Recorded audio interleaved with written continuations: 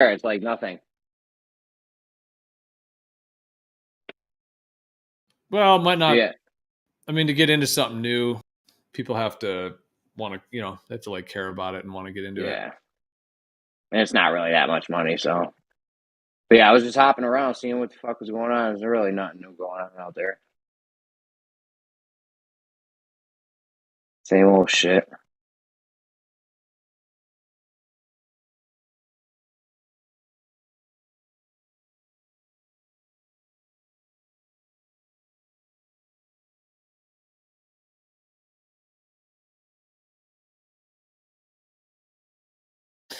Yeah, well, it's interesting. Like different stages of life have different. Like sometimes, like things, like there's a spectrum, I think, between like things being new and fresh, and then stagnation, and then things being old and worn out, and then back to being new and fresh, stagnation. It's like these different like kind of cycles, like different phases.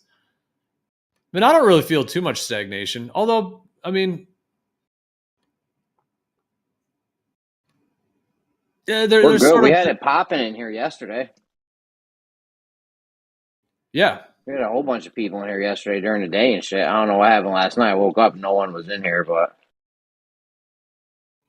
Yeah, I was kind of in and out. But yeah, I was listening a bit last night, and I probably would have had it going in here earlier, but I had to go to a dentist appointment and then I Ubered after, so I was like, I'm gonna just wait till Gio gets on or something because. But yeah, I had to go to a dentist appointment earlier and fucking. I had like Nate and Moyak was in here and Dawn, so that's all you need is a few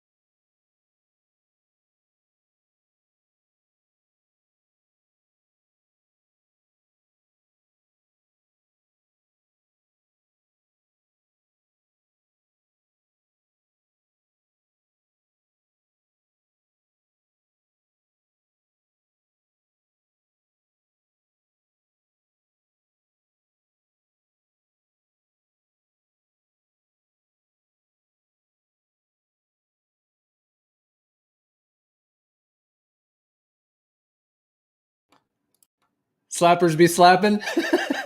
Still slapping. They're still slapping, mate. What's happening? Awesome. No, we've just been talking about something, but yeah, I'm gonna listen for a bit, but I gotta step away, go get some food. But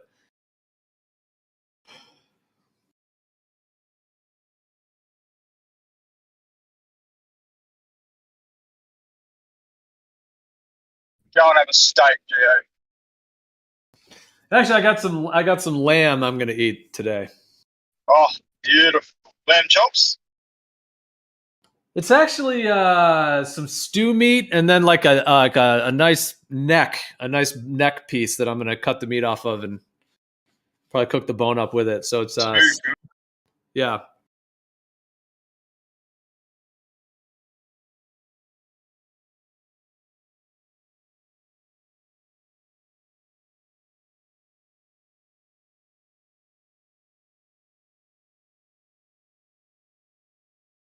What's going on, Jeremy? You got any more mobile phones?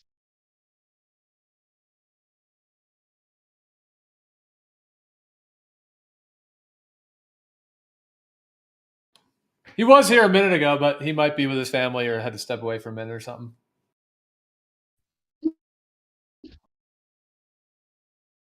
It's that time of day, isn't it?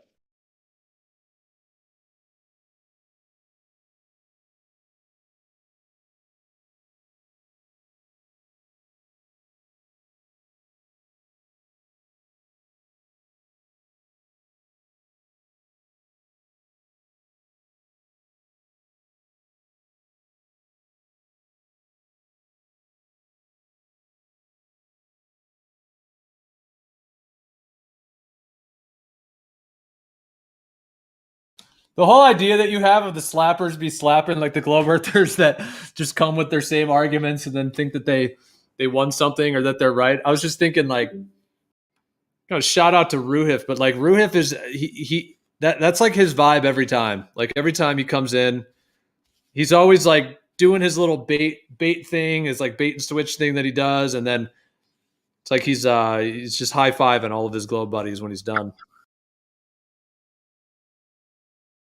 Exactly. I can hear the fucking the hands hitting every time they fucking finish a statement.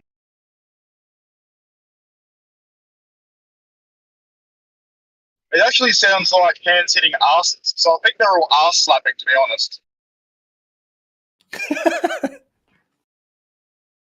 Yeah, the weight at different latitudes proves the Earth spinning. Boom! High five! We got him.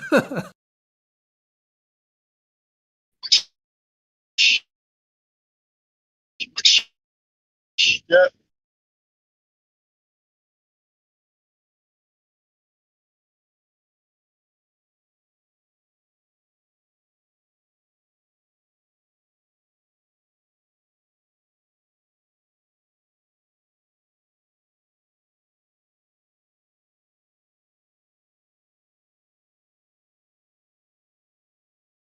Or, they kick a goal and instead of patting each other the ball is doing that mentality, like football mentality.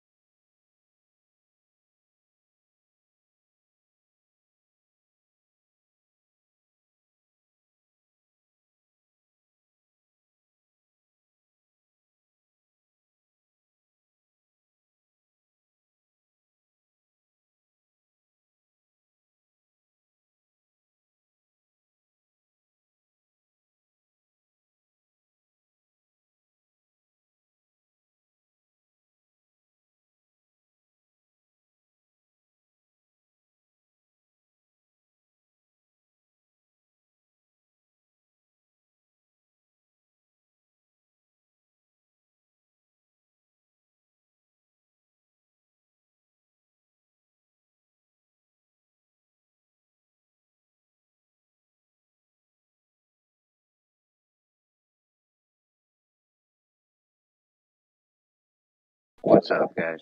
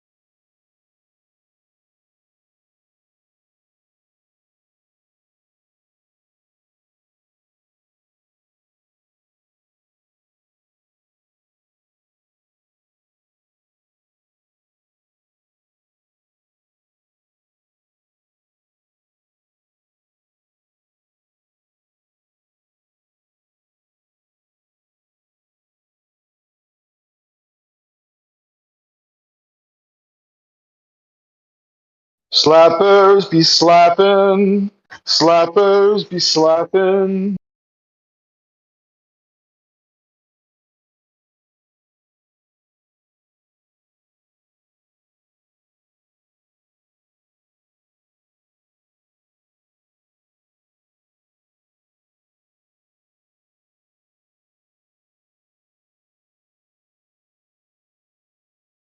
Slapping wood, Woodsy.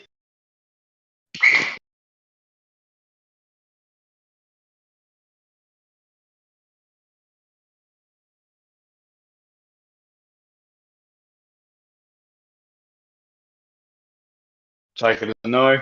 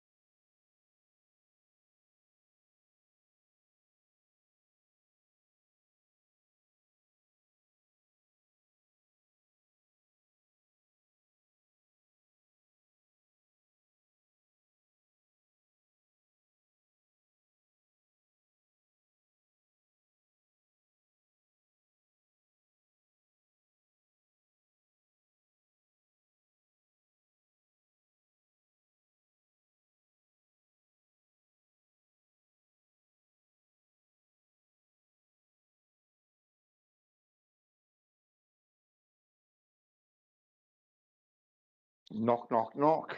Anybody home? Very quiet in here.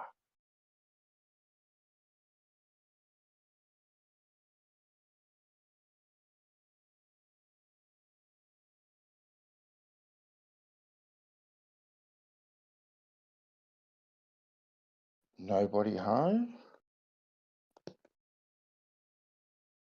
I'm here. Hello here. We did a huge poopy in a potty, huh, Adam?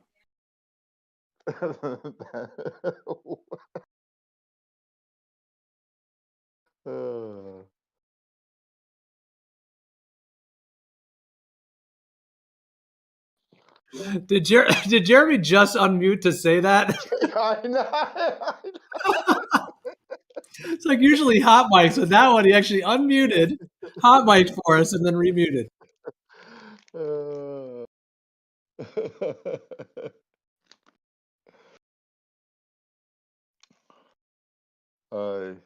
We are now. Dawn has to find himself a black pool, Gio. A Blackpool tower? No, just a black pool. I noticed. I don't know. Dawn was commenting on something. Maybe Bev was saying in one of his streams. In regards to all swimming pools are parallel. Right? This is what Bev is saying, which to you and I, this seems very, very logical, very, very straightforward, and pretty much fact, right? With the way water is. So I asked him, or I tagged him, and I asked him, would he have a black pool that would indicate differently to what Bev was claiming?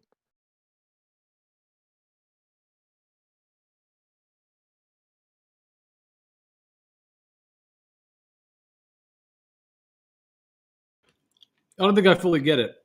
Okay, so the water on all pools are level, you mean? Or they're all parallel? Yeah, well, they'd have to be by definition. If all water is flat, level, and horizontal at rest, okay. So if you drew a line across those points, right, every single pool would be level and horizontal to each other. Right, at different elevations, but still parallel. Yeah. Yeah. But my pool compared to my neighbour's pool, right? Because his pool is 2 inches lower than my pool. Although those levels are going to be parallel to each other. So the whole black pool thing was obviously a like the whole black swan thing. Show me a black pool that isn't level and horizontal and parallel Okay, to other pools. I got you. Yeah. At first, I was thinking an actual pool that's like painted black or something. Oh, okay. There you go. I was struggling for a bit too, Bandy. I was thinking, God, was I too Paul, they black couldn't slipping? die in the water. Oh. I thought it was pretty Yeah. obvious with the black swan thing, so I thought it was pretty obvious. But anyway, that Yeah.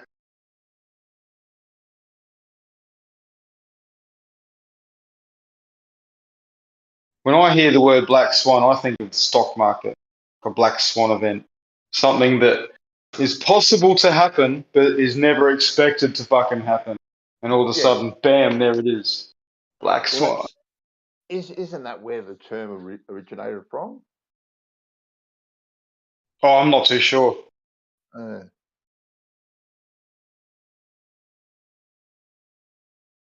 having a glorious morning down there, mate? I'd imagine. Yes. Not too bad at Beautiful all. weather. Overcast, bit warm. What about yourself? You are in the lab No, mate, not today. No one coming in today. Day off, if you will. Is it by appointment only? Is it? It is, mate. Yeah. Yeah. Is that your own little business, or you're a It is, consultant? mate. Yep. Beautiful. All mine. Yeah.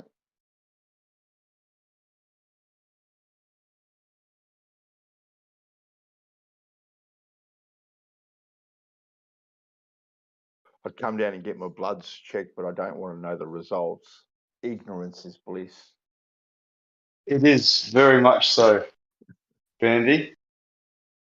This is bliss. But you've got, it's the people that hit their line in the sand. They've got to a point where they're either going to fucking knock themselves off. They've just had enough not getting answers. Then you're happy to actually respond. You see something.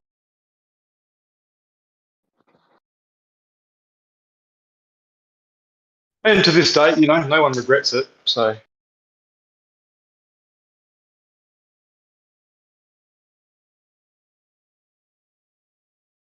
powerful. Mm.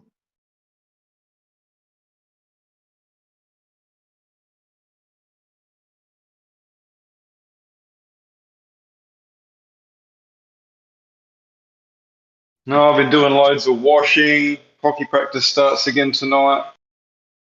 The youngest lad and I, so going to be rushing and doing all sorts of shit. I've got fitting one of those. Can't find the old one, of course. Not that I probably want to put the old one back in my. Yeah. Have you read that book by Sean Baker or Barker? Depends on what school you went to. The Carnivore Diet. You know the one I'm talking about? Baker or Barker, that's funny. It depends on graph or graph. Yeah. I haven't read the book, but I know all about Sean. Yeah.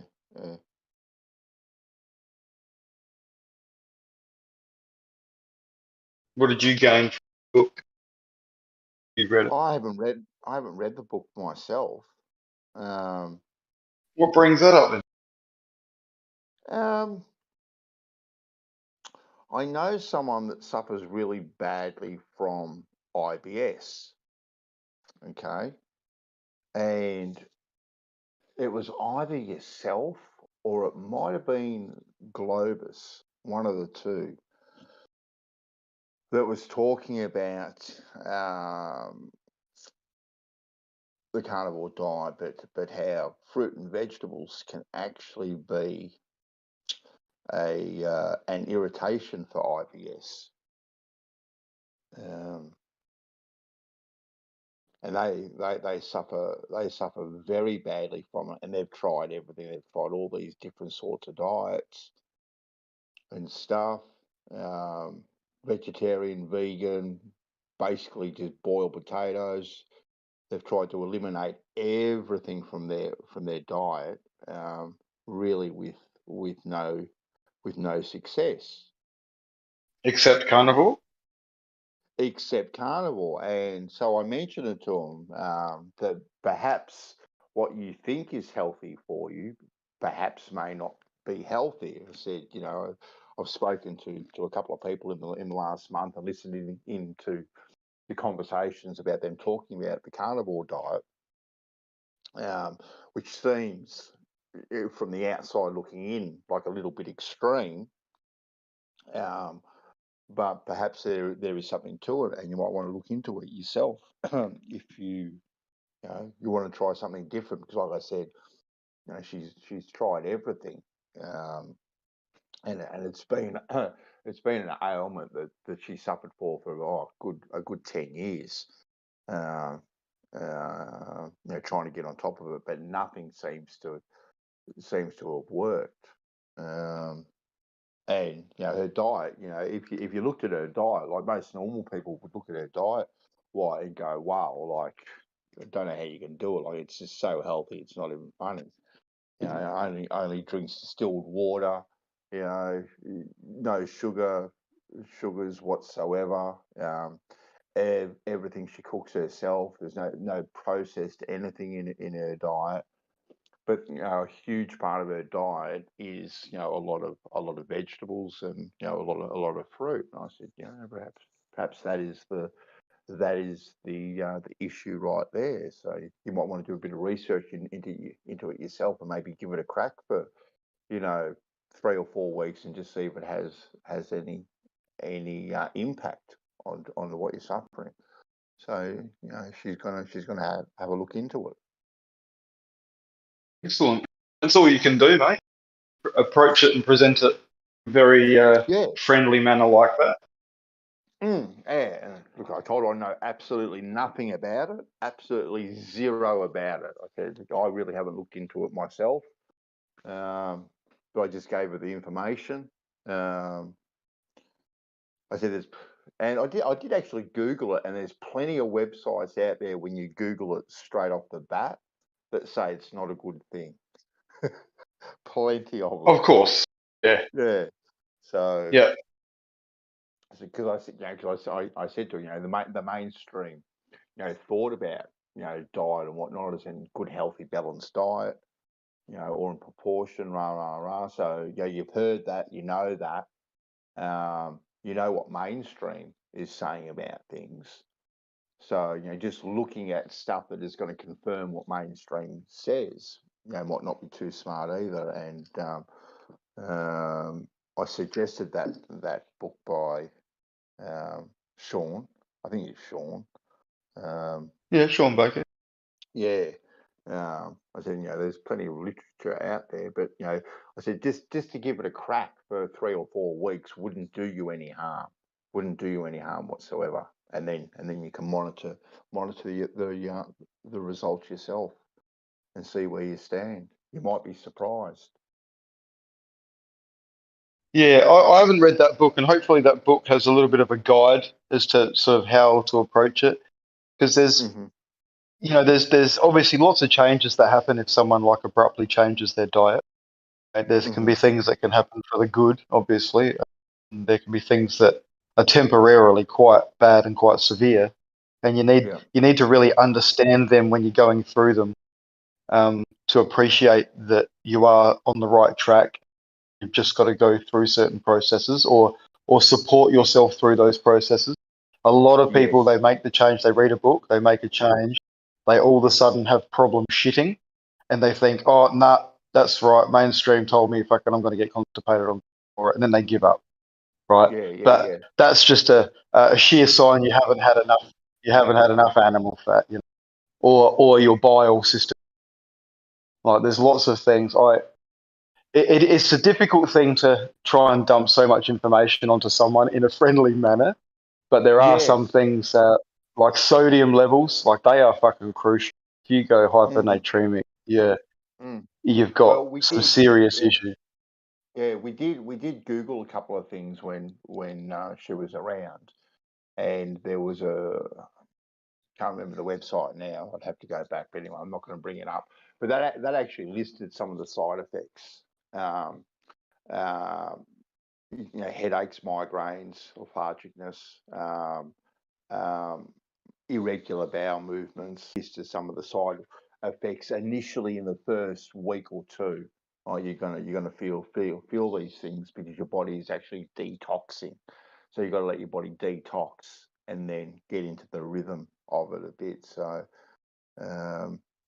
but she seemed very, very open to it, very receptive to it, and she is definitely going to do some more research into it and maybe give it a go, because, like I said, this is something she's suffered with for the last 10 years, really, really badly, and to the point where she gets quite embarrassed, because she'll come round and she'll eat something or whatever, and it's not even eating something. Sometimes she'll just come around and she'll have to, she excuses herself and goes home and whatnot. She feels something coming on. It's terrible. Yeah. So lots of people deal with that, man, more than you'd probably fathom. And for a long time, like your friend too, like 10 years before they might actually get to a point where they're fucking so over it. Tried everything, like your friend. Mm. Well, she's tried, obviously diets and drugs and everything, and things seem to sometimes initially have a little bit of effect, but then all of a sudden it just goes back to normal again. And she's just sick. She's sick of the cycle, actually, just going, over and over and over and over. But Do you know if she's she's ever been checked for SIBO? Well, no, I couldn't tell you that. No, I couldn't tell you that. Yeah, you haven't heard him. Just irritable bowel. Yeah, IBS. That's it. Yeah. That's Yeah. uh,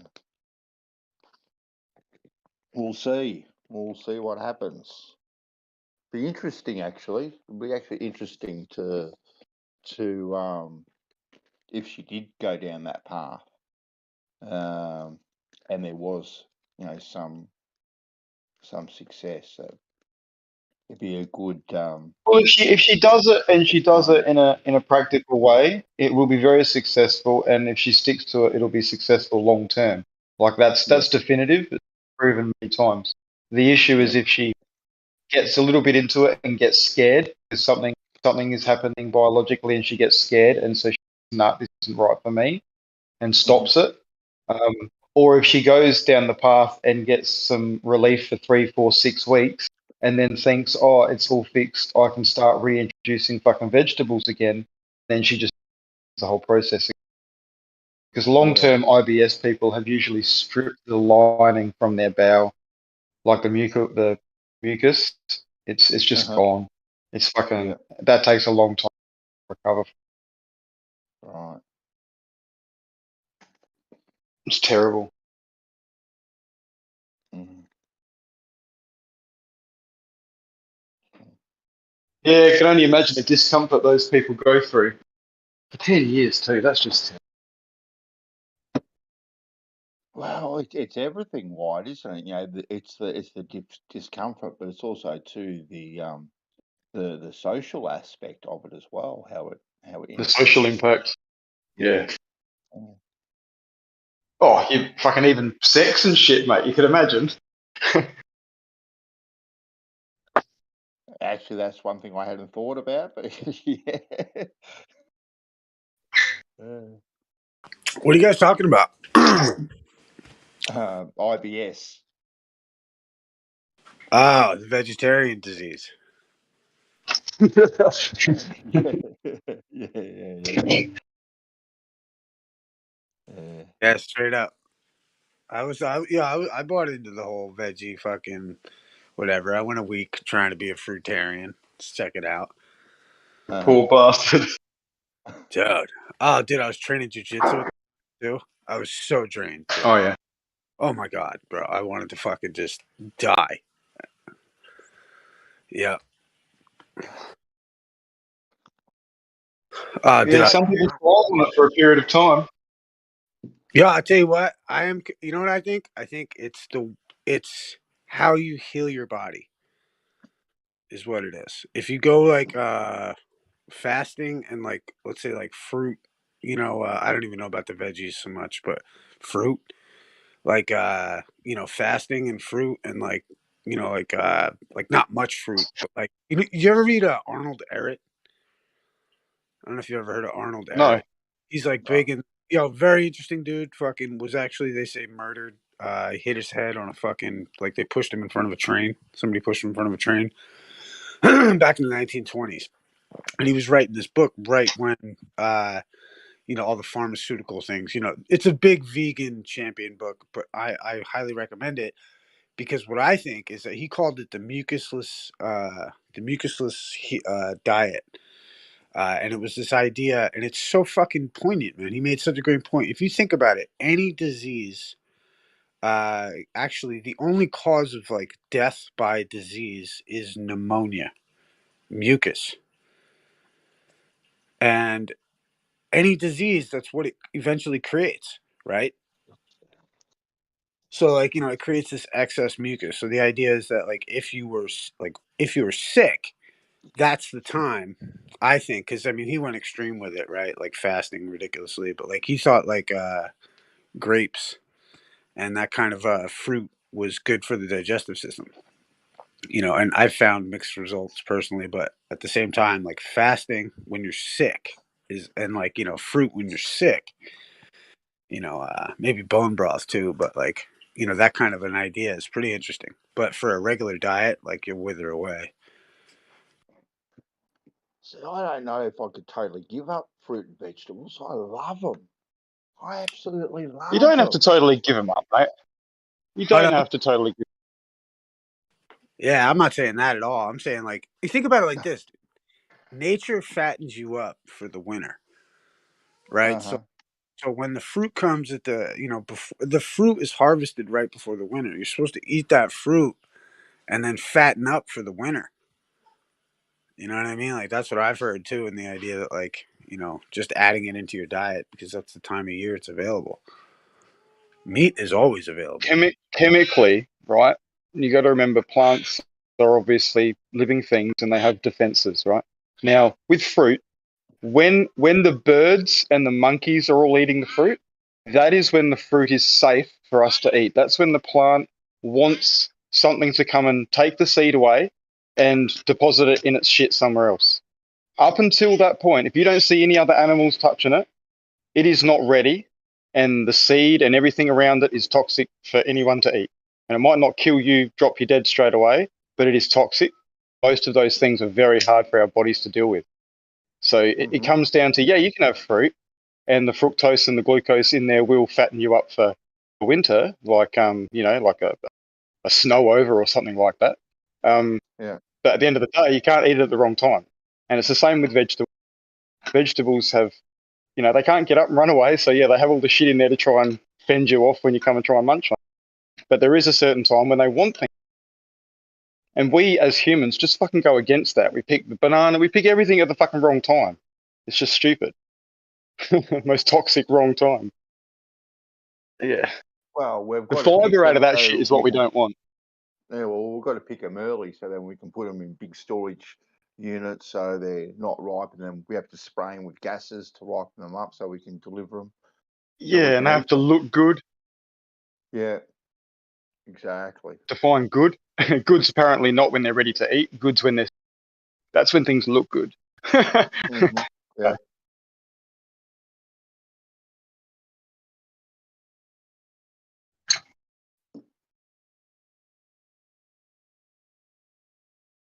Yeah, I've been tracking this chick's blood who's just done a 42-day juice fast. And she's just completely destroyed her liver. She's swollen in the belly. Visceral fat's gone on. She's lost muscle mass which is strange, from like just above her breasts up. So her face, neck, her shoulders, the top of her shoulders have all physically lost mass. I wouldn't say fat, I'd just say like mass. And her abdomen and that just gone out wide. And she's following some person to do this for fucking however long to cleanse yourself. But the facts of it are that like the biology, the physiology is that fructose goes in, your liver can't do fucking anything with it. It's toxic to you, so it has to turn it into triglycerides. And that either packs into your liver or packs into your visceral area, all around your organ, right? And that's fucking detrimental to everybody and everything. That fat ends up back in your blood supply, high triglyceride levels, which aren't good for anything cardiovascular issues, especially with the glucose on board as well. Because as much as fructose will replete your glycogen, most of these people, if they're on a juice fast, their liver's packed full of glycogen already. So there is no glycogen that needs repleting by fructose. So it's all put into triglyceride. And in that process of metabolizing all of that fructose, you get all the same byproducts of alcohol. Like one glass of orange is the same as 3 shots of whiskey, right? You don't get the fucking drunkenness, but your liver has to do all the same shit to process it and creates all the same byproduct.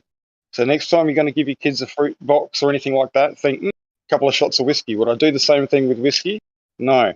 And you wouldn't just say no with alcohol. you don't want to drink. But you know alcohol's toxic to liver, and you wouldn't want to poison your kid's liver. So it's crazy to think people do it with fucking fruit juice all the time. Anyway, this chick's seen her blood from the get-go right through, and she's like now a firm believer that never doing that again. She is going to advocate for other people never to. She's been out telling other people she should do it. They should do it. Fucking. These things so quickly become fads, don't they, through social media, and they follow this famous person that put their stamp of approval on things. They seem, these these juice. Oh, any guys. celebrity can, mate. Any celebrity. Yeah. Now I should caveat the fructose thing there. If you're an athlete, you know, and you're regularly depleting your glycogen stores, like you're burning through fuel and you're not too high in your carbohydrates and whatever, you're fat adapted, you can have a piece of fruit because that's literally just going to replete your glycogen stores, ready for your next burst of energy, you know? Oh, there's nothing wrong with that. It's only when your stores are physically all replete, both fat and bloody glycogen, and then you keep putting this shit in there, is where it all goes bad.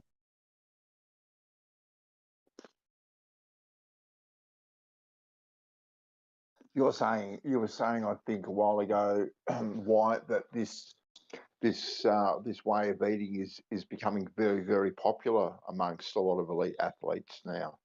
Yeah, is that true? Well, those that understand the science, yeah, because it goes against everything you're told. High cholesterol is fucking causes heart disease, this bullshit. And if you try and do this on your own, and then you go and see a normal GP and get your bloods, they'll look at your fucking cholesterol or your LDL and go, "You need a fucking statin. This way of life killing you." Meanwhile, you're feeling the best you've ever felt. You're looking the best you've ever felt. All your other blood markers are awesome. But because there's some arbitrary fucking thing that says you got to go on a statin if your cholesterol's high, you know, they want you to do it and ruin your fucking health on a statin. And a lot of people get the fear and fall for that unless they understand the science. If they understand the science and they ask their doctor to say, "I have electrophoresis done to my LDL panel, please, and I want to see what type of LDL I have. Is it oxidized? Is it not? Etc., etc." And if they understand that, they can feel confident they've got high cholesterol and it's the good cholesterol, not the oxidized crap that's fucking. The GPs don't know this shit. GPs don't even offer this stuff. And know it. I thankfully talked to my sister a couple of years in a statin, a few weeks. She was telling me how shitty she was feeling and everything. Told her a few things and she looked into it, you know, led the horse to the water, and thankfully she drank. Yeah. Got off that shit a fair bit. Yeah, they don't know it, but they're not taught it either, are they? What? Oh, of course, mate. Of course. Education. You know, which kind of leads from the conversation we were having a couple of days ago, a little bit, and you know, and they do try and keep up with things maybe the best they can, but it's kind of like us all. Really, you get caught up in things. Yeah, no, exactly. And I mean, that conversation we were having, it irks me because they do take a Hippocratic oath, and that Hippocratic oath is to do no harm. And therefore, if someone comes and tells them that, hey, maybe something you're doing is harming people, and they just ignore you, you know, be arrogant and say, "Oh no, I trust the science," that to me is going against the Hippocratic oath. It just irks me to fucking. But aren't they also too white? And look, I don't really want to get on the defend them, but I kind of am. I kind of am a little bit, obviously, aren't I? But they go to school, they go to uni, they learn to be a doctor, and they're told these are the organisations that you can trust. This is where you get your information from, because you can trust the information that are coming from these particular sources. So that's what they're told too. That's what they're taught as well. Well, without a doubt, Bandy. Yeah, I just figure that life experience over, say, 10 years of practicing should have them going, maybe what I got taught isn't exactly 100% accurate, because things that very much go against it. But, you know, you know, it's But kind then there's a lack of time. in a roundabout way. Okay, like let's you know, flip this around a little bit. Okay, and you know, keep the doctors out of it. So we're all taught that we're on a big blue spinning testicle, right? That's what we're all taught. We're all taught that, you know, these are the people that you can trust and these are the people that you can't trust. And Yep. most people are quite all right just to go along with the people that they've been taught, the peers that they've been told that they can rely on, where to get their information from. But then all of a sudden you get someone out of left field, right, that isn't part of this group that you've been told that you can trust, that's saying, well, hold on a minute, maybe you better check things a little bit, and you know, check water, check plumb bobs, check, you know, are we moving, check these sorts of things, and you know, reassess the situation. Well, you know, most people might quickly have a look at it, but you know, then they're going to jump onto Google, and you know, these same people that they've been told that they can trust are going to say, well, you're listening to a crackpot. You know, there's big Yeah. petri dish flying through the sky type of thing, and don't take any notice of it. Like that's what you're battling. Like, Well, definitely. you know, similar sort of thing. Like, I kind of put, you know, and it's not an excuse, you know, for them not to know, but it's a reason why they go, you know what, I can trust these people, you know, because this is what I've been taught, and it kind of hasn't let me down up until now. It's exactly why we are where we are, Ben. Exactly what Yeah. Yeah. Agree, mate. Agree. 100% agree. And I don't know. I don't know if, you know, there's been a conversion of a few awakenings, you know, in regard to a whole different, like there's corruption that's being exposed, you know, there's virology that's being exposed, there is central banking's being exposed, epidemiology in all its frauds is being very much exposed. Broad daylight by people such as Sean Baker, and many others, but just, you know, I mentioned him already. There are so many things that are actually coming to light, and it might be why there's a war on now and why everything is happening. It's just such a distraction. Well, it's the classic case of shining a light at a laser beam to a cat. Get the cat to look over there and not look over here.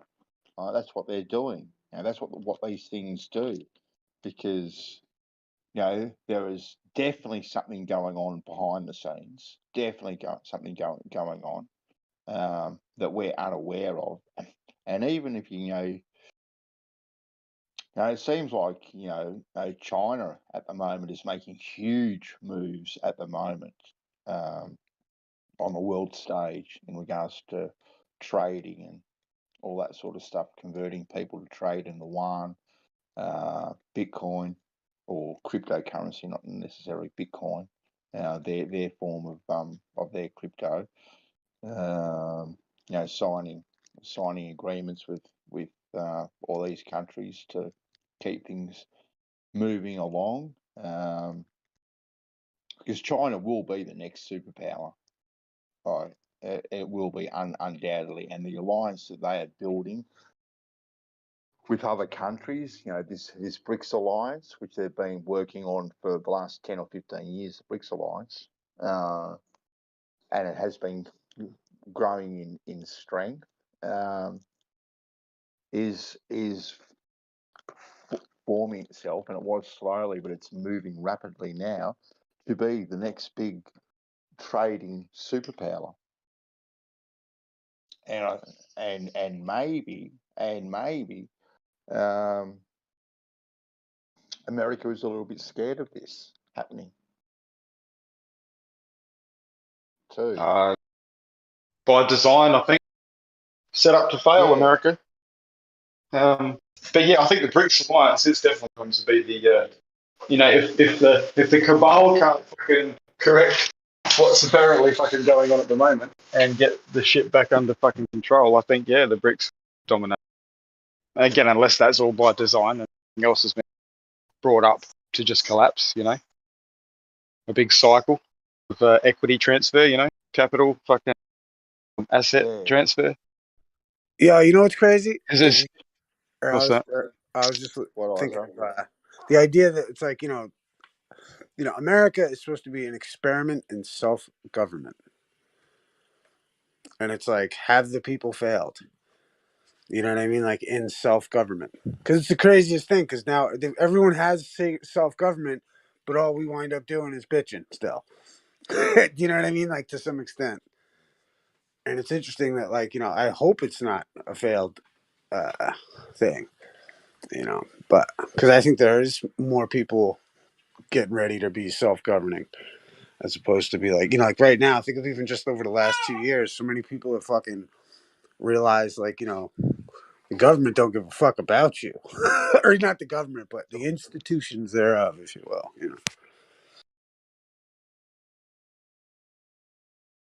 Yeah, my biggest fear, and it's not really a to say that, but is that we've allowed them to get to a place through ignorance, lack of doing, where they've been able to put the control grid in place that even if we did wake up and everything was exposed, for what it was truly, actually wouldn't be able to organise anything about it because of what they've been able to get in place. See, but I don't think they can even. I mean, I think if that were the case, right, they would have already steamrolled everybody. You know what I mean? Like, there's some rules to this game.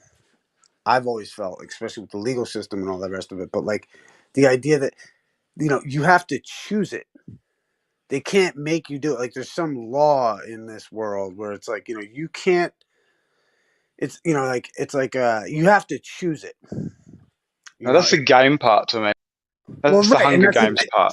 and that's why for me, that's why I got so interested in the game of it, because it's like conditional acceptance is how you don't let them, how you don't choose what they're offering and you offer something else.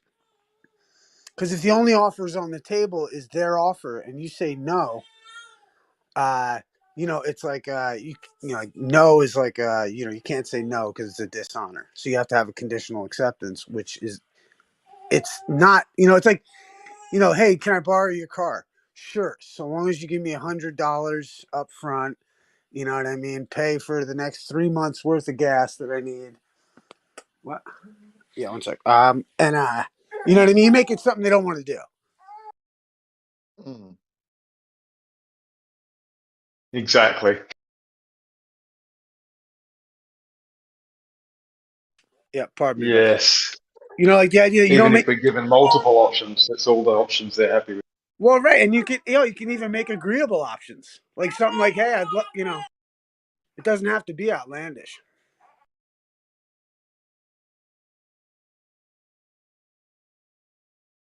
Do we think we'll get to see another election in the US and have Trump come back in? Or what do you think's Yeah, going on in the US? I think that's the bag, bro. Yeah, I don't know. Has he officially said he's running again? It's obvious, man. With all the Okay, but rallies that he does and stuff, he's definitely keeping his name alive as the American savior. He's definitely still he could playing that part. he could endorse someone at the last minute. Fucking all his followers will fucking just go, it was good enough for Trump. Yeah, but it's not. That's not good enough. Unless Yeah. it's just not good enough, dude. You got to think they primed this so good, dude. They put Trump and fucking on the television, 10 years before. This is like an op, dude. This shit is no joke. Of course, everything is. The Simpsons, for God's sake. Yeah. People have been led to believe that Trump is the answer to all their woes.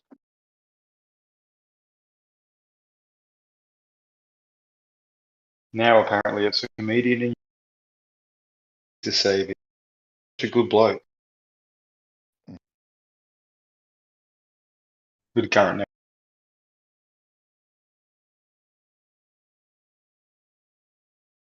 Crazy.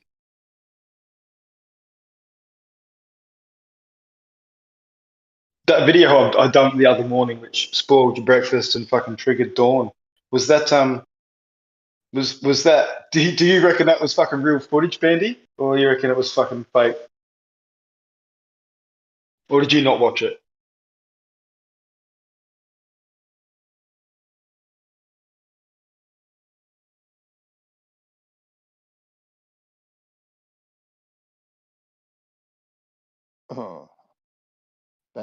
Yeah, I did watch it, White, myself. Well, I thought you wouldn't have been too sensitive. No, not Do you me. reckon it was real or fake or what? Well, look, the footage looked real, didn't it? I only watched it on my phone, mind you. I didn't have it on the big screen, on the high def. But yeah, Dawn did get his nose out of joint quite quickly about it. To be honest with you, which, you know, there's been plenty of things like that dropped before. And he was very concerned about what was going on live stream, but he was only too happy to describe what the video was about, which I called him out on. Yeah. I called him out on his hypocrisy about that. I don't know if you remember, but Yeah, I didn't. I wasn't really following too much until I realised that he had an actual problem. I was just putting it there because I thought, fuck, shit, look what's going on. You know, the latest shit in Ukraine. Admittedly, I didn't think about the live stream, but the actual, the thumbnail wasn't. no, the thumbnail was perfectly fine. Right now, if that had been playing, right, obviously it would have been a different kettle of fish. You can't have stuff like that. Yeah, there was some like graphic that. shit in it, for sure. Yeah, like you can't have stuff like that playing, undoubtedly. And if it was, you know, I would have, you know, stopped it straight away if it had been playing. But you know, the thumbnail itself there was nothing to it whatsoever. No, it was a burning truck. Yeah, well, yeah, kind of, yeah. But then, yeah, like I said, you know, Dawn had to start explaining graphically, you know, what it was all about. It's just like, hold on, Dawn, like, you're the one actually causing the problem here, buddy. You're the one describing it. This is what's going out. If you're concerned about what's going out on the live screen, you're being very, very hypocritical at the moment. Double standards, and I called him out on that. Yeah, well, I actually didn't really think twice. I posted something before a few weeks earlier in regards to a pretty graphic scene as well with rock throwing. And I remember Gio watching that and going, geez, yeah, that's pretty full on. And he never mentioned any of those shit like that again. But yeah, I will think next time about whether the thumbnail alone is.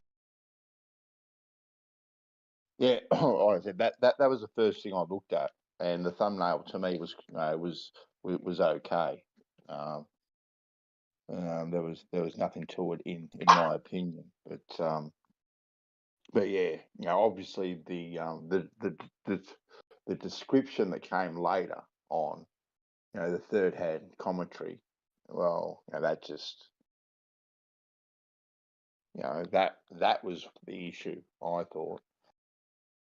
But he's a funny cat. Like, he wants to engage in a conversation about it, but then all of a sudden goes, you know what? I'm not interested anymore. I'm not talking about it anymore. When he was the one that actually raised the point in the first place. I think he knew he wasn't getting anywhere with me. He's like, fine.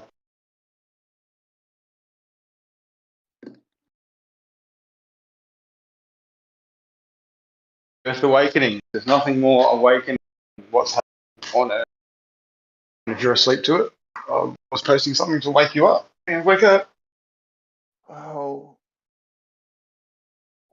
this is what I keep on saying with all the information that's coming over from Europe at the moment. And it's all about picking a side. Why? You got to pick the good guys over the bad guys, and that's why we are seeing what we are seeing, because we're being asked to pick a side, right? Which in reality, either side is equally as bad, right? Because we're not told the truth about the sides that we're choosing. So if you're not informed with the truth, it'd be silly to pick a side. But then you kind of then pick a side too, don't you, by default, by not picking a side. So you kind of are picking a side.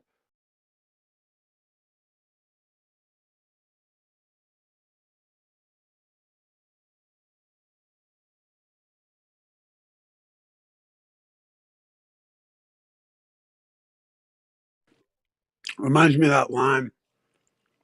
You may not take an interest in politics, but politics takes an interest in you. Exactly.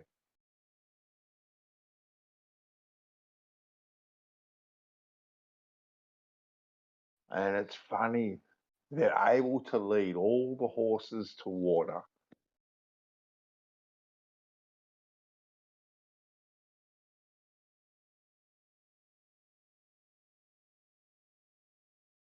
And the horses will drink and drink and drink.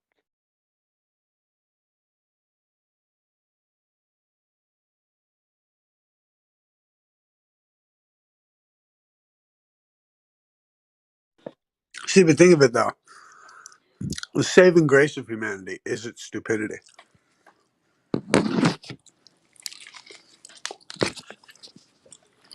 Because just as it's hard to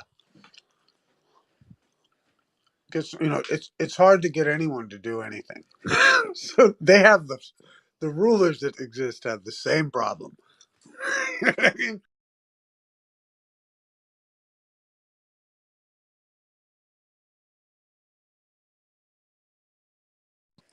Like people corrupt enough to do what they wish aren't smart enough to see it through, I think.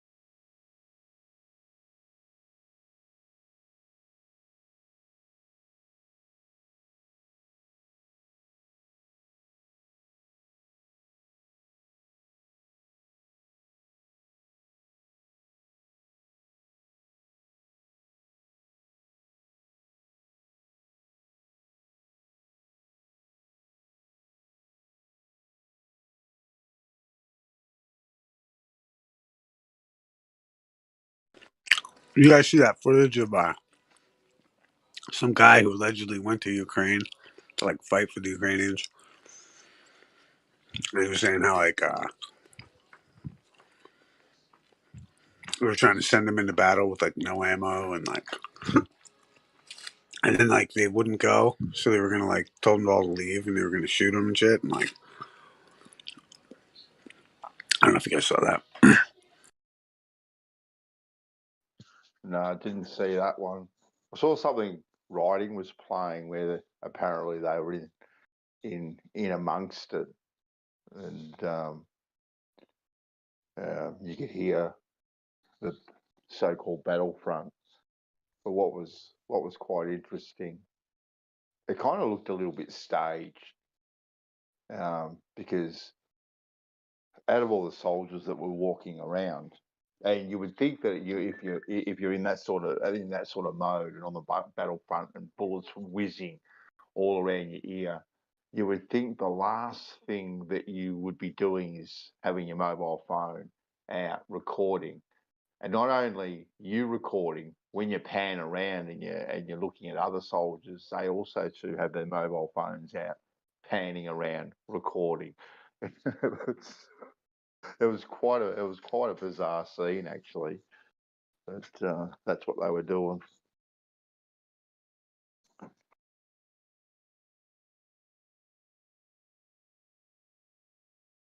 But there does seem to be a lot of, well, not a lot. Take that back. I've seen some events that do seem to have been staged for the cameras.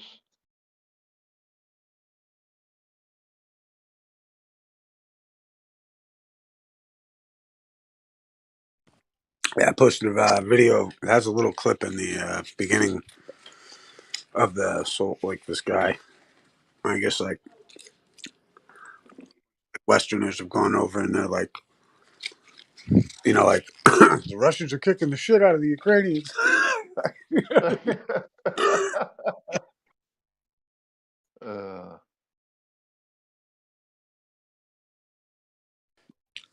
And I guess they're going like some of these people are getting like a 3-day battle training course.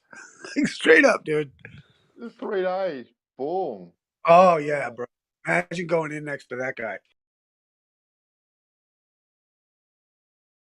That's some high quality training right there.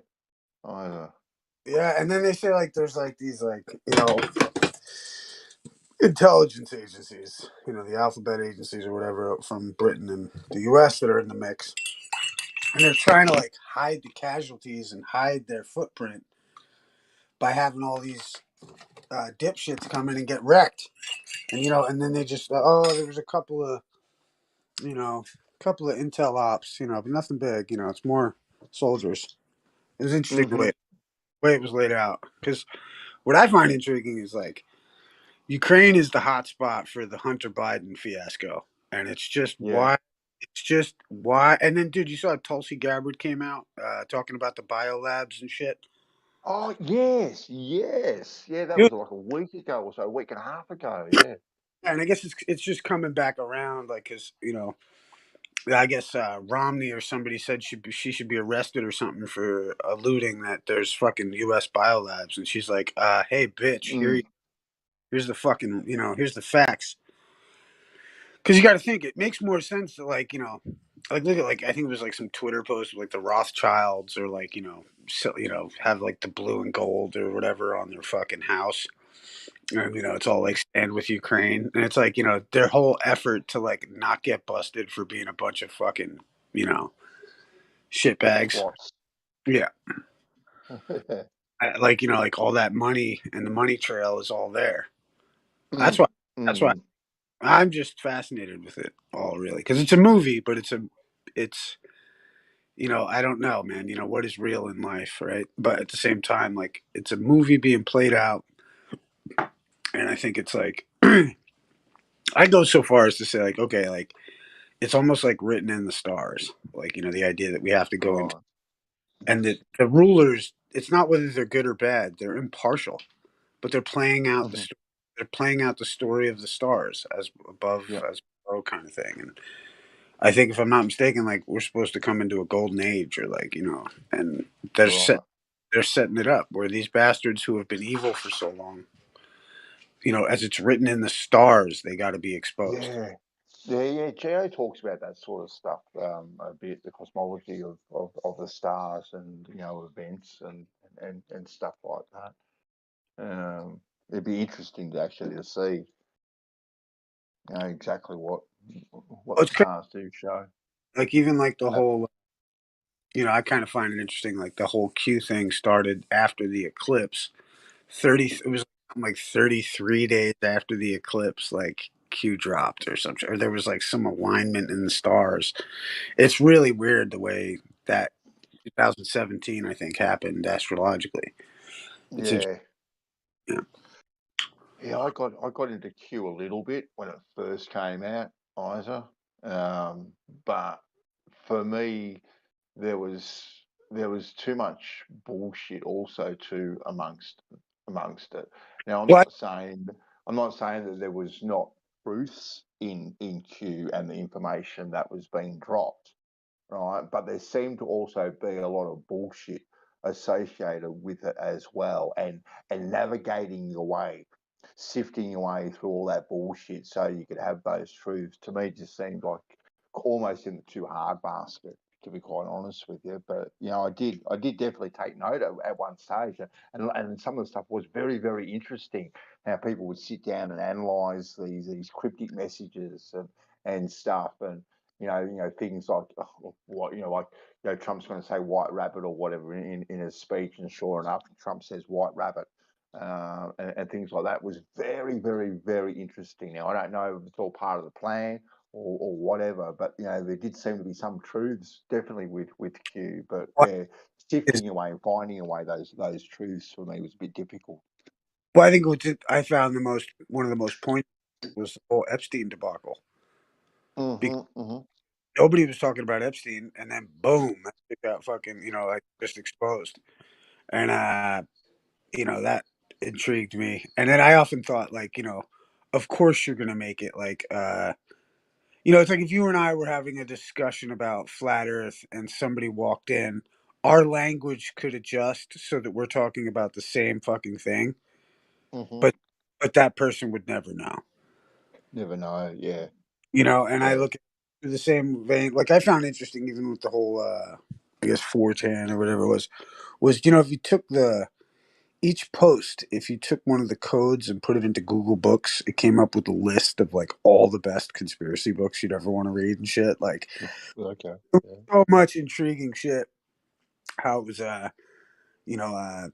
like just wild stuff. I thought, but I agree. I think a lot of it was also, misinformation in some way too. But I Yeah. think, but the nuggets, if you can read the tea leaves, if you will, they they show quite an amazing story that's happening, unfolding even. Yeah. Yeah. And I think all the misinformation that is put amongst it is also through another tool, right? That is used to use that broad brush to paint everyone as crazy conspiracy theorists, because this is what they believe in. Look at the sort of stuff that they're reading, looking into, and believe. Look at this absolute rubbish, and they can prove it's absolute rubbish because it is absolute rubbish. But then now that rubbish is associated with everyone there, that they're buying it all hook, line, and sinker. In light of like a court case, let's say like with the arrest of like Ghislaine Maxwell and Epstein, it's like those are, you know what I mean? Like it's irrelevant what's on a fucking 4chan post. You know what I mean? Like Yeah. that's the side of it. It's like this is like I think a way to like get people to wake up to some extent. Like in the sense that like it entices the History Channel guy, with the potential of aliens and shit like that. Like it entices these people to check it out. But then what do you find? Well, you find Epstein and fucking possibly, 300,000 fucking closed, sealed indictments, across the country. And fucking, the idea that all the information about the funneling of money, fucking, it's like, you could get all lost in the sauce about time travel, or whatever. Or you could look at some of the drops that have been given to us. Like, Epstein was on nobody's radar until that shit came out. Yeah. I think Epstein personally got a little bit too cocky within his own little power structure, and maybe had a little bit of a flex to someone up above. Look how special I am, and you need me, etc., etc. And I reckon they just fucking flex back, mate. Really? Watch this. I think Scandal, jail, dead. Well, no, that's the way to kill any narrative, though. It's like he was always a patsy. You know what I mean in that regard. Like they prop these, prop them up, make them feel special, and then knock them out when they need to, and blame everything. It's interesting. I mean, who knows what the fuck's going on? All I know is it's like weird that like I always thought too. It's like it's weird the cast of characters that were brought out of like the swamp, out of like the lurch. You know what I mean? Like think of it like Fauci, who did the whole AIDS shit, had to show up for 2 years. Like all these people at a random can't leave the public view, and that makes them bound to the public narrative in that regard. You know what I mean? Like they're like I find it interesting. Like Clinton always had said, it's like, if Donald Trump wins, like we're all gonna hang. It's like in one of the emails. Nuremberg 2.0, fucking oath. Well, it's like they're all right, but like think of it like they gave them. I don't know, man. It just seems like they gave them the rope to hang themselves with. Mhm. They're, oh yeah, you did event 209. Oh no, look what's happening. Oh no, like I just feel like they walked them right into their guillotines. Yeah. And that's what I think has happened, and they can't get out, and they're never going to retract. I mean, like, look at that kid, Jussie Smollett. This is like one of two things about that kid too. It's like he just got busted for making up the whole MAGA crime thing, and then on his way in, he's like, I'm not suicidal, and like, he's still going with the fucking routine, like the lie, and like, these people never relent. Like I look at him like, the Joker and Batman. You know what I mean? Mhm. Like sitting in the prison cell, still living his lie. Like that's who these people are, man. They're like, even like you take like Ball, like, he's fucking strong. It's all part of it. He probably thinks he's going to go jail, and then he's going to go into some penthouse somewhere or go to the island with that stain or some shit like that. He thinks he's that special, not just a pawn. Was that me, Robot? Bandy, have you seen what No, our bloody chief health officer's into? Come again? Oh, don't tell. Oh, do I want to know, White? Do I want to know? Oh no, just he's got two brothers. One of them's heavily involved in the whole fucking vaccine, and the other one's got a lab where he receives funding from our government through fucking Hunt to investigate and research graphene oxide and its effects on speeding up and slowing down the fucking heart. Yeah. I heard Yeah. something about. Yeah, I was just. Sorry, I didn't link it. Yeah, I heard something about that and the graphene oxide and whatnot. Whose brother was this or something? Our chief health officer of Australia. Oh, right. Interesting. Yeah, corruption, to the max. Conflict of interest, inside trading.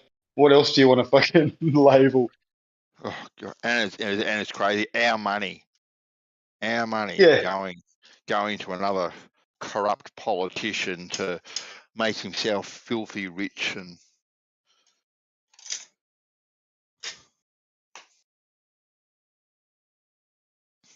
Anyway. But do you think someone like that actually knows about the graphene oxide? Yeah. Greg Hunt come from the World Economic Forum. He is their chief strategist before he came here to be our chief health officer. So he's well and truly down with everything that's going on. There you go. All right. Back in 2010, I think it was 2010, there was like some sort of conference where it was all about graphene and how it's going to change fucking, our knowledge of the brain and all this fucking shit. And he was part of it. Yeah. Look, I was trying to give him the benefit of the doubt, right? I was trying. Such an optimist. Look, you gotta be. You gotta see politician, mate. Equals backstab. People. Yeah, but how good can a backstabber be? You know that if they're a politician, they have backstabs. So as good as a politician they are, they still did some backstabbing. Yeah.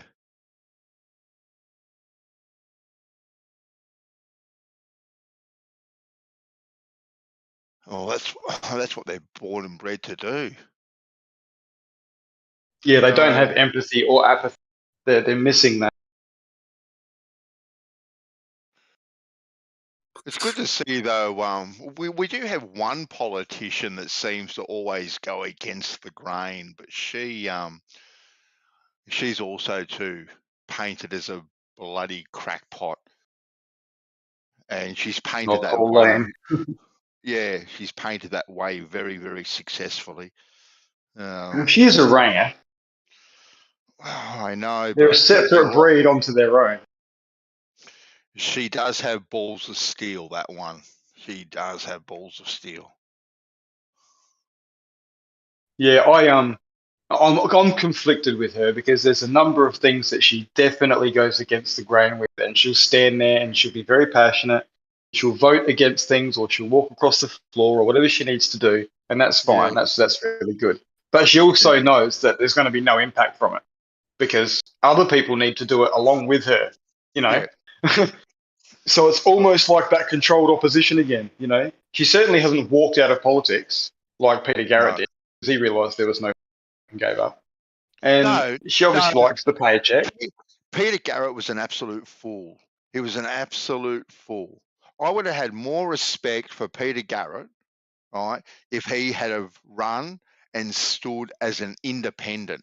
But the fact that he even joined the Labor Party, he sold his soul right from that point on, and you knew that he Of was course.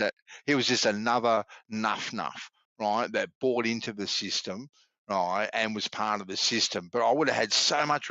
I lost all respect for Peter Garrett when he joined the Labor Party. Absolutely all respect for him Of course. as a as And a as a politician. You know, because you know, you look at his history and Midnight Oil's history, and you know, they were so vocal against everything. They were so green. They were very vocal on a lot of social and political issues. And then it was like Peter Garrett's going to run, and at first he was going to be an independent, but then he sold his soul and joined the Labor Party, and boom, I see you later, alligator. You know, at least you know, Pauline has always stood by her convictions and been an independent, even though she has her own party now, and a couple of people are on that party. But you know, unfortunately, she's only one voice. yeah, what disappointed me about her, Bandy, and I've, you know, I'm all for everything, most things she's Yeah. obviously as being racist. The when she went to the truckers rally when they were trying to protest the first truckers strike, and she basically went on that front line and advertised leading up to it that she was going to be there and stand with them, and which is very Mm-hmm. good, like as no other politician would. And then she Yep. went there and then she talked them out of it after just 1 hour of protesting. And I just I could not watch that. There she was talking them out of doing what she damn well knows what has been the only effective thing all throughout history. It's to fucking stand your ground and cause a fucking impact, be inconvenient, you know? Okay. And Why? Because I didn't see that. I didn't actually see that particular thing. Why did she talk them out of it? What was her reasoning? because there were some trucks in the back that had livestock. Like there were some trucks that were caught up in the convoy that had livestock, and Right. that was the basis that she talked them out of it. And in my opinion, there's a very valid reason to get that livestock moving. But cars could have moved out of the way for that. That could have been done, and the blockade could have just. Continued. They did that in Canada. They did that in Canberra. They've done that everywhere else. But that Yeah. first one, she basically talked them out of it, and I just felt fucking. Why would you be doing that? I don't. Mm, I don't understand. yeah. You can imagine how many more people would have rallied at that particular fucking thing if Pauline stood there with him and said, "Enough's enough. We're staying here until fucking things change." Like, Well, yeah, okay. Well then, don't you think also too that the people that organised that blockade should have had enough nous, enough sense to have a plan in place so things like that wouldn't have happened either? well, to a certain extent, but volunteer people, man, just passionate people about shit that are potentially losing their jobs. They can't be like expected to fucking organize all the. It's one thing to have a group chat and have a few thousand people on board, but that's still not everybody. Mm. It's hard. Even the government can't fucking coordinate shit. Look at these floods. Where were the fucking SES and shit? Unless you were triple jabbed, you couldn't fill a sandbag. How fucking ridiculous is that? Oh God Almighty! Yeah, well, SCS was screaming for volunteers. The first thing, you must be triple fucking jabbed. So they fucking had no one rock. wow, eh. That's going to put a fucking bit of a stagnation on the recovery in all of those waterlogged areas. Well, I don't know. Sharon went to go down to the supermarket. We're going around somewhere, and she was to bake a cake. And she needed some sugar. There was no sugar on the shelves anywhere to be found. Anywhere. Not one packet of sugar. People are hoarding it. And the funny thing is, you don't even need it, Bandy. Well, Non-essential. yeah, well, she quickly Googled how to make a cake, without it and use other things. Yeah. But usually, her recipes are what her recipes are. She uses sugar in her recipe, so naturally, I've got to go down to the supermarket, get some ingredients, goes to get them. Yeah. Ingredients aren't there, so she's all of a sudden having to do a quick Google and change things up, which she could do very, very easily. It wasn't a major drama, to be quite honest with you, because there were thousands of recipes online, so all was good in the hood. It wasn't too big, but she said, yeah, there's not one packet of any sort of sugar whatsoever. No white sugar, no raw toilet sugar, paper? no Was there toilet paper? we got enough toilet paper to last us for the next 17 apocalypses, so we're right there. Oh, you hoarded the first lockdown, did you? Hey, don't you worry, mate. We are prepped and ahead. And then Was that you beating on that grandma for that last fucking roll of toilet paper? I saw some 6'4" dude smashing a grandma. I thought, they're making the link now. That's harsh, but I tell you, when all that sort of stuff and all that panic buying was going down, Sharon went to the reject shop or whatever shop she went to and bought a heap of face washes, actually. Yeah, Bandsaw. Just in case. Yeah, buddy. Yeah, buddy. I was just thinking, I could see you actually, Bandsaw stitches his own toilet paper, bro.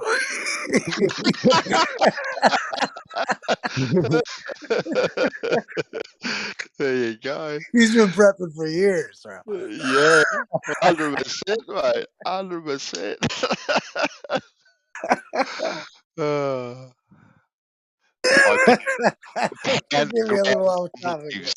Pound and ground gum leaves, mate. Press them into the most perfect toilet. No, actually, no, nothing. Mullen leaf. Not kidding. Yeah, I'll take your word for that one.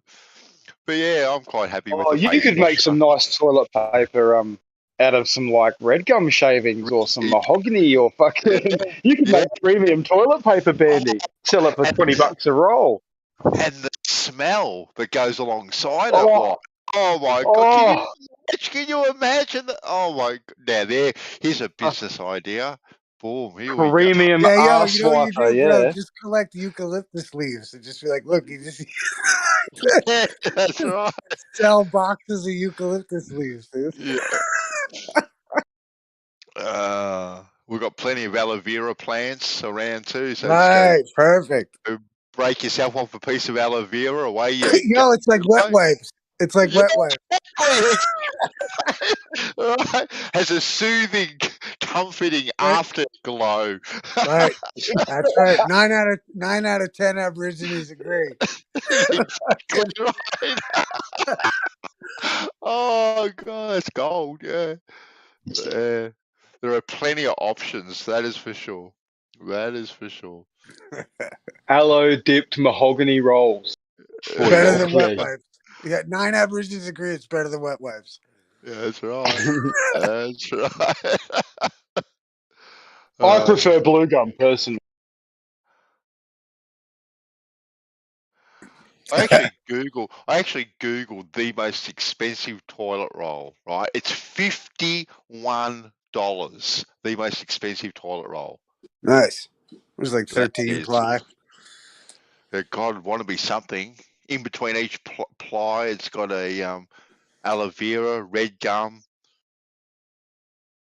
God.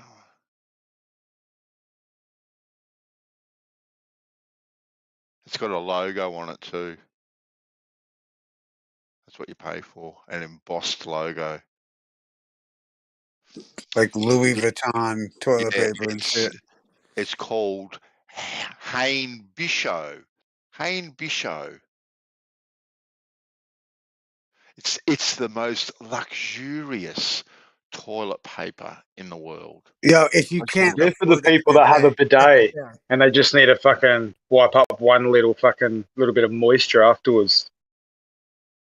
Have you ever used a bidet, Bendy? Oh yeah, most definitely. I've installed a few of them, so I've had to Of give course, them. yeah. You've got to give them a test run, don't you? Nice. Have you got one yourself then, or have you just opted for No. standard Yeah, fucking no dump and run? Don't have bandsaw install your bidet. No, I don't have one. What? Don't have one. No. Okay, A no, that's carpenter's house interesting. is You always had your the best to options, get then you went, fixed, nah. you know? Yeah, no. Well, see, like, it doesn't look. I don't know, but look at it. Oh, now I'm getting into toilet habits and patterns. I don't know if I want to go there Yeah, no myself. need. Fair enough, mate. Fair enough. Talk about your friends, but not yourself. That's all right. That's exactly right. But yeah, look, I'm lucky. I don't have a great deal of problem cleaning myself up. Hold on, gotta. Cleaning myself up. Good on you, mate. Mastered that early on, you know? Yeah.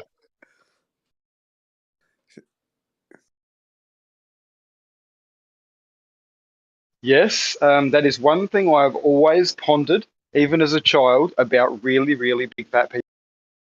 Like people that are just, exceptionally large. And you think, how do they even manage on a toilet?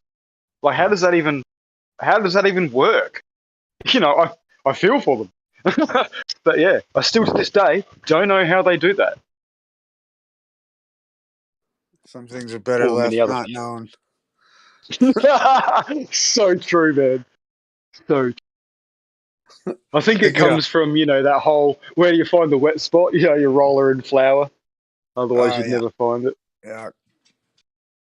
That just gets you thinking. It's like, well, yeah.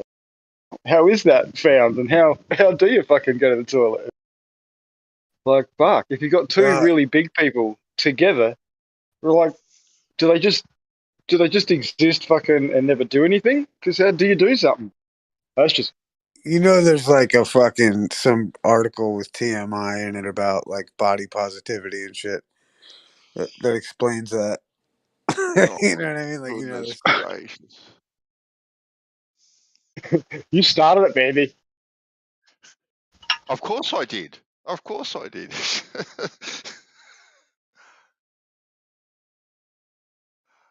I was watching one of those TMZ shows or whatnot years ago, and it was about the world's fattest people, right? And anyway, there was a couple there, and they were, I don't know, they had to go to hospital for something, and the hospital had to build them special beds and whatnot, and basically windows had to be cut out. They had to be craned out of their apartments and stuff like this. But I actually thought, because one of the guys was completely bedridden, and the first thing that popped into my head was, like, it's all right. All your friends are bringing around 16 buckets of KFC to eat every day. Keep you going. Yeah, but who's wiping your ass because you can't get round there? Like, what the hell's going on there? Oh, you're having similar thoughts, Bandy. Must be an Aussie thing. Mm-hmm. do they do that? Because it's just not physically possible. Exactly. Like he was bedridden. He was bedridden, and like I said, he was absolutely huge. Absolutely huge. Randy, there's bodybuilders, mate, that can't scratch their own fucking back and fucking wipe their own ass because their fucking muscles get in the way. It's pretty fucking funny how far people will go. Oh, yeah, like, yeah, no, I'm sorry. When it gets to that stage, like, what's the point? Like, Yeah, if you can't wipe your 50 own million ass, subscribers. Can't be wrong. if you can't wipe your own ass, what's the point of living? Really? Now I can understand, Well, like it's, when you know, you're a little kid, a baby, right? Someone's got to do it for you. And I've actually said that to all my kids too. I said, when I get old and grey and frail and whatnot, I said, I wiped your ass, so you're going to have to wipe mine. But I've also told them too, when it gets to that stage, too, it's see you later, alligator. yeah, see, that's where if you become a carnivore, you just dump out these fucking shits that have just got like this little Teflon coating. So they just come out all fully formed. There's no smell. It's just, you just dump and run. Hardly really need to wipe. It's more of a like, you wipe just to make sure that you actually don't need to wipe. It's pretty funny, actually. Well, you know, if it's because I do eat a lot of meat myself, but I do eat my fruit and veggies as well. But that's one thing I definitely do notice, that when it comes to cleanup, it's very, very quick, so to speak. Nice. Doesn't take much effort whatsoever. What up, guys? How we doing? Oh, We're doing really well, Jeremy. It's a morning of toilet habits this morning. Huge poopy in the You know, potty, you're bro. amongst Huge. friends. He plugged the toilet. You started it, Jeremy, actually. It was your comment that started this conversation. He was too. He come off mute to say about the big crap. Fucking you kid, Adam just dropped. I had to let you guys know I was here and shit. Like, I didn't want, Bandsaw was like calling out for someone. Like, help, Yeah. help. I'm knocking, but There no was one's something else opening. calling out. Did you have to break its back, Jeremy? Cut it in two? I had to get the plunger out. Well, I thought it was small enough, but it wasn't. I had to get the... Damn. It went down. Have you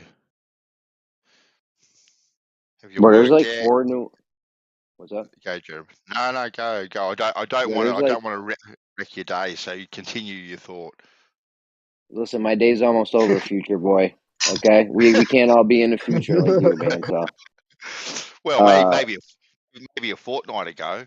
But anyway. Oh, God, 7 score, 4 score, and fucking 7 years ago. You guys are always just lagging behind us, Aussie, don't you? It's funny. Yeah, if you're in the future, how come you don't get fucking shit until the way past? Like, you guys got, like, CDs, like, a few years ago. Yeah, that's because You're we waiting see on it happen with Blu-rays. you guys first and go, nah. And then people don't learn and they go, yeah. It's like the goldfish thing. There was a huge paradigm or some kind of, like, power struggle. I don't know what happened, but there's, like, 4 new Flat Earth servers that popped up this week. I don't know if anyone noticed. No, mate. Are they any good? Democ's spazzing in one right now. Talking about helium. Okay? Oh my god, he's found the new platform to helium bombard people. He wanted to Excellent. show. Yeah, it's Democ, so, What does DMOC say about helium? Or should you just pass me the link? Yeah, give him the He's link. got We don't some want to know interesting about it all. ideas. Democ's got some good shit sometimes, but he's been on about this helium thing for... Here, I'll shoot you the link. Hey. If he's in a server, you just need to drop your mic and say helium, mute back off, and he'll go for hours on helium. Some of it is very interesting to think about. Don't get me wrong. Yo, Democ says good shit. If he could just fucking relax for a second. Here, I'm a DM you, Hank. I got you. Goddess.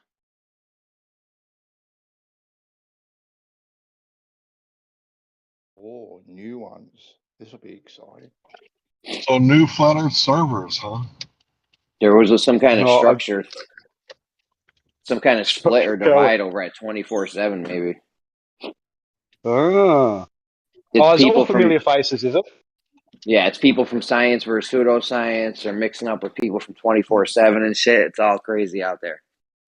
Okay. Send us a link, Been, Jeremy. been kind of feeling like I wanted to get in there again. I think you should all just pop in there to just spam the links back to here. Just get them all Yeah. just to come here.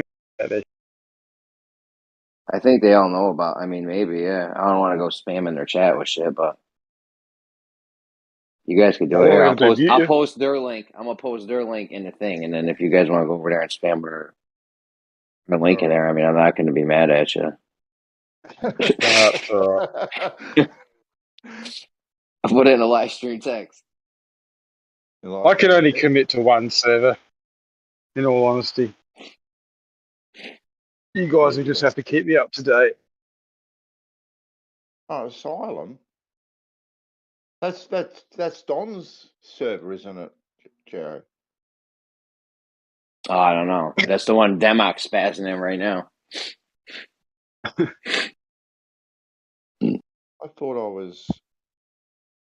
Oh, it's a different Asylum. No. Listen, it's a different one. Somebody hacked the old one and banned everyone. Everyone got banned. Really? Yeah, everyone's banned from the old Asylum server, so they had to make a new one.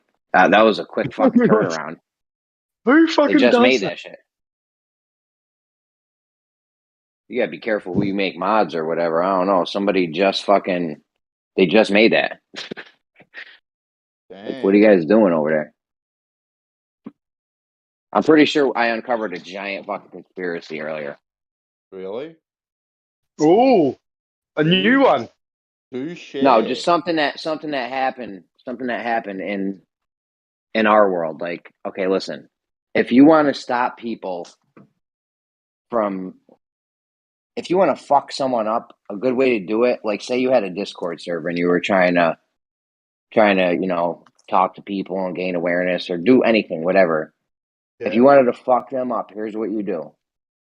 You send, you make a whole bunch of accounts and you send a whole bunch of trolls there nonstop every day, right? Yeah. So that way when people come in and start asking questions, and you have the trolls ask the questions that new people would ask, right? Like, how do you explain a sunset? What about the edge? Like newbie questions. You know what I mean? We all had those questions. I had those questions. How does the sunset work on flat Earth? Yeah. So you have the trolls ask those questions. Then you send those trolls into the place that you're trying to fuck up, and you just constantly send the trolls in there, right? So now you don't even know. Now you can't even tell who's a real person and who's a troll because they're both saying the same shit. Right. Yeah. Yeah, and you know how I know somebody did that to 24/7? Because they used to get so many fucking trolls, like an insane amount of trolls, and Gems would get like a troll a month or something. Like it was even rare that he would get a troll. That doesn't equal up though because they both got their name Flat Earth in the shit. So why is 24/7 getting all the trolls and Gems getting left alone? That's very suspicious. Very suspicious. Well, his server did start off as a trolling server back in the day. That was the purpose of it, wholly and solely. I Exactly. mean, that's not a good way to fuck some people up, though. Like if you're trying to, talk to if you're trying to talk to Flat Earth, the best thing that you could do if you wanted to fuck that up would be to send trolls in there, have the trolls say the same shit new people are asking. That way, if any new people come in, they might be like, "Oh, that's a troll," and they fucking kick them. When it was really an honest person trying to like get involved and see what the deal was. Yeah. But now you flooded them with hundreds of trolls every day, so now they don't even know who's who. Who's who? Yeah. You feel me? Tell me that's not a sick plan. That's what I would have done. No. Yeah, no, because they are very, those those initial questions are very, very honest questions to ask if you are genuinely interested in. So how's this work? How's that work? You know, sunsets, tides, you name it, eclipses, whatever. And you know, they want some sort of answer. But yeah, you know, trying to filter that, you know, from a troll that's always doing it, you kind of get fed up a bit after a while and just go, you know, you're a troll, you're marked, you're out of here, bang, see you later. Now, what they do, bro, is they bring a flat earther in and a ball earther, and then they rage out and they get to some point of topic. This is what they used to do to us on the Google Hangouts, bro. Or you know, like or whatever. It's like you control both sides of it. That's how they destroy it, because you wind up cozying up to somebody, you give them a little too much authority, and then boom. You know what I mean? Like, and like, or because back in the day, it was so easy to fuck with people because you used to just have to have the Google Hangout link. If you had the Google Hangout link, you could destroy somebody's channel. Yes. And they did that. They started getting really vulgar with it. Like initially, it was. How about this? Initially, it was fucking classy and hilarious, dude. The first time it happened, this is the funniest shit, dude. Fucking Nathan Oakley and fucking all of them were doing the fucking, you know, the sun test, whatever, like early on back in the day. So the 24-hour one. Okay, right. So are you guys familiar with who Cathexis is? If you don't know, he's a fucking legend. He was out here early on, and he was, you know, friendly with He's the motherfucking man. Caught a lot of whatever. But so Cathexis, so all of a sudden the account Cathexis joins the live stream with a picture of a most beautiful sunset. And like, so Cathexis joins the call, and fucking Nathan Oakley, like all the rest of them, hey, Cathexis, you know, oh my goodness, it's so good to see you, or whatever, right? And boom, it was Timmy, and he goes right into some fucking like soft porn. And they fucking, you know, they got the whole shut, you know, they had to shut it all down. They had to fucking, it was a real problem. But the point is, it was like, that was classy, and all of the heads on either side of that, I would think, with a little bit of class, were laughing because it was just, it's done well. You know, like at least I always felt like that. Like, you know, classy trolling is acceptable. But did you hear the thing I said about if you're trying to ruin a movement? Oh, dude, are you familiar with? I get it 100%, bro. The thing is that they can't ruin my fucking movement. Right? They can't ruin what they don't fucking understand. So don't worry. Yeah, but do you know how many people that, like, honest people that were trying to get involved probably got shut down? Do you know how many times I've had to rage on flat earthers for fucking jumping on some newbie's throat for no fucking reason? And then watch that newbie go and hang out with the ballers and hate flat earthers because some flat earther was so fucking self-righteous that he couldn't fucking control himself. This is why I used to say all the time. It's like, this is why what they do is they put those angry flat earthers on your team. And now you're sitting there defending someone who's calling out like Brenda, and you're in trouble for it because it's your Discord or your YouTube or your, dude, believe me, I know full well. But the point is this is what's cool, is that you just got to keep the compass of your principles. Yeah. And distribute them evenly. And fucking the ones who suck will show themselves. Because if you're a flat earther with no manners, fuck off. If you're a baller with no manners, fuck off. Like manners, I used to say it all the time. Manners is the criteria. Yeah. No, but if you're trying to get a lot of people, involved in the movement, raise awareness, and get things going and making moves and shit, and there's people trying to stop you, like, that's how they would do it. They would just send a million. They would do it different for different situations, obviously. Like gems, you don't need to send 100 trolls a day over there. You can just throw like Dallas Dave and Pete Shea over there, and you're good. You know what I'm saying? Somewhere like 24/7 though, that ain't gonna work.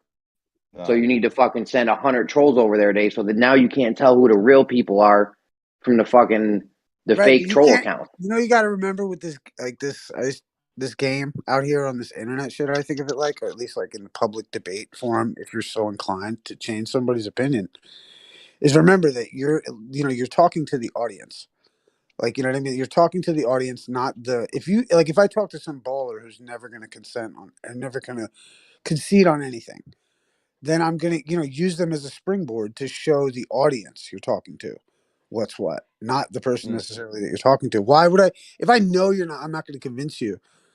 You know what I mean? Then I don't know. And I used to always have the theory that funny wins. You know what I mean? Because funny shows I'm wittier, I'm quicker, I'm fucking smarter than you are, and I'm a flat earther. So what, bitch? You know what I mean? Like, that's how I feel about it. Like, because if you're not going to get into the interesting technical details of it, and somebody doesn't want to really hear that, and you can use those things too. It's like, you know what I mean? Like the tools of like Lemon Bird is so good. I think I was listening to him on like Jose or something today. I felt like, and I just thought it was like, he just manhandles them in a way. It's so nicely done at times. But you can use the facts. But you're also recognizing you're not going to change this person's mind. You're talking to the audience, and stop trying to make a movement. Yeah, this isn't a movement. At least Right. every There's no fucking movement, dude. It's like, it's about you recognizing that this is the way that things are. Especially what I find in the relief for me is that law shit. That's why I never shut up about it, because it gives me so much relief and gratitude about the system, because regardless of what 300 fucking slaves do. Yeah, but there's billions of people out there walking Stop around it. not knowing that they're even being bamboozled and I shit, know, but it's and they none of don't your know the business. truth. They're not Don't you want to check it. wake these people up and like let them know, like, How about this hey, though? there's something. Would you want to wake them up if they're just going to drown you? Do you know what they did to Pythagoras, right? They burned him at the fucking stake. You know what I mean? Like, for having a new idea. But I'm just saying, like, these things will come to them. Is like, I mean, I get it. Like, I and would I love. say it's not a movement. It's just one person at a time realizing they don't live on a spinning ball. And if Yeah, it ever and then becomes everything. mainstream, then we're in trouble. They're telling us billions of people realize this only because they're pushing it then. That's the problem. If it goes mainstream, they've got ulterior motives to absorb it and do some weird shit with flat earth selling us more lies. Not that it's not flat, not that it's not stationary, but they could use it to run some other psyops on us, like I was talking about the other night. But yeah, out upon the aliens. Well, and Yeah, back to. tell us the air's contaminated, the domes, all the air inside the dome's contaminated. Now you Well, need to get in all these smart cities to get away from the air, get in these other little domes. And the That's problem, coming. Don't worry about that.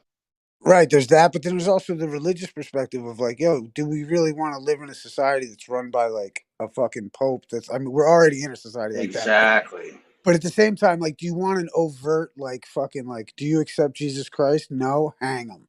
Boom. You know what I mean? Like, because Right?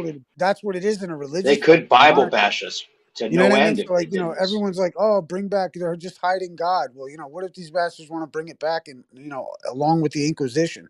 And, like, and I Right. just think, like, this, the mode of, like real freedom, right, as they say, is like a lot of responsibility. That's what freedom is, right? Freedom And is a that's why shit ton you're of work. yeah, and that's why we have to be safeguards to those kind of things happening if more and more people do catch on and there's those kind of things too start popping up where it's like, okay, so that's why I put it out there. If they start using outer ponder psyops on us, what are we going to do? Are we going to be aware of that beforehand? Are we going to call it out and make sure we're aware of some of the things they could do using flat earth to sell us more lies? Well, Or some of these Bible bashing things or whatever? and this is to like Jeremy's point of like, how these guys want to tear apart everything. Like, this is why, like, our strength is not being a movement.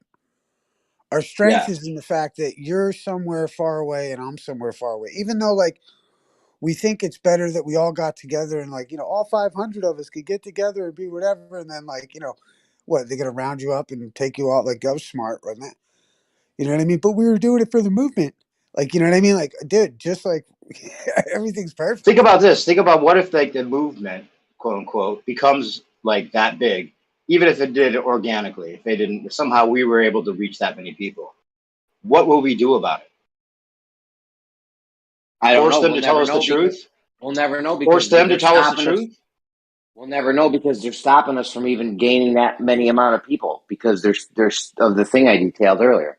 Right, but this is where I don't think you were listening earlier, but I said, like, stupidity is the salvation of mankind, dude. Don't you fucking forget it. I don't know. Yeah. There's some people out there that couldn't handle it. Think about Brenda or somebody like, some of these ballers that we talk to in here would go ape shit if they were having to accept. Well, and outside of that, look at it like this. Outside of that, just look at it like this. Stupidity is the salvation. I just say because, or stupidity can be the salvation of the intellectual. Because the point is that both the good and the bad side have to work with this group of stupid people in the middle. Fucking they're not going to organize for your flat Earth save the world rally, dude. They're not also going to organize for the NWO bullshit. Do you know what I mean? Like there's stupidity in regards to like, well, why would I do? Like granted, it can be manipulated so far as whatever, but at the same point, like it's also the saving grace because they're like, I don't get it. It's like if you ever, I don't know, like, when you do a job that involves finesse, maybe, you need a certain type of individual that has like the intellect to understand it. But the same intellectual person who has the intellect to understand the complexity is going to have some moral value that's not going to allow him to be some corrupt piece of shit. That's what I think. So, like, they're not. The only people who get to do their crimes are the ones that would get caught for them crimes. Right. Think about the lawsuits. If they were ever having like the feel that they need to tell us that, like we got them already. Flat Earth already won in 2016. Like, think about it like this, dude. They got a bunch of guys. They told them, look, we need to fake it like we're going to the fucking moon potentially, and these guys went together and put up some fucking what? What is that, like, construction paper on fucking stilts? Right. Like, and they were like, this is the best we got, but they did it that way almost. I like to think of it as they did it that way. They did it poorly on purpose to give us the wink and the nod. So if you have the intelligence or the common sense to see how fake it is, then you don't have to believe it. But we're gonna, everything's fiction anyway. The whole country's built on fiction. Everything's fake. So it's like, well, it's propaganda, and they don't even have to lie. I think, who was it on here the other day was talking about, was the other channel or something, but that in the fine print, they can't get sued because it's just entertainment. They're not declaring what their position is about the shape of the world. They're not saying the United States promises that the world is a spinning ball. They don't have to do that. And we were never promised anything to begin with. Were we ever promised that they were going to tell us the truth when we were born? Is there some kind of contract? We all have this idea that like we were lied to, and that's wrong. But we get lied to on every basis for everything, about the financial system, about so many things. Yeah, this one's a big one, but that's just like one of those things that they have all worked out. So like just like the pandemic, they can't get charged with anything because all the fine print gives them an out, and they have plausible deniability and all that. See, I don't buy that though. That's the thing where it's like, you talked about suing NASA, right? Well, I'm just saying, I think you could, right? You know what I mean? I think your only stipulation would have to be, non-disclosure, take your money and shut the fuck up. Well, okay, we don't have to go into that whole but I'm just saying, like, but I think there is a remedy to get around those things. I think when the people realize actually how fucking tough they can make it for these people, they'll be well happy with the system, because then they'll realize the strength in it by being able to make a claim effectively. You know what I mean? If you're going after somebody for some kind of violation or whatever, or if you're dealing with something that shouldn't be. Well, just in short, what would be the charge? What would be the charge for? Well, no, I'd write it for. Well, no, it'd be like, hey, like for it would be like damages for like emotion, like you go like emotional, go fucking that route in the sense like, hey man, like look, from this time I was told this, and this is something I based my whole cosmology on, my faith, whatever, dude. I was an atheist nihilist, and then when I found out that fucking this, and this non-rotating, show them all the paperwork. Like, don't even go into fantastical land. Just show them some of the facts of the matter.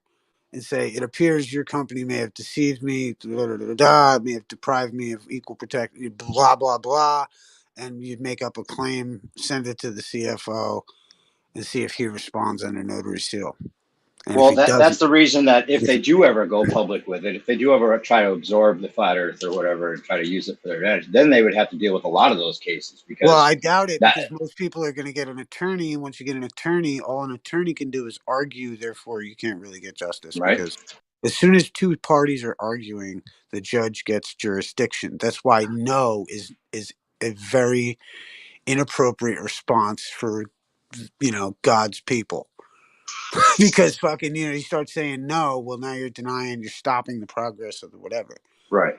And the Bible But says I'm saying if they were ever to like make it like, okay, now we're announcing it's a flat Earth and we're going to tell you that outer boundaries or whatever. If they did some kind of like acceptance of it, then they would be those would be a lot easier and a lot more. I mean, like Brenda might go and try to sue him for punitive damages because she's been defending it and emotionally, well, you got to remember been this. tormented by it. Here's the thing, man, and this is why I'm just convinced the whole space show is a Robert Anton Wilson. Like Robert Anton Wilson's best friend. Right. They just learned how to scam the government for millions of dollars. And that's all they did. They told them a bunch of harmless shit that doesn't affect anyone. Wait, so you think the government has no idea, and that these pranksters are really that smart to outsmart the government? The government has an idea. I just think that some people do maybe, but I think like there's the potential to me to see it where it's like, and I'm almost like clapping in the sidelines at this point. Like I'm almost like, hey, you know what? Shut down the flat Earth because it's just the merry pranksters fucking with these squares. So then there's there's affiliates of them in Russia and China, so the whole world has these pranksters that have fooled the governments. Dude, are there not fucking? Have you ever been? Like I remember I went to like a squat house once in fucking Vienna, and it was so well organized. You know what I mean? Like these guys were so good. Dude, these activists all over the world, dude. You know what I mean? That are smarter and fucking savvier to fucking politics than most Americans will ever be. And I just think that, like, there's an area for artistic expression in the space program. It's postmodernism. I think they might have been a help with the design and maybe some of the psychological manipulation, but it's definitely you see that all their space programs everywhere. That it seems like there's a behind the scenes type of people that benefit from people thinking they're on a spinning ball and they control When is it not psychological? When is it not psychological? Because you got to have now control over the people who work at a fucking place believing that they're making parts for rocket ships that are going up to the rover on Mars. Right. Like I was saying, like I'm of the opinion, like it'll come to pass that, Elon Musk is going to offer, for $200,000 where you can have a timeshare on our rover on the moon. And you can go into the metaverse and for 2 hours a day, you get to control your rover on the moon. It's just 200 grand. Yes. And and now all I have to do is get you to believe that I got a rocket to the moon and give you some fucking software, you know what I mean, to run on your computer where you think you're doing some shit up on the moon. In reality, you're fucking sitting there in your room and nobody gives a shit. But that doesn't explain why they're faking it poorly on purpose. Why are they showing us? Why are they showing us all the harnesses on the ISS? Why is Elon Musk saying it looks so fake, so it must be real? No, they're not. They're just getting busted with fucking some of their technology. And half the world. Look, I mean, who knows? Think that's just leaks? It just leaks. I just think the problem is this: video after video. Oops. Motherfucker. The problem is that people also like, everyone thinks everything is a conspiracy or everything is fucking planned and positioned and everything like that. Some things that's true. I think some things are just actually, like I said before, stupidity will be the salvation, because they got a bunch of stupid people to do the corrupt shit. So like they didn't think that people would have better technology in 30 years because they were stupid and they're not that advanced, but they were willing to lie for the whatever the reward was. That's all I'm saying. Or there is a plan to it, and they're actually gaslighting us, and they plan to, like, it was built to spill from the start, and they plan to use the truth to sell us more lives. I mean, there's that too, but I just think there's also sometimes the most obvious thing is the thing. Well, it's obvious that they're not just leaking these things. I mean, if they're really trying to make us believe in it so hard, so. Well, how about this? How about then they wouldn't make mistakes? How hard is it to think that like the Chinese government and everyone wanted to destabilize the United States by bringing in flat Earth and fucking destroying everyone's confidence in the United States. No, because they're participating in it, obviously. And What have do you you mean, seen the nah? bathroom tour? Well, no, I'm saying like there's a right, and in the psychological mind of the masses, they need to ask for the destruction of the United States because obviously everyone was lying about the moon landing. Oh, did you see? By the way, on that note, did you see Saudi Arabia is considering accepting the yen for oil, which could mean the end of the petrodollar? Yeah, That's what I'm trying to say. yeah. This is like where they're like, it's like what they did with the idea, the op of like Bill Clinton, like getting a blowjob in the White House, like that destroyed the level of class that people mentally associated with that archetype of the president. You know, that's what was so crazy with JFK is they straight up just blew his fucking brains out in front of everybody. No, they didn't. Whatever, dude. The point is, I'm sorry. math I'll send you pics. for most fucking people, they blew the fucking brains out of the president on fucking TV, which is crazy as an archetype. Do you know what I mean? Like it's like an archetype that they fucking murdered in front of everybody, dude. And then it's like this, like, you know, and so like this, and then they, you know, I mean, I don't know. And it doesn't even matter whether he died or not. It's the lesson that was learned, because what he was with that speech about, you know, the organizations that he was talking about, and that speech, what was it, how like a month beforehand, where he was talking about secret societies and how they operate and all of that. Yeah, the Titanic's no different. Here's what happens to people that talk about the truth is the lesson, even though they didn't kill him. The Titanic was no different. There's people in the way, and so they fucking dealt with them. JFK was in the way, dealt with him in a way that lets other people know that, hey, we're going to deal with you if you fucking try and go against us. Right, but in that, like, in that vein of like Bernaysian psychology, it's like, you know, that's why they attack these archetypes. That's why, like, in a way, it's like the archetype was built up again of the president, and then it's like, you know, then they brought in like Clinton, let's say, and got a, you know, they've demoralized the position, the prestige of the spot. You know what I mean? Even like, you know, you could take like what they've done to Trump in some minds of the collective is, you know, destroy the position of the president further, so much so that they want Marxism. Do you know what I mean? Like, you know, and it's just an interesting thing that they've done. It's remove trust from everything. Right. You know what I mean? And that's where it's like, you know, this is why I say even like in this game of the flat earth shit, it's like, even in life, even it's like, you know, just maintaining your own moral principle compass will get you through more shit, I think. Like, you know, in the sense that your own light will like help you find the way versus like looking to others or collectivism in itself. Do you know what I mean? Like, oh, for sure. Definitely. Well, I think like just in light of, you're like, worried about what other people think. Well, it's like you can freak out and like think like, you know, because what happens is, I mean, inevitably, what happens in flat Earth is that all of a sudden everyone you were talking to about flat Earth is a shill. If you haven't been through that stage of flat Earth, it's gonna come for you.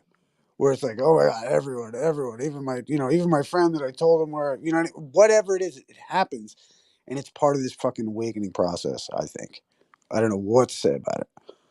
But it's weird and it's part of it. And I think like the main deal is hold your principles.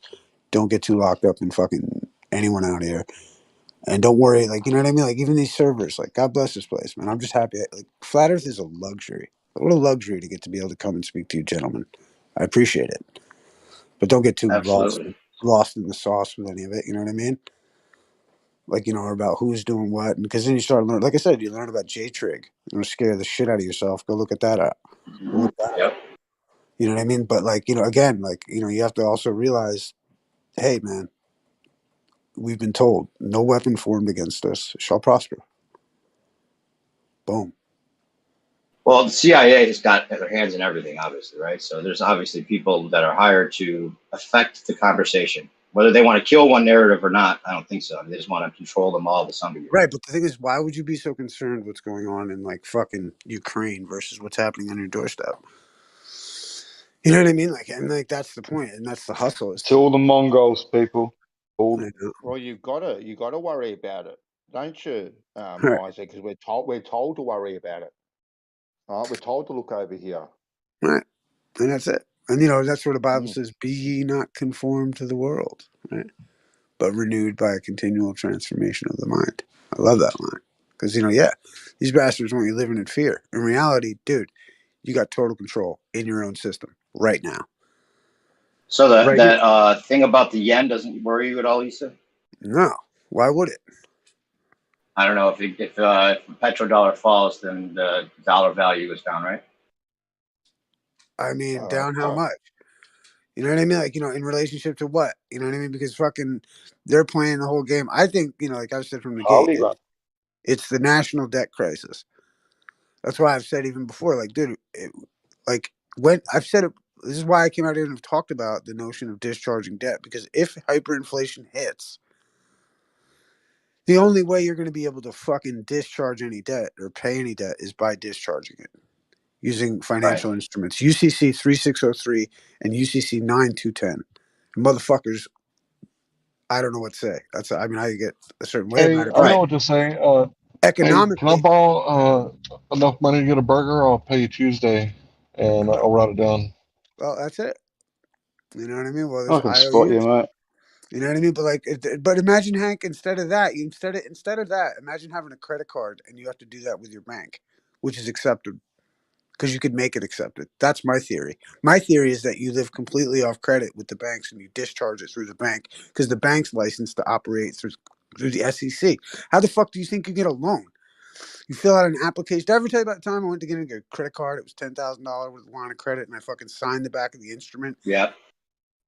Dude. Yeah, you told me they did. You told me you didn't How do about it this? right. Let me walk it through. Let me walk it through for people. Can you cash a check without signing the back of it? You can now. You can just put it in the bank machine. I do it all the time. Without signing the back of it? But you can deposit, without signing the back of it. Fair enough. The rules of banking say that you're supposed to sign the back of these instruments. It's called an endorsement. Right. So, what you're doing, I guess they're maybe looking at like the act of you handing it over as the signature or whatever. They've got your they've got your face on video, so maybe that's right. The signature is. But the point is that, or they've got it on file. And the point is that we don't sign the back of these instruments like when someone goes in for a mortgage or a credit card. We don't sign the back of that instrument. Therefore, the CFO of the bank signs the back of the instrument, negotiates the process through the SEC, which your Social Security is related to. Right? Your Social Security number is your right to do banking. And so you have the right to create money and get a loan based on the notion. But the idea is that if the CFO of the bank has signed the back of that instrument, then the CFO is liable to the SEC for the payment of those notes. If you've signed the back of the instrument, then it's discharged because you're the creditor in the situation. The United States is merely trying to do the accounting for the day of recompense when you ask them for your money back. So if there's no like priority security interester in the mix because you've never signed the back of the instrument, and the only one who did sign the back of the instrument is a U.S. licensed representative working for the banks, then the United States is responsible for the amount of money created owed to you as the priority security interest holder, the one who gave them the birth certificate in the fucking first place. So they're just trying to do the accounting and keep the books because they owe you. You think you're a United States citizen or whatever thing that is actually a part of the United States that owes you. You're not identifying yourself as anything other than someone who works for the United States or whatever federal entity you're under, and therefore there's no way to settle the debt other than put you in fucking jail or something. When in reality, if the priority interest holder showed up, they could say, hey, motion the court to settle the matter regarding this, and, feel free to, discharge this pursuant to UCC 3603. Boom. And if we understood that, we could fucking discharge the national debt, lower and we'd strengthen the value of the dollar for one. And also, if we learned how to do that, then it wouldn't necessitate them having to collateralize everything. Well, if that would help with the dollar, why don't they just tell us to do it then? Because they can't tell you to do it because they can't teach you religion. Because you live in a secular society with an ecclesiastical underlying system, and everyone's agreed to shut up about religion. Because I can't tell you that, Jesus forgave all your sins and that you were son of Adam who was given dominion over the earth, because that's religious. But don't they make it illegal for people to talk about some of the stuff you're talking about right now? I heard there's like a law against If you're telling in a, people. how about this? If you're a 501c3 church or something, you can't talk about this shit. You know what I mean? If you're like someone who's getting government tax dollars, no, you can't do that because United States citizens are enemies of the fucking state, along with every other fucking country under the IMF. There's a federal and then a state local agency, right? Federal government and then a state or a province. Well, your federal citizen is an enemy of that province or state or whatever. You know? So how do you clarify to the court in the beginning stages that you're not that? No, you would motion the court and just say, you know, by simply saying like, how about this? Like, for one, everything in matter of court is like, you know, paperwork and of record, right? But essentially, like, you wouldn't even need paperwork, really. Like, I say that in a semblance of hope to anyone who would find themselves even somewhere deep in the situation, having fucked up 10 times. What do I do? You can always do this. You know what I mean? The way you would clarify it is you would say, you know, hey, I'd love to pay it so long as you could give me any, you know, charging instrument to set off, settle, and close. That would be your fucking response. Please respond in 10 days on a notary seal saying that I owe this much and I'll be happy to pay. Now, if they were to send that bill again, you might want to turn it over, sign the back, and send it over, you know what I mean, for set off, settlement, and closure. And if there's any problem, please respond under notary seal penalty of perjury showing that there's any, you know, that it hasn't been discharged pursuant to the state Uniform Commercial Code. Pursuant to, and I'd cite the relevant code because they're not all 3603. Some of them in different states have different codes. And you would say respond under notary seal, or else it's agreed that this is accepted for set off, settlement, and closure. And any further attempt to collect will be agreed to be a deprivation of rights under the color of law. And because you're in a bankruptcy, Hank, they can't think of it like this. You work for McDonald's or whatever. Are you going to respond in a notary seal saying that the coffee wasn't too hot? No. So there's no member of their group that's going to come under notary seal. By the nature of the court system, there's nobody in response to what you're saying. They're just coming with accusations without any substance, including anything under notary seal, or any kind of firsthand knowledge. You can't lose technically, and I would only draw this out if need be. I don't try to, you wouldn't use this on your daily, but like I really think, but like if shit were to hit the fan, yeah. UCC 9210, which is a request regarding a statement of account. Where's the bill? And then UCC 3603 is the right to discharge it. When tender of payment, he goes, when tender of payment has been made to one entitled to enforce the instrument, and the tender of payment is accepted or refused, there is discharge. Accepted or refused. It's in the fucking language. If they accept it, it's discharged. If they tell you that it's no good, it's discharged. Because we entered into a bankruptcy in the 1930s, and they had to write the 1940 whatever Uniform Commercial Code to outline the rules of how to run a bankruptcy. So they refuse it, and people think that they got refused, but it's actually accepted. They just use scare tactics to get you to pay it, right? I mean, well, it's like the idea of like. So let's say I racked up. Go ahead. I'm sorry. Real quick. It's just the idea that do you think you paid it or not? Did you pay it properly, and are you going to stand on it? And do you have faith? Because Jez has gone through some of these processes. I don't know if you've been watching his channel, Debt Busters. He's great. But he's looked into this, and he's come to the same conclusion that you have on a lot of. I think I sent you some of his videos. But yeah, he's saying that the system's beautiful and it works in this way or whatever. But he's done some of these processes.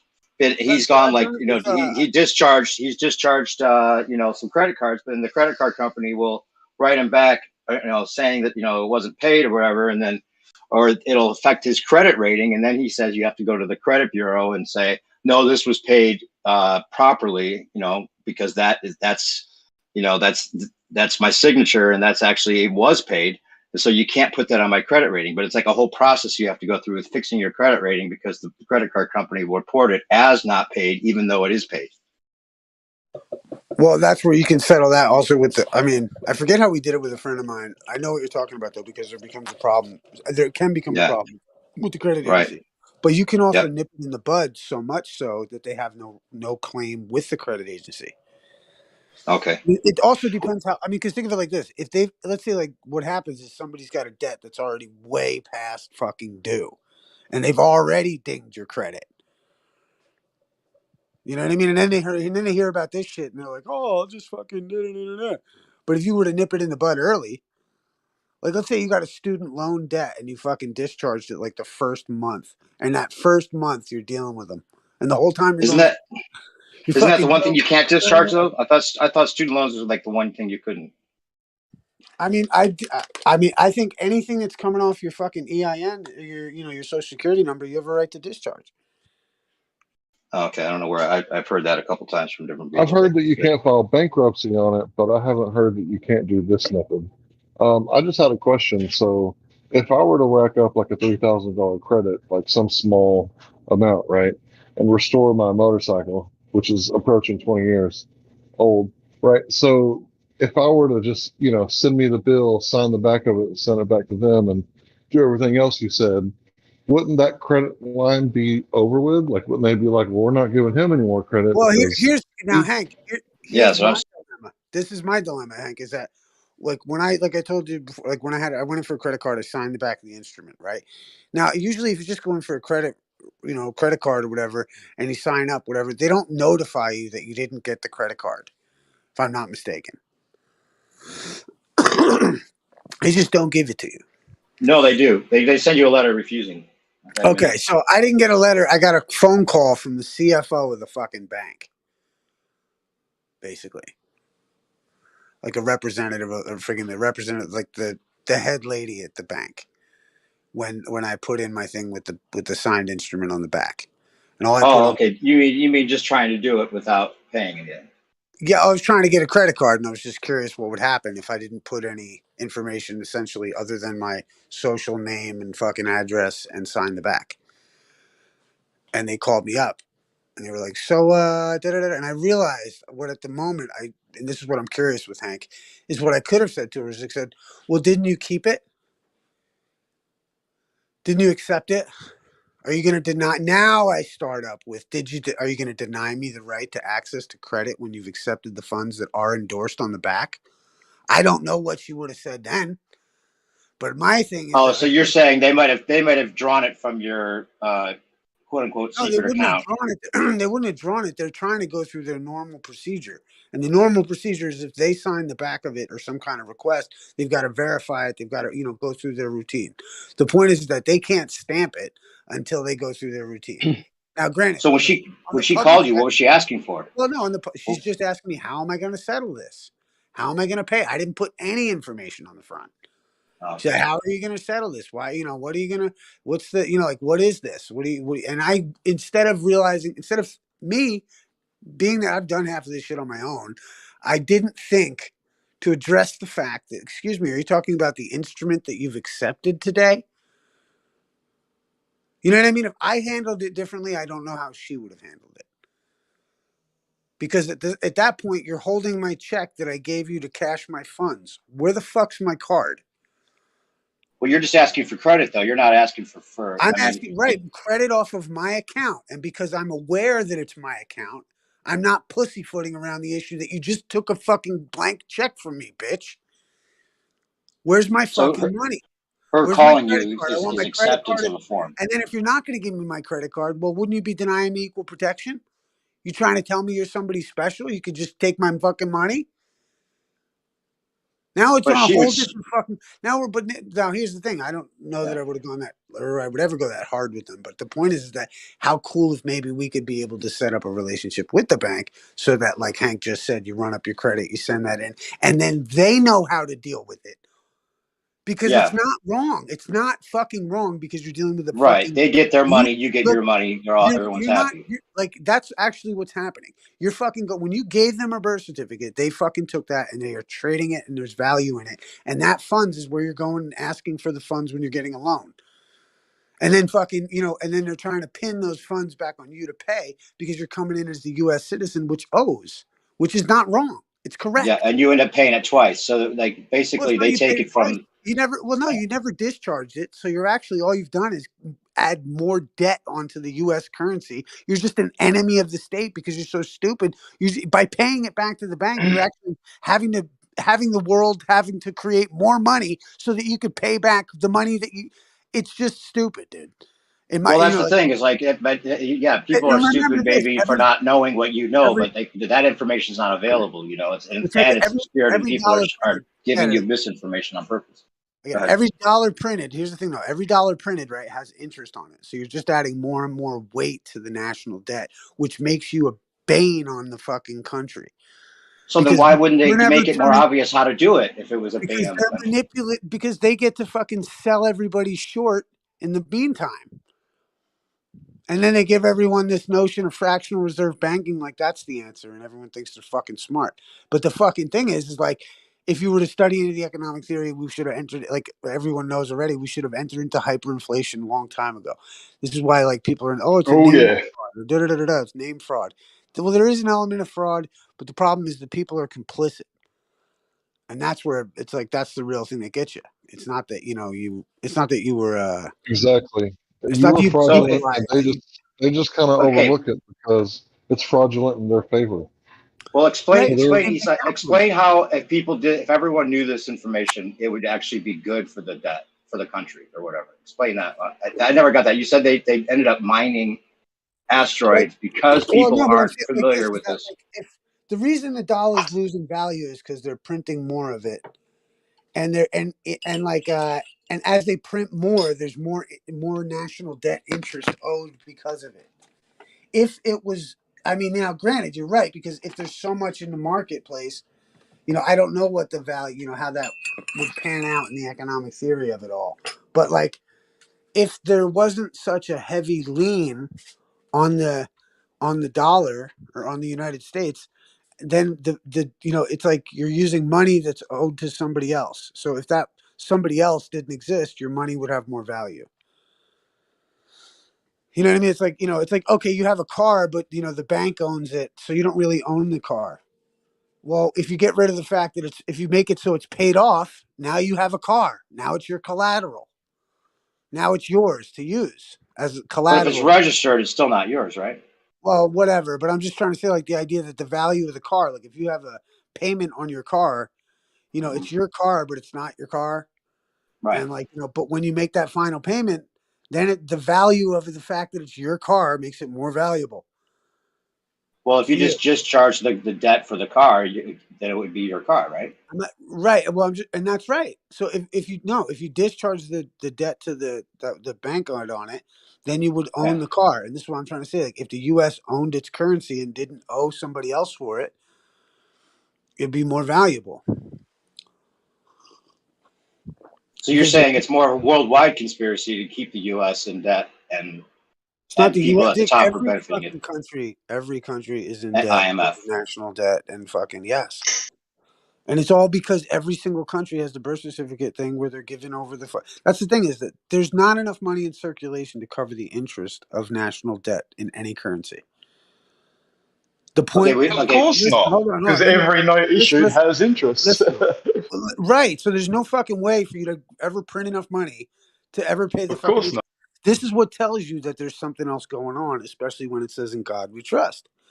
And especially when it's talking about, well, Jesus forgave all your sins. Well, it's like, and I am the truth and the light. Well, it's like, come with the way Jesus did. Agree with thine adversary quickly. I'd love to, so long as you could show me I'm not the priority security interest holder and I haven't discharged that debt pursuant to the record of agreement between the parties. And upon proof of claim, you can't motion the court for summary judgment, which is agreed and accepted by the other party. Okay, on that note, not to veer away from what you're talking about, but just real quick, you've often said that the U.S. citizen's not protected by the first 8 amendments of the Constitution. Yeah, maximum. Maxwell Right. v. So if that's the case, then how would some of these things some of these things in court, if you're not protected by those things, how can you expect to be protected in court the way you're talking about, Well, a or creditor. respected to you? How about this? A creditor doesn't even have to identify himself in a court. So if my paperwork says that the priority security interest holder, Issa, is coming in to settle the matter for the collateral, Issa Mahalski, the defendant, and he'll be appearing specially, not generally, merely to motion for the court for the accepted, agreed upon motion for summary judgment, as evidenced by the record of agreement between the parties. And if I show up as, "How you doing, Your Honor? I'm the priority security interest holder," and the judge goes, "Who are you?" I'm gonna be like, "Well, Your Honor, in the paperwork says the priority security interest holder be here to settle the matter." Well, that's me. How you doing? So you declare yourself the creditor of the debtor, which is the How straw about man this? or whatever. Well, that's what the paperwork said, right, Judge? You know what I mean? Like, I'm not there to make my claim and be like, "Well, Your Honor, technically the Bible says I'm the son of Adam, and I've got dominion over the earth, Your Honor." And no. Just I'm the priority security. Is that what it says in the paperwork, boss? Because there's a lot of people that are doing this national thing, becoming a U.S. national, because of exactly what you're talking about. As a U.S. citizen, you're not protected under the first 8 amendments. Right, and as a you U.S. become a national, it's a fancy way to lose your rights. Right. Because you're still collateral on the national debt. So, like, if you're collateral on the national debt, if you think about it like this, if you're never in mankind's history has man made himself the fucking collateral. You know what I mean? Or water. National debt, dude. Water is now too. Stupid. Then there's a difference between becoming a national and also doing the Declaration of Life form that you send in, where you declare yourself a living man. It's not becoming a national, changing your social security or none of that. The problem with that lies is when they fucking scoop that dude up because he doesn't have an ID. And they're like, "So are you a U.S. citizen?" He's like, "No, I'm a U.S. national. I'm a da da da da da da." Okay, so you're not a U.S. citizen. Well, I told you I'm not a U.S. I'm a U.S. national. Well, therefore, you just said no. You get nothing. You're a chair. You go in the closet because that's where chairs go. Right. Right. But there's another thing that's not becoming a U.S. national, but it's like you send this form in and you declare yourself a man.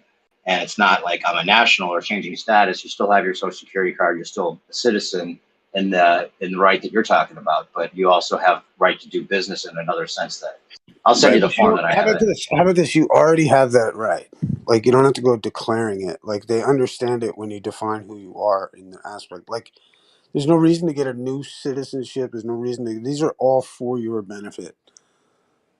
It's just we think of it in the light that they want us to think of it, and we hate them for it, and respectably so. I get it, but the point is when you flip the script on it and see where the God is waiting in the fucking at the bottom of the glass kind of thing, because so you're saying we are protected under the first 8 amendments, but our citizens not. You're right, and it all matters when I say to you, "Who are you?"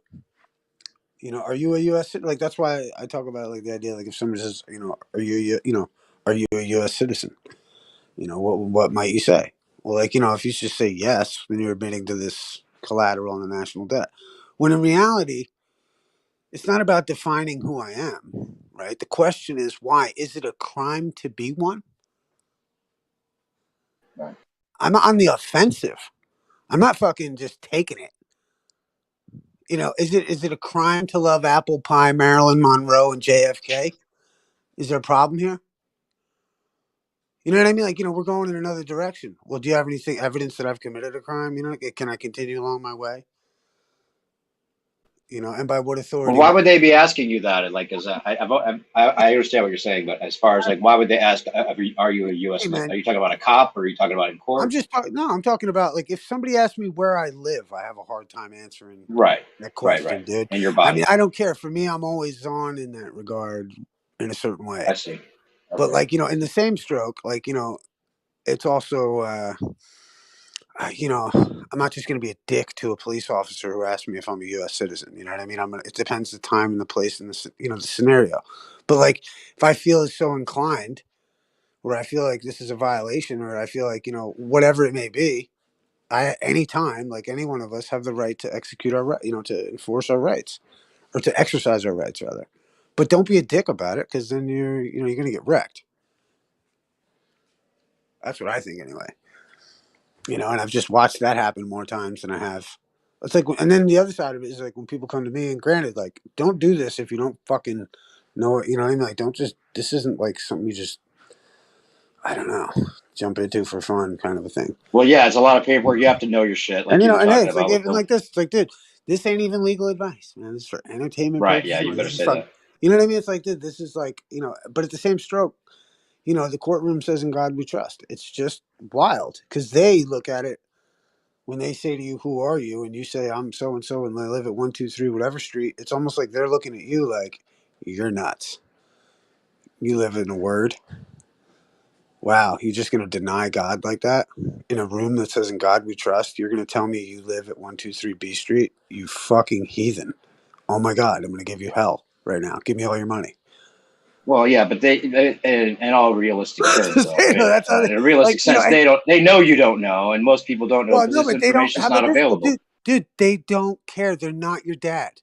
They're not your Right. dad, and they're fucking heartless, and they're not. It's not their job to like love you. You know what I mean? Especially if you're a combative problem to society. That's how And I know it sounds like, it's so Who's my harsh. dad then? It's so harsh. Fuck, I thought it was a state this whole Here's the time. thing, though. When as soon as you start to show forgiveness, mercy, request, like when people start to change themselves, that's when the court starts to open up a little bit. Because granted, with most people, they don't see the financial element of what I'm talking about at all. They need to learn the moral shit first. Because the only way you're going to get through the fucking financial shit is way after you've got the morality to understand why you're even going into that range. Because you have to know why they hem people up and why they're nice to other people. You But know, I that want to doesn't say, seem very moral. But That hey, doesn't seem very moral on their part, though. I'm not going to get into the morality of judges, though, because there's a lot of shit like that's fucked up. There's so many stories, and there's so many fucked up stories and shit like that. Yeah. I'm talking about for us and for in our endeavors in life. When you come across someone who's abusing their authority, there are remedies. And I think that's all I'm trying to say to people is like, hey, you don't have to go to fucking Revolutionary War. You just need to know your rights. Can I interrupt just for a second? And how cool is that? Because collectivism sucks and people are stupid. So therefore, how cool that you get to fucking really just embrace your own freedom. Because it's all You you guys hear me have. up here? Yeah, go ahead, Hank. Yeah, so I want to say real fast. First, when I heard Issa talking, I didn't understand anything he was talking about in 2015, 2016 circuit when he first started coming around. But now that I think back on my life, I've seen this stuff work in real life. So, real quick story. My brother-in-law had child support pressed against him. The week that me and my wife were going on a vacation in a cabin in the woods near a spring and a lake, he's got to go, so we got to take him. So we go up there, and I can hear like in the other room right there talking, and they're like, "You're gonna have to pay this," and he was like, "Well, if I pay this, I'm gonna be living under a bridge." So he told them that you're gonna be doing harm to man if you put this on me. And she said, "Okay, well, how about this? Do you think that you could afford this?" And right there, he was negotiating on his own behalf. Didn't even realize it was happening, but they went with the deal that he like accepted. He could have went again and said, well, I might, be living, in an apartment, but I think this is going to do me harm. I should be able to get a house and land just like what if he would have pursued it further? And I think back to it, nobody ever says that, it's like people always say, well, does this stuff really work? And it's like, yeah, I think it does. It's just you got to be able to handle your business instead of going in there and acting like, I didn't do anything wrong. I didn't do nothing. No, you got to go in there and you got to meet them head on. Yep, it's when people go in there. I mean, I had a friend. This one kid was like, "I'm going to go tell the judge about the 1933 Trading with the Enemy Act of 1913, the Federal Reserve." Motherfucker was in fucking jail for like 3 months before I saw that guy again. You know what I mean? Like, I tried to help him the whole way, and it was just like, "Nah, I'm going to tell him how it is." And it's like, no, dude, like, just deal with your matter, be honorable, and and have a little gumption to negotiate. And so right, man. Conditional acceptance. Yeah, that for me was the formula, man. Because And then, you know, you start using it in your everyday life. And I'll tell you what, it's pretty magical, even if you just use it simply in your own life, like, you know, with your wife or with your kid, you know, whoever. It's like, it's weird. It works. It's wild, actually. It's fun. And that's why I think that's more accessible, you know, using these kinds of ideas around our loved ones, etc., and like practicing these ideas of debate, of, you know, of negotiation. It makes you ready for when you come across whatever. That's why I always loved the flat Earth, because it was the debate. You could use this, use the conditional acceptance to your favor. You know, in the debate is, you know, and that's all about finding a point of agreement and operating from there. You know, and once you can do that, you And now. QE does that too, right? He'll say, okay, I'll give you all the gravity, Newtonian, Einsteinian. It's still not going to affect the gas one iota. So he accepts their bullshit, right, to show them that it's still not going to work. Go ahead. Yeah, but you've also got to make them a counter offer. You've got to give them something. You know, that's the thing. It's like, I remember I always just think of, like, you know, with, like, I was talking to Jem one time, and it was like, you know, I'll give you 100. I'll give you that there's a little bit of curvature at 120,000 feet, so long as you're going to agree that no boat went over the curve of the earth from anyone standing on the beach. And they won't give it up. They And can't. because I'm willing to concede and they're not. And you know what I mean? It becomes a conundrum, just even in anyone who's listening's mind. It becomes a conundrum, because it's like, well, wait, you know, I don't know. It's just, you know, but you also have to be willing to give up something. And that's where a lot of Well, people. you're not even saying it's curvature. That's the thing. It's kind of a trick in a way, because you're saying I'll give it to you, but not really accepting it. Well, I mean, You're giving it to them for the argument's sake. right? Like, personally, like, I don't accept. You know, I may not accept it, but Yeah. to necessitate them coming to my point, because my point is, I was trying to knock down number 2 on their argument, which is, if you can knock down number 2 that any boat went over a curve, then, you know, we're working our way through the debate. Yeah, but they can't give you that for argument's sake. They have to hold on to that, because that's their one thing course. they have for, you know, But observations. But if they were giving it up for argument's sake, then it doesn't work on their side, because it has to be what they say. They can't give any leeway. And think of it like this, and that's when they say no. And honestly, it's like, you know, this is where the whole negotiation thing is, like, it's instinctual in us. This is why Flat Earth is winning, because they see us willing to concede a certain point, and these people are not willing to concede a certain point. And just like in negotiations, that's door 3: argument, dishonor, boom, you lose. Because they're coming in and saying no, it's to their own demise. That's why it's like, when you debate these folks, it's not about debating or trying to change their mind. It's about changing the person's mind who's listening. You know, the judge. That's why I used to call it Flat Earth Court. You know, because you're the judge, not me. I may be the moderator and, you know, call me judge and shit, but essentially the listener is the judge in the Issa, debate. you gotta make some of those old talks available, please. Even put them on unlisted and send me some. I'd like to go back and hear some of those, because those are great shows, man. I'll have to do that, man. I got to go through. I'd love to hear some of them too. They're just, yeah, some of them are just way long, you know. But yeah, There's people bringing up Soundly's pictures now, and like, I just laughing my ass off, because we destroyed those things, you know, so long ago, and some of these talks are long lost, it seems. But you have some of them there. You should unlist. And I'm sure I wouldn't even know where they are in there, but I got a bunch, man. I got so many old fucking debates. But yeah.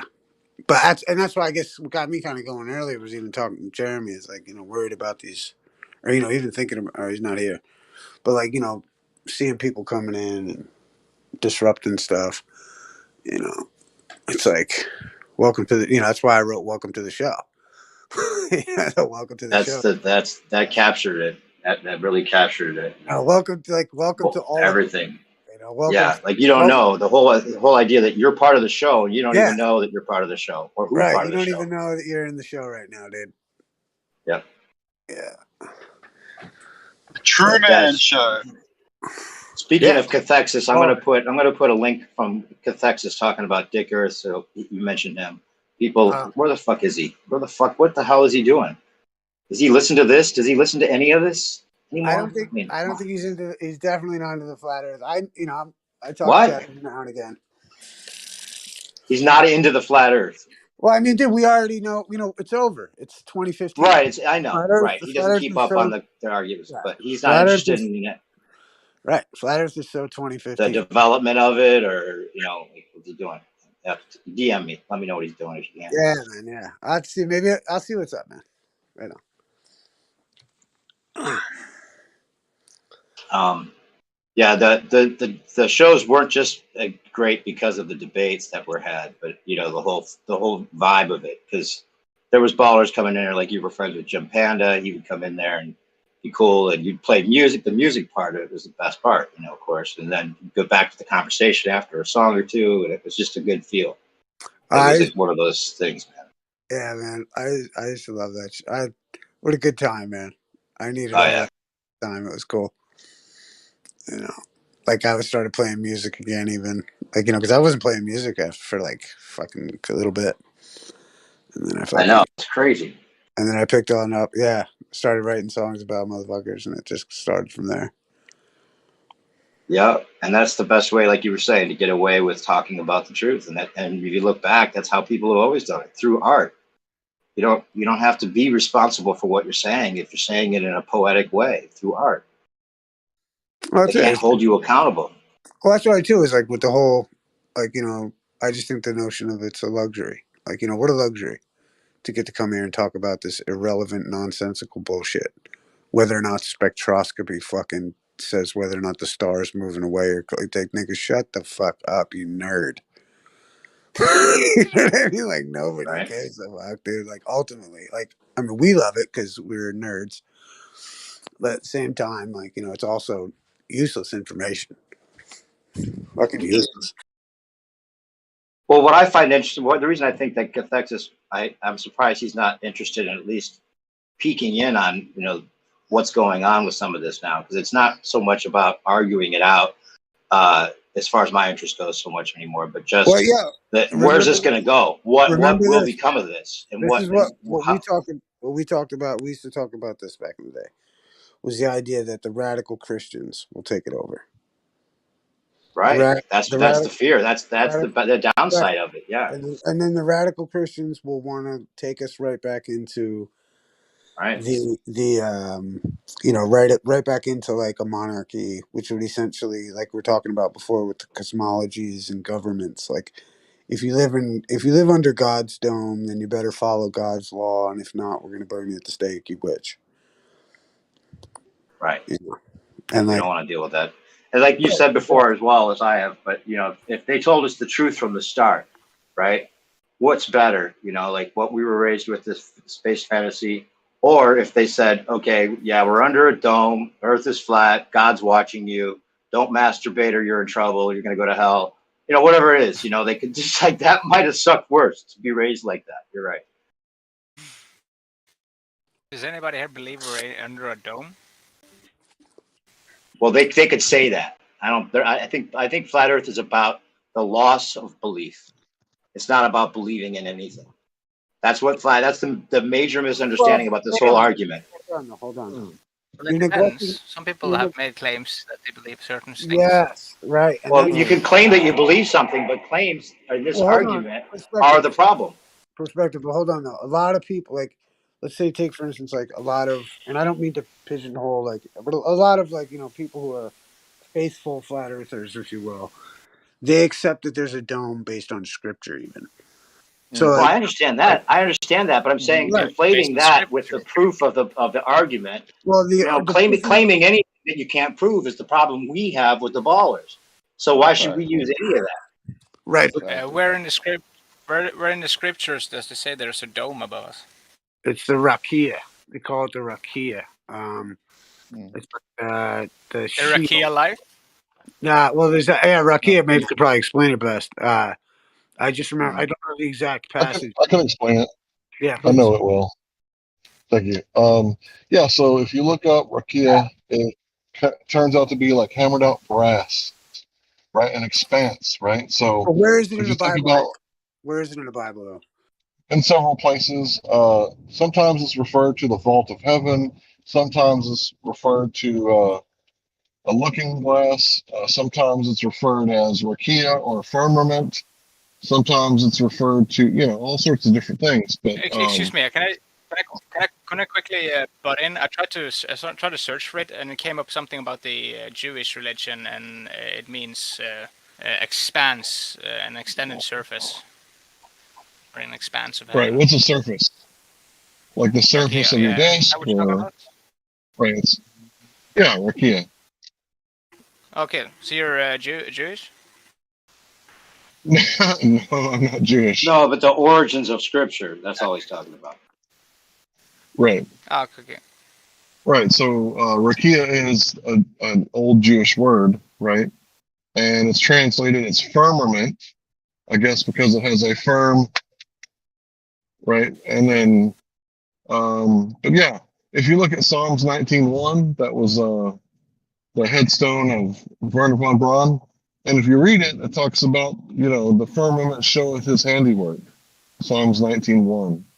Right. So this is a concept of like the ancient, right? You'll see they have an idea of Sheol, like below the earth, and then the surface of the earth is covered in water and land, and then the heavens and firmament. So Hey, yo, Hank. some people nowadays, yeah. I was just wondering, how like firmament, like it's almost like mente. It's like the firmament of the mind. How interesting.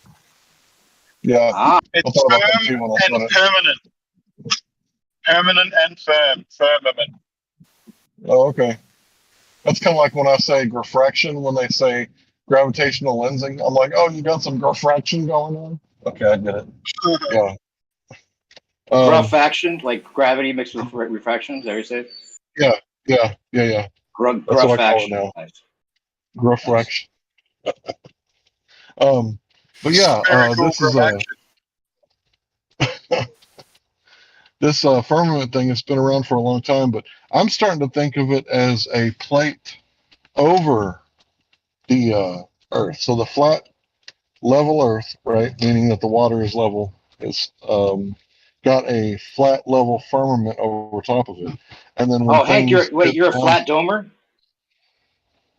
I said I'd like to think of it this way. We came up with that term the other day. Bandsaw and I was like, somebody was talking about it that way.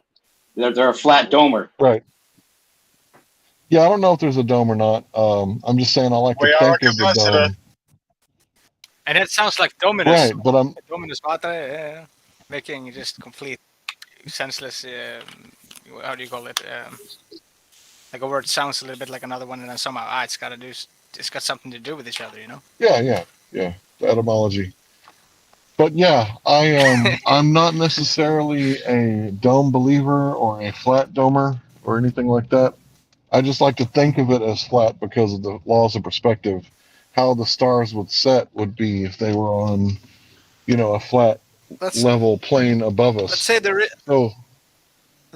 is a dome. What would happen if you shot a rocket at it? Well, a lot of people think that Elon Musk did that. A lot of people think that SpaceX thing that we saw, where there was like that weird poofing thing, that it was skimming along the firmament. Because some people think that's what the effect was caused by. You seen that?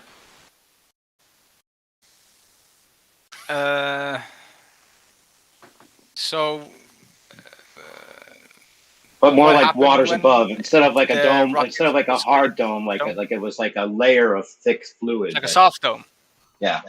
So Hank, do you think that it is a level plane of a field above us in terms of the star, the medium the stars are within, or do you think that has curvature to it?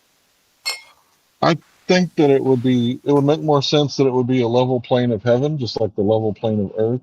Because if you think about how perspective works, you got a drone right over your head at 399 feet, right? It's right over your head.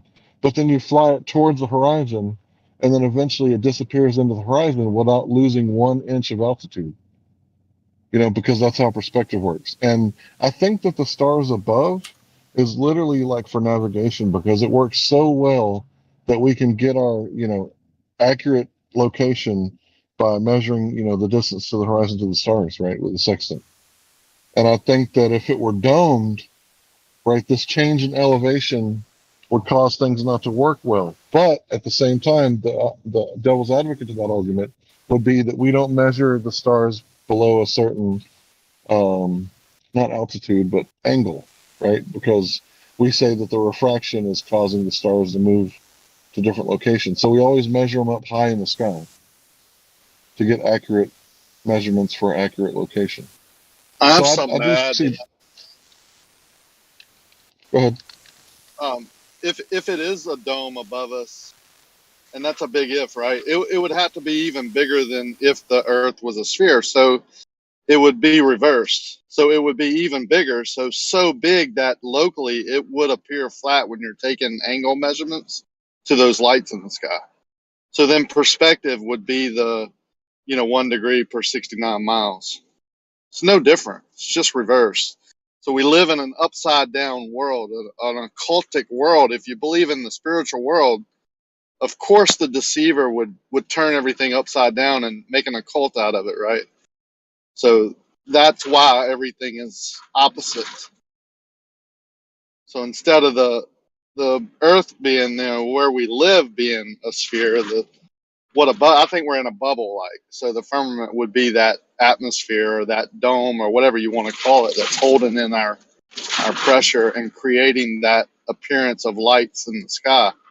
But it's so gigantic that you can't measure that curve. It just, would make sense that that's what it is logically. So everything would work the same. Hank, are you still there? Yeah, bro. I would agree, Rakia. Yeah. Yeah, they inverted it. Yeah, it's a I- major inversion. So I heard you kept saying because that's how perspective works, and then and then you mentioned also the 16 nautical miles per degree, right? So do you think perspective can account for 60 nautical miles per degree? Yes. I think that. Oh, okay. Was that? Well, we can both answer it. You said yes. Sure. I'll agree and add something to it.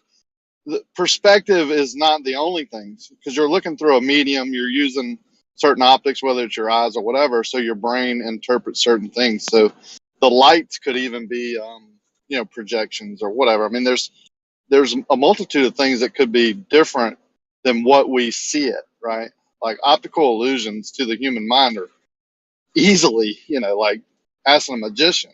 He can do it right there in front of your face. So, but Yeah, the but sky, the perspective, I'm sorry, the perspective is easy. When you go away from something or it goes away from you, it appears to get lower and smaller in most cases. Oh When yeah, you, but what I think I would be more specific than that, because yeah, I agree. Perspective is going to make the angle of things get lower, but it also gives you a rate in which that happens, given how far that is, and that doesn't seem to match a flat surface. Well, those rates are in specific, like a range, like in a vacuum, basically, or in a hallway that's controlled environment. But when you introduce those views, right, when you're looking long distance through an atmosphere, through gas, through dust particles, blah blah blah, we all know the drill, right? That may change a little bit, but perspective is still a main factor. You can't just say it's perspective. It's not possible Sure. when you're viewing through an atmosphere. So I'm Yeah, glad but we're in agreement. yeah, I don't disagree that things are not going to follow perspective exactly, because you're looking through the atmosphere and that affects how light travels. So you're not going to get the actual direction of the things you're looking at. I'd agree with that. I wouldn't attribute to optical illusions. Like, I don't think optical illusions, like it's usually brain related. It's like how you interpret. I don't think they could trick instruments, for example.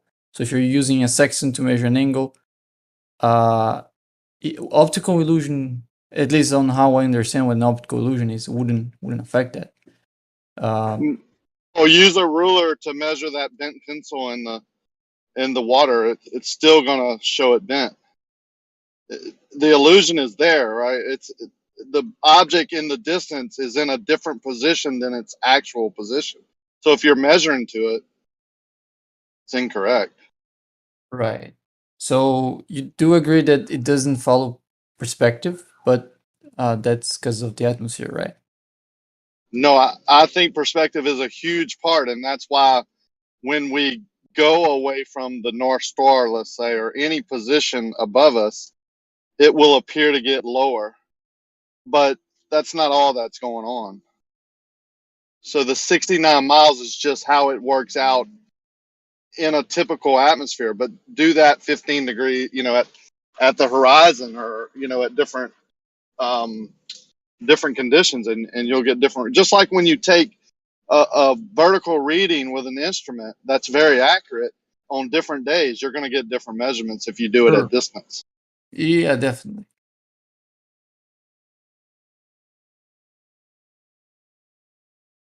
Like, Well, I can. how much, like, if you're comparing the two ideas of the flat Earth and the spherical Earth, the flat Earth gets off of perspective much faster than the spherical one, right? Like you need the atmosphere to make heavier distortions on the flat Earth than on the spherical Earth, right? For that sort of linear relation to hold longer, right? Would you agree with that? Really would not. I'm not going to really go into you. I'm the one who would say you can't put a mathematical finger on it because there's so many variables. But perspective and Refraction. Yeah, I mean, you can add. There's multiple things, and then when you add all those together, it's pretty tough, right? Well, to say it's figured out and all that is where the problem is. Is there something else than perspective and refraction? No, but what I'm saying is the amount of, okay, let's say you had a huge storm go over the Mojave Desert and picked up huge amounts of dust, and it's traveling south towards wherever. Well, that view over distance is going to be different than a view that's in the cold, crisp air of Denver. You understand what I'm saying? Like, if you're looking at the same object at the same angle from the same distance, the measurement would be different. Light Yeah, would be I understand that. Yeah, scattering and refracting and reflecting and deflecting and diffracting. That's all it is. right. But the thing is, what I asked before is that you need more. You need the atmosphere to play a bigger role under the flat Earth, right? Because I don't see it that way. I don't say we see too far or we need this. I say that's reality. That's what we're seeing. We're seeing as far as reality, or the conditions of reality will allow us to see. Right. I'm specifically referring to the 1 degree per 60 nautical miles. So on spherical Earth, if you don't take into account refraction, you would expect a linear function all the way from zenith to the horizon. Okay, let me just agree with you. Like, I'll tell you that I believe I'm on a flat plane, yet what I see at certain times makes the water appear to curve, right? But it also makes the water appear concave sometimes. So then I know that, that can't be really, long distance observations can't be used. So when you're talking about perspective and refraction, that's basically all you're talking about. If you're going to make it linear in the atmosphere, then I'm not going to be on board with you. Well, maybe I should direct that to Hank then, because I was being more specific to degrees per, like, nautical miles per degree. Okay. All right. So, you still there, Hank?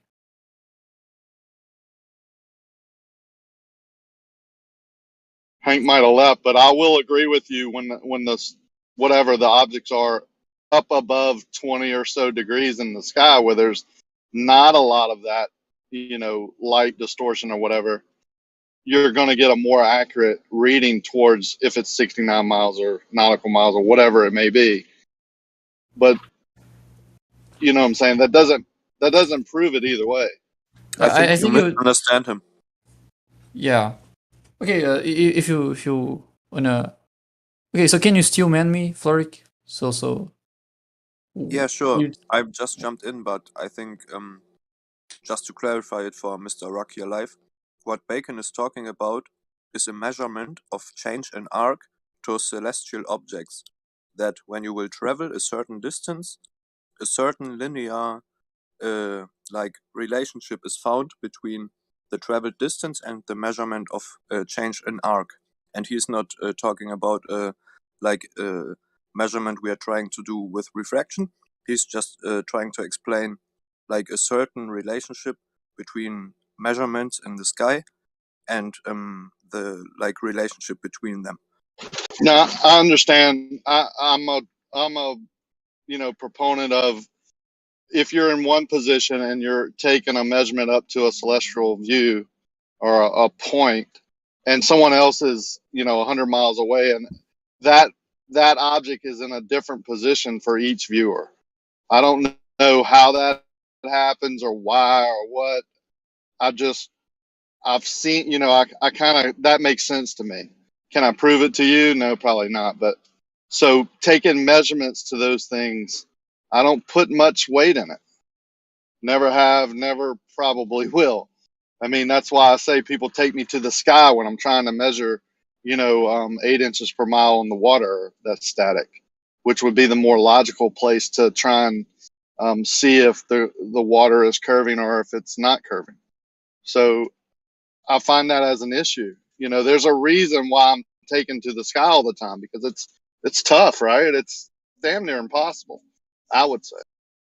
Now, it's mathematically been kind of put into the books and formulas, and you can use this section to read this angle and look in a book and it'll plot you here, but you can't tell whether that is, it's not real proof. It's just positioning, right? If you're doing a position of a curved earth that's curving so slightly you can't measure it from the ground, you're taking a measurement into the sky and plotting a position down, then you can't tell me it's not the opposite way.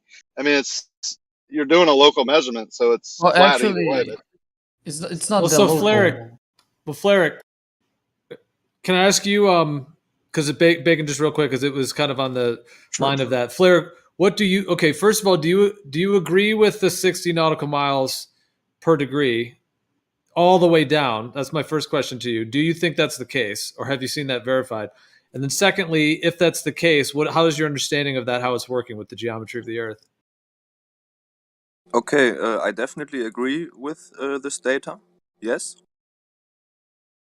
And how it is derived is just a different interpretation regarding if it's a globe model or not, because you can just measure these angles and derive a relationship and just plot it out either on a curved surface when you like transform the measured arc on the surface, or you just can't keep the surface horizontal like you measure the angles on, and then like interpret the light path different.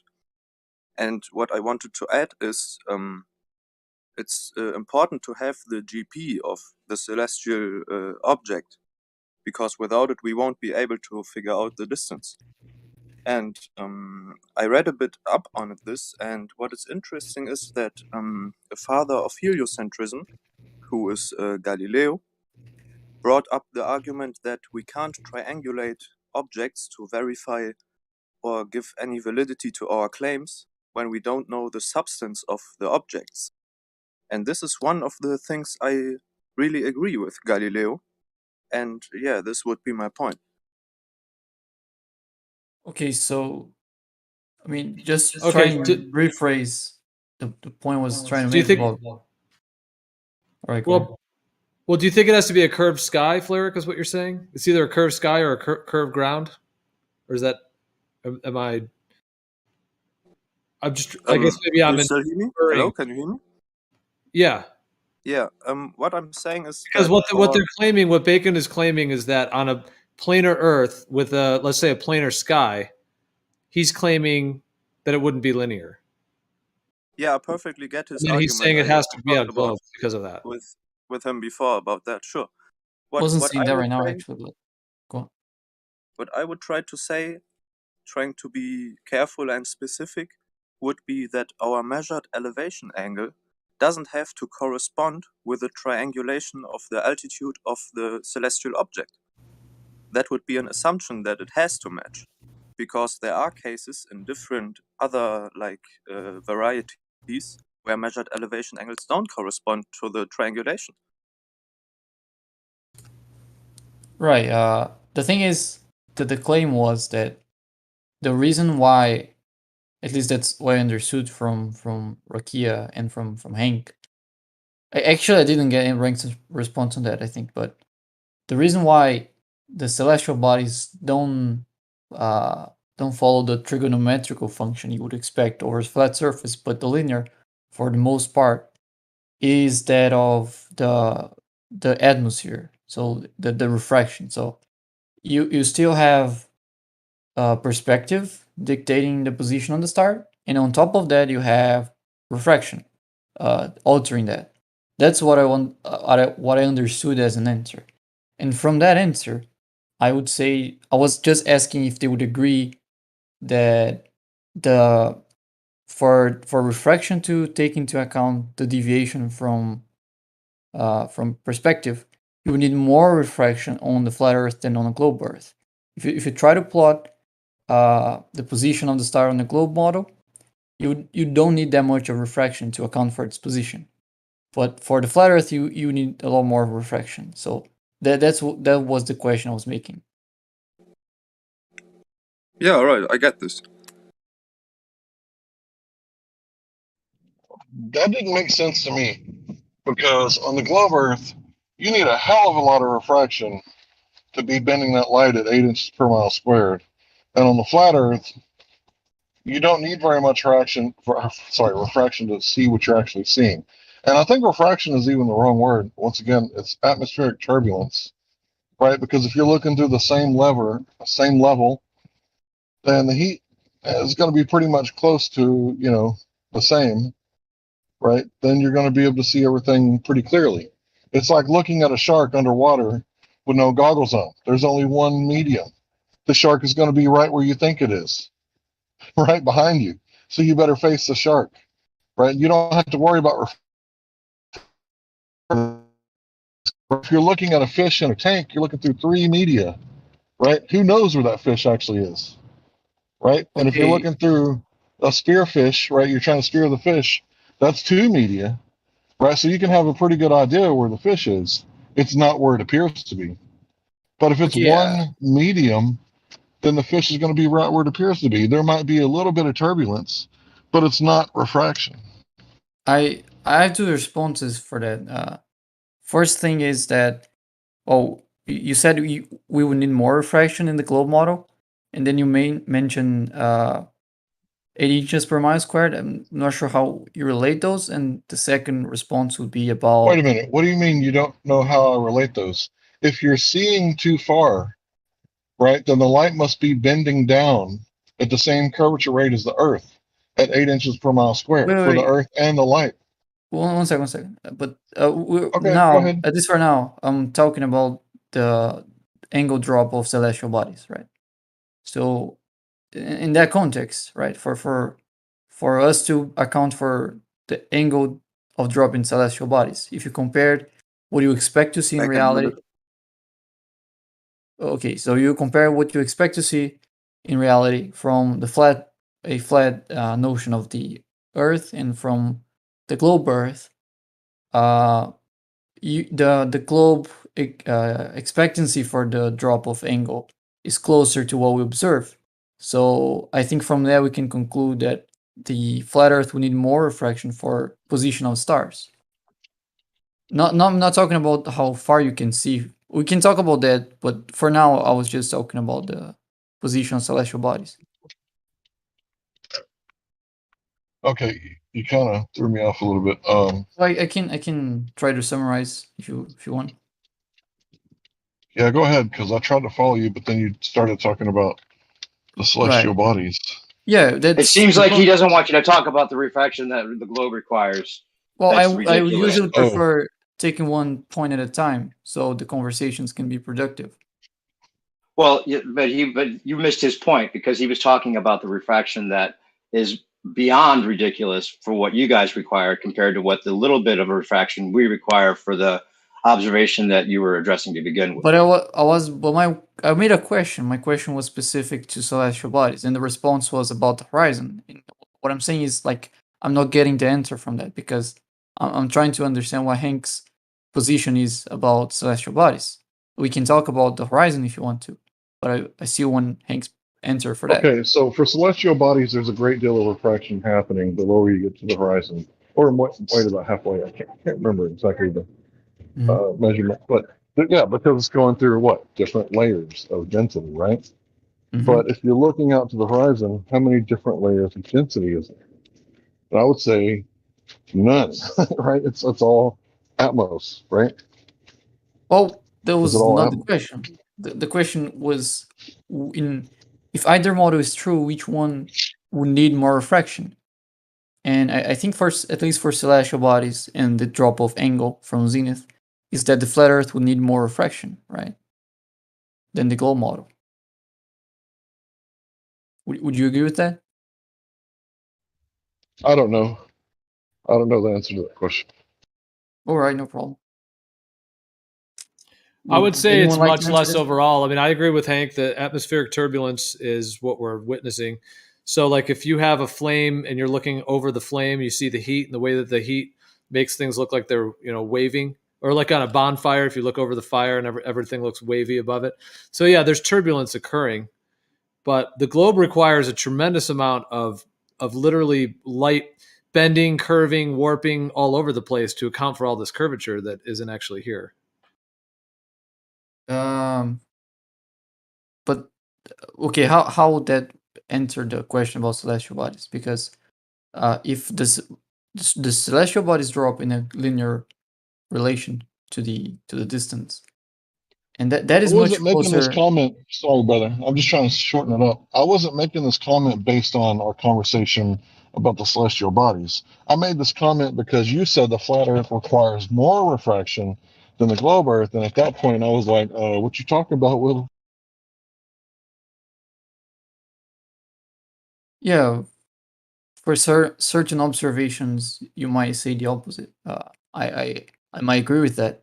I'm not sure about like how much refraction you need for each horizon observation, but I think that's much easier to take into account if you're talking about celestial body, because that's it's well described, and celestial bodies are subject to less refraction than things close to the ground, of course, and that's why people would prefer to use celestial bodies above 20 or 30 degrees of elevation angle.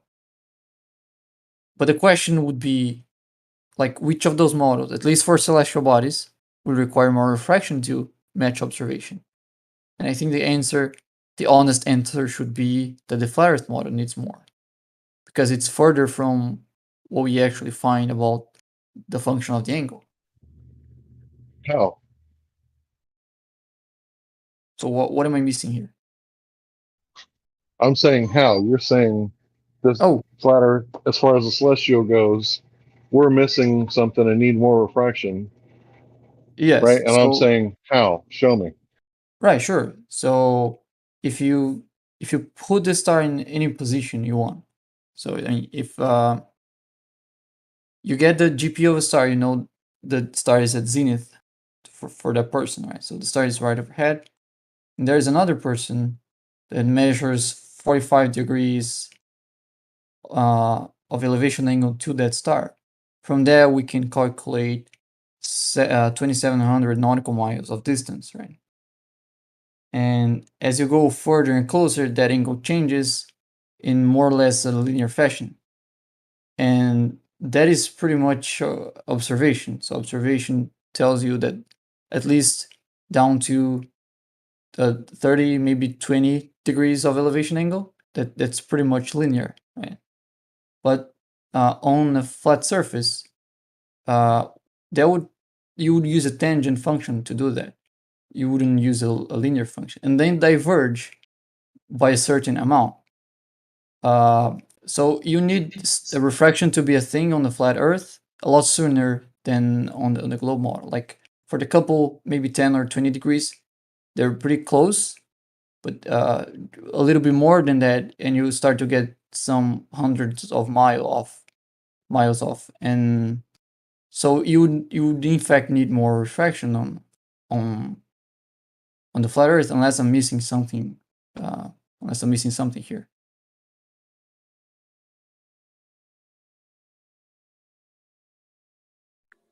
Yeah, I mean, from our viewpoint, it would be that we don't know the substance. Right, but regardless of the substance, if you are claiming perspective, you're claiming that you're seeing where it is, and regardless of what's made of, we're only talking about the angle we see it. So yeah, you're seeing the position at which it manifests to you. You're seeing that within your field of view, which I think is a hemispherical range because you can't see forever. So that's how they're going to appear to you in your region.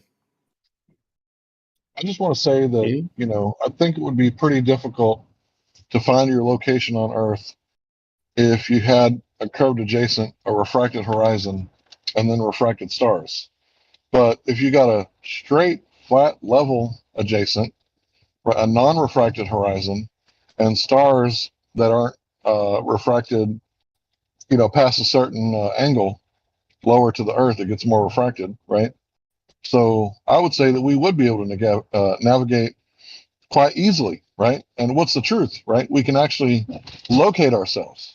So that tells me that we're not using a curved adjacent because that would fuck up all the math, right? We're not using a refracted horizon that would fuck up the angle. And we're using stars that are high enough in angle that we're not using refracted stars. So but I would you say, wouldn't I be. don't know. I I agree. don't know how the hell you would. I don't know how the hell you would navigate with those Well, three it's things. quite simple. It's quite simple actually. First, you don't use a curved adjacent on the globe model. That's not how we're measuring the angle. You have a line of sight that points to the horizon. That's a straight line. The second thing is that, the math we're using, like if you're trying to compare the measured angle to your expected angle for your gas position, for example, that's based on the spherical geometry. That's not Euclidean. That's not a Pythagorean theorem. That's either the Harvison formula or a table that allows you to get close results with less calculation effort. So that doesn't seem to be in favor of the flat surface.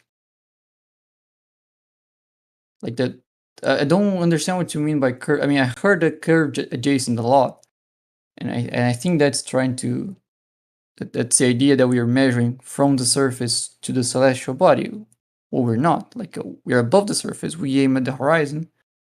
I mean, even on a flat surface, you're not using the surface, right? You're not using the surface to measure the angle. You're using a line that goes from you to the horizon. That line isn't the surface. Well, where's your horizon? It's refracted, right?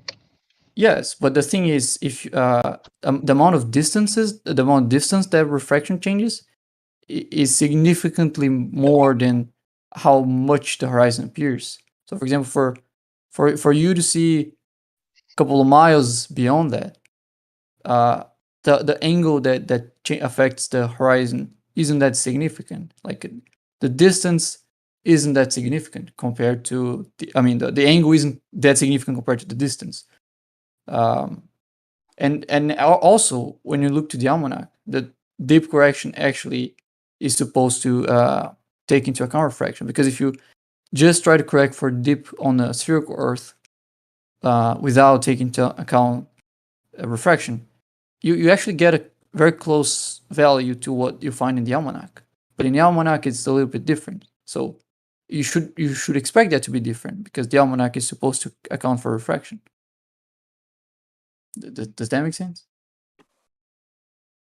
Sure, it makes sense. I have to politely disagree on your statement that the line of sight to the horizon would be straight, though. That would only be the case in terms of the geometry if we derive it from 1.22 times the observer sight in feet. But that's not the case. It's always refracted, right? No, but I wasn't referring to the path of light, but the line of sight. Like, the line of sight would be just the direction you're pointing at. It's not necessarily the path the light is making Yeah, all from. right. But okay, I get you. Sure, I don't want to misrepresent what you're saying, but then we would get this orthographic like representation of how it's measured on a globe with tangents and line of sights and artificial horizons. But that's just a like synthetic image. That's not reality, and in a way not representing it, because that's an idealized case which cannot be observed. And still, Yeah, sure. We don't have a perspective view on someone measuring and sextant with the light rays. and maybe Visually. I'm mistaken, but I can't really differentiate between the line of sight. But if we always apply refraction, how can we have a straight line of sight? That would be what I would criticize regarding this synthetic representation, where we can have this direct line of sight from tangents and verticals, but this cannot be obtained in reality if it's always refracted. We can't have a straight line of sight. Right. This If only you're, applies to the geometry. but I think we're using the same term, which is line of sight, to describe different things. Like the line of sight I'm referring to is purely the direction in which you see the horizon. Isn't necessarily where the horizon physically would be, but it is not the path of light from the horizon to your eye. That would be curved, and that would land on your sextant at an angle, and that angle would be your line of sight. So if you go backwards from that angle in a straight line, that wouldn't reach the horizon, of course, because that's a straight line. It's not a curved line that reached your eye. But that would be the line of sight. So when I say the line of sight, I'm referring to that line, that straight line that isn't supposed to represent the path of light. It's just supposed to represent the direction in which the light entered the instrument. Does that make sense? Maybe I can draw that to make it more clear, because I think this starts to get messy at this point. Yeah, I don't want to cause confusion. I just wanted clarification regarding this. Yeah, sure. When you use angles with right angles down to the Earth and a planar Earth and a direct line of sight to the star, you can build circle of equal altitudes with GPs and build out the entire planar system of the Earth. Okay. Yeah, and you absolutely do measure these angles off the surface of the Earth, because every table and chart assumes that your eye is at sea level. That's why you then factor. Yes, that's why you then factor in the dip correction. Yes, the dip angle correction is just to account for the height you are off that sea level. Your height Yeah, of eye, but because the values of that don't make sense on the geometry of flat Earth, and we can, like, I'm willing Okay, to when you right say now, a geometry you of guys flat want Earth, what does that mean exactly? Because a lot of people seem to say that and assume that maybe they're talking about something that someone else is talking about, but it may or may not be that. So what are the assumptions you're using? Sure, the assumption is that the surface of the Earth is flat, right? And the line of sight is pointing directly to the star. And Okay, so all right. When you say flat, you're talking about a planar, horizontally level surface with level water? Sure. So let's do an example. So right? what are the conflict? I mean, the thing is, humans have mapped the Earth using planar geometry with these right angles since the dawn of time. So what is the conflict you're having? I heard you saying that lots of time. I never saw you back that up. Like, I'm not sure how to respond to that without asking for you to. Well, the globe is a new concept. That's a newfangled idea that's been pushed by a particular group. Well, it's older than navigation. So celestial navigation is old. Far before any idea that globes were started to be pushed in people's minds. Especially if you think that, like, Jesuit globe idea that's been pushed. You're free to. You're incorrect on this one. Come on, you know that the globe goes as far back as the Greeks and maybe even further. That we knew the radius of the Earth in Greek times 2,000 years ago. You don't know the radius now, bro. Yes, we do. You're going to measure it with me in 5 days? So what's the radius? Why don't you tell Google it and tell me? Well, so you're going to do it in 5 days? You're going to do it 5 days from now? 5 days from now it's going to be done, but it's already been done and proven thousands of years ago? In 5 days. In 5 days. It's the best day to do it on the equinox. In 5 days. In 5 days, we're going to put sticks in the ground, Yep. guys. Sticks That's in it. the ground. And it works. And it works. And it works. Yeah, only if there's parallel light rays, which is and there are totally parallel not the light rays. Well, you can prove that by holding the ball up to the moon.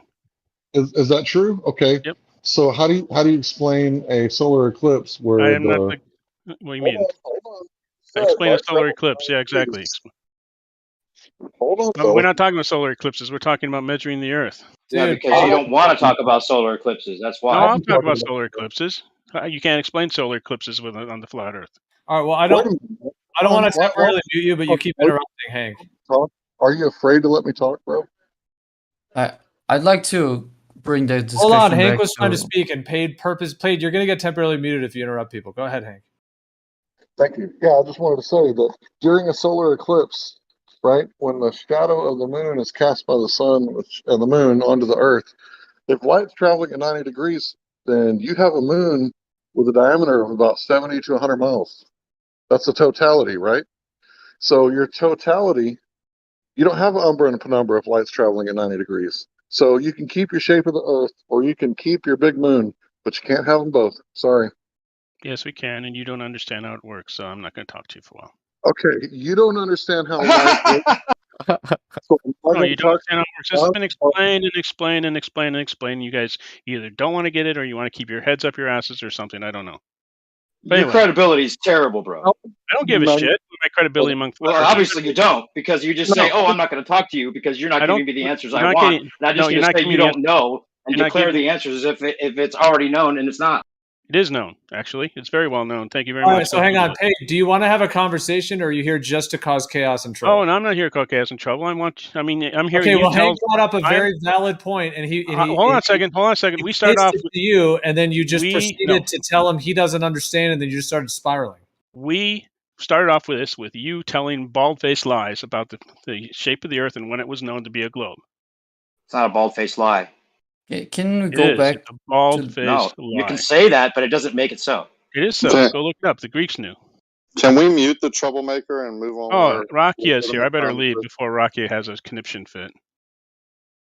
Yeah, you should just run away because you're totally fucking caught out, man. Actually, I don't totally give a got shit. hemmed up. You got hemmed up. Perspective. I don't give a shit what you think of me. Perspective. I don't care if you give a shit. Obviously, why would I? Why would anybody? The way you're acting doesn't give you any credibility. Yeah. I'm trying to get back to the discussion. Yeah, he left. Yeah, I just want to point out that I can post some stuff, right? You guys can look at it. But what they're claiming is that during a solar eclipse, the moon is concentrating the shadow like a magnifying glass. And I say like a magnifying glass because I'm not talking about bending light or because of a lens, but it's bending at such a point to it's a little tiny focal point on the Earth about 100 miles across or in diameter, right? And if the moon is supposed to be 1/4 the size of the Earth, that is a huge difference than the shadow of totality and the actual size of the moon. So if he's claiming that light's traveling at 90 degrees all the way from the sun to the Earth, then it has to be traveling 90 degrees past the moon, and that would create a shadow 1/4 the size of the Earth. So his claim about me not understanding, I think everybody can picture what I'm saying, but if you can't, I'm about to post some stuff. Where should I post it? Yeah, in the live stream text. We're in live stream one. But yeah, absolutely. No, I hear what you're saying. Yeah, it seems like he, in that case, wasn't able to respond, or didn't want to, or couldn't actually respond with any actual, intelligible information. But yeah, it's a good point.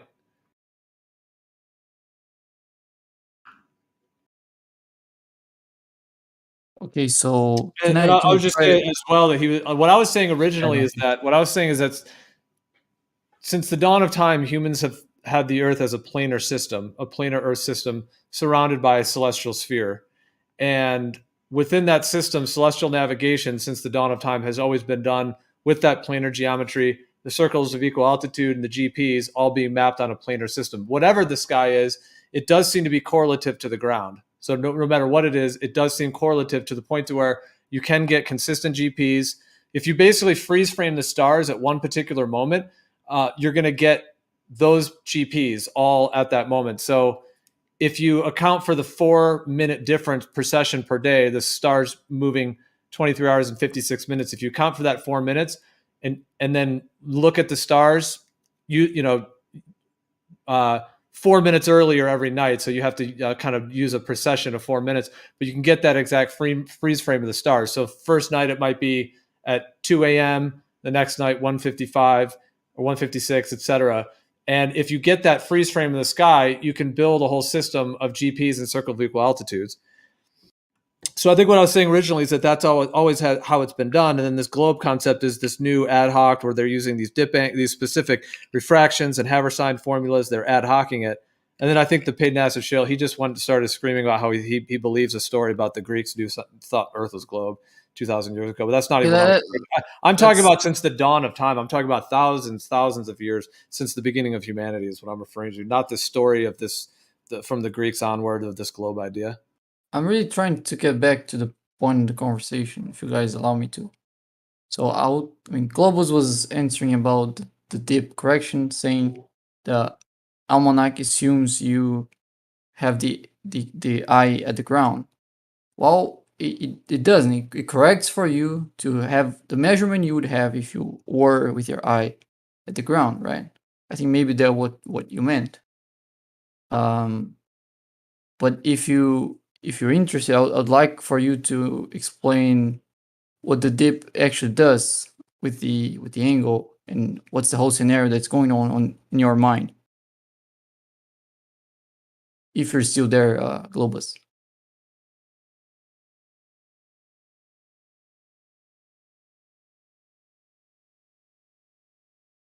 I heard you talking a lot, Bacon, since Globus is not answering. I heard you talking a lot about this, like as if you know what you're talking about. Have you ever used the book?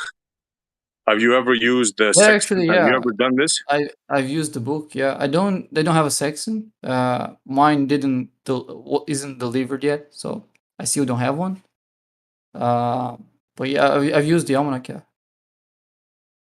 So in other words, you're just speculating all that stuff, all that rant you went on before about dip angles and this and that. You're just repeating something you read. No, how am I no experience speculating whatsoever, correct? I don't think you listened to any word that I said then, because first of all, there was a question. I made a question. I wasn't making any speculation. How can you infer that I'm speculating when I'm asking? Oh yeah, because you're going on and on about how the flat Earth should have this perspective and this refraction on the globe. And have you tested this? How can you say that? You just say words, man. Yeah, have you tested the globe? Perspective isn't a description isn't a physical description of the world. It's mathematically defined, right? So testing perspective is simply finding what angle you should have given how far it is. It's all perspective. Tell me where you tested. Sure, tell me where you tested the difference between a curved Earth and a round Earth. We have two models. Yeah, we have the two models. You can just look at what the angles would be in either model, right? How? I just create the models. I have a visualization that calculates the angle for both of them. So you just create two models, put arbitrary numbers, and say this is the curved Earth and this is the flat Earth. Correct? You have no clue of the actual things. Values weren't arbitrary. Actually, the angles come from observation. So if you select the option for the linear relation between the angle and the distance, that isn't an arbitrary thing. That's what it's assumed in stellation navigation. That's not me making that up. That's just me applying the values to the implication of the model. So if you have where'd you get these values? Where'd you get the round Earth values? Let's say I want to replicate what you just said now. Where'd you get the flat Earth values? Where'd you get the round Earth values, and where can I go and replicate and test this? Well, the flat Earth is just a line, right? And then you just pick any scale you want, and then you get the GP of any celestial body. Just create a perpendicular line to the surface, because that's what the GPs are supposed to be, to have the celestial body as zenith, right? Didn't so ask you about the GPs. I didn't ask you about the GPs. Oh, I you're asked asking? you. Yeah, I'm trying to explain how the model was developed, so you can replicate that. I think that what was you're asking for, right? No, you said about how perspective works differently in the flat Earth and in the round Earth, and I'm asking you, how did you go about testing? Like, how would you know? Even to it's a simple formula. like, did So you if you have find a flat Earth somewhere and a round Earth somewhere, and you tested this? How did you do this? We're talking about the model. So if you have a flat surface and you have an object on top of it, above it, and you want to know the angle compared to the distance of an observer on that surface, that's like a pretty simple geometrical exercise. A flat It's not surface? something you, yeah, it's not something you test for. For example, if I give you a triangle, so I tell you two angles and the length of one of the sides, and I ask you what are the other angles and the other sides. You don't test that, you just calculate that. So the model is just something you calculate. What you test is you compare the model to reality. That's and how did you do that? Have you done that? Yeah, the reality tells you 16 So hold on, nautical miles. I think that's what he's asking. Have you ever tested the Earth? Or is this all just stuff you saw? I think that's a very vague question. Like I'm bringing something very specific, and you're asking something. Well, I very think broad. that's his question. Maybe I'm incorrect, but I'm trying to just clarify that. Well, it sounds like you haven't tested your assumptions. So you're talking about idealized theory. So if we're talking about idealized theory, we need to see how your theory is consistent, or if there is some sort of inconsistency in the way that you're thinking about these idealized perspective things you're talking about. Right, like you're thinking about standard refraction and standard this and standard that. No, and, no and refraction if the at Earth all. is curved, let me finish, please. And if the Earth is curved, and if the Earth is straight, but you just read that somewhere. I'm asking you, have you had any practical experience in this? Because you just sound like you're just giving us information that we've heard and read 1,000 times before. Yeah, can I say you're this, getting though? the point then. Hey, Bacon, can I say this? In Bacon's defense, what Bacon is talking about is the science of the way they're calculating and reading the stars. The issue is there's no, in the navigation, they assume that the Earth to be a ball, right? Well, you know what I mean? And that's it. And that's all it is. And and that's all that they're really doing. And they're, well, if let's you're, talk about how your idealized perspective math or whatever you're talking about fails. There appears to be a focal point past which the mathematical relationships of taller versus what's shorter and what appears to be taller versus what's actually shorter appear to invert. You can see a focal point when you look at a bottle. A bottle has an opening that's usually smaller than the bigger circular base at the bottom. But if you hold the bottle past the focal point close enough to the eye, the smaller opening will appear to be bigger than the bigger base at the bottom of the bottle because it's past the focal point. So my question to you is, how do you handle the math before, at, and after the focal point where these bigger, smaller relationships appear to invert and defy mathematical and perspective expectation? I doubt that you have. Have you done that? How that defy the expectancy of perspective? If perspective is going to give you an angular size for the hole that is closer to your eye, and a smaller angular size to the one that is further, so there's no define on perspective on that.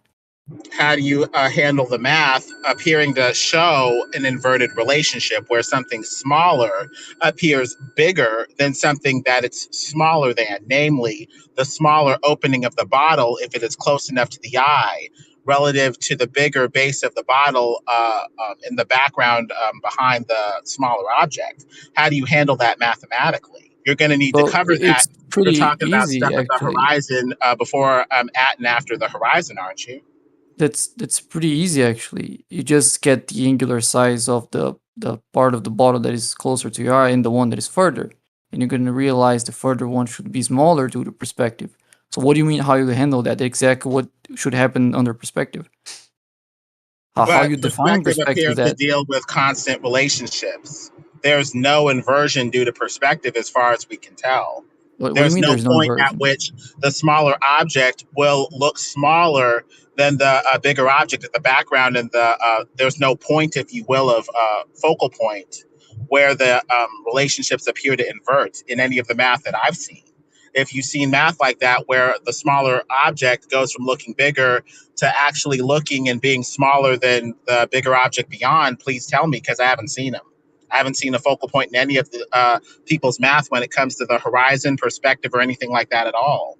So you're describing a scenario in which the smaller object is closer to your eye and the bigger object is further, right? Yeah. Okay, so it's completely fine. Like you're saying, there should be no inversion. That's just not true. That it doesn't matter if one's bigger than the other. The angular size of one is going to be set by its size and its distance. The angular size of the other is going to be set by its size and its distance. We know that the further it is, the smaller is going to be the angular size. The closer it is, the bigger is going to be the angular size.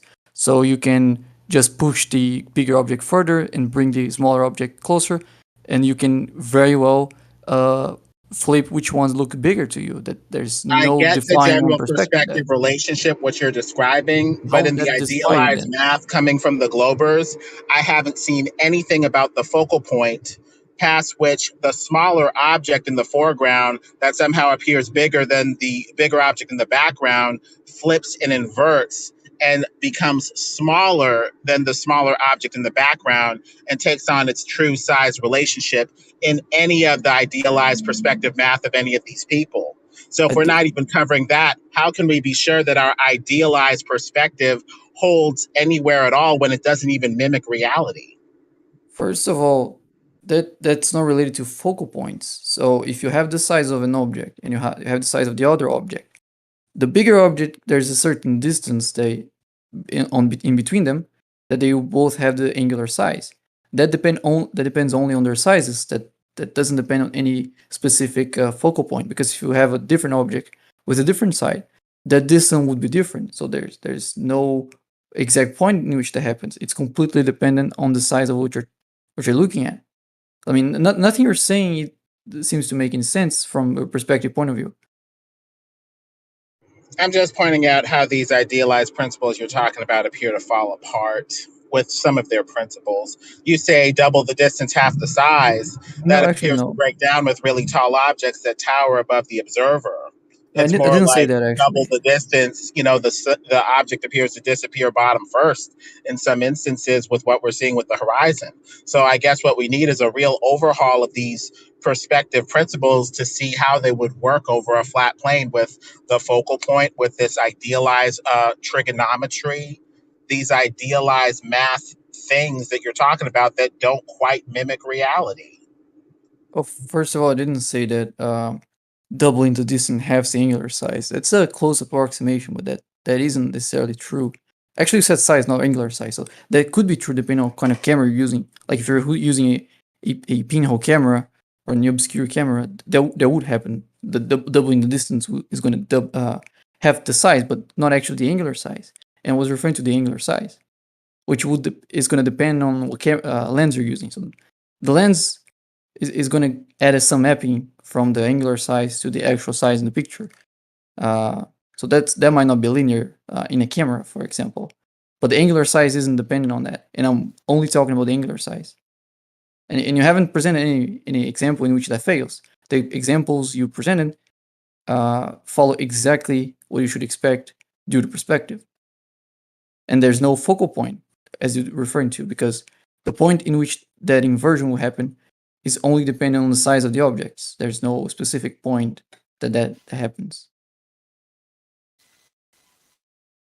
Bacon, if you had to kind of summarize a point that you're making right now, what would that be? Because I agree with what SC Montreal was saying. You're kind of just giving a lot of sort of like stuff you've read and you're kind of just like a little bit feels like regurgitation. You're just kind of repeating it over and over. So is there something you want to get out of it, or is there a particular point that someone could respond to? I'm only repeating because I'm hearing the same point again, and I'm giving the same answer because I think that the answer actually addresses the point. But the thing about testing it is that when we're talking about perspective, perspective is something geometrical, right? It's not a description of the physical universe. It's just a mathematical description. It's purely geometry.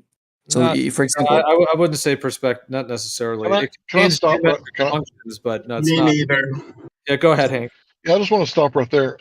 So yeah, you have given a mathematical description to perspective, but I can give you an English description of perspective, right?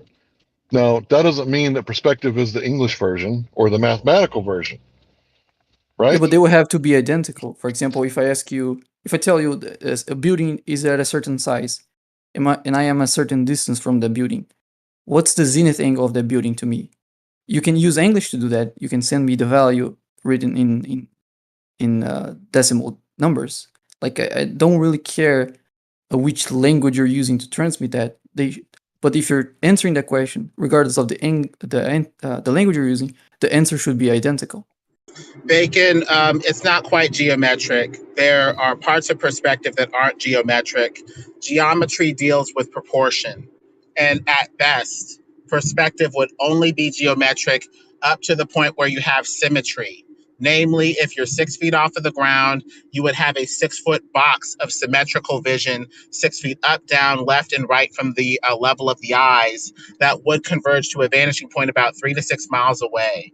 Past that point where you have symmetrical room, 6 feet up and down, left and right from the level of the eyes, that symmetrical geometric relationship you're talking about will break down very quickly because the box, instead of being 6, 6, 6, 6, or 6 by 6, it'll be more like 100 by 6, like 100 feet up, left, right, and 6 feet downward, or like a mile up, left, right, and 6 feet downward. It's going to become very asymmetric and non-proportional. And at that point, the symmetric part of geometric perspective, if you will, is going to break down very quickly. So you only can expect geometric perfect perspective trigonometry up to that point for that height, for that length of visual space. Past that, you can't expect that. That's illogical. The conditions just aren't there. Yeah, I didn't get your point at all. Yeah, me neither. I was going to say, what are you talking about? You're 6 feet off of the ground. You only have 6 feet of symmetry. Like a 6-foot pole, the 6-foot visual space that you see up, down, left, and right from the vanishing point at the level of the eyes will appear to get smaller and smaller, diminish to a vanishing point, just like a 6-foot pole will. Anything that is a taller height will, be represented top, left, and right because you have room visually, top, left, and right from the level of the eyes. But from the level of the eyes down, all you have is 6 feet. So you have a horizon line forming. You have a limit of how much visual information you can interpret from the level of the eyes down that bottoms out very quickly, while top, left, and right, your visual steam and your visual angles are expanding and taking in more visual information. You don't have conditions for visual symmetry past a certain point, past a focal point where 6 feet up, down, left, and right is gone. So you don't have the angle of conditions attack, for this right? idealized geometry. What does that have to things disappearing in a distance from the bottom first? A horizon line is going to form very quickly. And the idealized visual relationships where you would like to say 100 feet up, down, left, and right, and down from the level of the eyes, those conditions aren't there. You have 100 feet up, 100 feet left, 100 feet right, and 6 feet down. A mile up, a mile left, a mile right, 6 feet down. 10 miles up, left, right, 6 feet down. The bottom part of the vision is bottoming out. Something going away from you doesn't change how much you can take in visually. But I didn't get the point about symmetry. Like, for example, if I tell you how high a building is above my line of sight, like nothing that is below my line of sight matters. Like this, why is the symmetry doesn't irrelevant? that just mean being equal in length or whatever? Yeah. Like not necessarily length, but symmetry of being like a perfect square box. Yeah, It's symmetrical. if I tell you like something is there's a line that is perpendicular to your line of sight, that means there's a 90-degree angle, right, from that line in your line of sight. So now you have two lines that meet at a 90-degree angle. If I tell you how far that is, I'm telling you how far that line intersects your line of sight. So I give you one side of the triangle. Now if I tell you how high the thing is, I'm giving you the second side of the triangle. So you have two sides in an angle. You can now solve the triangle. So you can find exactly what's the angular size of it, what's the zenith angle of the object, or the elevation angle of the object. So that's just a simple trigonometric relation. Symmetry is completely relevant. I found a definition. Yeah, but the thing is, you don't have these purple lines, Bacon, that are preserved visually. You have a bunch of visual space that is compressed into what we interpret in air as a line. You have just a bunch of lost visual information, asymmetric angles, and weird stuff going on past the horizon that defies this idealized geometry. What do you mean? How far do you think, Bacon, that you can do that? How far you can think you can do this accurate measurement? I don't know. The thing is, I'm not claiming that's reality. I'm claiming that's perspective. Perspective doesn't exactly matches reality because there's more things. Yeah, there's more things playing a role when you're just looking at something than just perspective. So you're gonna find a discrepancy between perspective and observation at some point. So Bacon, bro, you're like all over the place, bro. So you're saying is not reality? Is that what you're saying? Sorry? No. You're saying perspective is not reality?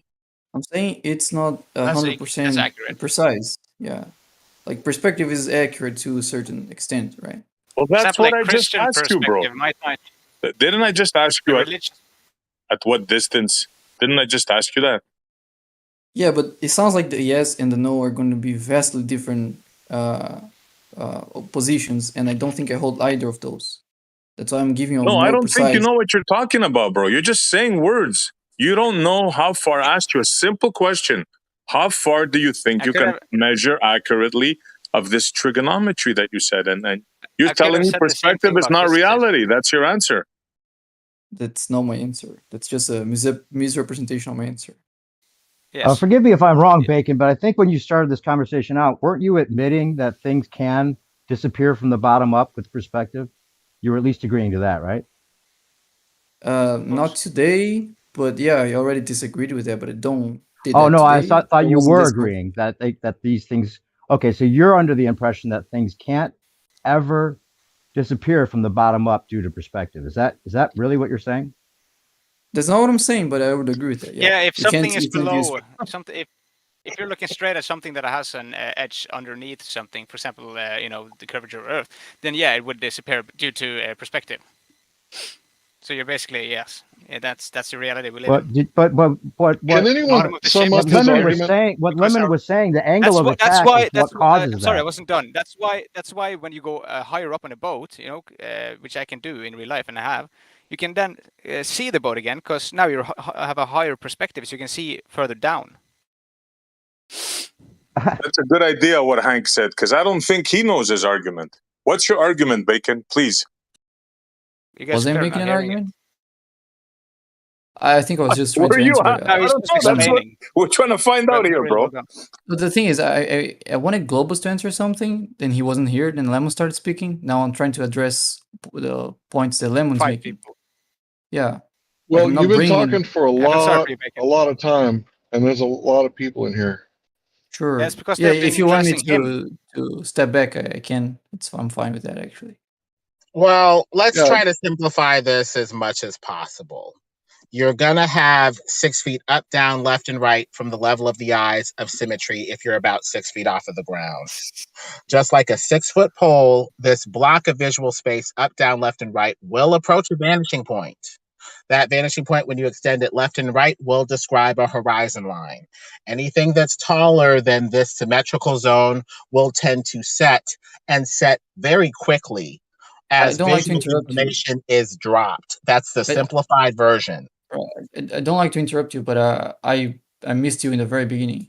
So you said if you're 6 feet height, you have up to 60 feet of symmetry up and down I left, right? said 6. I'm talking about symmetry where everything's even on all sides. Why would I say 60 if I said 6 before? No, That makes no sense. I said 6. Maybe I misspoke. I don't know, but I meant 6. 6 feet up, down, left, and right from the level of the eyes, roughly, for this simplified example of why a Symmetry horizon of- forms for that symmetrical zone, more or less. I don't think we're talking about why horizons form, but what do you mean? What symmetry referring to? Symmetry of what? Symmetry means equal on all sides, more or less. 6 Okay. feet up from the level of the eyes, 6 feet down from the level of the eyes to the floor, 6 feet to the left, 6 feet to the right. Okay, why would? In what sense is that symmetrical, and in what sense that is not symmetrical in a bigger distance? Symmetry in English means equal. I Mirror understand what that images means. that are equal on all sides, more or less. Yeah, what I don't understand is like what is this limitation? What happens if I'm looking at something 6 feet beyond me? What is actually happening there? Well, depending on how close it is, you can make out a 2D object. But if you take that object 3 to 6 miles away, it will approach a vanishing point beyond which it is unresolvable and appears to just basically go down to a speck, more or less. Once you extend that vanishing point to the left and the right, there you go. You have a vanishing horizon or a vanishing plane or the horizon. There you go. But that is not related to symmetry. Like if you have, let's say, 2 lines that are parallel, and they go up from your vision, in 45 degrees of elevation, and they go parallel into that direction, you're also going to see they merging at a distance. Like things don't merge at a distance because they're horizontal to you. It's just because their angular size is getting smaller, and that happens. But that's where all the parallel lines are. They're that happens to all directions. going parallel to the level of the eyes, parallel to the surface. That's where all the parallel lines are. So that's where the convergence is going to be toward the level of the eyes in that direction, because the surface is going in that direction. The trees that are at a certain height going away in series are going in that direction. Everything's going in that direction, parallel in that direction. So that's where the horizon is going to tend to form. Can I ask a question? Yes. I don't know if it's. Hang on. There was a pilot a while ago who was wanted to debate people in here with little results. He said that they take in the curvature of the Earth into account when they're flying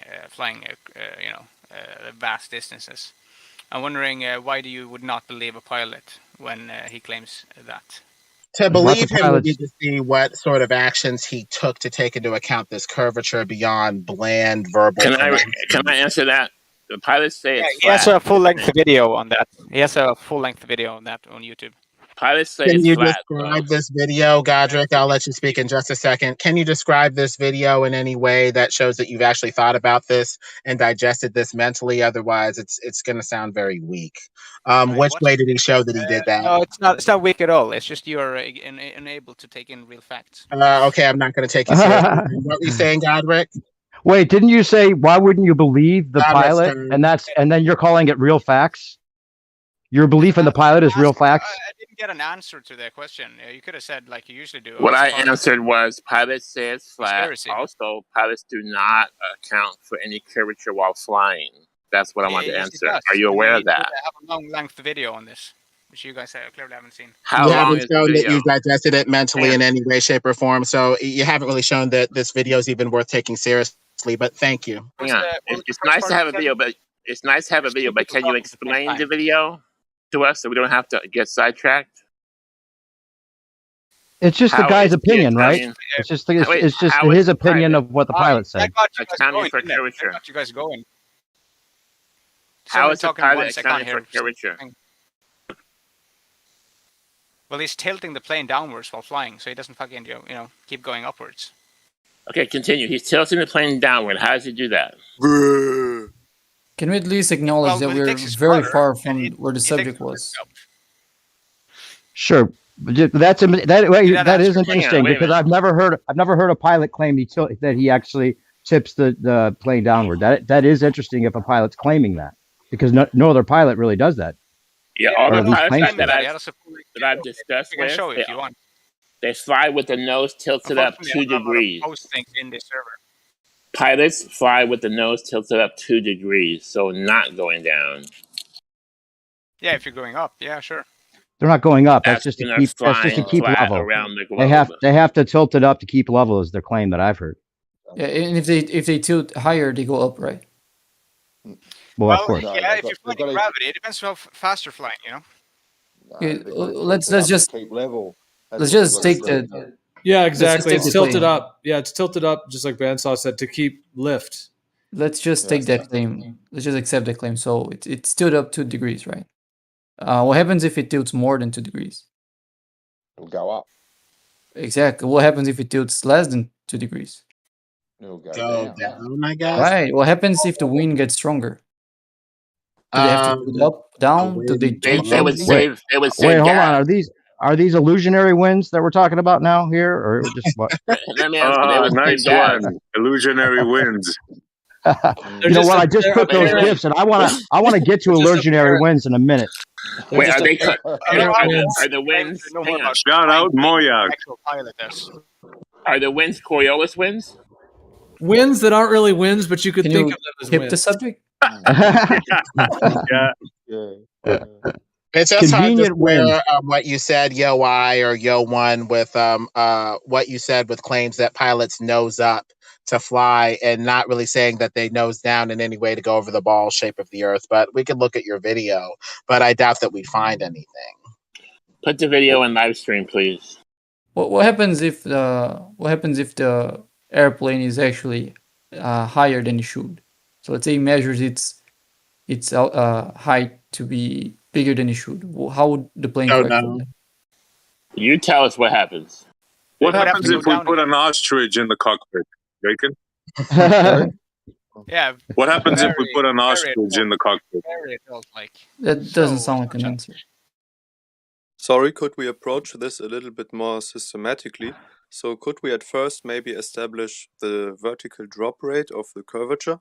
And could we then maybe construct an example with a cruise speed and then calculate the negotiated drop from vertical the plane has to cover? I can do that if you'll listen.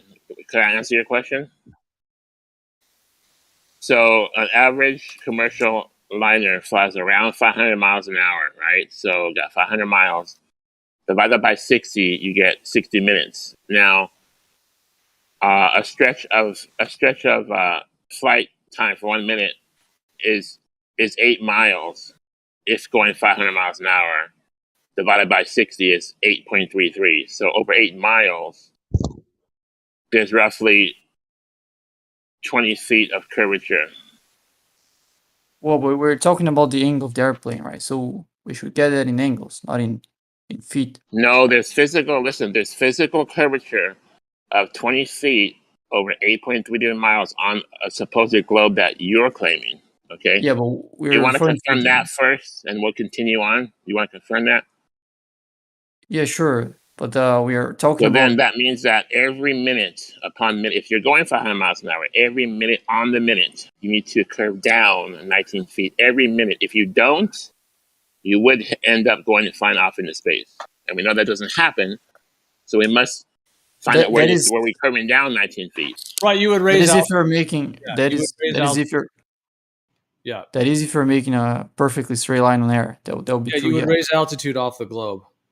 Yeah. So when you Otherwise, winds, otherwise right? So your plane is just fighting to be level, essentially. So it's just trying to stay up above level, being slightly angled upwards to maintain that level. But yes, if it was a globe, there would be an additional adjustment that would have to be made because you would be changing your horizontal for every mile of curvature. Oh, you could very well claim that the 2 degrees has that adjustment, right? So there's a certain amount of degrees that is going to keep you at a certain height above the ground, right? If the wind is constant, at least. And You know what given some of that them say? Some of them say that gravity is sorry, I wasn't literally finished. pulling them, like falling around the globe. They Gio, say gravity let me is finish, pulling Gio, people please. around the globe. Is that what you believe? No, I was trying to finish. So, given the shape of the Earth, if it's flat, you need a certain angle. If it's spherical, you need a smaller angle because that would keep up with the curvature of the Earth, right? And we only know that there's an angle. Why would you need an angle on a flat surface if you're flying straight and level? Well, it does have. If you're rejecting that, you're rejecting the Earth to be flat because we know there's a. I mean, at least that was I think Godric's claim that there's a 2-degree angle, right? Because that depends. No, you misunderstood. What you think the plane is flying? Hang on, It's actually flying at a 2-degree angle up. Hang on, let me fix myself. I made a mistake. The 19 feet was if you're adjusting more often. I just did the math. I just posted it in the live stream, at least the curvature. If you're flying 500 miles an hour, divide that by 60 minutes, it's 8.32 miles a minute. Over 8.32 miles, there's 46 feet of physical curvature on a globe with the dimensions. So Right. 46 feet down every minute upon the minute, you have to reorientate your plane down, not 19, 46 feet down. Yeah, then you can keep going straight. Right. You don't That's orient if you're a going direction. 500 miles an hour. Godric, you don't orient a plane in feet, right? It's in degrees. Do you agree with the math though? Let's just confirm on the math. There is a physical curve on a ball, yes? Sure, I agree with that drop Let's calculation. say it's about 46 feet, yes? Yeah, I agree with that drop calculation. Now, I need you to pay attention on my response to that, please. Now pay attention to fantasy. Go ahead. Oh, for fuck's sake. So Go ahead. Let him respond. Go ahead, Bacon. Right, Respond to right. my. You have to go down 46 feet every minute. So for that to happen, let's think what would that happen on a globe Earth, because that's what you're talking about. What would happen on a globe Earth? So on a globe Earth, right? If you manage to make your airplane go in that straight line, the line that you have on your screenshot, that diverges from the surface, right? What will happen is Very good. It does diverge from the surface. I agree. Continue.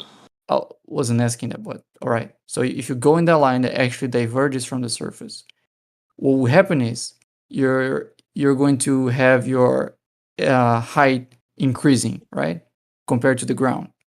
So your ground position. Yes, the ball would start pulling away from you. You would start raising up in elevation if you went flat, right? Exactly. Yes, So if you have your airplane tilted in an angle in which that happens, you wouldn't tilt your airplane at that angle, because when you do, you realize you start getting altitude, right?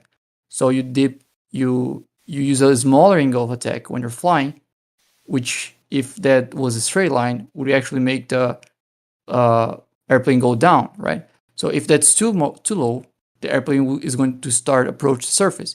If it's too high, let's say it just keeps that straight line, it's also gonna get away from the surface. So you just need to know the angle in which the airplane is not getting either away from the surface or closer to the surface. And in either model, there should be an angle that does that. Do you understand it? Yeah, it's called flying straight and level. What are you mumbling on about? Is your plane flying straight and level or not? Let me answer him. Hang on. So we're intelligent and we know math, right? So we can measure these things. It's 46 feet drop, right? Every minute, right? Flat for a minute, then 46 feet drop. Flat for a minute, then 46 feet drop. Are we in agreement? No. It's not flat, then it drops, then it's flat, then it drops. You have a throttle, right? If you pull up, you go up. And push down, you go down. So you can control the plane going up and down. So you'd have to push down 46 feet. Am I right? I can agree that if you're going in a horizontal line, that's going to be the rate of drop. I agree with that. How about autopilot? Let's get down to the nitty-gritty. No. He's getting confused. Wait, don't get him confused. We're on a path. He agreed that there's a drop of 46 feet. And if you fly flat, you'd have to dip every 46 feet. Okay, continue. Yeah, if you establish a horizontal and follow the horizontal, I agree. That would be how much the surface will drop, right? But that if you're flying, that is if you're flying a straight line, right? If you angle, let's say there's a certain amount of angle that your airplane has to be to keep that horizontal line, correct? If an angle to keep a horizontal line. Did you guys hear that? If you understand that in the context of the sentence, there should be no problem. No, that's total nonsense. That's total nonsense. There's two reasons why you would object to that. Either you're not listening, or you're purposefully derailing the conversation, because that is not at all what I'm saying. Dude, you said you That's have very to calm. fly at an angle to fly horizontal. Yes or no? Yes. Yes, because horizontal the angle, to the ground. the airplane, If the the ground is airplane. fuck Okay, it. depending on how fast the wind is, depending on, I mean, there's a lot of factors on that, but there's the overall factor that affects how an airplane flies. You need the plane to be at a certain angle just to keep its altitude, right? Yeah, we established that before clearly.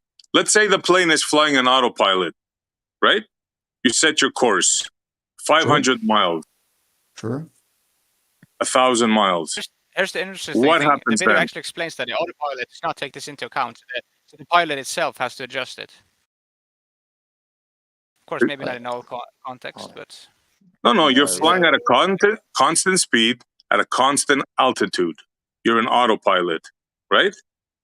Now, altitude will Godric change if the ground is dipping downwards. explained, and you agreed on the drop. How? How does the altitude change if you're on autopilot flying straight and level? 46 feet every minute on 500 miles an hour. The Yes. autopilot is going to give you the angle that keeps you in the same elevation, in the same altitude, right? It's round. round. Why would it give you an angle that keeps you in a horizontal You're line? flying that gives you around the altitude? ball, dude. You're flying level, straight and level, which you agreed. No, I Same didn't. altitude, I didn't same agree speed. I didn't agree with straight and level. That would be the same as agreeing the Earth is flat. I'm agreeing it's flying level. Well, that's right. It's flying that straight and level. Saying that So straight level means and level curve to you then. Level An means angle- curve to you. Bacon. on the globe it does. Bacon, an You angle hear that, straight, people? right? You hear that? Level is Wow, curve no to one him. heard that before. Yes, that's the new Wow. standard. If you want to in stay the, at a certain Bacon. level, video centers. Montreal, now it's my fucking time. I've heard this bullshit so many times. No, so let you're me just ask Bacon Say first. Let me Montreal, just ask Bacon. Hang on. if you're flying at a certain Godric, shut the fuck up.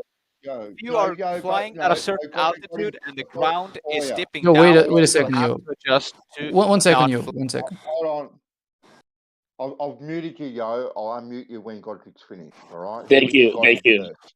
Bacon, I think the confusion is you're trying to say that an angle is round, and it's not. An angle What? is straight. No, I'm not implied the angle is curved at all. Okay, so the angle is straight. So if you're going straight like a straight line, you have to bend down to stay with that curve. Yes or The no? angle isn't the angle isn't the path of the airplane. Saying there's an angle. The angle is does the not path of imply. the flight. Right? No. The angle. We're talking about the angle of attack, right? Okay, to go Or around the the pitch. sphere, you have to keep bending around that sphere. Yes or no? Sorry. To go around the sphere, you have to keep bending around that sphere, constantly bending. Yes or no? Yeah, the airplane as a whole, yes. Right. Which So now, what doesn't do you mean mean by angle? right. So you have the surface, right? And you can compare to the surface what's the pitch of the airplane, right? Correct. The attitude, it's called. The pitch, the attitude, correct. Has to follow the curvature of the supposed ball Earth. Has to. That is the law of nature. So I mean, the aerodynamics of an airplane is not that easy, and I can't give you exactly what the pitch should be for the airplane to keep its. I can give you that because I measured it. I actually observed it when I fly. I put my spirit level down on the floor and check my bubble app, and the thing is level all the way to my destination. And that can't happen on a spherical ball Earth, supposedly. I wasn't that will never asking happen. that. And whatever you're putting That's your what level we're on, talking about. That's whatever what we're talking about whatever you're when we fly putting. on a plane. Jim, I don't want to give up on this just because you're speaking over me. Benzo, I can will you? allow you to speak. I will allow Yeah, you to no, speak. Go ahead. Benzo, Yo is back. I think he changed his name. Where is he? Said he was gonna unmute him. Yeah, but where is he? I don't know what his name is now. It's I think it's the flat earthers are stupid. Oh, okay. Yeah, leave him banned. Bacon, let me make my point to see if you can answer. Okay, if you take a ruler and slide it over a globe, okay, you have to reorientate that ruler, reorientate it every so often to stay with that sphere. So that's what planes have to do, yes or no? Not exactly. Not exactly, because if they no, went because flat, they would go off the rails. They would go off into because space. you just have to take the surface as a reference, right? So, for example, if you're just flying, let's say we don't know if the Earth is curved or if the Earth is flat, right? We just know we're flying, right? And your pitch, the pitch of your airplane is then defined with a surface as reference. So if you don't know where the surface is, you don't really know your pitch. No, you got your instruments. You have your instruments. Your instruments will tell you if you're flying level or not. You got your horizontal, sure. artificial horizon, and Sure, you've those got instruments. your altitude meter. So no, Those you can fly level without the surface. okay, I accept that. Let me just not lose track. So yeah, your instruments are going to give you something that would match the surface. So if it's level, if you have a bubble level and it's flat and you're an airplane, if you bring that out, it's going to be flat at surface. So it will match the surface. That's the whole point, right? And when you're talking about the pitch of your airplane, you're talking about the pitch. We can just use the surface as a baseline. So if the angle is too big, the airplane is going to go up. If it's too small, it's going to get lower, right? So there's a certain angle. I don't understand what you mean. Are you talking about? Oh yes, that's correct. Yes, I see what you mean. So if you are flying your aeroplane, and if you nose, but Bacon, that would happen over a flat plane. And you cut out right when you said nose. Okay, so the thing Bacon, is, that would happen over a flat plane, correct? okay, Godric, yeah, I agree. That would happen on a flat plane, right? But even on a flat plane, I mean, you still is often in the situation that you have to keep your pitch positive, which means like above zero, just to keep your elevation, right? So the pitch doesn't actually is telling you that if the surface is going down or not, because if you have the surface curving down and Dude, if you're in a falling, fast lane, you should be going faster than the car in the fucking slow lane. Come again? You're going to notice if you change the attitude of the aeroplane, you're going to notice the angle. It's no longer level. The passengers will notice it. The passengers will be uncomfortable. The main problem, and especially the cabin crew, You think when they're trying to passengers serve you your drinks. are going to be? You think passengers are going to be uncomfortable with 2 degrees of pitch? That's going to make passengers uncomfortable. Yeah, they do fly on a very slight positive pitch, right? Because they have to keep in a pressure zone, and depending on the lift of the wings, the thrust, all this stuff is taken into consideration because they have to keep at an equal altitude, and the only way they can do that, if they did fly horizontal, they would eventually crash into the ground because they'd be constantly falling out of the sky. So they do have to fly at a very slight positive pitch. That's how planes fly. That's how they keep level. To keep the wind flow Bandy's across bang the on. They wings. fly with their It's a nose combination of up things. by at least a tiny bit. I think it's like 1 maybe 2 degrees, because the fuselage, the body of the underside of the plane, helps add to the lift that it gets. So let me finish my point. Let me finish my point to make sure we don't get sidetracked. Okay, so my point is that planes flying at altitude to maintain altitude, they have to dip down every so often. In the case I measured, 46 feet every minute to stay with that in the same altitude, to stay with that curving sphere. And we don't see that. We don't have any way to confirm that. And the pilots say they just fly flat. So that's my point. No, the thing they Can you look in the live stream text, please? I posted an image. I'm seeing that. Please look in. Yeah, well, So that that explains is- exactly what you're being told. Yeah, I'm trying to. Hang on a second. Let me say one more thing. I'm trying Jen has a nice picture here. Look at the first plane. To get from the first plane to the second plane, you have to reorientate down, and again to the third plane, you have to reorientate down. You're not flying flat. You're reorientating continually. But Godric, I understand. Gravity is. They say gravity is pushing the nose down, is falling around the globe. Yeah, I think that's globe logic to throw in to make That's absolutely to say impossible. gravity, to say pitch, and to confuse it so you can't even measure it. I think that's the globe. That's the globe tactic. So you can't even tell. All the to ask planes a are trying question? to do. Just let me jump in, just quickly. I'm Marty, and guessing I'll let you go. All right. All they're looking for is a consistent pressure zone. So that lift and that thrust can keep them consistent at a particular altitude. That's all they're 100%. trying to do. That's all they're Andy trying gets to do. it. Andy gets it. You guys only like the globe because British people made it popular. No, that's got nothing to do with the globe or anything. What I just said, it's talking about a consistent pressure zone that planes fly in to keep But themselves in the air. we're not seeing the plane reorientate downwards to I stay with actually that don't sphere. know That's that. what we're What not he's saying.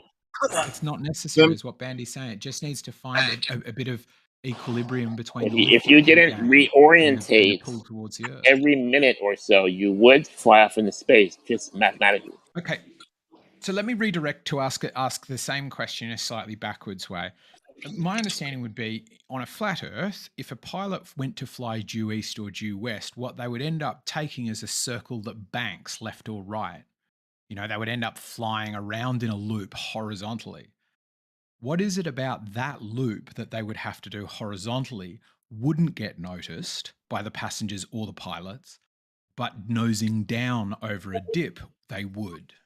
It depends on whether they go due east. They could just cut across in a straight line or in a chord. They don't have to go due east in a circle. They could just cut straight across. I'm not saying they can't cut straight across. What I'm saying is the bearing of due east is bent. On a globe, it's not. Pilots are always changing their bearing, like left, right, and you wouldn't really tell. Not only that, but we don't know the path. Hang on, we don't know the path they're flying, right? But the sphere, guess what? You can go left or right and always correct, but on the sphere, you have to go down, mostly down, every minute to keep with that altitude, to keep with that turning, curving sphere that's curving under you. That's the difference. So left and right, you can go as much as you want. It's not going to matter. But up and You're not going to down, notice, though? if you I'm screw, not going to say it's listen, if you screw up and down up, you're in trouble. That's what I'm saying. So, but it sounds like what you're saying is they could turn. I'm fine with that. They could turn. I think we're all Your quite whole comfortable with plane your plane can fly zigzag from here to China. Nobody cares, and nobody's going to really notice that. What I'm saying is, the curve is a physical curve. You can't mess with that. You either if you screw up the curving, you can either crash in the ground or go off in the higher altitude into space. Right. That's why. So you can't compare left to right I to get up your and point down. there. Totally different. That the globe's dipping down physically, so you would need Let to me be give dipping you down physically. right, and let me give you another example. Look, let's say you're in a car, you're banking around a huge ass mountain that's a circular path on the road, right? You have to keep that wheel keep going left, and if you go straight for a while, you have to keep it back on left. We don't see that happen. We don't see the pilot thrusting down on the throttle, which will make the plane go down. We don't see that. We just see it flying flat. And if you push it down, he'll go lower. If he pulls it back, he'll go higher. We don't see this kind of action that you're taking, like in a car around a big ass bang. That's what we don't see. So we have no way to confirm that it's really happening. So they're just basically flying flat, is my point. Yeah, I absolutely agree. I don't think we see that. I mean, I don't see what the pilots do anytime when I fly, unless I'm up front with them. But my point still stands. We don't see them do either. We don't see them bank left when they're flying on an easterly path. Bank left depending on their latitude, so harder, tighter turns the further north you go. We don't see that as much as we don't see them nosing down over a curve. So we're not getting evidence for either of these propositions. I think you're getting something confused. You saw the flat Earth model with the sun going in a circle, and you think the planes have to do that. The planes don't have to do that. They can just fly straight. Like China to Chile is a straight line. And here's the thing: on a flat plane, it's a straight line. On a globe, it's a curved line. Where is this curve we're looking for? It shows. I feel like you're responding, but you're not really answering the question I'm asking. Sure, you can fly straight. It still would mean the bearing that is due east, 90 degrees, is going to curve. So if you fly in a straight line, what you'll find is it's not going to curve. What if I can just finish? What you'll find is if you're flying at any bearing towards the east or towards the west, if you go dead straight, then east will curve around on you. It'll come around to you. You'll go off. You'll leave heading northeast, and eventually you'll find your east crossing past you, and now you're heading more southwest than northeast because it's going to come around at you. So it doesn't even require that the plane bank or turn to have this. What it means is either it takes a curved path to stay due east, or it takes a straight path and bearings curve around it. Or planes just fly in a straight line and you don't notice it because the plane is flying more or less in a straight line unless it's in some sort of curved headwind or the plane is actually taking a curved path. So more than likely it's taking a more or less straight path just as the plane is going straight ahead and not dipping down to account for the curvature of the Earth. There you go. Exactly. I knew the this point you raised. recipe was If it's missing possible some to lemon not zest. notice, if it's possible to not notice this problem with a bearing of east, then it's possible to not notice dipping down around the Earth. There's no way you could split that symmetry. What But a you're talking tricky about a dude you are. possibility. That's not the issue, Eggshells. Listen to the scenario. You're flying at a constant altitude on autopilot, constant speed. You're flying around a curve. Now, the plane has to go around. Yeah, it has to dip. What mechanism makes that happen on autopilot? What do you mean? You just said it. You maintain an altitude. An altitude is set as above sea level. If you stay the same height as above sea level and sea level's curving, you're curving around. How? What's making it? The plane is flying straight and level. Like if you put in the plane's not curving, how does it curve? Then of course it seems a bit confusing.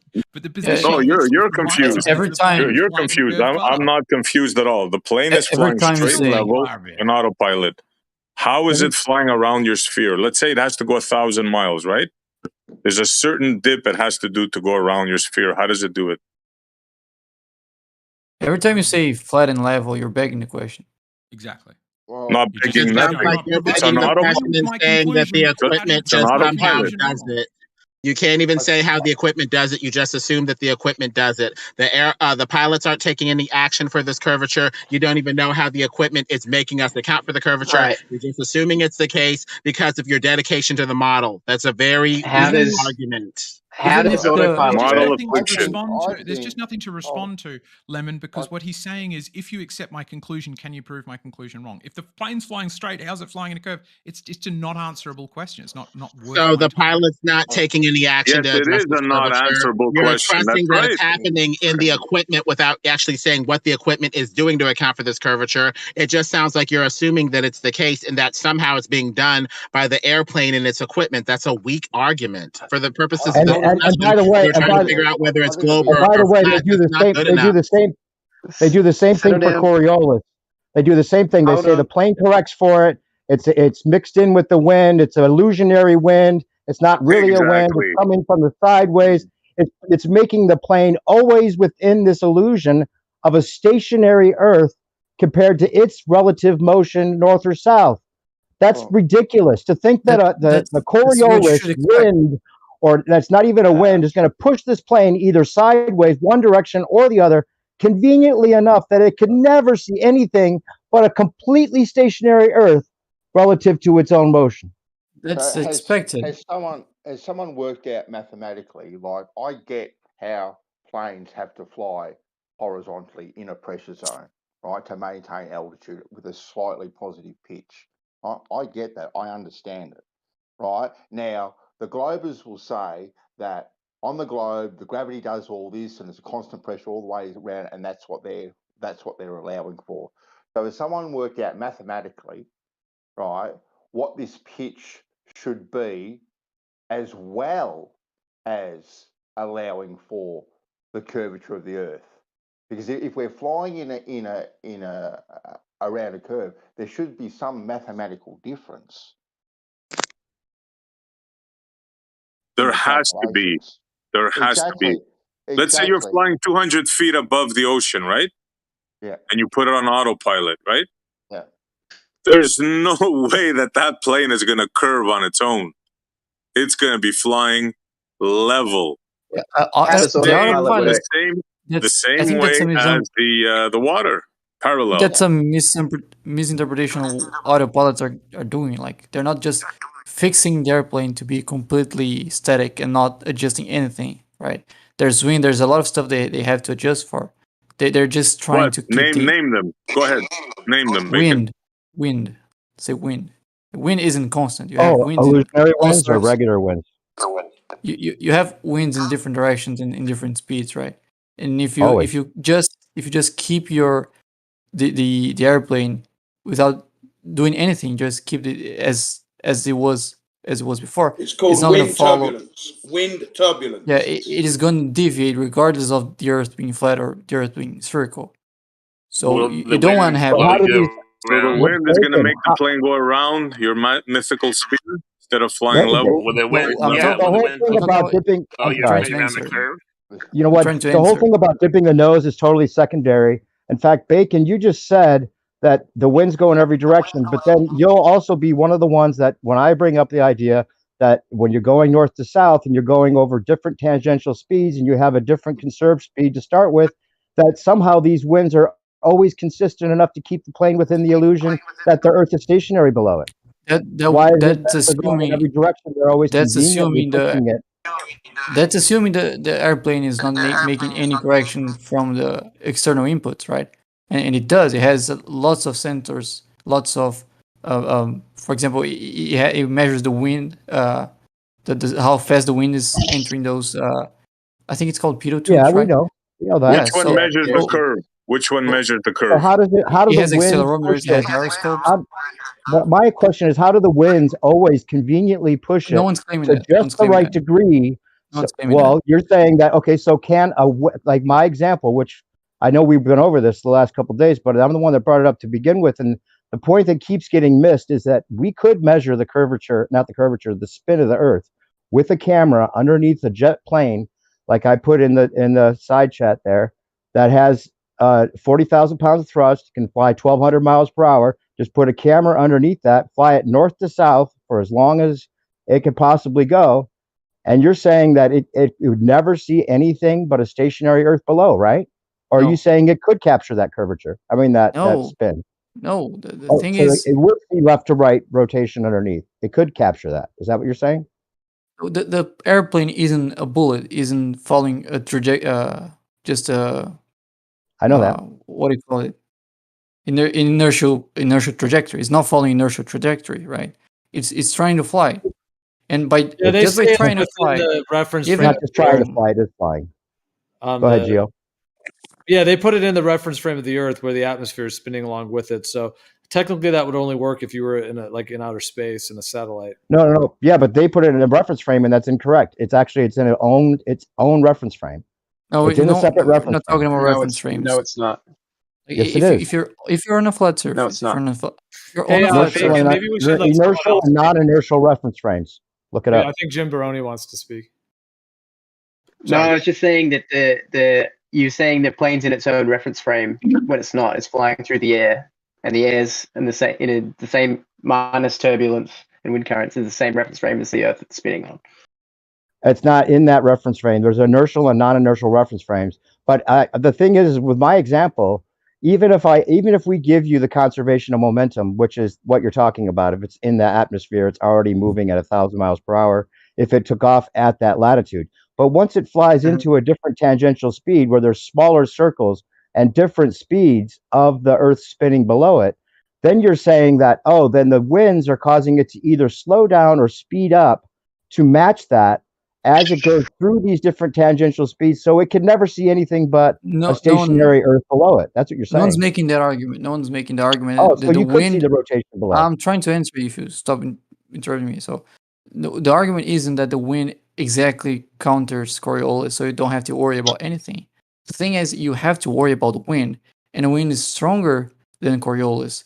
So if you're just trying to counter for whatever deviation your airplane has, and you don't know how much of that is from the wind, and you don't know how much of that is from Coriolis, but you are trying to keep your plane in a certain trajectory, and the acceleration from Coriolis get like as high as like 0.02 meters per second squared.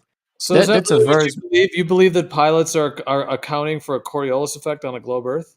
Do you really? No, they're accounting for the plane leaving the trajectory. They're accounting for the plane getting lower than it should be or getting higher than it should be, and that is more due to wind and to the turbulence of the atmosphere than to Coriolis.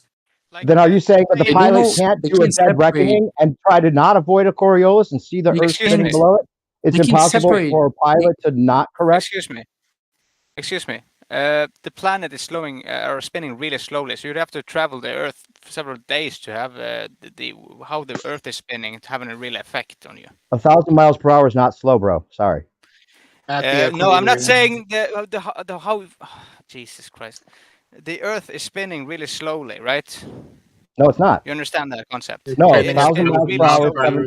It's not You would have really to slow. fly. Faster than the It's totally different speed subject. 12, of 24 hours sound is to slow. have a real Hold effect. on. One at a time. No, it's not slow. That's the answer to your question. It But is go slow. back to the idea that the pilot, I'm talking about dead reckoning. A pilot can force, especially with the jet that I put in the live stream, with a jet like that, it can fly 1,200 miles per hour and it can have 40,000 pounds of thrust and it can hover. Surely, with a pilot trying not to correct or let any winds push the jet in one direction or another, surely that pilot could make a dead reckoning in one straight line over several different tangential speeds, north to south, and see the rotation of the Earth below it.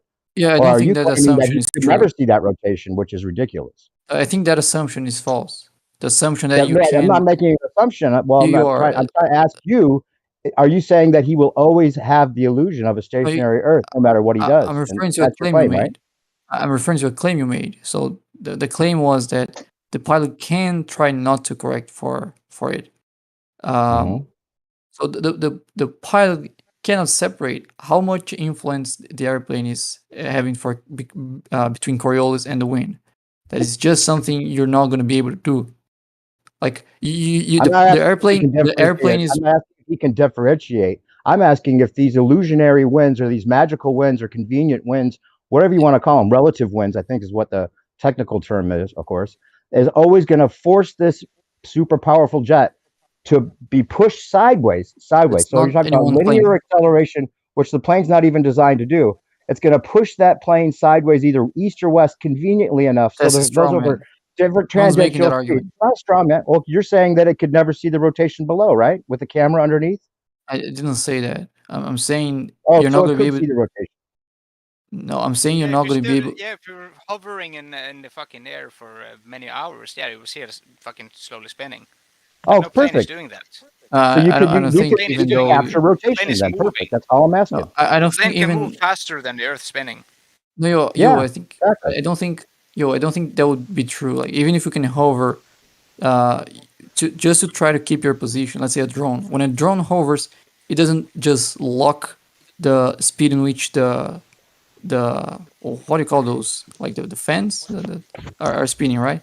It constantly adjusts for them. That's something they do just for hovering.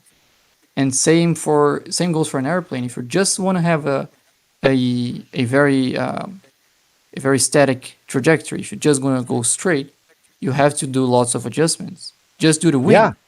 Right. So if you can't separate, if you can't know how much of the influence you're accounting for is the wind, and how are you going to distinguish that? I'm not asking if you can distinguish between the wind and whatever the rotation would be. Yeah, but the they reason I are bring this accounting up for the is wind. this is why it's interesting. You guys are so confident that the plane going over several different tangential speeds. So if it started at the South Pole and it's at 0, then somehow these winds are going to push it sideways, linear acceleration as it moves forward, so that when it gets into a different tangential speed, now it's sped up to that tangential speed, so it can't record with a camera underneath any rotation of the Earth. And then it's going to go all the way up to 1,000 miles per hour, and it's going to be the winds are going to push it so that the pilot with this badass jet is not able to resist it. It's just totally at the mercy of these magical winds to always maintain the illusion of no left to right movement of rotation underneath. That's ridiculous. Can I ask That's the third. You think that's what's going on? Can I ask That's you the third time you're question? making that straw man. Or Can I ask are you you one not question? saying that? Is what I'm Yeah, asking. Are you saying we could capture rotation? No, Hold on, not Dave. saying. Hold on, One Go ahead, Jim. question. One question. Now you're One wrong. question. You're breaking up. Maybe try again. Jabroni. One question. And then yo, you have a hot mic. It's buzzing. When the Is it making sound? plane It is, yeah. You gotta mute. I'm not speaking. Flap your arms. Through Clap your arms. Hold on, He doesn't Jimbroni. realize. You're totally roboting Jimbroni, so I just temporarily muted you, and then yeah, there we go. Yeah, there's a big noise coming from your mic. Well, we hate to straw man you, but you're not really making an argument. No, I'm not even And, trying to straw man. I'm trying to clarify that your point's every not time I really bring this helping up, us make I want to make any sure I'm sort not of straw manning. I'm sorry. I just want to clarify. I'm saying that their claim is we can never put a camera underneath a jet like this and fly over different tangential speeds north to south and never made capture that claim. rotation of You the just Earth. made up that he west made to that claim. east. No, okay, Have I got I've audio been in now? this conversation with him and others before, and I'm saying that ballers always make the claim that there's never a way to capture this west to east rotation underneath a plane because the winds somehow magically make it always match in some kind of lockstep, so it can That's the never straw man. observe this Can rotation. Make I know. I'm asking, That's the is that straw the man. claim? And if it's Can you not, hear me then now? we could, right? Yeah. No, we no can. Is my perspective. audio better? Perspective. Misrepresenting him. Misrepresenting him. Perspective. Okay, You're how? How you're so? one sec. All right. You're right. Let me ask you. Can I ask you my question? Can I? I'm just trying to it's really, clarify that. It's quick. It's quick. Sorry, Oh, Bacon. I just want to but- ask. I don't know who but- the other guy is. All right. But I mean, the guy who's saying Dave, how does you this call me Dave. how does this happen? So when you're flying and the plane's engines are producing thrust, and the wings have air flying over them, they're producing lift. What are they pressing on? What are they? What? So the thrust from the engine that pushes the plane forward, and the lift of the wings. What are those forces pressing on? Other than not the plane. Like what is the plane pushing on to move and to fly? The air? Yeah, exactly. So if the air's moving, the plane is pushing on that air. Uh-huh. So? Exactly. So the plane is doing work on the air where it is. Okay. What is your point? Cool. Yeah, but the air is behind you once you have crossed that, so you always are hitting new air per se. I was just trying to give you guys an opportunity to put a camera underneath one of these jets so you can show that the Earth actually rotates, and we could have this over tomorrow. You can find that on the PE pilot. He has videos of the Earth and you can see it spinning underneath the plane. You're welcome. Awesome. Perfect. Let's see it. Put it in the chat right now. Try to clarify. I can't. I'm not allowed to live stream, but I've told you the YouTube channel is PE Pilot. That's the guy who's debating people in here. Ah, and so he's saying got that they Earth do rotation account for the recorded. curvature. Middle of the sentence. Do account for the curvature of Earth while flying. Thank you. PE pilot. Fucking done. Bye. Okay, I'm still trying to give you that answer. So you said that the argument from the globe side is that you cannot just put a camera below an airplane to see Earth's rotation. I agree with that first part. And then there's the second part. That is the claim. In which Wait, well, let's clarify. That is the claim then, right? Yeah, that's the first half of the claim. The second part of the claim that I heard from you is that is because the atmosphere is countering exactly Coriolis force or Coriolis acceleration. That part is a strawman. That is not the reason why. Well, no, what is can't. it then? What is the reason? Yeah, it's not because the wind is exactly matching Coriolis, but the wind is forcing you to make corrections just to keep track of your path. And then because those the correction you have to make for the wind are bigger than the correction you have to make for Coriolis, you even if you're just trying to keep your path straight, you are going to be correcting for those, whether you realize that or not, because you can't. You can't just distinguish between how much the wind is influencing and how much Coriolis is influenced. Like if Are you Coriolis is kidding smaller, us, man? They're gonna match somehow. Bacon, That's they're gonna exactly what it the winds are didn't gonna say. correspond somehow magically exactly with the Coriolis. Are you Were you you kidding listening? us, man? That's exactly what it didn't say. And I don't know That's what exactly, the strawman was, because you're kind of saying the same thing. Guy is No. bullshitting to you guys day in and No, day I'm not. out. He has no clue what he's talking about. If the wind was exactly matching Coriolis, you would need no correction at all. You would just need to like aim at a direction, go for it, and you'll have to make no correction, because if the wind is matching Coriolis, there's nothing you need to do. That isn't the claim. The claim is that you have a lot of stuff to do. You have a lot to correct for because of the wind, right? So just because you're trying to correct for the wind, and there's Coriolis, and which is less significant than the wind, you won't be able to distinguish the wind from Coriolis. You are But going to that's be not the correcting. point. Yeah, but what about the rotation That's of the that's Earth no. under the plane? Hold That's on, wait. I have to clarify this real quick. The point isn't whether he would be able to differentiate the rotation from the wind. I'm Yeah, but he's trying saying to fly that when I bring this up, when I'm saying that this jet that's very powerful, that can do all kinds of stuff, and you're telling me that Yes. jet can't fly in a dead reckoning straight north to south long enough to get any rotation below. But at the same time, you're saying that it's not a perfect match, that it is in its own reference frame, and that the atmosphere isn't completely in sync with the Earth, and all of these other variations that you'll allow. But then when I say put a camera underneath the jet so we can see just even a little of this rotation, you say that would be impossible because he can't differentiate between the winds. That's not even the point. It's not about him being able to differentiate. It's about the fact that you're saying it's in its own reference frame. It's in a greater circle because it's above. It's above. You're saying it's. I'm just saying. I'm just asking. Is there any way for him to record going north to south, any kind of west to east, left to right, underneath rotation ever? Is that possible in your mind? Yeah. Can you address and that you're point, gonna, you're going to say no, and you're going to say because of these corrections he doesn't know about, and then you're going to try to make it like illusionary winds, or this becomes convoluted wind. after that. Wind isn't illusionary. Wind is something that I'm pilots not have trying to to say correct it is. for. You guys were saying that. We're not. You guys we're were not. Moya came up with illusionary winds. Whatever it is that makes this plane always stay within the illusion of a stationary Earth is what you're trying to explain and explain away as if it were possible that this pilot isn't able to not correct and do what he wants with this badass jet, which we all know would be possible. Yeah, but no, that's your assumption. That's what's wrong. Like, Okay, the can I assumption- ask a question? Because I haven't been able to ask a question here. It's on par with what's going on, and it's I'm this. trying to answer to the perspective claims. Yeah, I'm Go gonna ahead, Jen, just real quick. just listen. Just listen for a second. Can you answer this question? Can you photograph the Earth's surface whilst the aeroplane is flying in its flight? That's the question that's being asked here. The airplane's flying across the surface of the Earth. You put a camera underneath the fuselage as it's flying at 600, 700 miles an hour. Can we photograph the rotation of the Earth? Okay? Yeah, he'll say no. You right? can photograph Bacon, is your answer no? You can never do that, right? Yeah, but the because How is are the you part. so sure? The because is the part in which you're. Can you answer the question, strawmanning please? us. Can you I answer did. the question, please? We did. What's Right, the you answer? can't. You can take a picture. You can take a picture of the Earth, but if you want to see the Earth rotating below the airplane, you have to deviate from the trajectory, right?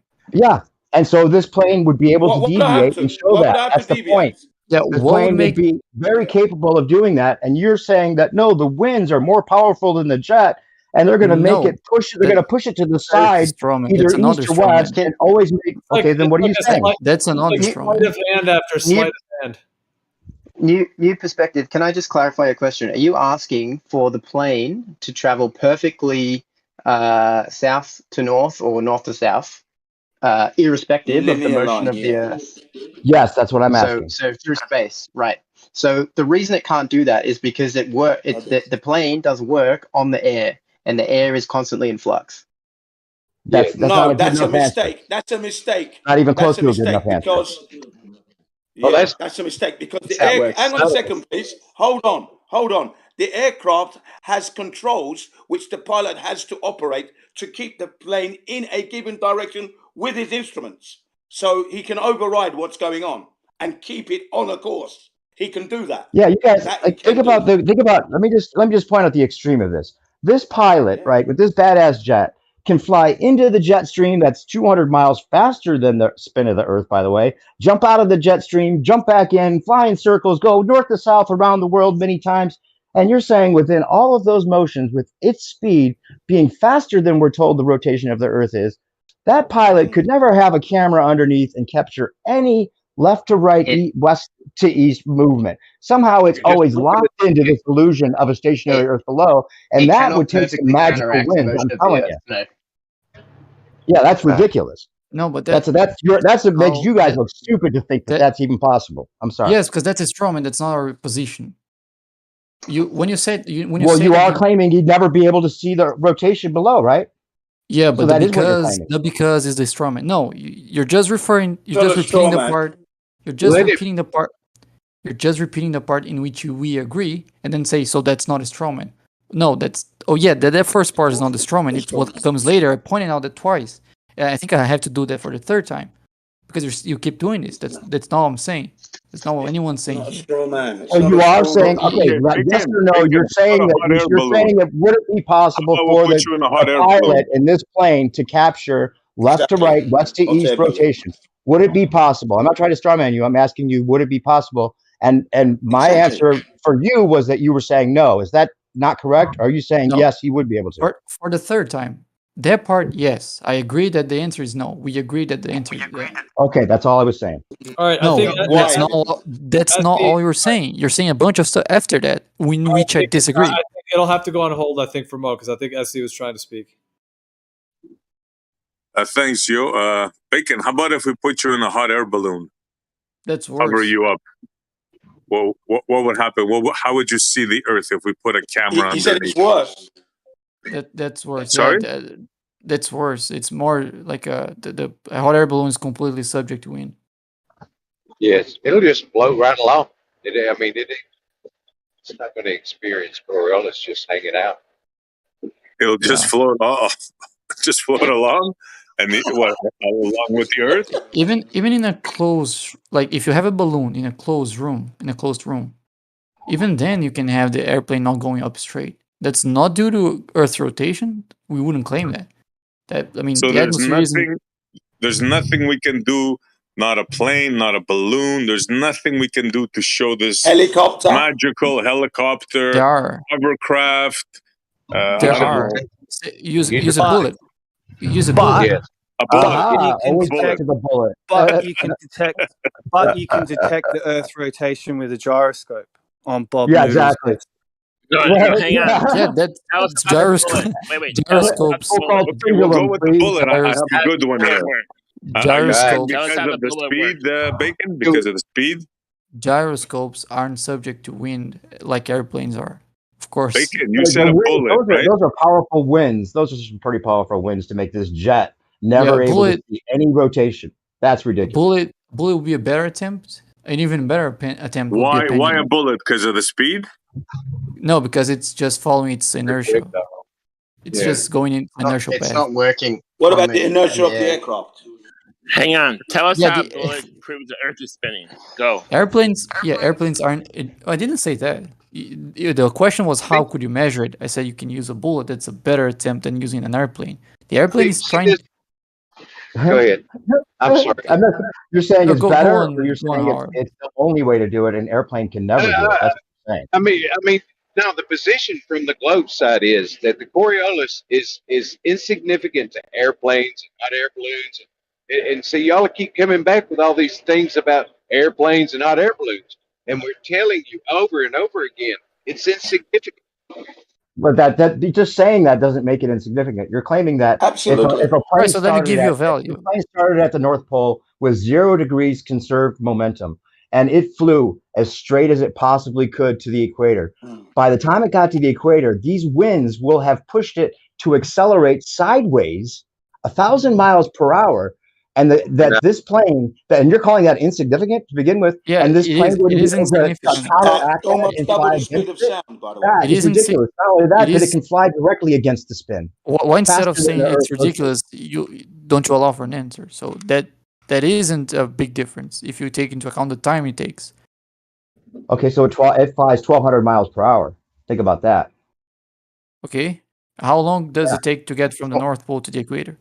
And I'm saying over that period of time, a plane's not even designed to be pushed sideways, accelerating to that. Yeah. What's you're the talking about- acceleration? Hang on. What do you think would It's be the acceleration? It's 6,225 miles from the North Pole to 90 degrees. Okay, go. What do you think Yeah, would be and the acceleration? Walter Bislin on his site has the Coriolis because he realizes that you guys are fucked on this. You guys really are. It really does ruin the globe. The only way you would only see a stationary Earth with a jet like this is that because the Earth is stationary. If it was actually moving, there would be tons of ways to show with a camera underneath a jet like this to show video some Earth recording. rotation. Yeah, Besides that, you're in a greater disagree with circle. that. As soon as you get into the air, you're in a greater circle and you're out of sync with the Earth rotation, right? Why do You're you disagree automatically with out of that? sync with it. You're not backing that up. Why do you Yeah. disagree with that? Because the atmosphere But your model's requirements already disprove it, because you're saying you know that you're in a greater circle as soon as you go into the air, so you're out of sync. Any respectable glober will say, yeah, it's not You're not perfectly in sync. The atmosphere is not perfectly in sync with the Earth's rotation. So if the atmosphere is not perfectly in sync, and this plane is, even if it was bound by this atmosphere somehow, no matter where it went, no matter how fast it went, no matter how many times it goes into the jet stream, out of the jet stream, even if that were possible, you're not going to have, you can't claim that it's going to be in perfect sync, so it only sees a stationary Earth. You can't claim that. It tries But to. you are That's what claiming the that at plane the is same trying. time. That's what the plane is trying to do. It's trying to keep its trajectory.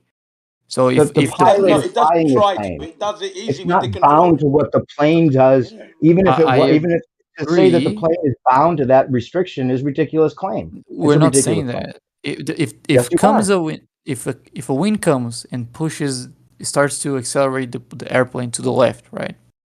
The pilot, if he doesn't want to go to the left, he's going to correct for that. If the wind pushes to the right, he doesn't want to go to the right, he's going to correct for that, right? He could do that. Yeah, exactly. Right. So if the airplane tilts the airplane to the so whatever is happening to the airplane that the pilot doesn't want to do, he's going to correct for that. Same when you are driving. He can do whatever he wants, is the point. Yeah, When he you- can fly the plane, go in straight lines, do whatever he wants with that jet. Yeah, That's not the that's point. The point is that there are external things that he's trying to eliminate while he's trying to fly. The same thing when Who you're cares? driving. So when you're Who cares if when there's you're- external things? You're saying those external things What do you make mean him who cares? unable to fly in a straight line enough to see some Earth rotation? You're saying No. there's no way this pilot can counteract any of these forces? No, he enough doesn't to have record some Earth rotation. He does not have a reference for a straight line that is not the ground. He doesn't have a magical straight line in the sky that he can follow that is independent from the surface, right? He has his headings on his dead reckoning. instruments. Instrument headings. You're forgetting about They the could do dead instruments. reckoning if they want. What are you talking about? What do you mean?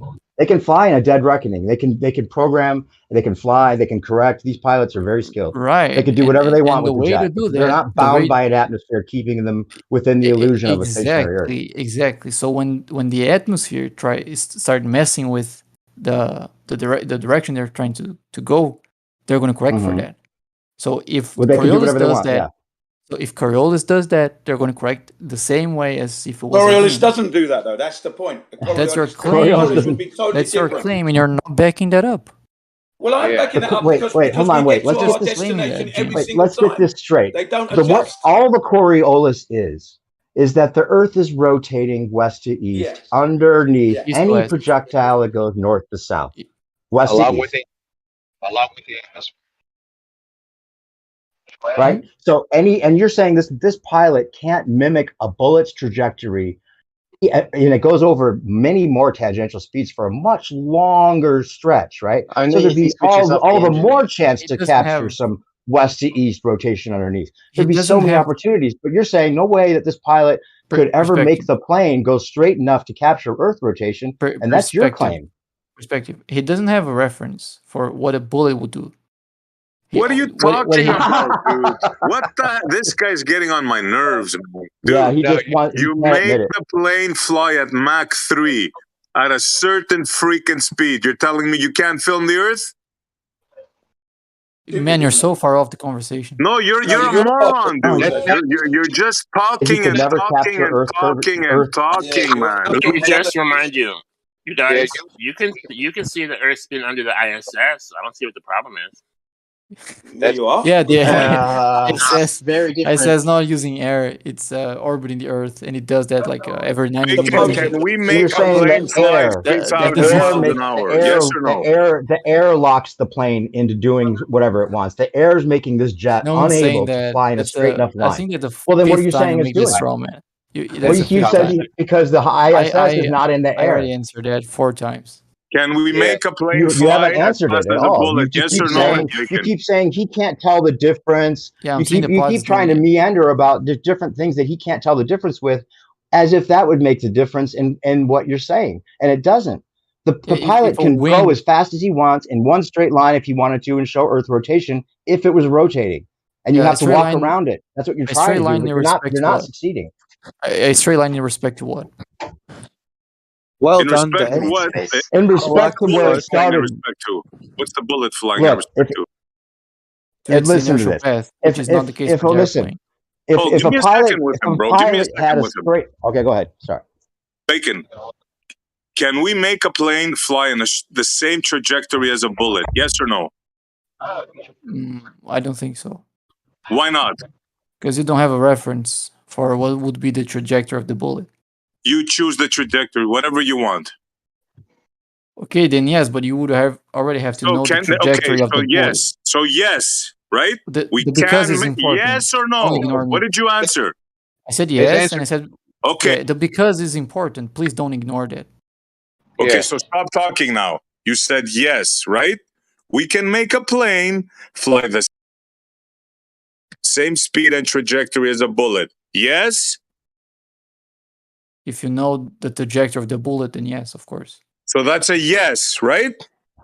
Yay! That's the third time I'm saying yes. How many yeses do you know? Great, beautiful, beautiful. Now, can we put a camera underneath this plane? Yes or Sure. no? Sure. So that means we can film the Earth, correct? Given all the preconditions, yes. Which you haven't So met. then, what is your problem? Why are you having a problem answering the gentleman's question? What was the preconditions I said? Let me see if you paid attention to my answer. Preconditions? Oh, you're going to make it about him paying attention What now, huh? You're going to try to do preconditions that? did you answer? The one I just said. You answered yes to every question. Did I say So let something him- else? Yeah, let him speak now. Yeah, I didn't say just yes. I give you in under what conditions that would be an yes, and you didn't listen to those conditions. Go and ahead. those conditions Please are not in clarify. perspective situation, right? So if you shoot a bullet and you see what trajectory what's the trajectory of the bullet, you can then mimic it using an airplane if the airplane has a reference to that trajectory. But you don't have that. If you just want to fly an airplane without referencing a trajectory of a bullet, that is not going to follow the trajectory of a bullet. So you're not going to see the deviation from the surface. What the hell did you just say, dude? Well, I think I overestimated you. No, you didn't What did he overestimate say, anybody. You're going to try to turn Genius? this What did he around and just make it say? about his understanding of it. No, you're not going to turn this around and make it about him not being able to understand what you said. Exactly. When What all did you he say, did was left lane? contradict Hold what on. you answered to begin with. Oh, he said, Left what are you lane came talking into about? White Knight. What did he say, left lane? He said that in order for the plane to fly the trajectory of the bullet, he must have the reference of that trajectory, which you don't have. Why not? Exactly. Why not? But Why can we not have the trajectory answered. Why not? Well, tell me how. Originally, he said you could mimic a bullet. That's right. If you And in the knew those beginning, he parameters. said So just yes, figure and I out, asked him, and he said figure 3 out the path times. and follow it.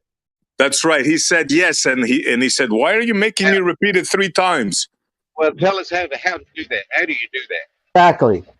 What do you mean? How do you do that? You have a trajectory. You fire a bullet from Right, point How do you A then follow to that point bullet with the B. plane? One What? second. One second. So what C. Monter just said, you fire a bullet, you make the airplane follow that trajectory. That's a different scenario than what New Perspective was bringing us. New Perspective was just saying, we have a jet and that's flying as straight as he can. That's a No, different scenario. You're a double speaker, Even, dude. go ahead. You Go agreed to ahead, me man. up I want to to the hear. point. I want to hear him say what I Can't be said real serious. quick. Let him say it. Let him say it. You're talking What is about it I using a said jet. now? You didn't. Okay, the thing you didn't mention firing a bullet and using a jet to follow the bullet's trajectory. You didn't mention that, right? So under your scenario, in which there's no bullet, you wouldn't be able to do that. In my scenario, I said if you have a bullet, then you would.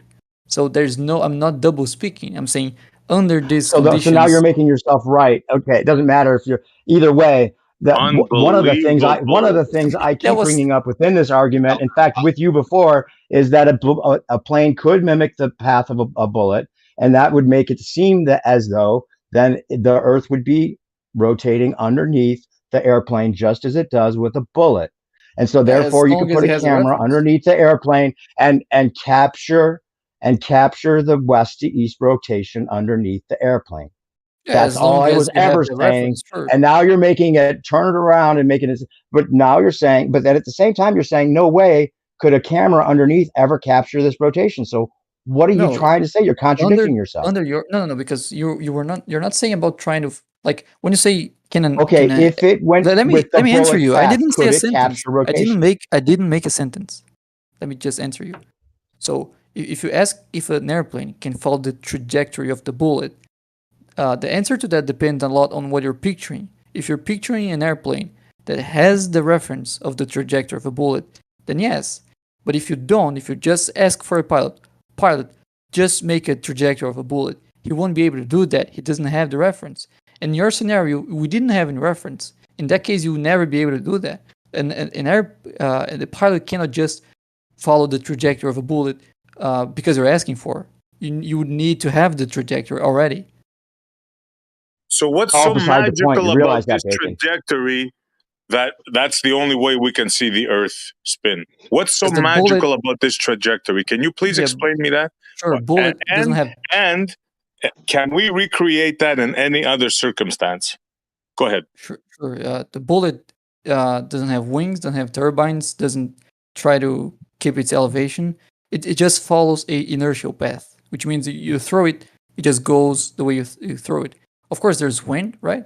But I mean, a bullet being dense as it is, you can have Coriolis to be as significant as like the wind. So you can actually, with the path of a bullet, depending on how far you're shooting and which direction you're shooting, detect Coriolis effect. So yeah, you would find deviation. Perfect. Got you. Let me have a follow up.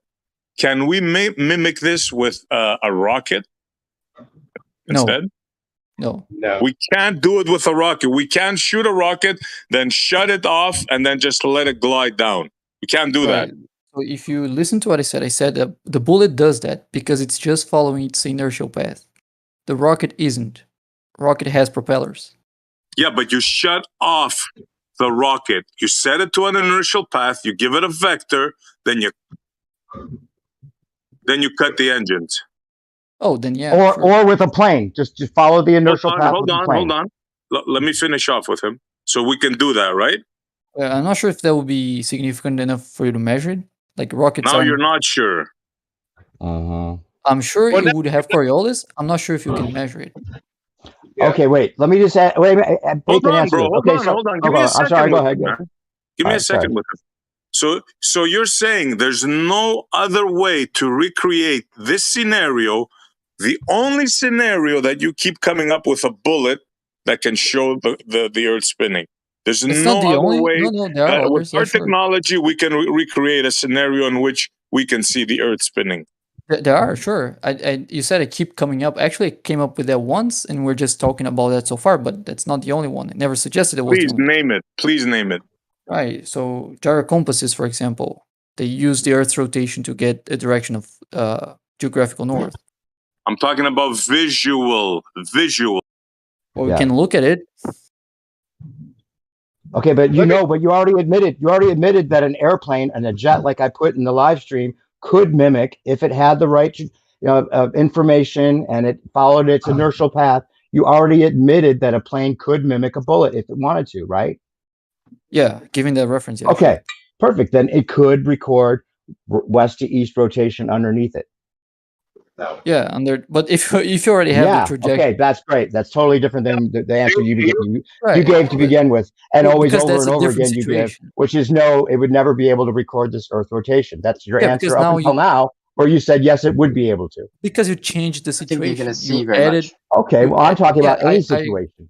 I agree with Jim Baroni that like if you shoot a bullet, well that depends on the bullet. Like I think a sniper bullet wouldn't deviate by a lot more than some centimeters. Yeah, it has to go over long ranges, right? It has to go over different tangential speeds. That's why they're talking about for long range archery or long range ballistics. That's why the Coriolis, they say, would have to be taken into account because you're going over different tangential speeds when you're going north to south. But a plane can go over many more tangential speeds, which means there'd be all the more opportunity to see this west to east rotation underneath it. No. I mean, if you need the reference, it makes no sense to then use the airplane. So, for example, if you shoot a bullet and you have its trajectory recorded, and you see that it deviates, let's say east, when you shoot from the equator to north or to south, why would you need to fly an airplane if you already know it deviates?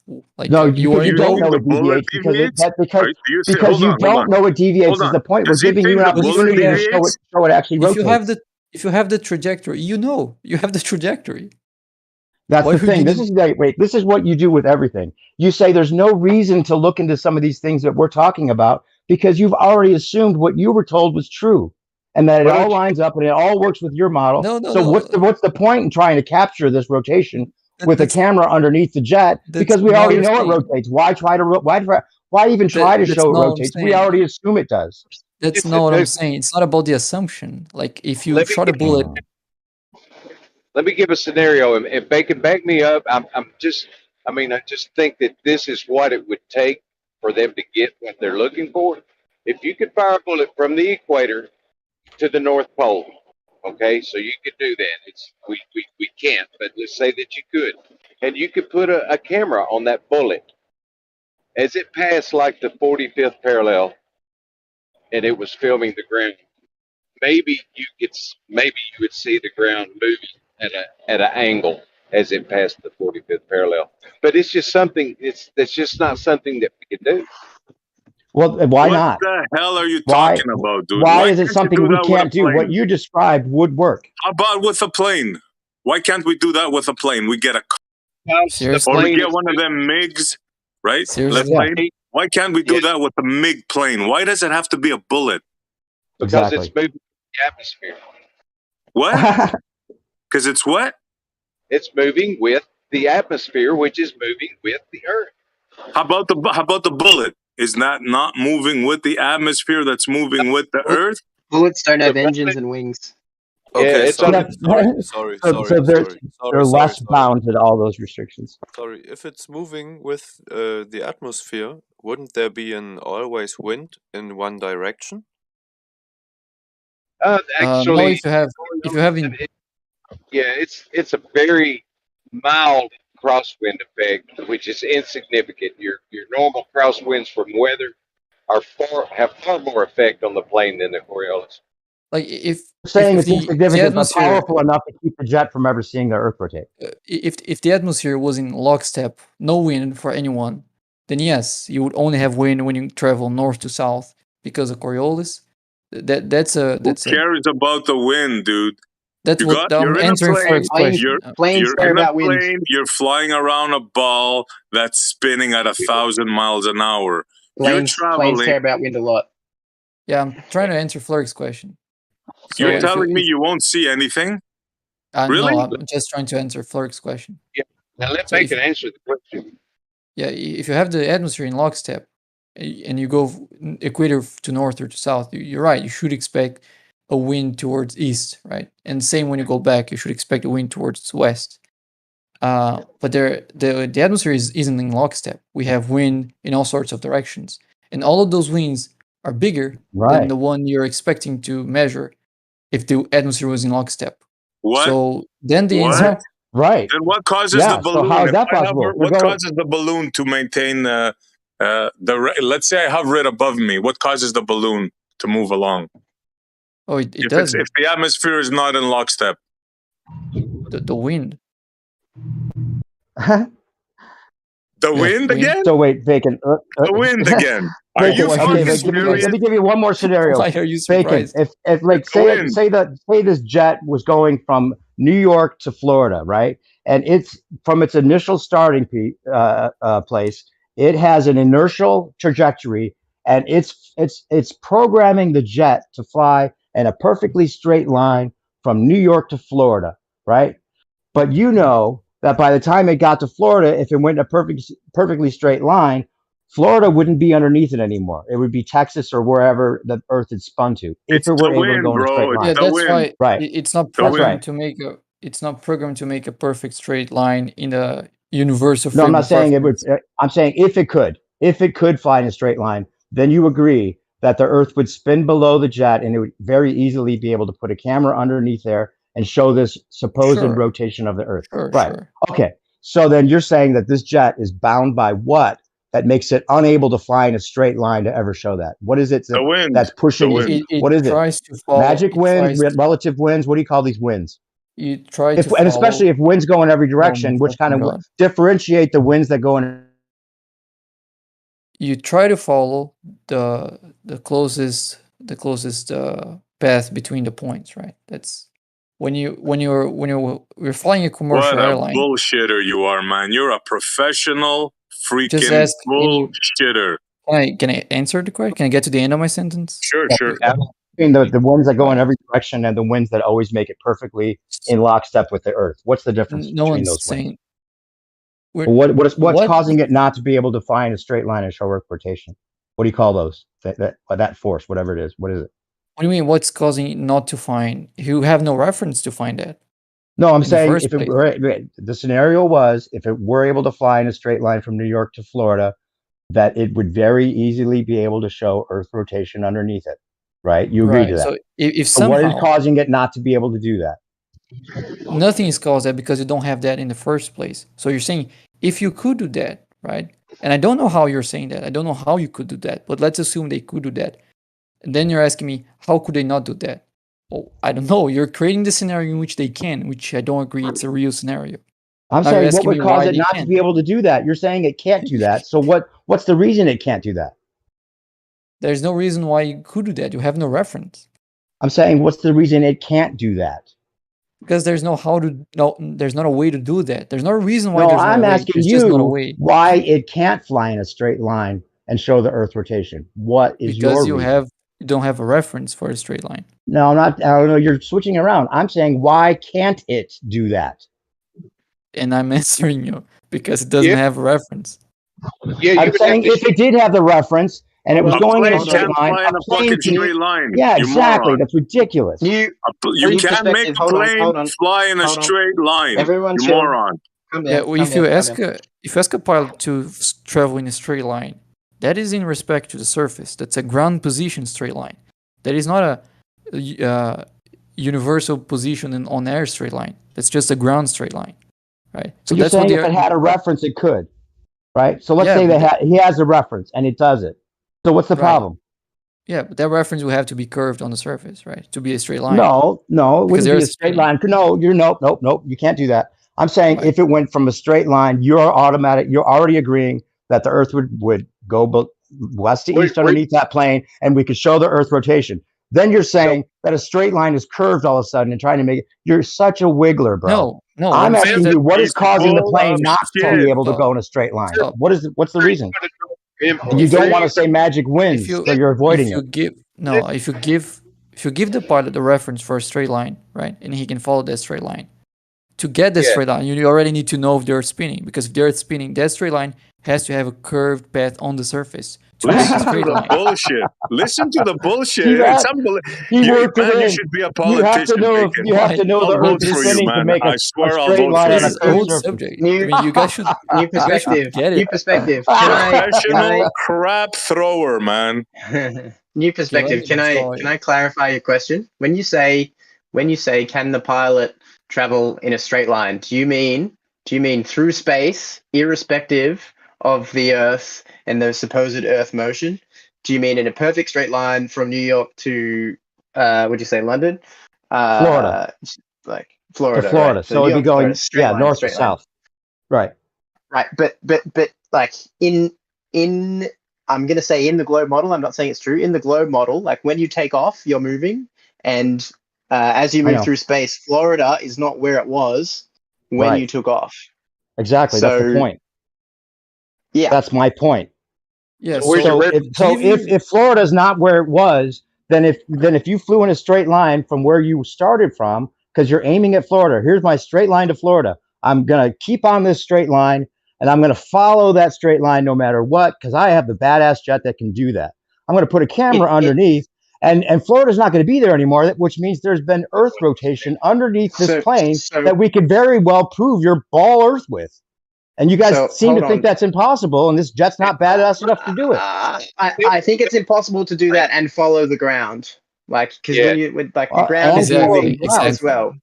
I think No, I'm not talking about following the ground. You're That's adding all. that in. I'm not talking about following the ground. I'm talking about following a straight line, and the ground would move below it to prove your ball Earth that you don't have. Yeah, Where's the your thing is, destination? Give a destination for that straight line. You got a starting point. I said Florida, New York to But you Florida. can't go to Florida though. Yeah. What? You could go to where Florida was. No, I'm saying, yeah, exactly. That's the point. You go to where Florida was, which means that the Earth is rotated below the plane, and you could capture it with a video and prove that it actually spins. But through absolute space, where Florida was, like if you think about like I know this, it wouldn't I'm not be saying there. this is true either, but it wouldn't be there. But like the Earth's not even in the same place around the sun. Like you've still not done a straight line. Like you're never going to do a perfectly straight Let's not line make that in absolute space. we don't have to make that complicated. Like the thing is, I think we all agree that if the Earth is rotating, and you're going from what was the two cities you guys mentioned? New York to Florida. So you get a straight line to Florida.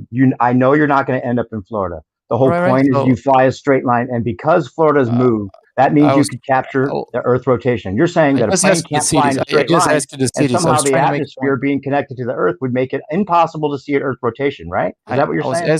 I was asking you just the cities so I could clarify the whole thing. So let me try to do it again. So you're flying from New York to Florida, right? And if the Earth is rotating and the airplane manages to make a straight line, right? When it gets to Florida, Florida would have moved, right? Exactly. We all agree on that, right? So for the airplane if the airplane makes that trajectory, right? And you plot that trajectory on the map, right? No, you on don't the do it on map. the map. You don't No, do it on the map. That's the whole point. You show the I'm Earth not rotation because you're flying irrespective of the land. Yeah, okay. I'm saying, what if you plot the trajectory of the airplane in the map?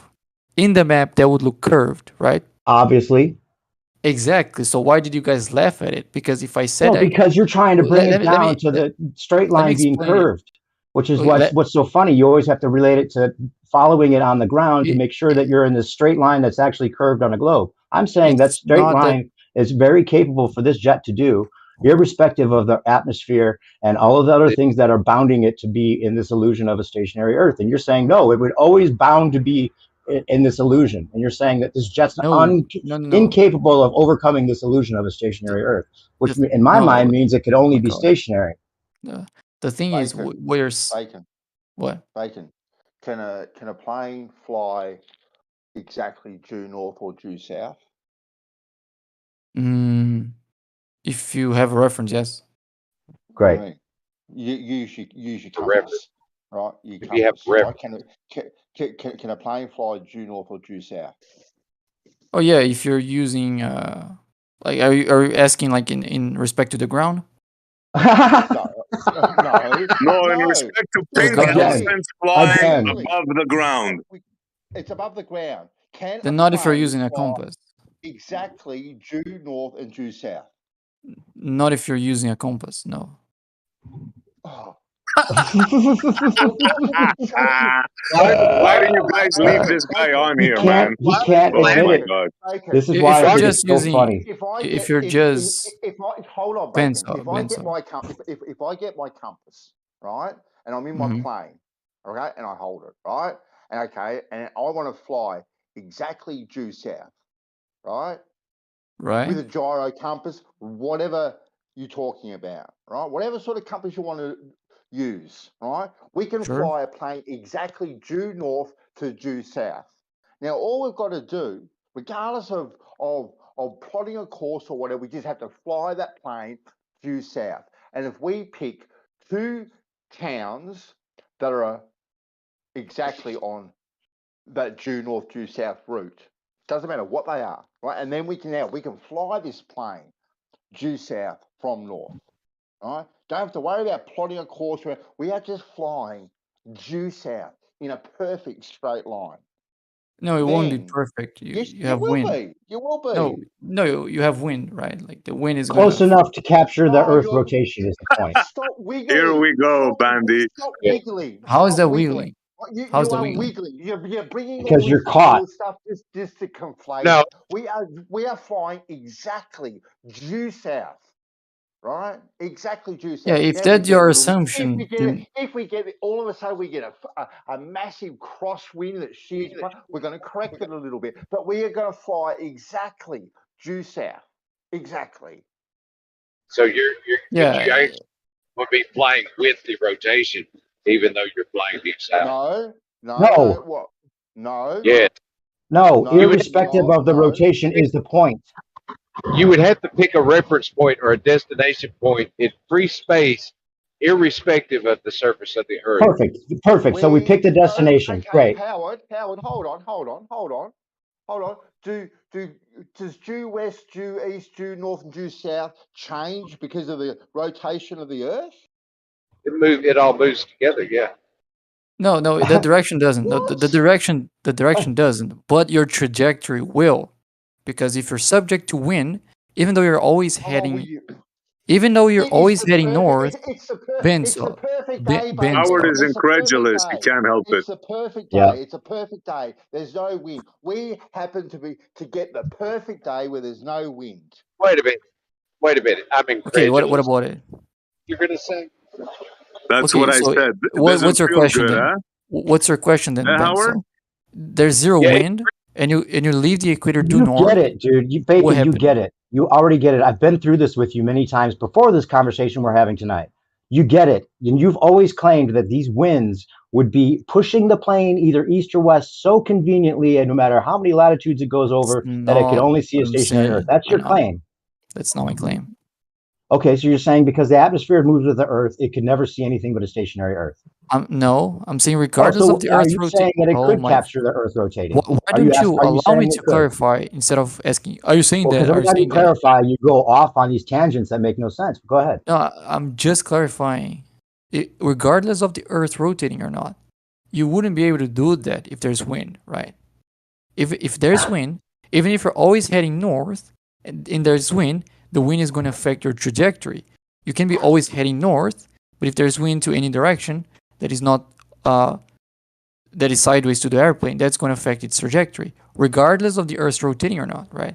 So now if we add Earth's rotation, would that difference be negligible or not? And the answer is yes. So how is that different than what I just said you were saying? I said you were saying that no matter what the plane did, no matter how fast it flew, no matter how many tangential speeds it went over, it would speed up and slow down east to west perfectly in line with this Earth so that it would never be able to see Earth rotation. But then you repeated it back to me and That's not what said I'm the saying. exact same thing. It's not the exact same thing. Well, you're saying the Earth, it would have to deal with winds. So these winds are making it have the illusion that the Earth is stationary relative to its own motion. Is that what you're saying? Nope. I'm saying that wind is going to deviate you from the straight trajectory regardless of the Earth rotating or not. Yeah. And so that's the reason that it can never see Earth rotation. Is that what you're saying? Yeah, because of that, not because it would Well, perfectly then match that's what I was Coriolis saying and that you give were you. saying. No, what you're saying is that would perfectly match Coriolis and give you the impression of a stationary plane. That is not what I'm saying. I'm saying it Oh, wouldn't so it give would you. see rotation. Oh my fucking god! That's not the because. We're disagreeing on the because, not whether or not you would see it. I'm agreeing with you. You won't see rotation. The why, I think that's going to be the fifth or sixth time I answer that. It's because you have wind, and compared to wind, Coriolis is negligible. The wind So it doesn't again, matter. you lying It doesn't matter how shit. you explain it. For It the doesn't matter how sixth you time, you explain it. lying shit. You said wind again, right? Yeah. Nancy, stop the shit. You're calling him a liar. He's not lying.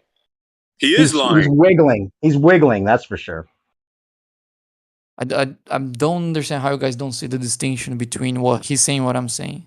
No, it doesn't matter about the distinction between what I'm saying and you're saying. You're Well, you're making it trying to about phrase that me. to try to You're wiggle trying. away from the point. The point is You're that a plane can fly in a straight line enough to capture some Earth rotation, and you can't admit that that's possible. That's only possible if you already have that reference, and if you already have the Okay, so if they reference, have then a reference, it's possible. sure. But you Okay, would perfect. That's all either I was asking from the very beginning. you would If it had the either have reference, it to. had the capabilities, it had all the smarts in the pilot and the the machine that it's in to do that, then you would be able to capture Earth rotation, and we could end this tomorrow. You can show that it's a ball.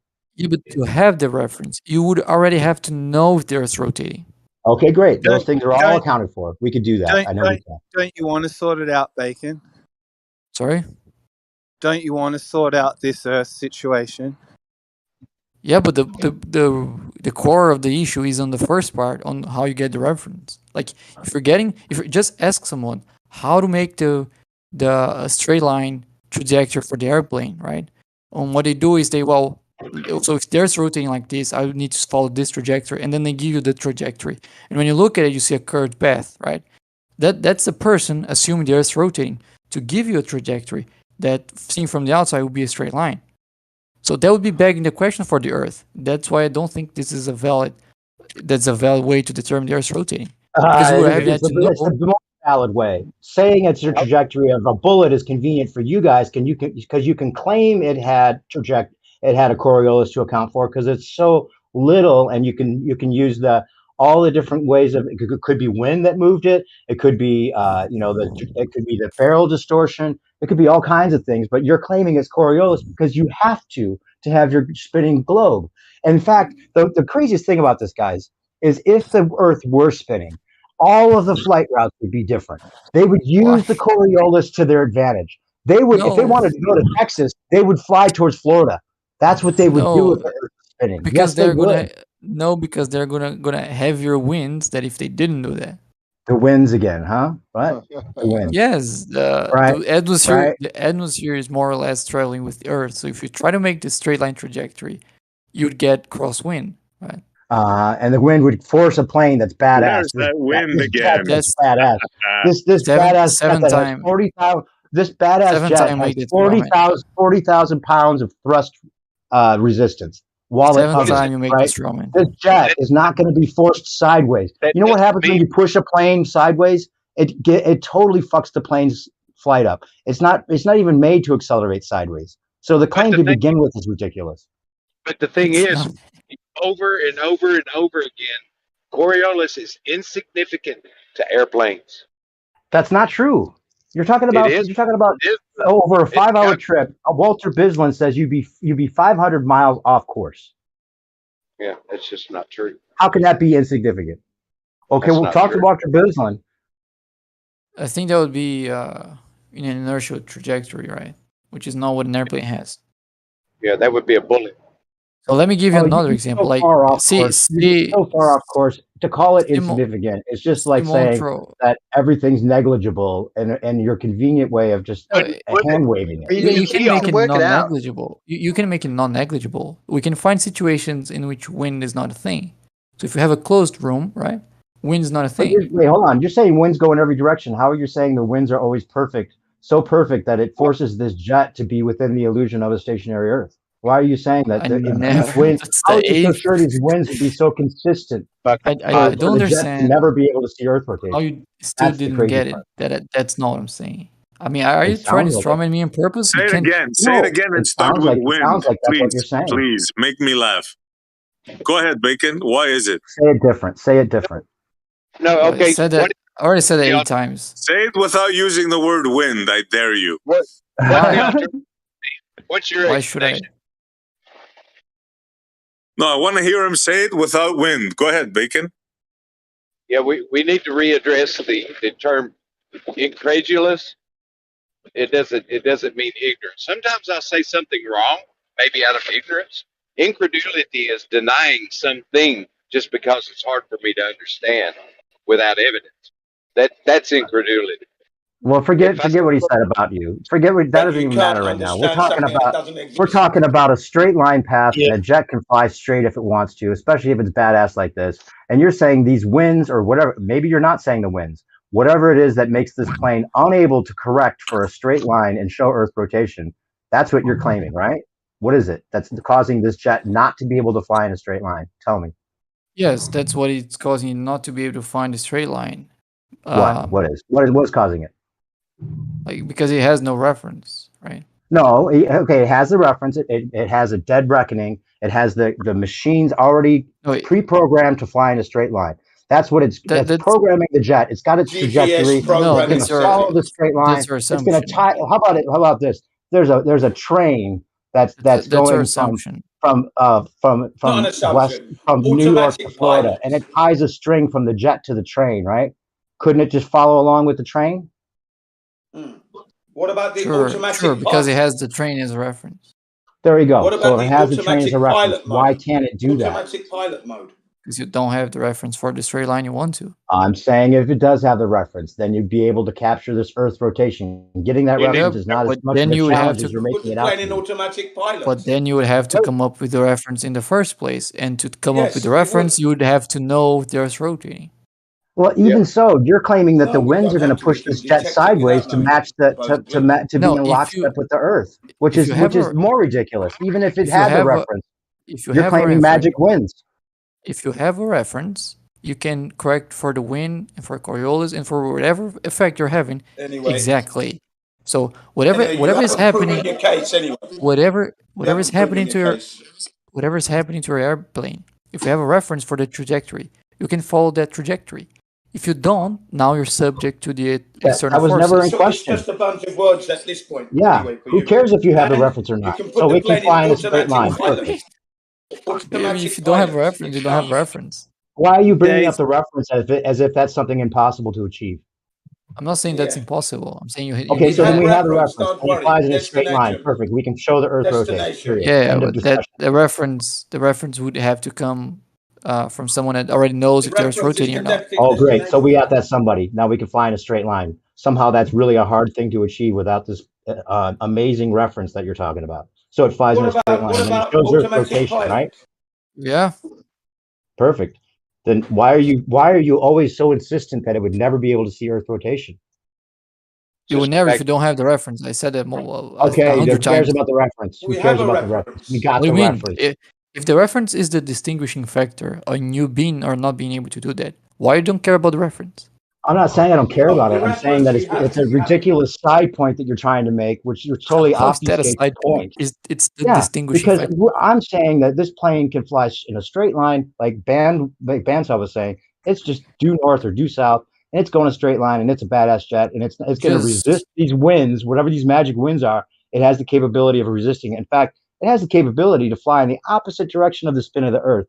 In fact, it could go faster than the spin of the Earth they say we're spinning, right? So it can go 1,200 miles per hour. So why couldn't it fly against the spin and then stop and wait for the Earth to catch up to it?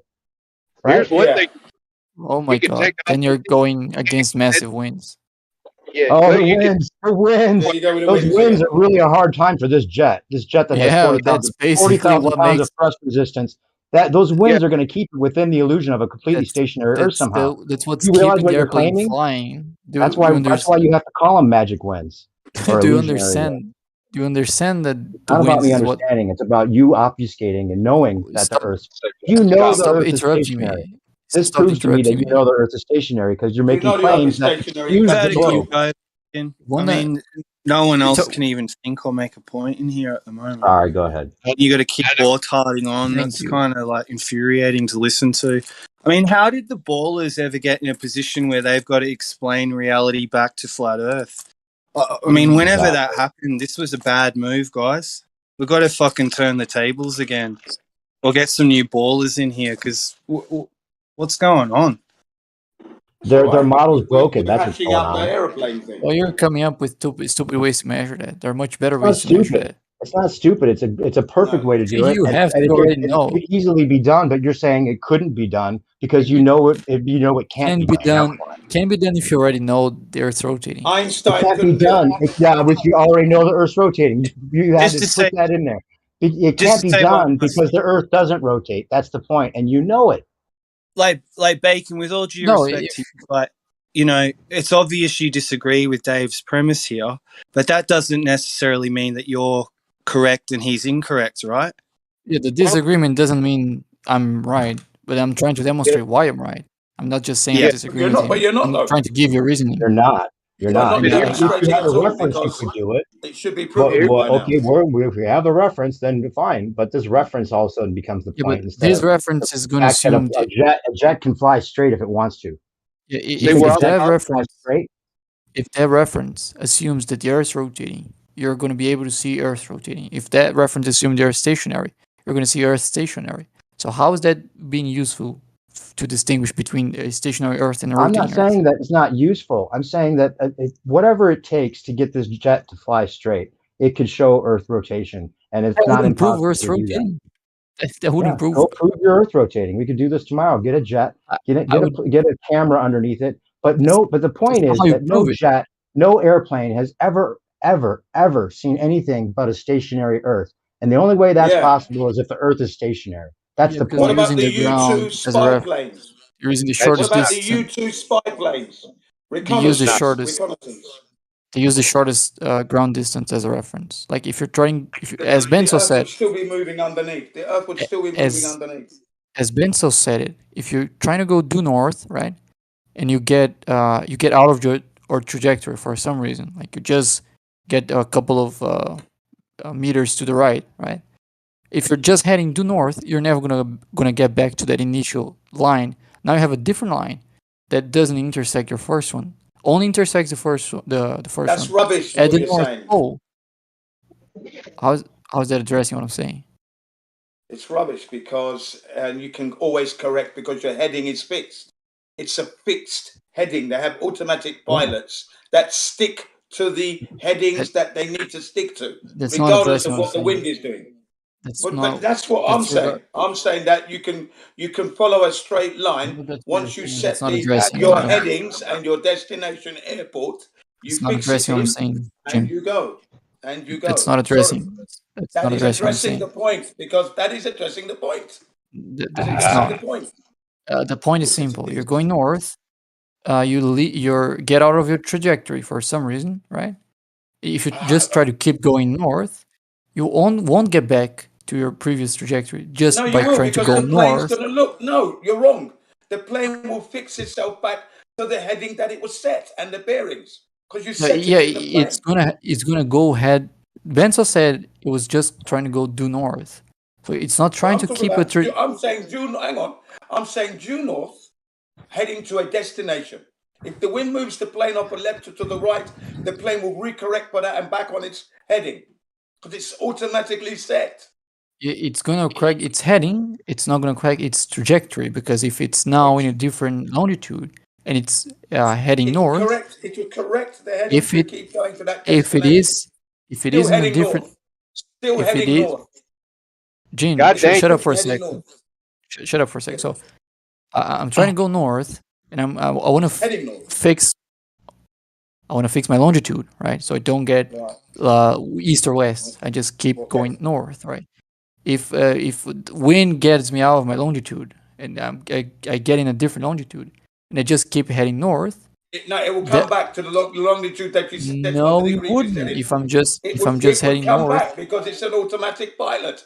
It would have Who to. said? Don't tell Who me said it would not. that's not the scenario? Benzo just said, "What if That I is have the a pilot?" scenario I'm giving you. That is the scenario I'm giving you. I don't care about regarding your a jet scenario. airliner, I a don't Boeing care. 747 going God from dang. the equator Never mind. to Never the mind. North Pole, let's say. Yeah. Speak to yourself. Give up on it. Hey, Jen, give him a chance to say what he's trying to say, please. Again, I'm just drowning in with the facts. It's like he's trying to impress us with what he knows about the way planes fly instead of acknowledging that it could capture the Earth's rotation very easily, like my scenario says. Of course it should. Yeah, of course it should. You should be able to catch it with a helicopter as soon as the helicopter begins to hover. Maybe you should do that. And somebody. You should be able to capture it as soon as you hover an helicopter. To be fair, the psyop seems to be to have us arguing and running around in circles. But when someone like Dave presents like an opportunity to settle it once and for all, I'm surprised there's not excitement from both sides. Like, yes, this is great. We join forces and there's a focus. We lock in. Well, we were. That's my point exactly. That's my point exactly, Merle. They're so confident you can never see the Earth rotate, but then they're so confident it rotates at the same time. With no And evidence. I don't think Bacon and Left Lane are like, we're on the same side here, guys. Yeah, just know that. Not really. We're just trying to figure out. Not if they know it's not. If they know it's stationary and they're just arguing that it's rotating, then that's not on the same side. We're on the flat Earth. That's the thing. They don't realize it. That's all. Yes, Merlin's correct. We're on the same side. They don't realize it. That's the. I'm saying they must realize it if they think a jet can't fly in a straight line. Yeah. Yeah. It's like Yes. Here will give you a heads up. Grim V, the old school is really aware of the psyop aspect of this. The mental gymnastics being displayed shows that they know the Earth is stationary. It seems like it. I'm not claiming that, but that's what it seems like. If you think about somebody that was, giving this scenario, and somebody that believes that it's spinning, and you really think it's spinning, like Merle said, wouldn't they be excited about an opportunity to be able to show this and use a jet that was a good experiment. Forces? If there was a good experiment, show the Earth rotates, right? If Why there not? was a good experiment, if you came up with a good way to see that, I would love for you to do that. Why would you say that's not a good way? Can you at least? I just spent the last 2 hours trying to explain why. No, because you say magic winds would make it so the pilot and his badass jet are unable to fly in a straight line. That's what you're saying. No, the airplane isn't flying a inertial path. It's simply not. Well, why couldn't it fly an inertial path? I already explained that multiple. I'm not going to try to repeat myself. No, you didn't. You started explaining things that had nothing to do with it. Talking about if you had a reference, you could do it. So or if this, or if that. And so then if we had a reference, great. Then you could do it. Let me tell you a better way you can do it, right? So if you're in a closed room with a bullet. No, not a bullet. You're in a closed room. Right? If you throw something in a closed room, you should expect like a very negligible amount of Coriolis, right? No. No. Why would I? Well, really? Should we? That's interesting. Let's hear this one. Yeah. But that would be pretty negligible. You wouldn't be able to measure. Wait, so you're saying that you would, but there would be Coriolis just from throwing something in your room? Is that what you're trying to say? Sure, but it's going to be negligible, so you won't be able to measure that. I'm trying to. Yeah, I'm not finished. So now, if you throw that thing back, you're going to have the opposite effect, right? So if it went east, now it's going to go west. Then if you throw in the first direction again, that's going to go to that, let's say you go east first, and then when you go back, it goes west. So if you keep making something go back and forth in a room, at some point, you're going to be able to see the accumulation of the Coriolis effect, right? Pendulum. That's the Foucault's pendulum theory again. Wait, hold on a minute. Wait a minute. Are you saying this is a better? You're saying this is a more convincing example of how to show Earth rotation, throwing something back and forth in your room? You don't have wind. Yeah. You don't have wind. That's a better scenario than a pilot. Yep, that isolates it. I've got a room. Hold on, Bacon. I've got a room. Let's just say it's 100 meters long, right? Because I'm throwing it, right? So you're not going to throw much more than 100 meters. Good luck if you can actually even throw 100 meters, right? Over 100 meters, right? What sort of Coriolis effect do you think you can measure? Yeah. I don't think just by throwing. How much deflection? I understand the question. To the west, I understood the question. Yeah. Understood the question. A millimeter, half a meter, a third of an inch. I understood. Yeah, I understood the Hey, question. You can stop wait, real quick, Bansa. I think Merle already called it out. What he's trying to do is recreate a Foucault's pendulum by just throwing something back and forth. Yeah, that was Jim. That was me. I said that. Yeah, but somebody called it out. I actually want to know now perspective, because we can apparently do this in a room, right? By throwing a ball. Like, how much would we expect? A third of an inch, perhaps over. Yeah, you said 100 meters. You said 100 meters, right? Yes. Is it? What's your 100 latitude? meters. What's your latitude? Oh, pick a latitude. I don't care what latitude. See? Pick one. All right, let's pick. He's just going to run you around with this. He's going to run you around with this scenario that just recreates the Foucault's pendulum as a way of diverting. It's diverting from him being caught on the fact that he knows the Earth isn't rotating and that a plane would be able to capture it. It's not diverting. And It's he's trying addressing to it. re-establish a Foucault's pendulum. I'm not being able to speak. With a new type of little ball in the room. Yeah, it's just diversion. I'm not being able to speak. Okay, go ahead. Proposal for 30 seconds. So let's entertain it for 30 seconds. That's not going to take just 30 seconds, but let's go on. So let's say 45 degrees of latitude. Are you fine with that? I said I don't care. Pick one. I just want to Yeah. know Yeah, over 100 see, meters it's just gonna what take the forever. deviation is going to I be. pick 1,000 inch. I picked 45 degrees, so I can have a point to start with, right? So let me get the cosine of that. Yeah, it's just gonna. Oh God. What? It's a What are point. It's a pointless point already because it's I because know, I know, Dave. the jet would be able to capture the Earth rotating if it was rotating, and these magic winds aren't going to keep the jet in the illusion of a non-rotating Earth if No it one's was making that actually claim rotating. for the 9th time. No one's You making that said claim. winds. Well, you said I winds. so, yeah, so you can, because I use the word winds, you can surround that word with another any words you want, and then that will be a correct So what depiction was it of what I besides said. winds? Okay, name it. Name the thing that you're talking about that makes the I jet was unable to talking about correct. winds, but the words you wrapped it around are not Okay, the you words were I talking said. about winds, but then what else were you talking about besides winds that I missed? It's not what I was talking about. It was what my reasoning was. You're giving a different reasoning. You're also using the word winds, but that's a different reasoning. So that's a straw man, even though you're still using the word winds. Do you understand that, right? That if, just because you're using I surrounded one it. I word, surrounded it with some conjecture. I agree with that, but I'm saying you're claiming winds are the reason that this jet would be able to not able to fly into a straight line, right? Is that what you're claiming? Winds? Yep, exactly. Okay, that's right. Then we're in agreement. You're saying magic winds, and that's the conjecture on my part. Let me just point that out. Are going to make this jet always stay within the illusion of a stationary Earth because these winds are so perfect and so consistent and so predictable that you're completely confident that they're going to push this jet sideways That's and the make it straw man. unable to see Earth's rotation. Nope. So what are That's the you straw saying man. is the reason that it can never see Earth rotation? Nope. Winds? You Yes. just wrapped the word winds with a reasoning that is not mine. I didn't say it would give you I the agree with that. illusion. So you agree that you're straw manning me. Well, no, I'm not strawmanning you, but you're saying it can't see Earth rotation because of winds, correct? Yep, but not because That's the all I winds was give you saying with illusion. a little bit of conjecture. That's all. Not because winds give you illusion of flat surface. Like, what do you call a little bit of No, and I conjecture didn't when say a calling flat strawman? surface. I said it gives you the Stationary illusion of a plane. Yeah, stationary. sorry. Yeah. Well, then Sorry, I misspoke. what are you claiming that is the cause for it never to be able to see anything but a seemingly stationary Earth? What are Never you? saying it would be perceived as a seemingly stationary Earth. That Oh, wasn't so the it claim. could see a rotation then, if it's not, No, if it doesn't seem to be stationary. you're just gonna have to. I mean, Stationary in respect to its own motion is what I mean. regardless of the rotation of the Earth, you're gonna have winds messing with your plane's trajectory, regardless of the rotation of the Earth. Now, if you want to factor in the rotation of the Earth, you're gonna realize that that's gonna be smaller than the wind. So the wind is more significant than what you would expect to measure on a rotating Earth.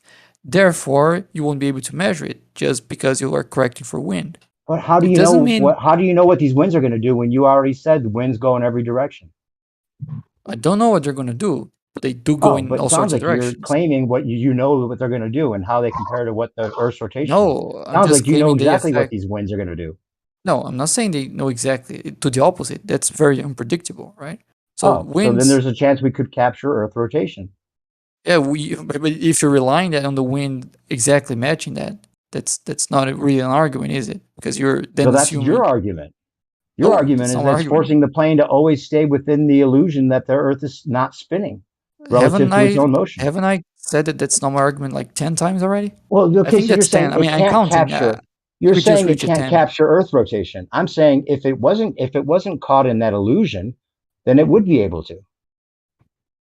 Well, I'm not using an illusion of stationary plane. I'm just saying you I add have, that in because you're saying it's rotating, which and is I'm not saying my. it's somehow it only shows what seems to be a stationary Earth relative No, to its it own seems to motion be a north to south. windy.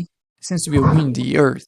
Like, so if A you're windy flying Earth. I'm over, talking about the surface of the Earth, not the wind on the Earth. but I'm talking about the that affects surface. our trajectory. That affects our trajectory. So I'm if you're not trying to trying to say fly, it doesn't. I'm saying that in respect to the plane's motion, the Earth, the ground below it, will I'm saying not you're saying move it left to doesn't. right, west to east underneath it. It will not seem to move west to east underneath it because of these winds. Is that what you're saying? No, I'm saying it's going to seem to move all sorts of direction, regardless of the rotation of the Earth, because of wind. Right, but you're not. I'm talking about the ground. What will the ground seem to be doing below the plane as it flies north to It south? would Will it seem to seem? be. Will it? It will. Okay, go ahead. Like if you just let the plane goes, it would seem to be unstable. So you'd see it go left, you see it go right. Like wait, the Earth? Talk about the Earth. Yeah, if the the ground. airplane The is ground goes tilting, left to right. if the airplane is tilting and being pushed from the perspective of the airplane, the ground is going to the sides, right? No, I'm talking about the rotation of the Earth. Will it see rotation? You wouldn't be able to distinguish that from what I just explained. I'm not asking that. Let's say we had the instruments to distinguish between the plane's movement and the Earth's rotation. If we had the instruments, like a camera that's pointing straight down the ground, like several cameras showing wide angles of the Earth, would the plane ever be able to capture Earth's rotation? Camera is showing whatever deviation it has. It's not showing only Earth rotation deviation. It's showing any deviation. Okay, so that's fine. You can add that in if you want, but you're saying it would be able to show rotation of the Earth in respect to the north to south movement of the plane, right? You'd be able to see west to east for Earth's growth. No, it would never be able to see that. Because? Winds. What's the because of that? Like I think because of these predictable winds that you already know are going to make the plane unable to do that, right? Yeah, yep. So yep, the plane, there you go. So I'm not strawmanning you. That's what I was saying from the very start. Yeah, well, you are when you say that. I'm saying it gives an illusion of a stationary plane. No, it gives an illusion of a plane that messes with your airplane's trajectory in an unpredictable way. That's what you see. And no, some you're of saying that, it's very predictable. You're saying these winds are very predictable. They're going to make the plane unable to find us. Okay, so then how can you know what the winds are going to do to the plane if they're unpredictable? You don't. Not claiming. Okay, so then why are you claiming that these winds are going to make it unable to see a rotating Earth? Because they're unpredictable. So you don't know how much is the wind. Oh, because you could have started with I don't know. I don't know. Maybe you could see rotation of the Earth. I don't know. Winds are unpredictable. That'd be a better answer than no. The plane would never be able to see this Earth's rotation. It would always be caught in this illusion that the Earth's not rotating. I've got another question. I've got a question. I've got a question. What about when the aeroplane is flying east to west, right? Let's say it's, flying with the rotation of the Earth, heading east to west, coming in for a landing on an airport. The airport runway would have to be in such a way that the plane is trying to keep up with the rotation of the Earth and land and catch the airport. And then if it's the airport runway, then if he's flying west to east, so I said that wrong. If he's flying west to east, right? So that's anti-clockwise. That means the runway is coming towards him. Okay, so he's got to be very careful when he lands, because if he doesn't get it right, the runway is going to go past him at such a rate that he have to abort the landing and then have to try it again. Hey, Ray, Jen, real quick. Jen, real quick. Let me help you out real quick, Jen. If it's west to east, they would be going with or against the spin. So it wouldn't be flying past it. It would either have to catch up or slam on the brakes as soon as it hit the runway. That's what I mean. That's exactly what I'm saying. Yeah, but not past it, right? Yeah, not past it. If they don't get it right, then they're going to have to abort in it, because you've only got that one chance, especially as the runway's coming towards you. Right, and if the runway's north or south, it would have to. If it's north or south, it would have to time it so that the runway that's moving sideways in respect to the plane, then it would have to land on a sideways moving runway. So either way, but then we all know that the planes treat every runway just the same. How's that possible, Bacon? That's right. Because if you treat them all the same, right, you're always going to be in a very small acceleration due to Coriolis, right? Sideways acceleration. You're saying? Yeah, which is like sideways. At best. Planes don't do that. Well, it's at best. They don't fly sideways. 0.02 meters per second. Like that's the most acceleration. How do you know what it's going to be? How are you so sure it's 0.02? Maybe it's way out of sync with the Earth by the time it gets there. How do you know it's 0.02? No, I'm referring to the expected Coriolis force, right? So if expected. Wait a minute. This plane is totally, completely out of sync with the Earth. How do you know it's 0.02? What I said is 0.02 if it's trying to follow the ground trajectory, right? No. It wouldn't be trying to follow. No. We're talking about a plane that doesn't try to follow that. All right. So what is it trying to follow? It's just going in its own direction, flying around, going into the jet stream, coming out of the jet stream, there's a tangential speed now that it didn't conserve because it started at 0 miles per hour, and somehow Right. it's totally out of sync, and the Earth is speeding past it because it's not conserving its original tangential speed that it would have had, right? So now Yep. this Earth is speeding past it, and it's trying to land on a runway. What's it do then? It's I'm not sure if impossible. I got the question. You're going to claim it's impossible to do that because somehow it always matches the said I didn't tangential get the speed because of question. They magic do Why are winds, you this right? at giving air my shows. answer? This is exactly what they do at the air show. It's because the This really screws you guys. You know that, right? I'm sorry to no, it keep doesn't. rubbing it It in, but doesn't. it really No, does. If you don't it doesn't. realize it, everyone Because else they do does. this at air shows. You go to the If you air didn't get shows, they're this flying point, you'll all never over the get it. place. No, you No, don't we claim don't. I don't We get do it. get it. The Don't claim I don't get understationary it because I've been planes. over this and I've caught you 100 times already, and everybody else has And too. we've got. I And we. literally explained I'm it going to give you. 11 I'm going to times. give you some Your information. explanation is not even close to sufficient, and it's ridiculous. I'm going to give you some information. You've Oh, got. I gave you And plenty NASA of opportunities does to And you show know that it. you didn't. I give you plenty of opportunities to show that you just didn't. Just Guys, I kept think making Left the Lane same was some trying to say information. something, guys. I We've got think the Left Lane was trying to KGB. say something. Left lane, We've please. got the KGB. Yeah, We've got. Oh, go ahead. yeah. I was just saying that does not occur. The runways do not run away from or overshoot because the atmosphere rotates with the Earth. Oh, here we go again. That's there we go again. Atmosphere. So what's the difference between the atmosphere and winds? Left Do lane. what? What's the Do difference what? between the atmosphere and There winds? we go. Well, Anyway, there's weather, right?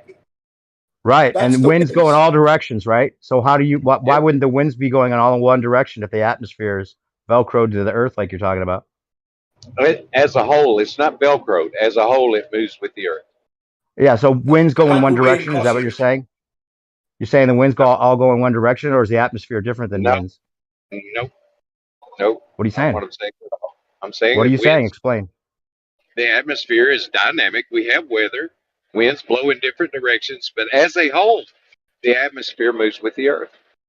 Right. So then The what is atmosphere it is the causing the winds. That's plane what to we're move? talking about. What's causing the plane to move in the atmosphere then? What if winds are blowing the opposite direction of the atmosphere? Wouldn't the plane be blowing in the opposite direction as well then? Yeah, that's It kind being of dynamic and all. Dynamic. we don't have the mile an hour winds. Oh, it doesn't matter. Okay, so then you're saying the atmosphere's push is stronger than these winds? What is it that's pushing in the atmosphere if it's not wind? What do you mean? I don't even know what you What's mean by causing the plane? What's causing the plane to be pushed with the atmosphere? that. It just moves with it. It's got the It same. just moves with it. Do you realize that? You're saying that it just moves with it sideways, right? You talk about sideways acceleration. After it started with a different conserved speed. Listen, left lane, we're talking about a plane that starts at a different tangential speed. So it's not conserving that initial speed, right? And now it's moving into an area where it didn't. Maybe it started at the North Pole where it had 0 conserved speed when it took off. Now it's flown all the way to the equator where there's 1,000 miles per hour spin of the Earth. How did it pick up that speed? What pushed it to pick up that speed? Picked it up gradually is what it did. It picked it up from what? What's the force? What's the force? Like a 1 mile an hour crosswind, something like that. Oh, so you're saying the winds are the reason, but winds go in every direction. So if winds are going the opposite direction, it wouldn't be picking up that force then, right? It will be a deficit. The winds from the weather are much greater than the winds from the Coriolis. Okay, so you're saying there's Coriolis winds that are separate from the winds from the weather. Wow, it is. Is that what you're claiming? What the hell is a Coriolis wind? Exactly. Yeah. It's just the effect that you would experience if you were flying like north to south and say there were no winds. Say there was no weather, no such thing as weather, just the atmosphere moving with the Earth. You would experience a very mild crosswind in one direction or the which way you're going. Don't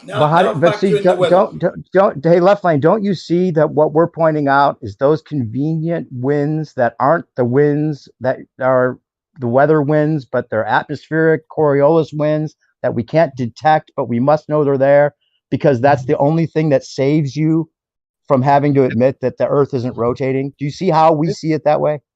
Because you're making it up. There are no Coriolis winds. Coriolis is only caused by the Earth's rotation underneath a moving object. So, take you back to artillery, which is, demonstrable that you have to account for it or you'll miss. Well, yeah, because that's how they prove to you that it must be so. But we're saying we could prove it with a jet, and you're saying no way you could do that. Well, that's right. Yeah, I am saying that that your demonstration that you're expecting to happen is not going to happen that way. Well, that because we know it can't. They claim it can't happen that way, but we're saying that's ridiculous. A jet can go in a straight line, especially because it is a maneuverable machine and it can do whatever it wants, and it can mimic a bullet, just like Bacon agreed to, if it had the reference or whatever it took. So it gets all that together and it mimics the bullet and it shows Earth rotation. But somehow when you're in a plane with a camera, you can't do it, but a bullet could do it. So where are you going to draw your dot for your destination on that straight line? Huh? Where are you going to draw the dot for your destination on that straight line? Okay, so it starts in New York, right? It draws a straight line to Florida. By the time it gets there, Florida's not going to be there anymore. But it follows that straight line, regardless if Florida's going to be there, right? Okay, so where's your reference okay, now Florida's gone, so that's where your dot was. Where's your dot now? In the mechanics of the plane and the pilot that's smart enough to resist winds with a badass jet. That's where it's going to be happening. That's not how reference frames work. But even if regardless of how reference frames work, it's in a separate reference frame. You agree to that at least, right? Left lane. No, so it's already out of sync with the Earth as soon as it takes off. You agree to that, right? No. Yeah. No, you're saying it's not? No, okay, so then you don't know about inertial and non-inertial reference frames yet? It's got the same tangential speed as the area that it takes off from. The exact same? You never leave your reference frame. You're always in your reference frame. No, but see, that's the mistake. Even if it, what you're saying is I could jump up in the air and the Earth rotates under my feet. That doesn't happen. Yes. Well, it should happen if the Earth were rotating to some degree. Yes, actually. In fact, there's a Coriolis in Bacon's room. So yeah, that proves it right there. He thinks it would happen. No, conservation momentum thing. Well, he's saying if you toss a ball in your room back and forth enough times, you're going to see that there's a Coriolis effect on this ball that you're tossing in a room. Yeah. And so the ball's in its own reference frame, but the plane can't show this. What? I wasn't following what he was talking about. He's saying that the room moves below the ball that he throws in his room. He's saying that there's a turn of the Earth that's separate from the ball. I don't think he actually finished that explanation. That's what he said. That's what he said. That's why I said it's like the Foucault's pendulum. It's the same. Yeah. So you know what? All the most experienced ballers admit that the plane is in its own reference frame. That they're not trying to say it's not a separate reference frame. I don't know who convinced you that the plane's unable to move from the Earth's reference frame, but that's just not the claim. No, I've never heard anyone say that the plane is actually. Yeah, well, you heard of non-inertial and inertial reference frames, right? Yeah, the inertial reference frame in relation to Earth rotation would be a point out in space. Oh no! Actually, planes are in their the bullet is in its own reference frame, right? You would have to get outside the Earth's atmosphere and be what we would consider stationary in relation to the Earth. Okay, hold on, wait, left lane. When they shoot a bullet, the reason for the Coriolis effect is because the Earth rotates sideways underneath the bullet as it's going north or south. And the reason they say that the bullet has to account for Coriolis is because the bullet is in the non-inertial reference frame and it's in its own reference frame, just like the plane would be. Do you get that? Yeah. No. You get that it's not in the same reference frame. It's not the same as the plane. A bullet is on a trajectory. It's got its own inertia, and a plane is the same thing as a bullet. It could mimic a bullet, and Bacon admitted that. Yeah, where's your reference for that, though? Who cares? We figured it out. We figured out how to make a plane go in a straight line. and not have to correct for anything. We figured it out. We figured out how to make a plane completely mimic a bullet. Then we should be able to show Earth rotation if that's the case, right? You would have to pick some coordinate spot out in space and fly to that dot. Sure, that's a good way to do it. Fine. That's the perfect way to do it. Then we'd be able to show Earth rotation, right? Because the Earth would be rotating underneath the plane, right? Yeah. You still got the atmosphere rotating with the Earth. So it's resisting it. It's a badass jet. It could do whatever it wants. It could show Earth rotation too, because it's so badass. Maybe if you can draw this out and figure it out and figure out some way. I put a GIF. Did you see the GIFs I put in the live stream? I'll put them in again right now. You can see what I'm talking about. I'll put it in right now. You'll see I already drew this out. Let's not forget the got the Can I just say something now? Hang on a second. I'm trying to get some words in. So hold up a sec.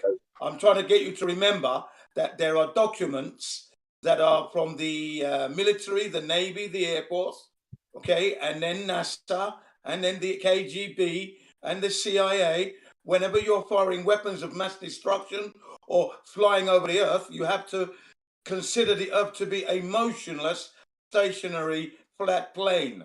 Flat Earth, in other words. Now, why would you need to do that if the Earth is indeed a spinning ball? Don't forget about all that. I'm surprised you still use that argument, Jim. I'm going to be using that argument until the day I die, because that is a positive, strong argument. Yeah, did you know that also, Left Lane, did you know that all of the flight simulators that they teach pilots they train the pilots how to fly with never take Coriolis into account? They use a stationary plane, a stationary level plane for training pilots. So why would they put them in the air with a spinning ball scenario if they're not training them? They never do they? They never do. They never ever do. Ever. Does that make any sense? I wonder what that would be silly not to do that, because you'd need a lot of training to land on a moving runway. It's insignificant to airplanes. I've said it 1,000 times just tonight. It's insignificant. How are you so sure of that? How are you so sure of that? No, because you've been told it's insignificant? No, or because you actually know it would be insignificant? No, he's making it up. It makes sense. And it is not made up. And it's not a lie. How exactly do gas molecules bond to the surface of the Earth? The molecules on the surface. How does that work? Yeah, I do not know. Just friction, the way a fan blade pushes air, it's just. Yeah, but they don't bond to the blade of the fan, just like say they don't bond to the wing of an airplane. That's how you get lift. You can't have the air molecules actually bonding to the surface, to the aluminium surface. It cuts through the air. It doesn't take the air along with it. But there is resistance, otherwise there would be no. Yeah, you may say there's resistance, but it doesn't bond. It doesn't go in lockstep. Doesn't travel in lockstep with the wing of an airplane. The air has a viscosity though. You can push air with a fan, and if you were to spin a ball inside some air, the air would start to spin eventually as well. Oh, well, you can just say that, but you'd have to demonstrate that. I've never seen that demonstrated. Turn on a ceiling fan. You can turn on a ceiling. Yeah, that's pushing. It's not traveling lockstep with it. So the fan blade's actually cutting through the air. But it pushes the air. Yeah, it pushes it in a downward fashion because of the surface is actually pushing the air. It's not. It's pushing it, but it's not traveling with it. Yeah, but it's analogous. It's not analogous, like I just said. It's not. It is. It's not because it's cutting through the air. It's not traveling. It's not traveling Hang on. It's not traveling lockstep. You're not addressing the point. It's not traveling lockstep with the surface of the fan blade. I'll give you another one. If you have a pot of water, right, and you spin the pot, right, if you start with the water at rest, eventually all of the water in the pot will rotate. The water is being gripping on the container. Okay. The water is gripping the container. It's the same. It's the same thing. Water is one thing. Water has intermolecular bonds. Gases do not. Do not. Gases have viscosity the same way that water does. You can say they have viscosity, but they have no intermolecular bonds. They don't interact with the solid surface. They bounce off of one another. They don't bond. They are omnidirectional. All you need is viscosity. Just Google boundary layer in fluid mechanics. Viscosity doesn't sort out the problem that you have no intermolecular bonds. There's no traveling lockstep. It allows you to apply shear force the to example with the fluid. Google Earth. it, trust me. I can Google it all you like, but again, you need to Google intermolecular bonds. You need to Google boundary layer. Well, you're not addressing intermolecular bondage. That doesn't matter. It's I am. Of course it I'm matters. saying you don't need it matters because there's viscosity. Of course you need matter. it. You need it because you're You saying don't it's need- traveling you- lockstep. You're saying it's Yeah. traveling at the same speed as the Earth, with the Earth. Yeah, Then you you're just saying need that the fluid to have viscosity for that That to is happen. the That's claim all. that's not been proven, by the way. If you don't have these intermolecular bonds, you do not have it traveling lockstep. All your examples, fall short of what you're trying to represent here. Yeah. Like I said, they presented nothing in the last 2.5 hours. They presented nothing but words. Nothing. They're all false tangible. analogies, especially when you bring They up haven't even presented water. anything to prove what they're saying. It's just a bunch of words. And we do not experience anything that they've tried to present. Because we indeed get to our destinations, we indeed land, no accidents, and we get up and enjoy our holidays and our businesses when we fly. So, and we do this on a flat, stationary, motionless, flat Earth, as said in the documents from the FBI, KGB, NASA.gov, CIA, and the like, flight instructor manuals. So, stop living in that delusional world of yours, where atmospheres stick to the surface of the Earth. That's not been proven to be a ball somehow, some way. Oh, honestly. Yeah, honestly. Honestly. Or should I say, dishonestly. Oh. No, not dishonest. Dishonest. Definitely. If you're representing your reality the way that you know it, you're not lying about it. And I'm not saying that you're lying either. But your reality does not exist because we've done it. None of us, no human being experienced not that. to you, does it? Only delusional ones who are desperately hanging onto a ball that doesn't exist. The fact that you've never seen the curvature, I will say again, the fact that you've never seen the curvature of this Earth, even in your own private photographs, wherever you've been on this flat Earth, no curvature exists. Well, it just baffles me how you can believe in it. Never seen it in flight. You got your holiday shots at the beach, at the seaside, every single horizon shot, dead level. You could lay your life on it, yeah? Spread it out and lay it down, and you would see that it's level. You haven't got any, otherwise you would have presented it to us. We would see curvature in your life that you've been living, or leading, should I say. Just deny it. The fact that I haven't heard any glober properly define the Coriolis effect to date, I mean, that may not be a fact, that's anecdotal, that goes for me. It goes to show that all you guys do is parrot what you hear either in Gem Panda's server or what you hear all the globe proponents online say, because not one of you guys has defined it correctly. And every single time I post a definition, some of them agree to it, but then in the very next breath, they'll go and contradict what they just agreed with. Like, you always mention the Coriolis effect, when you're talking about physical effects, and it's purely illusory. I don't know. That's why when Left Lane was saying Coriolis winds, what does that even mean? How can you apply Coriolis, which is illusory, as I've just said, to something that's physical? I mean, that term came from the analysis and demonstrations that have resulted from this very argument, and it was termed that in a way of explaining the effect. Hey, but can you concede that it's incorrect? Why are you using a term that's always incorrect? No, I don't see it's incorrect. But are you saying you're saying it's termed in a different in a way, which is it's not the same as the actual definition. It is the same effect as a crosswind. Is basically the way it's crosswind. Yeah, the Coriolis is a crosswind now.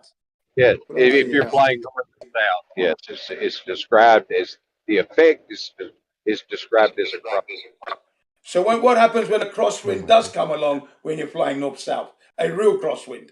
I mean, so what Yeah, happens then? you accommodate. What happens to the Coriolis crosswind then? It's much less than the.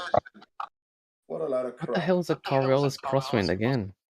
This is what I'm saying. This is the world we're living in, Bizarro. Is there any chance Okay. you can define the Coriolis effect left lane by any chance? Even in your own words? Well, it's primarily on a rotating body. It has to do with conservation of momentum and a projectile traveling from one latitude into a higher latitude and a difference in tangential velocities. So if it takes off from the equator going north, it's moving into a slower tangential speed, and so it's going to deflect to the right. It's actually going to deflect, or is it going to be an illusory effect?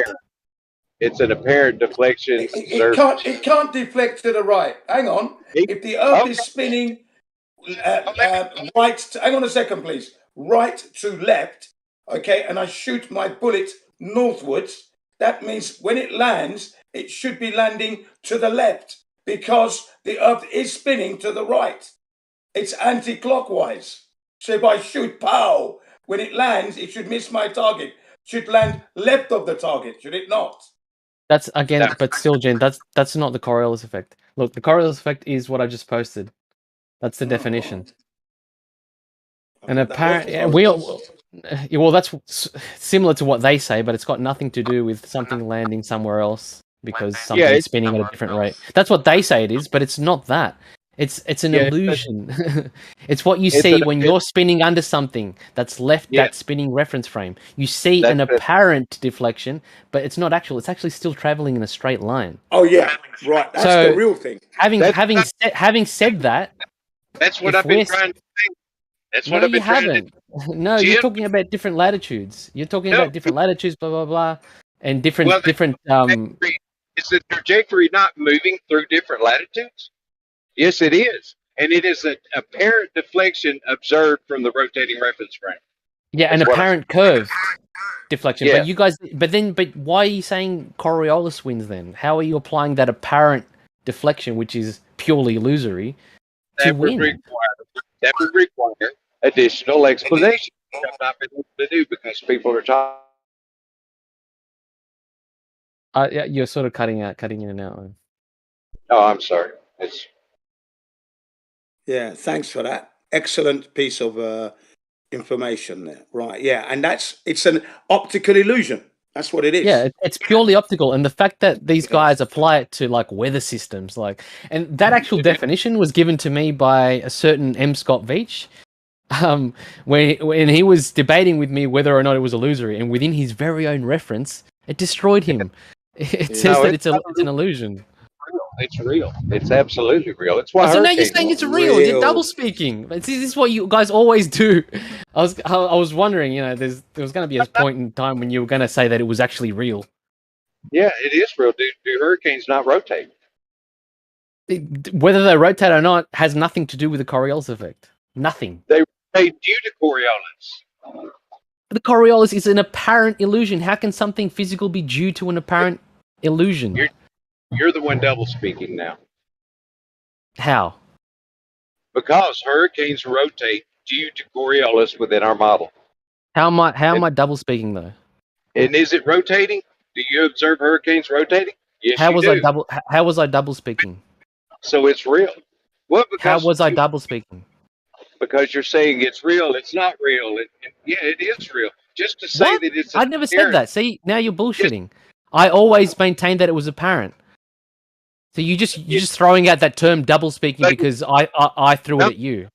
Because it's apparent does not mean it's not real. It's an illusion. Illusions are not real. It's defined as an illusion. Can I ask a question? You sure can, mailman. Yeah, it says that this type of effect is also known as fictitious force or an inertial That's right. force. Do you agree? Yeah. So do you agree that inertial forces are apparent and illusory and don't exist? Yep. Okay, so centrifugal force doesn't exist. You can't do anything with it. It's No, an but you can apparent feel force. that. It's appearing to push things, but it's not. Okay, so It's so due, we it's can't. that's It it's doesn't actually push due any. to the angular. No, it's due to the angular momentum. Okay, The okay. force. So if I go into a centrifuge, nothing's gonna happen to me, even though I It's experience because you're 20 spinning. Gs, because it's It's just an because you're illusion. spinning. It's in There's no yeah. force. There's no. Okay. That's why it's called a fictitious force, because it's actually appearing Sure. as though something's pushing you. But it's the But fact okay, that so even if it's it the is, fact that you're so even you're constantly accelerating. sure. So even if it's an illusion, you still feel it and it exists. The thing is that it's defined as an illusion. The reason why you're feeling it is because you're constantly accelerating, going around in circles. Sure, So you can and that's define it what's as whatever you like, but the sure, fact and is that is that what is happening with hurricanes and Coriolis winds. not at all. Coriolis effect, like I said, is defined as and it's defined within this within this actual reference as an illusion. It's appearing Sure, as though it's and something, it but says then that it goes further and tells you why it appears to be so, because you're spinning because it underneath is it. a fictitious force. Yeah, because exactly, because you're spinning underneath it. It appears as though there's a force making something deviate, but in actual fact, you know that the object or whatever the weather system is actually traveling straight. Yeah, because I'm rotating. Yeah, so you're rotating. There's no force. Sure. There's no force on the object that's left the reference frame. Yeah. Sure. Yeah. No object doesn't leave the reference frame, but yeah, there is no force on it, but it appears to rotate or deviate in this case if we Exactly, are because rotating. you're spinning underneath it. Exactly. So it's purely the fact that you're spinning. Okay, cool. We agree then. Sure. Yep. It curves. Yeah. I agree. Yeah, and how does that all link in? This atmosphere is supposed to be clung to the globe, so now all of a sudden it's not, right? For Coriolis, just this. No one says that. Little bit that it's not. It is, but no it one isn't. says that it's clung. No one says. No one's like ever said that it's playing lockstep. I mean, you can say it's a straw man. 90-something% lockstep, but then Coriolis, so not quite. Actually, the only person here who says that it's in lockstep is Jin, with his army documents that say that the atmosphere is stationary, no wind. Well, that's why we That's can't tell Jin's the Earth's claim. moving, right? That's the whole reason, because we're in it. We're lost in the sauce in here. It's what you tell us. No, but it's not our claim that it's lockstep. No one's ever claimed that. I mean, no one's stupid enough to say that it's in lockstep. Are you saying nobody in the history of the world has claimed that, or just you're not claiming it? No one's probably ever. one person in the world, maybe one. Yeah, yeah, someone who's dumb enough to deny there's a wind. And that's actually Jin, because Jin's documents say that the atmosphere is stationary. So he is saying that there is no topography and no wind, because he's standing behind his documents. Yeah, those documents do state that there's no wind and there's no hills. It's all flat and windless. Yep. I mean, I asked him, and he happily denies all the rest. Like, no, there is wind because we see it, but the Earth is flat because of the documentary. Like, well, kind of shitty documentaries there.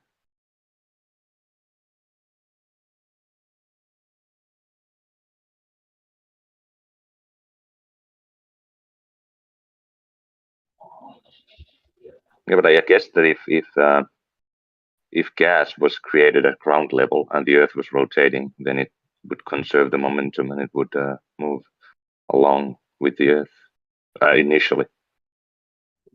And there's weather patterns and other things that will change it.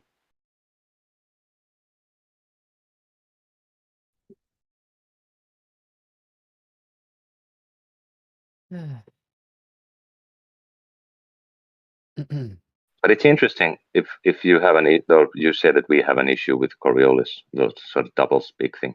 I think flat earthers have that with the horizon.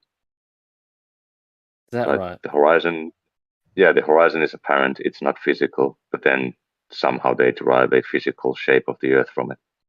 It's like, nah, you can't have it both ways. It's not from when people are saying that, it's not from the horizon being physical or not, it's the position of it. Sure. So But if the position, how can something that is not physical have a position?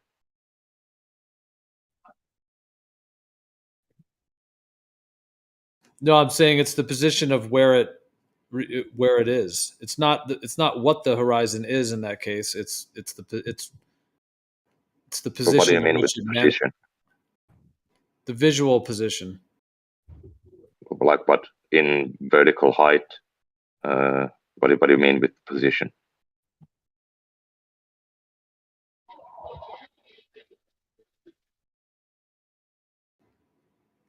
Where the ground meets the sky? No, that's not a position. Like, what do you mean? Like, it's the position that shows that the Earth is flat. A non-physical position of a non-physical thing.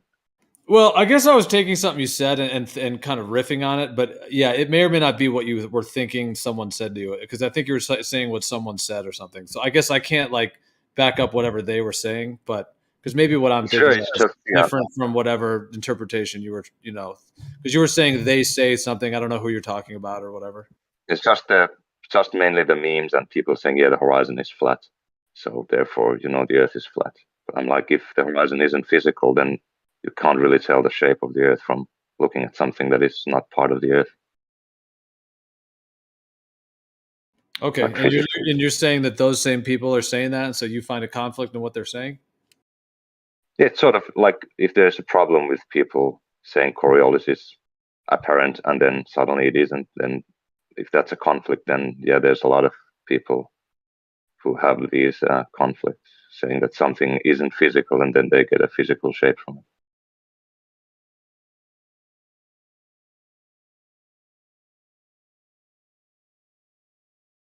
Yeah, no, but that can work. That can be that way. Yeah, that the horizon is not an actual physical thing, but it's meeting at a physical place on Earth, and that physical place on Earth is the geometry of Earth. There's nothing conflicting in that in my mind. How can you see a physical geometry of Earth if you're looking at something that's not physical? Well, because the horizon itself is just where the ground meets the sky. It itself isn't physical, but it is made up of physical reality and therefore geometry. Well, then it is physical. How can you take something that's physical and then suddenly make it non-physical? Okay. Well, I don't know. I mean, I would say the horizon itself is just a meeting place of the ground and sky, which has physicality. But the horizon itself is not physical. This whole conversation is always confusing to me because I never understood what people mean by not physical. Because I don't think there's ever such a thing as not physical. What does that even mean? I don't. Yeah, how can you? I've never seen something that's not physical. Like, how can you see it doesn't exist. Yeah. It's like if I put glasses on, everything is refracted, so nothing's physical. So when I'm looking at my sofa, it doesn't exist physically because I have glasses on and there's refraction. I mean, like, it kind of reminds me of like the moon. Like when people say the moon isn't physical, like what does that even mean? It has to be physical. What the fuck do you mean? Then it's not there. Why? How are you defining physical? If by physical you mean like tangible, then absolutely the moon is not tangible. That you've ever tangibly verified, or I have. I mean, so just give me an example of something that's not physical. Light. Something you can't see, touch, feel, or taste. Light is physical, though. Transmits energy, and I mean. Yeah, because like if you look this up, there's no such thing as something that's not physical or it just doesn't exist. It's either physical or it doesn't exist. Well, when we're talking about the horizon, what and I'm just sharing from my perspective, the horizon itself, I think what I was trying to say is that it's made up of physical things, meaning the geometry of Earth, but the horizon itself is not a physical thing. I can't hand you a horizon. I can't go get a sample of a horizon and say, hey, here's a horizon. However, that horizon, which is the meeting place of the ground and the sky, is made up of physicality and therefore geometry. Well, then I think you'd be okay. Then I think you'd be okay with us saying that it is physically blocking things, but it's not physical because we can't go and give it to you like physically. Well, that gets trickier because on a globe Earth, if you're saying that boats are going over the horizon, then that is physical, right? Now that's geometry. You're saying because that's the difference in definition. When you if you're going to say the horizon is the place where the globe meets the sky, then now you actually do have a physical curvature to deal with. But still, if it was the case, if I have let's say a basketball where we can both agree that there actually is a geometric horizon, I can't bring the horizon to you. I can't grab it and bring it to you because it'll always change. So it's not physical then by your definition of physical horizon because you can't grab it and bring it back to you.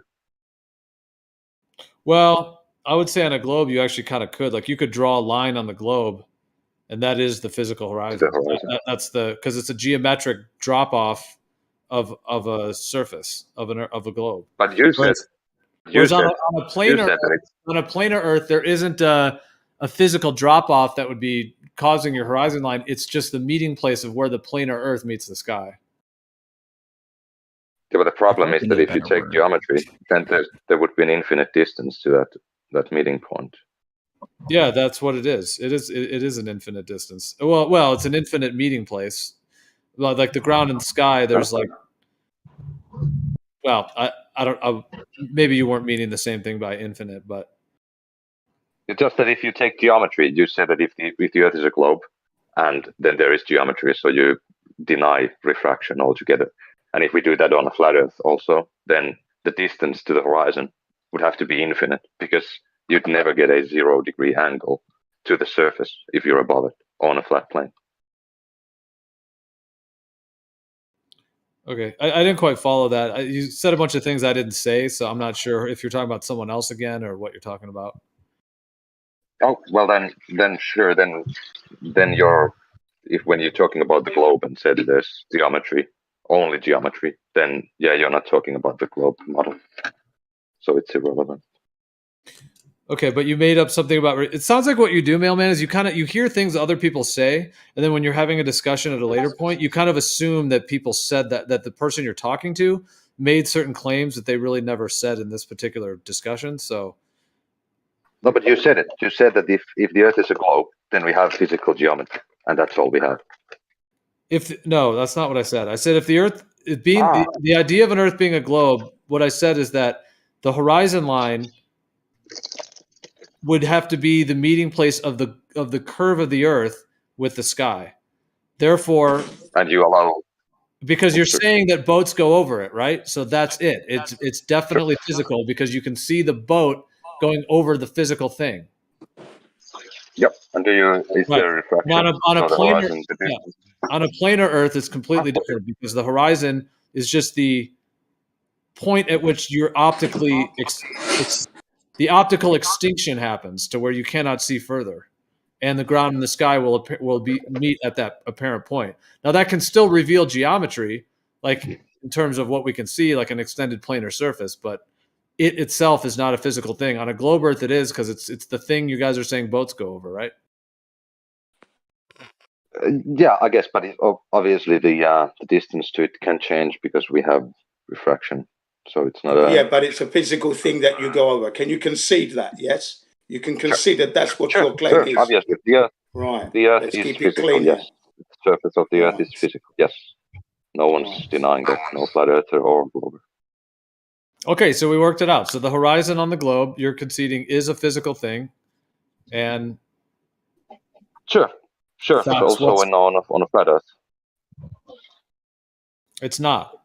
Right. It's not physical. Well, the Earth not physical on the flat Earth at all. So if the Earth is physical, it's an optical illusion in the flat Earth. It's an optical effect on a planar Earth. It cannot be a physical curve of an Earth. So what it is just where the planar Earth appears to meet the sea. Appears to meet exactly the sky, where the sea or the land appears to meet the sky, which can change due to atmospheric conditions and the how far you can see and all of those factors, which is what we're saying. Yes, that's our standpoint. Right. So it's not physical. How do you differentiate between that and a physical horizon? We don't have a physical horizon. We don't have one. No, but there is like if you're on land, there's topography. So would you then say that there you have a physical horizon if the Earth It would is still be actually known as the curving? horizon. Like It would there's, still be known as I the was still horizon. talking, It would still be known. still Where the talking. So if sky there was a meets the hill, land would be the horizon. if there's a hill and you see a horizon on that hill, would that be a physical horizon? Well, I would No, say no. my response to that is that that's not a horizon. That would be like if you're looking at a mountain, let's say, and it's tall, up above you, it's going up, and then the sun sets behind the mountain so that you see the sun. That's not a horizon. That could be called maybe an artificial horizon or something. But I mean, there's people have used that term, but that would just be elevation changes and obstruction due to the position you're at and the sun, the mountain. Like let's say you're right in front of a mountain. But that's not an actual horizon. That's just a elevation change and an obstruction due to land. Yeah, and just to add to that, if you're in the mountain ranges, where the sky meets the land yonder, that would be the horizon yonder, depending on where the mountains are. Okay, so if the horizon is beyond the mountains, then obviously the horizon is beyond the mountains. Where the sky appears to meet the land is your horizon. Sure, and when you have a mountain, that is land, and you have a sky, and those appear to meet, so that would be a horizon. You have a mountain range horizon, a mountain range horizon, Sure. mountain range. That's So a horizon. Still a horizon. Okay, so when if I'm in an ocean and there's a swell, would that be a swell horizon because it's physical now because the Earth is that's a wave. That's a wave, and that will surpass, and it will level down again. Okay. The fact is, but is it a horizon? Hang on a second. In your model, your globe, your horizon is physical. That's that. So I don't know where you're going with your semantics here, but yours is physical, ours is purely, and we've always stated, an optical illusion. A real optical illusion, if you will. It's real because you actually see it in your reality. So I'm asking, like, if there's a swell, so there is a horizon caused by the curving of the water. That'll be a real swell, yeah. Sure. As the waves of the ocean. Yeah, the ocean waves. Sure. So big deal. Okay, so when you see a horizon that is caused by a wave, is that a horizon? Because it's physical. What you're looking at is what you're looking at is the horizon, and then the sea is actually in motion at your horizon point. That's all that is. The sea is actually moving. Nothing else. Still a horizon. Okay? Sure. So it's a physical horizon. The most ridiculous thing is this. Your physical horizon is not physical because ships don't go over any curvature. Okay? That's what we're highlighting here. Yes. That's exactly what we're highlighting. And then I've got another, just to finish off with the Coriolis thing. I just want to finish it off finally. Imagine you have a ball the size of a family hatchback car, a mini car, big one. Okay? And that is spinning. And then you have your son's or your daughter's little drone that's on there, spinning at 1,000 miles an hour. Now that little drone's going to fly off. So what we're going to do, we're going to reduce the spin of that ball, the size of your car. Big ball, spinning on a motor, and we're bringing it down to just where it won't be spun off, won't be thrown off by the centrifugal force. Okay? And then you now operate your drone. What's going to happen to the land underneath that ball? It's going to move, isn't it? Because the drone is hovering, and then the ball rotates underneath. Does it not? Does it not? Like you have the drone on the family car sized ball. Correct, which is spinning, yeah. Sure. And then you lift off. So now you've taken your son's drone, you've taken the controls. Hang on, boy, let me have a go, son. Okay, and now I'm lifting off the ball now. What happens to the ball underneath the drone? It'll just rotate. The drone will stop rotating because the atmosphere doesn't rotate with the big ball that you have on your roof. Again, that needs to be demonstrated. What you say is happening has never been demonstrated. Okay? Well, what have you're you saying, demonstrated listen clearly to what I'm saying. What you're saying that in reality, if a helicopter were to be floating on top of the Earth, It is going with the atmosphere, all stuck together. That has never been demonstrated at all. If so, Well, show hold me. on. So if the Earth is a globe and it is rotating, so in the globe model, if Hasn't there been is demonstrated. zero, if there's a day with zero wind, then the atmosphere is rotating with the Earth. It hasn't been demonstrated, is my point. Sure. Regardless You're of the saying, kinds of weathers but hold on. that's going on. You could have all kinds of weather, monsoons, tsunamis, Sure, but hold on. hurricanes, whatever. It hasn't But Gene, been demonstrated. Not one video sure. do we have God. of this.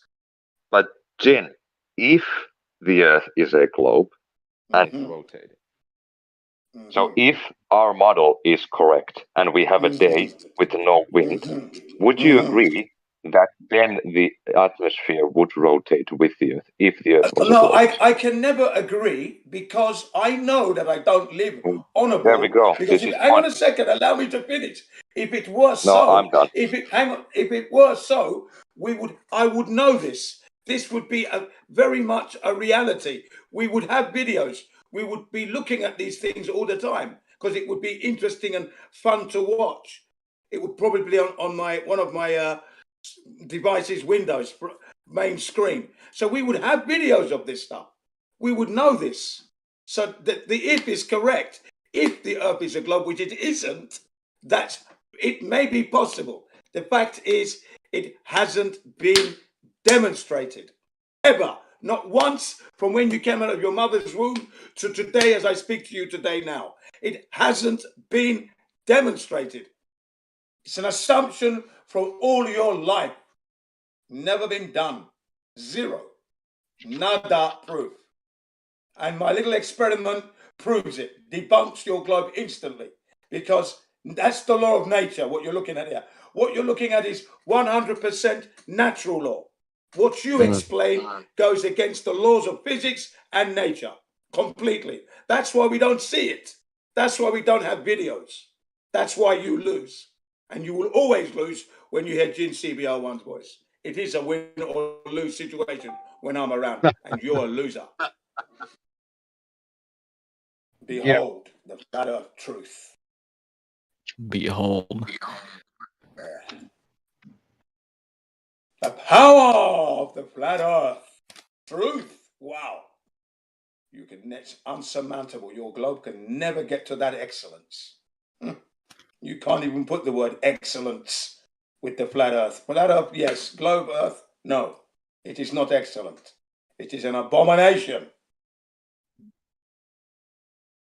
So, yes, run back into that hole. Don't speak. Quiver and shiver at the power of the flat earth. What Mailman was asking, I guess this is a similar question. If Earth was a sphere of the dimensions that we say it is, would boats disappear over the horizon the way that we see them? If Earth is indeed a globe, you would know you were on a globe. So you would follow the curvature in an airplane, and indeed in a ship, the attitude of the ship, you would be sliding off the deck. You'd need special ropes and stuff on your shoes, Velcro, so you don't slide off the deck as you're going over the curvature of the Earth. Because the attitude of the ship would be different, especially as you're nearing the equator and then moving on to the southern hemisphere on the globe, that is, upside down. Nah, you ain't making it. Of course, you'd be dead. You'd all be dead. You'd all fall off the ship into space. I'm not for sure that's what left wing is. I'm giving him the reality of his model. That's what it is. So if you're going over any curvature on a ball, your ship's deck is going to be sliding. All the deck chairs and the what do they call those deck bed, those beds they have, everything's sliding down to one end of the ship and off into the sea. Shark food. That's what you'll become. So no, we're not living on a globe. The Creator didn't create such an absurd thing. But if it was. Well, if it was, there'd be a lot of dead people around. Yes, if it was, there'd be a lot of dead people around. Would ships disappear over the horizon the way that we say it does? The ship would disappear. but not in the way you say it does. It doesn't go over the horizon like a conveyor belt. What would happen is that you would notice the angle of the ship, that's the ship's pitch and attitude, change. So it still wouldn't disappear bottom upwards like you said it would. No, that's not how it would disappear. Because when we look at the ship's disappearing bottom upwards, horizontally level. But if it's on a ball now, it should nose down and the bum up kind of thing. That's what should be happening. But that we don't see that. So no, still wouldn't be happening the way you think it is. You don't know your model as well as I know your ridiculous model. I know it better than you, and I know that's why I know it doesn't exist. You see? I'm telling you what's going to happen on your ball. You'll be upside down. Once you get to the equator, you wouldn't be alive anyway, because by the time you get to the equator, you're dead already. You're in the sea. You become food for the sharks already. And everybody else inside the ship would be in a nasty heap of mess. Fire, explosions would be ensuing in the engine bay. You're in a mess. But what about gravity? It's an unproven entity. It doesn't exist. Mm. If it exists in your model, you're still going to be in an untidy heap in the ship. Those who are inside the ship, those on the decks will be in the sea still, regardless of gravity. So the people south of the equator on the globe, they would all just fall off. There'd be no people there. There wouldn't be anybody. Okay. If they're in the house and they somehow manage to get out, they'd be falling off the earth. They'd be walking on their ceilings. That's what it means to be on your board, mate. As it spins. See how ridiculous it is? It is ridiculous, isn't it? Utter chaos. I just got here. Jim, are you suggesting we fall off south on the globe? You would be falling right off the globe. Goodbye. Okay. Sayonara. Okay. Yeah. All right. Do you wonder why people call you on the northern hemisphere, some of us would be lucky to be alive. Are you pretending to be retarded or actually retarded? I am telling you your model, which is retarded. That is the retardedness of your model, sir. No, but that's not our model. Where everything is safe. Where you ask the children of the world, when you spin a ball and you have a plate, which one is safe to live on? And that's who I asked for fucking knowledge. That's who I asked to check things. I'm telling you that your ball Earth is so hideous, even children know it's hideous. So are you saying that on a ball there would be a definite top and bottom position and you would tend to fall off of the bottom position of the ball without this globe gravity or whatever? Is that what you're saying? Are you a top or a bottom, Lemon? Well, if Jin doesn't hold the gravity pulling to the center of a ball, his conception would be quite common sense in that there's a top position of the ball past which you would tend to fall off. Thank you, Lemon. See? Lemon's got it. Perfect. God, I haven't heard Lemon in a while. So I guess the question is whether we believe in this weird conception of globe gravity pulling to the center of a ball and keeping you from falling off the bottom of it or not. Yeah. Or you can just straw man the globe that no one makes that argument, right? No one makes that argument Literally because no you one. think it's so. You know what? Yeah, They don't no do one it on our side because makes it that is so silly. You see what I mean? You know what I mean? You know what they do? It's like you can see the Santa Claus, but you look past it. That's what you're doing. You can see the pink elephant in the room, but you choose to ignore it. But Jin says the Emperor's got no clothes on. That's what I'm doing. That's how hideous your model is. Your model is that ridiculous. Now, it's hard to hear it said out loud, but once you hear the clear implication of what your model is, it does sound most ridiculous. Is there another way that you'd like to phrase it or whatever about how this globe gravity pulls to the center of a ball and keeps you from falling off the bottom of it or whatever? Yes. Want to tidy it up a bit. Clean it up a little bit, polish it. Yeah, I don't care what straw man you want to make against it. You know the globe model. Well, I'm sorry. Do you know the globe model? Is the question. Are you pretending to be retarded or you're actually retarded? I am telling you what your model implies, mate. Yeah, it doesn't, and you know it doesn't. Implies a lot of suspension of reality, your senses, your logic, your common sense, your You don't rationale. think it implies that, Ruhif? It does kind of seem like you're saying gravity pulls to the center of a ball and keeps you from falling off the bottom. That is the model, Lemon. You know that's the model, and I don't understand why you would pretend to be so silly. I don't get it. We've got Einstein's gravity, though. Bending and warping of space-time fabric. Okay. So You can have Newtonian that. mass attracting mass has been superseded. It's been relegated. It's gone. The globe model does imply things that are counterintuitive. However, counterintuitive does not equal false. Does the lunocentric model come into this globe model and any possibility? Well, even though counterintuitive doesn't imply false, gentlemen, it does imply inability to discover whether it's true or false. No, Your model has to be intuitive enough, if you will. It sounds like you're saying, I don't understand the model, therefore it's false. But if your model is so unintuitive, you can't take regular common sense action to discover whether it's or not. It's frankly nothing more than mysticism. It needs to at least be intuitive enough and understandable enough to inspire enough action to figure out whether it's the case or not. Otherwise, we have to just accept it off of blind faith and mysticism. Hey, Lemon, why haven't we fallen off the edge of a flat Earth? Why haven't we fallen off the edge? No one's gone to the edge because Oh, the there you land go, masses- Jin. Oh, there you go. Hang on a second. The You land fucking walked masses, straight into it. We're You living walked on straight the into it, land Jin. masses. No one's That's been to the edge that's yet. how unintelligent you are. Well, You we walked straight appear into to it. be No well, one's we been to the we edge appear per to be se. covered by a firmament. Now, I know that a lot of my flat Earth brothers have frankly gone anti-biblical and or New Age and run kicking and screaming from the Bible. But the biblical cosmology that this world is not only flat and motionless, but covered by some sort of solid sky firmament covering. So that effectively would be, quote unquote, the edge of our world past which we would not fall off, if you will. To be exact, we are contained. So we are in a containment at this point. And I'll say again, no one's been to the edge per se that I know of yet. So there you are. We're all busy being deceived on the mainland, main continents. So, You walked straight into it though, Jin. A to B. So there you go. You walked straight into it. Say that again.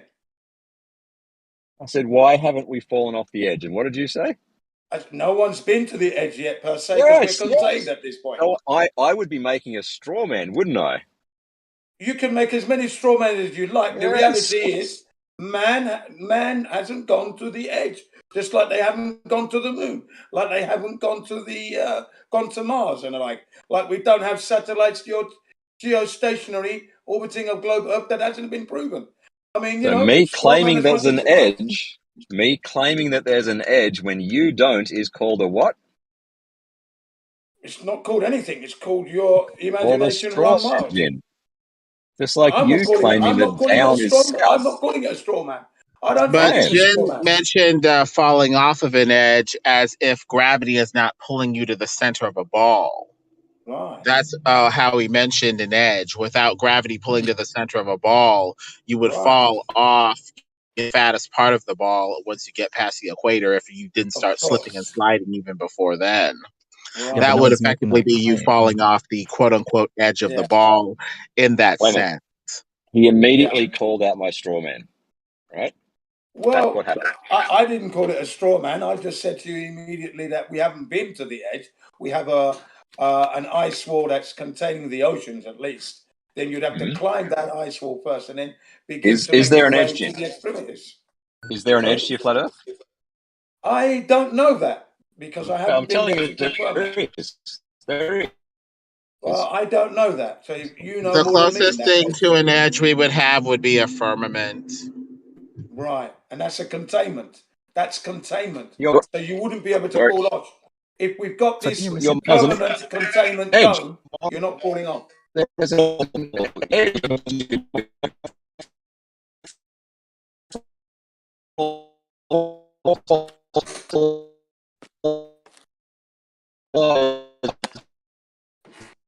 It's lagging, whoever's talking. I think it's Ruhif. Ruhif, you sound like you're lagging. Yeah, Yeah. he's definitely lagging. Bro. So the Earth I can fall hear off us. and it says that's what happens. What was that? It was I'm in lagging. a car park underground. I'll be back in a minute. Yeah, He's no worries. underground. He said he'd be back in a minute. That's what I made Yeah, out. yeah. No, But I think it's funny how they keep using the edge thing. Like we believe that there's an edge. None of us said there is an edge. No flat No, earther right. says That's what we're there's an trying edge. to show is that you guys Fucking need to stop point. using straw mans That's because my we're point, not Jim. saying that. That's the point. There's a it's container, but not no a edge. No, well. Yeah, It's not I a don't straw know if I man. agree. I think there is an edge. The fact that flat earthers like to deny it because it doesn't meet the standards of evidence. But No, we don't deny it at all. We don't say there is one because there's a dome over us. So if there's a Matthew, dome, that's fair there though. is no edge. Where does the dome meet the ground if there's not an edge?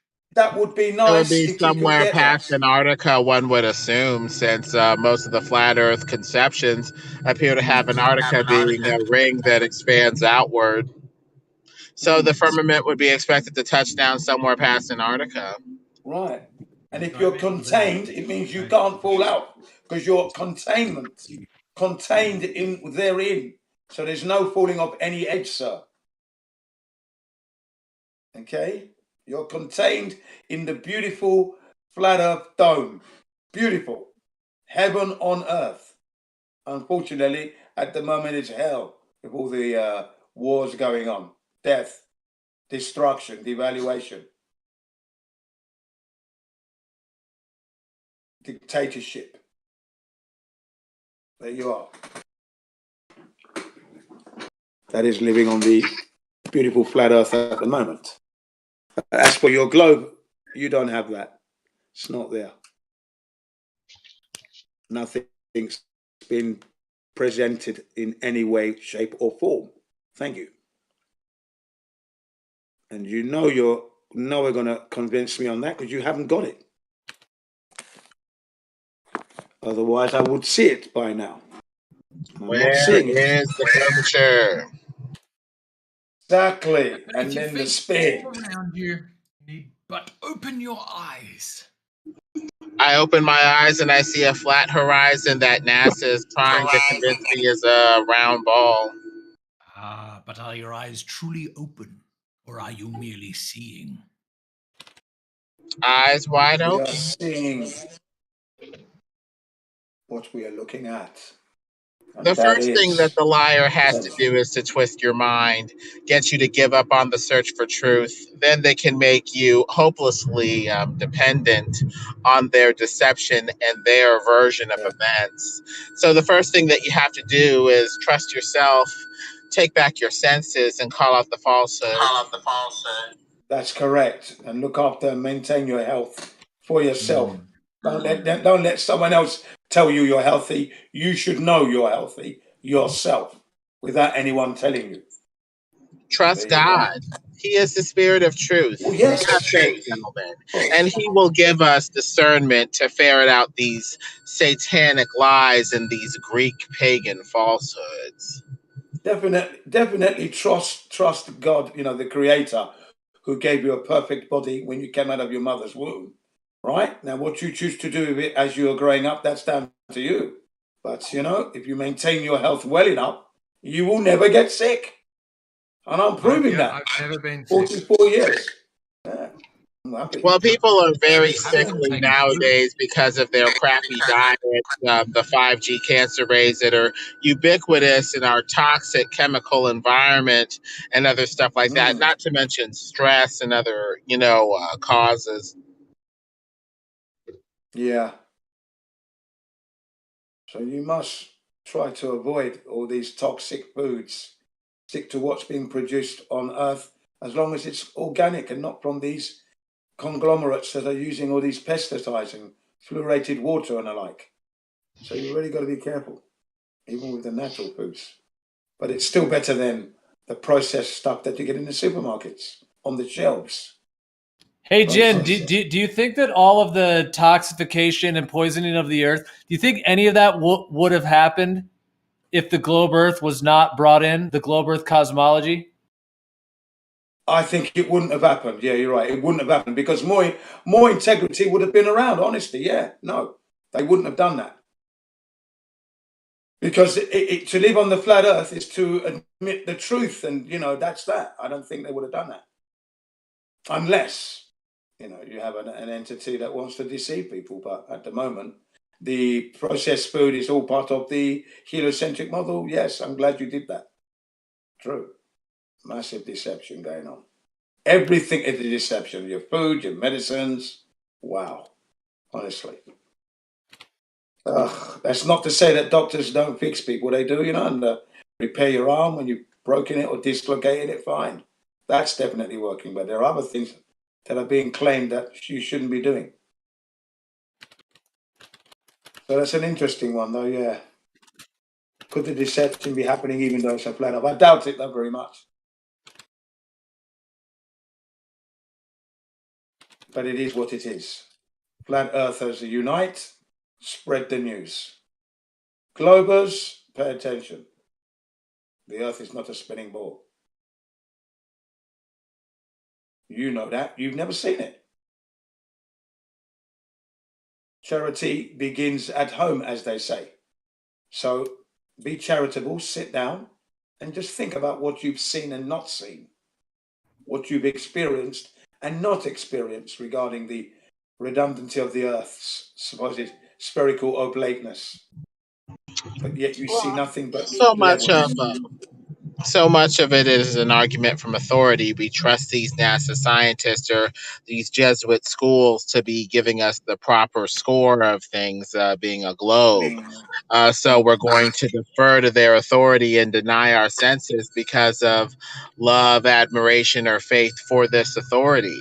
That's why you have to choose your authorities carefully, because sometimes they can lead you astray. Right. That's the beauty of the flat Earth. It puts the questions back into your hands. You ask the questions, and it is for you to answer them.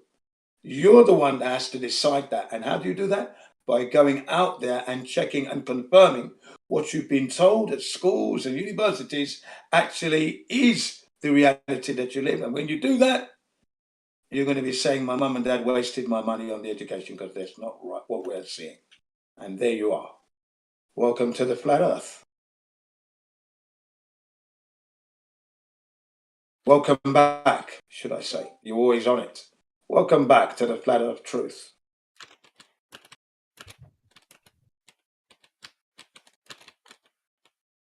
Yeah. And once you know it, you're challenging all those professors of yours. Their life hell every day of the week. Sit down in the classroom, flat Earth t-shirt on, flat Earth cap, and then say, yeah, where's the globe then, sir? Any evidence for that curvature, sir? Let's put the Pythagorean curvature chart on his desk. Let him sweat it out in the lecture room, yeah.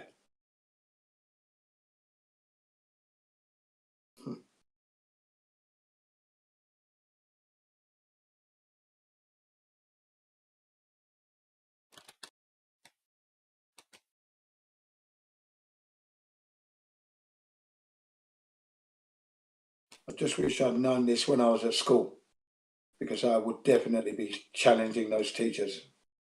Definitely.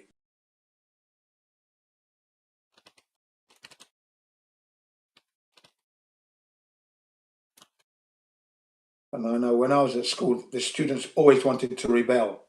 One slight falsehood, and that would be the end of that lesson forever.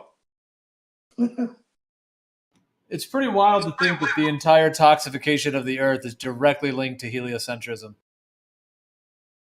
But it is, that really is deep. Yeah, that's I mean, that's deep. a little far-reaching. Yeah. I mean, you're going to blame all the problems because of the shape of the Earth? Yes, I think because humans are just they see kind of humans, shitty we're gullible. sometimes. Humans are sleepwalking, we're brainwashed, we're gullible.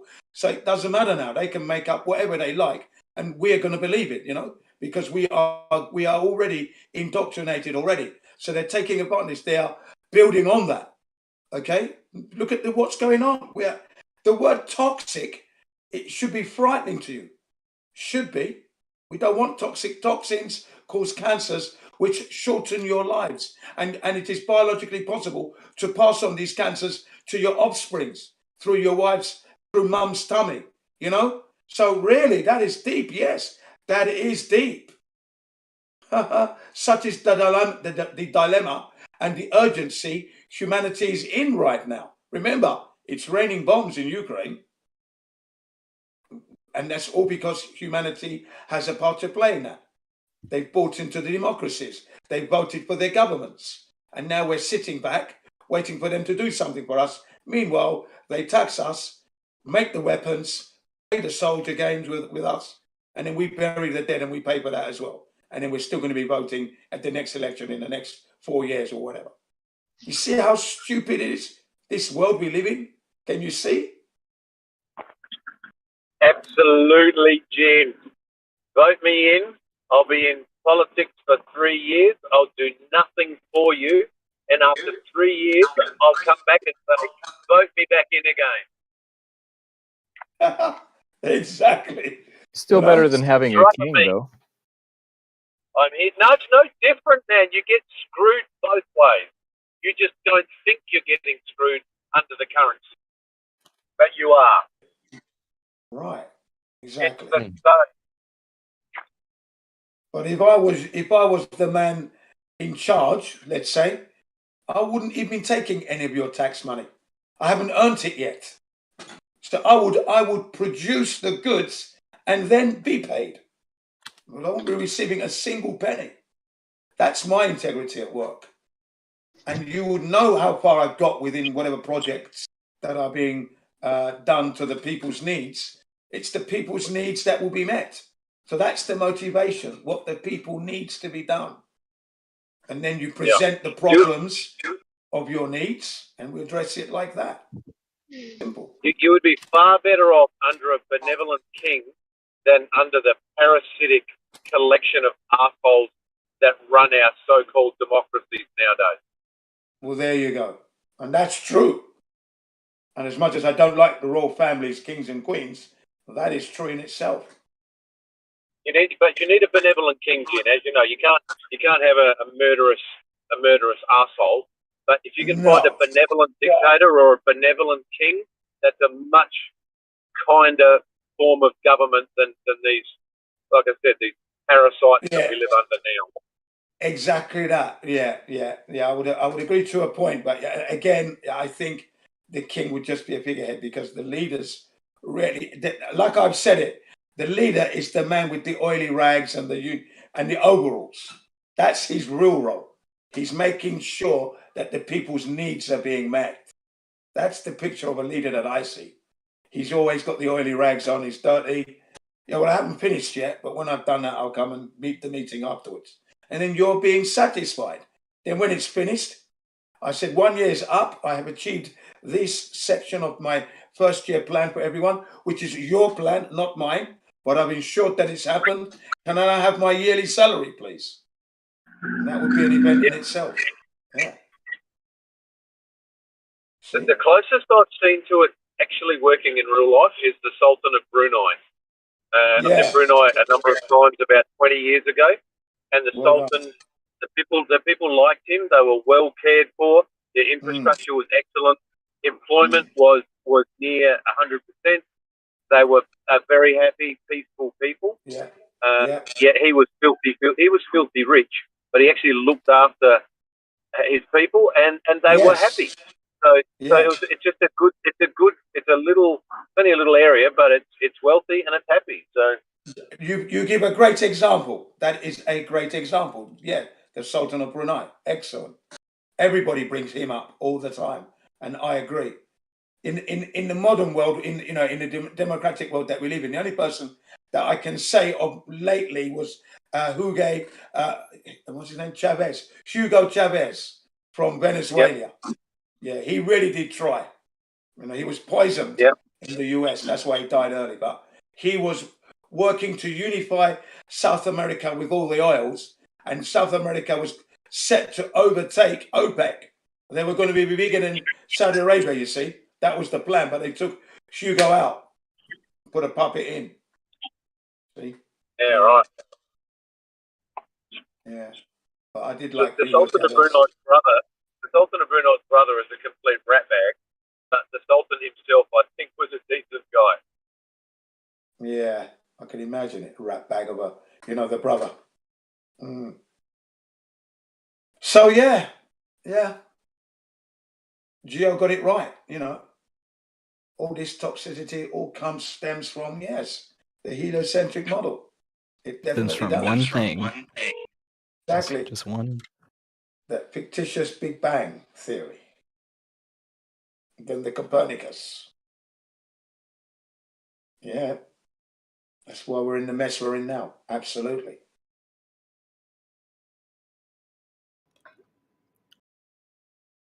That is why, if you can regain your senses, think for yourself, maintain your health, you're a rich man or woman in that case, because they don't have any power over you. It's like an attack directly on the Earth by the deception of telling us the Earth is something that's inverted and false. But then in addition, this entire system that's set up, which does a huge amount to actually toxify and poison the Earth itself. It's like a double attack. That's right. Double whammy, yeah. And how much of every single paradigm that we accept day to day, I know you think about this, Gio. How much of all of it can we actually confirm is real and true?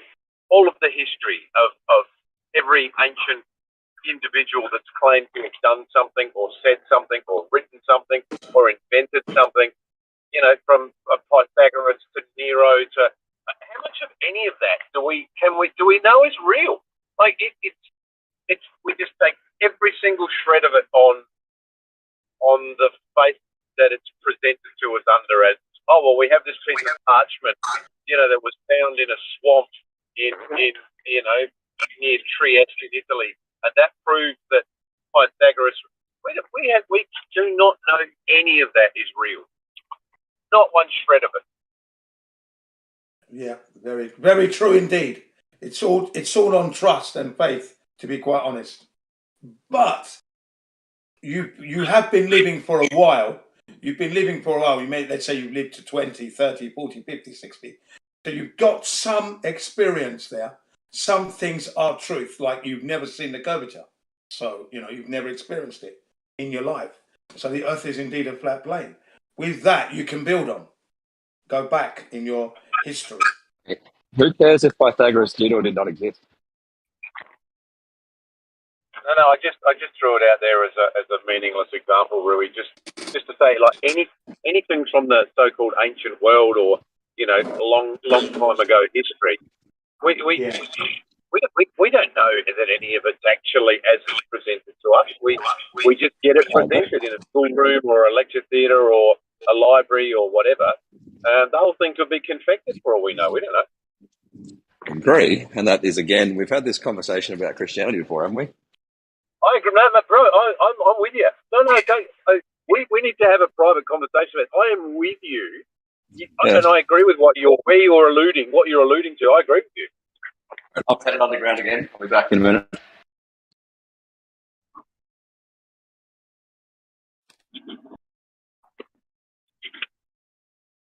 Yeah, I mean, in addition to that, FE, I was thinking the other day how, like, do you know of anyone that even knows anyone that actually has any direct experience of, let's say, the 1800s? Nope. No. My great-grandmother died 20 years ago. She was born in 1880, but she lived to be nearly 100. But no, she would have been born in the late 1890s. But no, I don't know. Yeah, it's like nobody knows anyone that has any direct experience of the 1800s, let alone the 17 or 16. So it's all based upon narratives and stories and claims of people that have claimed, this certain history. Or logic and reasoning is based on that too. Yeah, I've been to the museums. I've seen the artifacts. I've touched them. You know, so we know that the period did exist, but somehow, I mean, How do you know those are authentic? Yeah, Yeah, I they- don't. Yeah, no, I don't. I don't. And what aren't they showing you? That's the other interesting part. We know the Smithsonian covers things up and hides things, and no doubt they kind of probably run the whole antiquities program of the Earth from whatever basement that place is managed from. So what aren't they showing us from the 1800s, 1700s, etc.? Yeah, but those artifacts, you know, look authentic. They don't look modern made in this time. They look from the period that they're talking about. That's how you do fakes. You make the fake purposefully look convincing. Or why would you present it? Yeah, exactly. Well, I mean, but look at the clothing as well. The clothing as well. Certainly different, more elaborate than they are today. Today, very simple compared.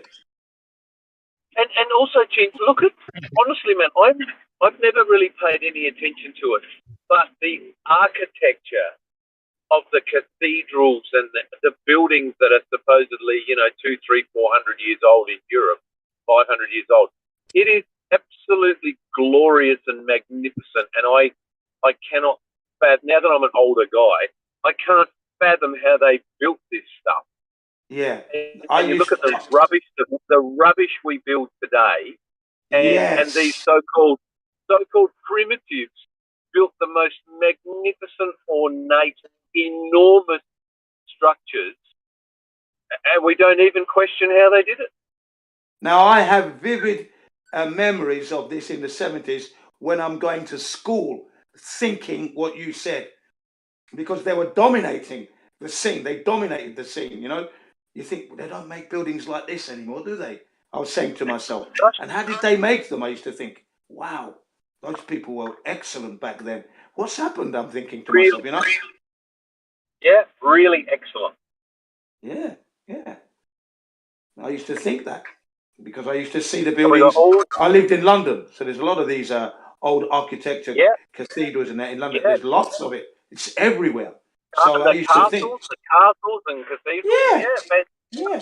And here we are today with all the technology of the design technology we have today, and look at the rubbish we build. Absolute crap. you know, there's no imagination in it. Straight lines, literally, plain, very plain. Yeah. Yeah. Devoid of curvature.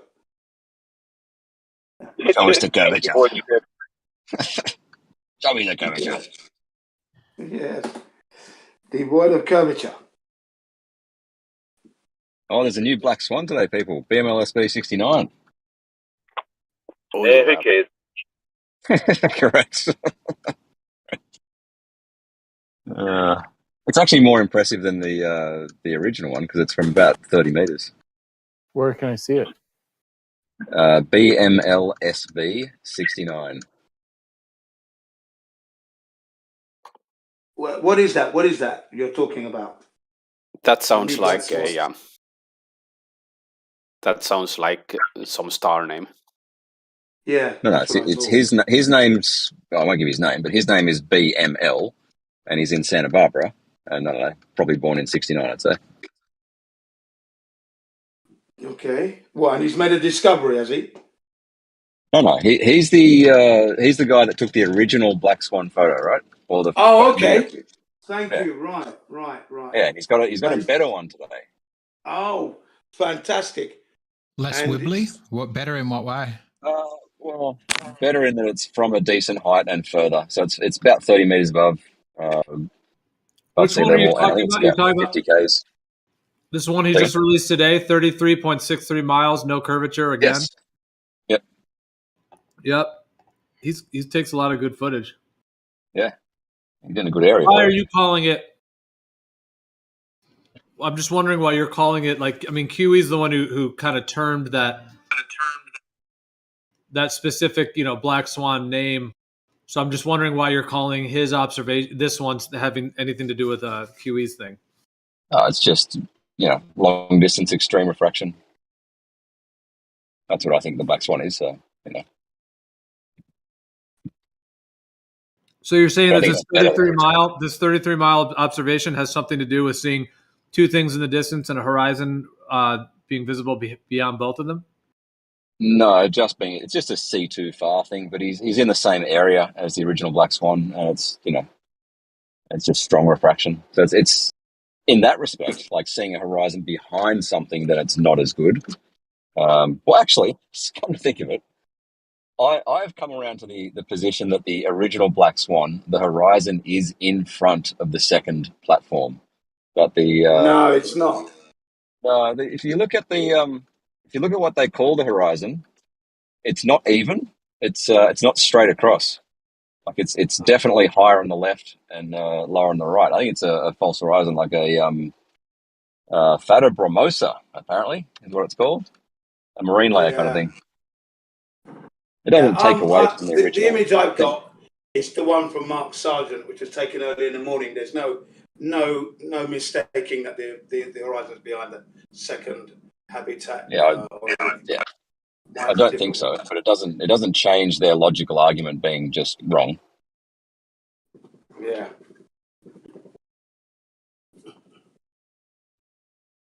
So, Rui, just quickly, my memory serves me correct. If this guy's 33 meters off the deck, that's like 100 foot. Didn't you say that what is the elevation that you say kind of gets you above all that distortive atmosphere? Is that within or still not within where you'd rather be with that? It's how long is a piece of string? Like the higher you get, the less likely it is. I mean, I can dig up some data from that area. I can dig up some data from that area showing that it can be up to like 100 meters. So it can happen. Yeah. No, cool. It wasn't a loaded question. I just remember you saying get up off the deck in order to get better footage. So this 30 meters, that's why it's a bit more impressive. It's still strong refraction, which can happen. So, anyway, I'm home, so I'm going to go. I shall catch you guys later. Well done. Thanks. Alrighty, I see you, gamer. Well, we see even further when we go up higher.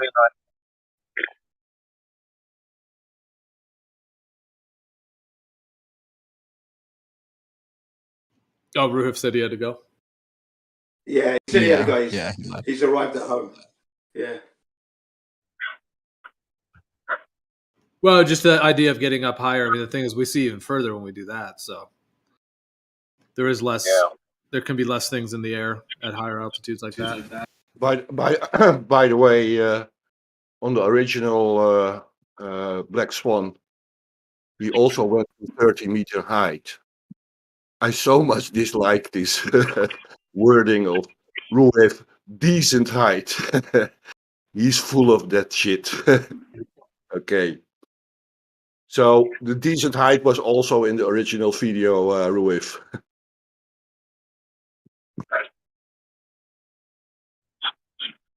Yeah, any optical observation is always going to be argued. Refraction up, refraction down, atmosphere. It's a fun chat, but it's a bit pointless.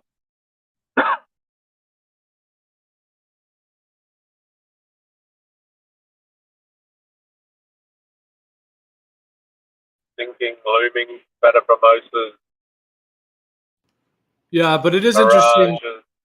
It is interesting that the default. I was going to say, like, the actual observation is of a planar nature. It's just that the globe Earth has to explain it and try to say that there's a refraction that's basically removing the curve of the Earth. Have some explaining to do, don't they? I just got it. According to Rui's extreme refraction. Yeah, exactly. I think they both have explaining to do, right? The globe has to explain why you can see the horizon beyond where you should. The flat Earth has to explain why things disappear behind it. Absolutely. Both could invoke bendy light to do it. I don't require any bendy light. My understanding of it. Oh, to me, it would for something to appear in front of something else. I mean, I've seen pictures that would convince me that the Earth's curving away at 3 miles, and I've seen pictures that would convince me I can see 35 miles. So, yeah, I just put no credence in these photos and videos, and you just can't trust any of them, in my opinion.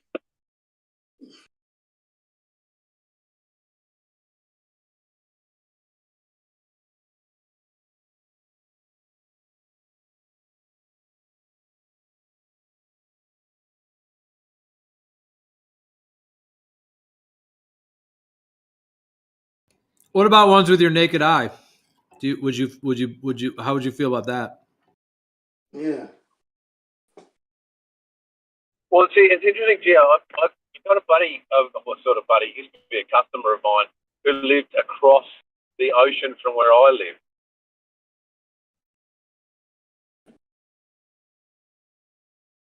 And he claimed that he could see the Gulf that I live on. And he claims at night time he can see it. And even in the daytime, it's more difficult. But he claims at night time they can see the light on the crane at the harbour. So 42 miles, those things should be well below where you can see them. And that's just naked eye. That's no telescopes, no nothing. But Les used to tell me he could see them with his naked eye. So, yeah, strong argument there.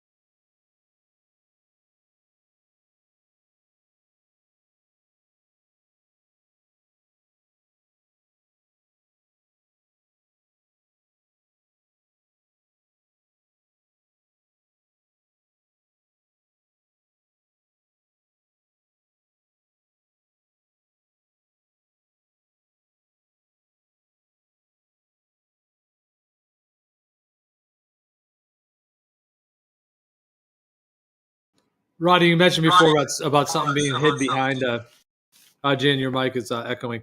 About something behind the horizon. I would say on a plane of Earth, it's just that there's limited visual space. It's not that anything's being hidden by something. It's just limited optical space of what you're able to perceive. I mean, there's a lot more to it than just that. But I'm just saying it's not an obstruction.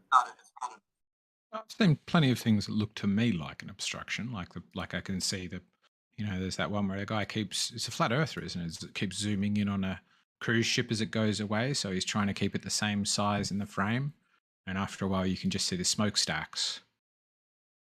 It's taking up, like the smokestacks are taking up the same amount of space, but the ocean's taking up the rest.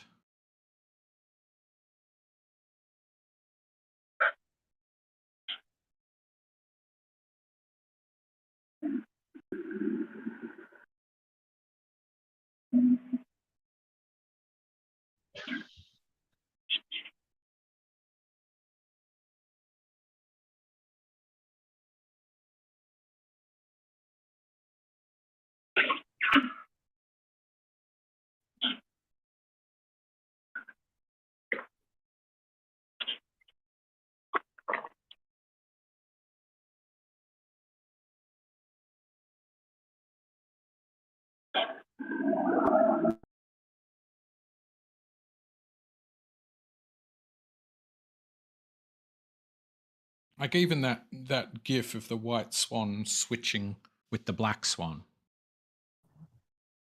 That to me looks like it's going from obscured to not obscured to obscured to not obscured.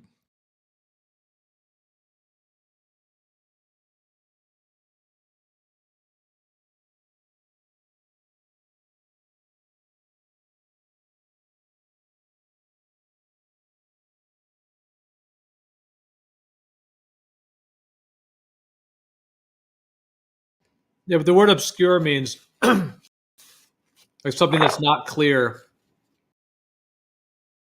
There's like a lack of clarity. Well, if you're taking that meaning, then take blocked or occluded or some other meaning. But what I mean is something appears to be in front of something else such that you can't see the thing behind it.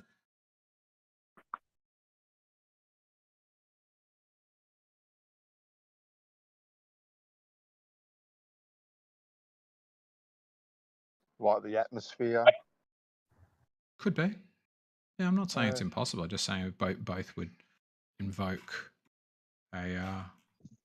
Both could be explained by bendy light. On which picture? Let me find it for you. There's a GIF where it snaps back and forth the black swan and the white swan. Oh. The atmosphere would always obscure what you see, not just sometimes, all the time. Yeah, but if that was true, then we should see things like fade in and fade out, like how you see like a car like in fog. Like you should still be able to see the whole thing, but it just fades out Really? from the top and Why would you bottom. think that?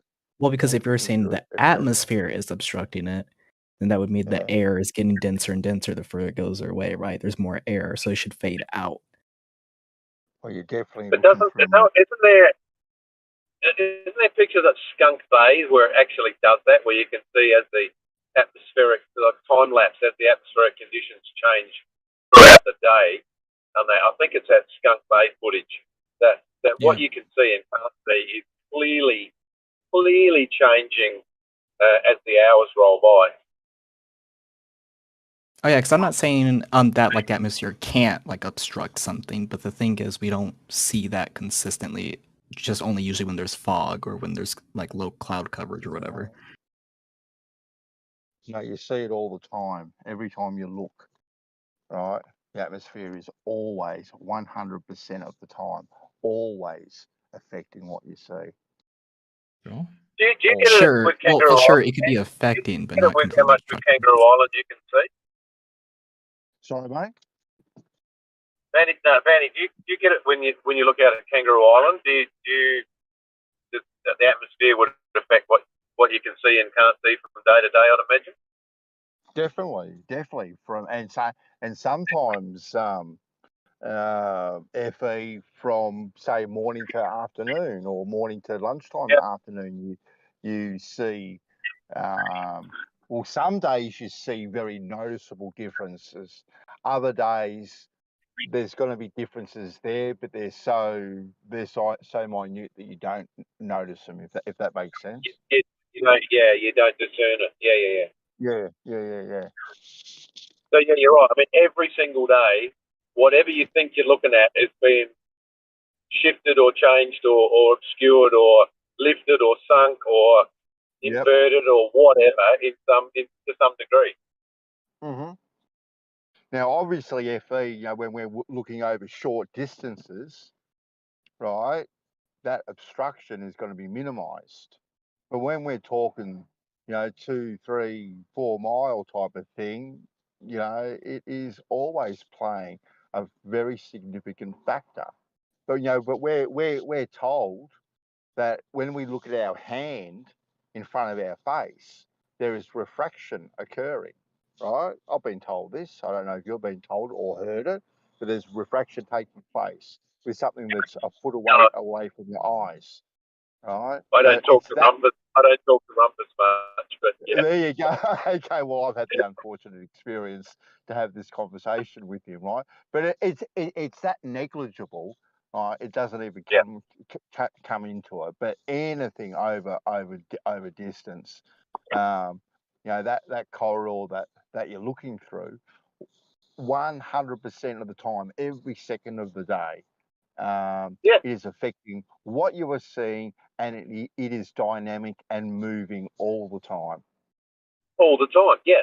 So land to sea, if you watch it over a few hours, I mean, in between, over a 3 mile, 4 mile distance, throughout the day, God only knows what variations are occurring in different directions and at different levels of humidity and temperature, and it's incalculable, probably.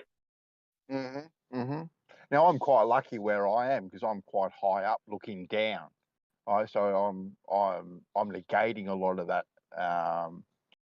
You know what Rumpus says, to get up over 100 meters above mean sea level, you kind of negate that. So from where I am, from my vantage point, that's kind of negated. But definitely when I go down to the beach, and I've been down there for any length of time, there was one particular day there that it changed quite dramatically over about a period of 4 or 5 hours when I was fishing down there.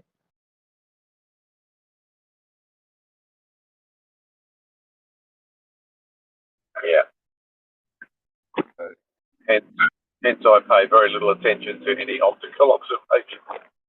Well, exactly right, because it's just so questionable at the best of times, and you know,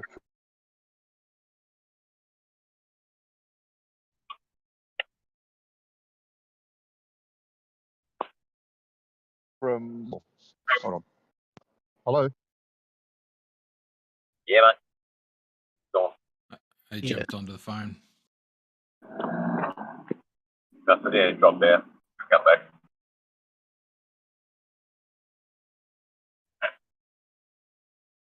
Does anybody have a mile-long pole? Sure, somebody does somewhere. Is that too hard? There's got to be a sexual joke in there in that. I didn't even think of that, Gio.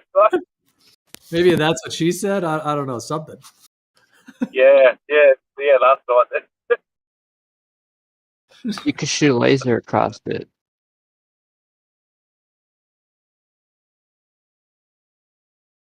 How do we make sure it's straight? Make a pole like a square.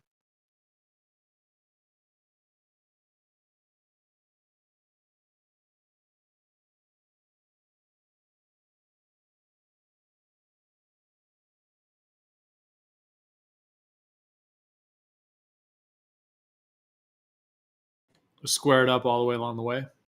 Yep.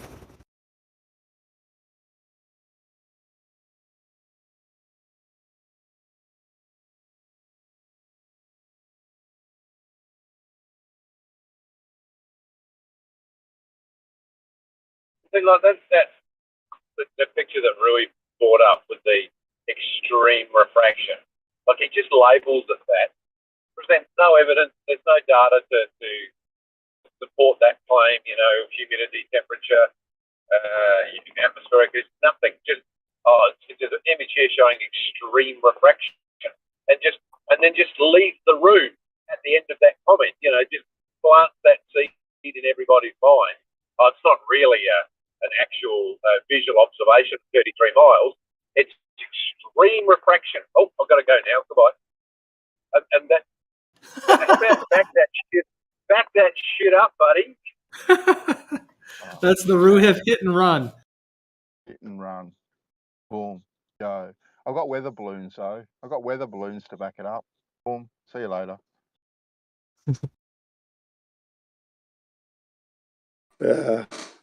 But I think actually having a mathematical equation that you think that you can apply to a dynamic, moving, ever-changing system is ludicrous.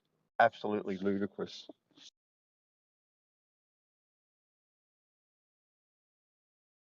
But that must just be me. They must think that way.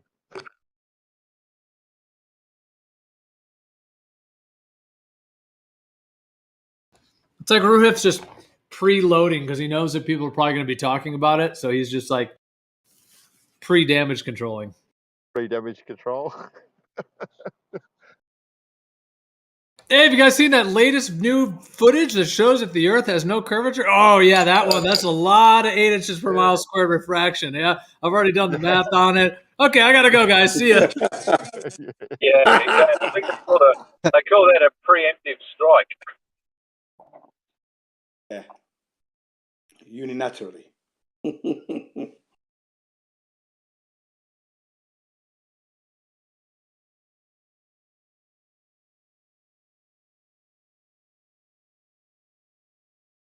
Banso, are you there? I am, my friend, yes. I've got a favour to ask you. Are you able to change letters or words on a meme? Just to tidy up. I've got a meme here that someone created for me, and I want to change one word. If I post it in here, can you change it and bring it and post it back? Well, not at the moment. I'm not near my computer at the moment. So, but Okay. Yeah, Whenever. Yeah. But send Yeah, it to me. DM it to me, and I'll see what I can do. Can you DM? Is it a blank picture, and I can put words over the top of it? Or do I have to It's change the a word? proper. It's already been done.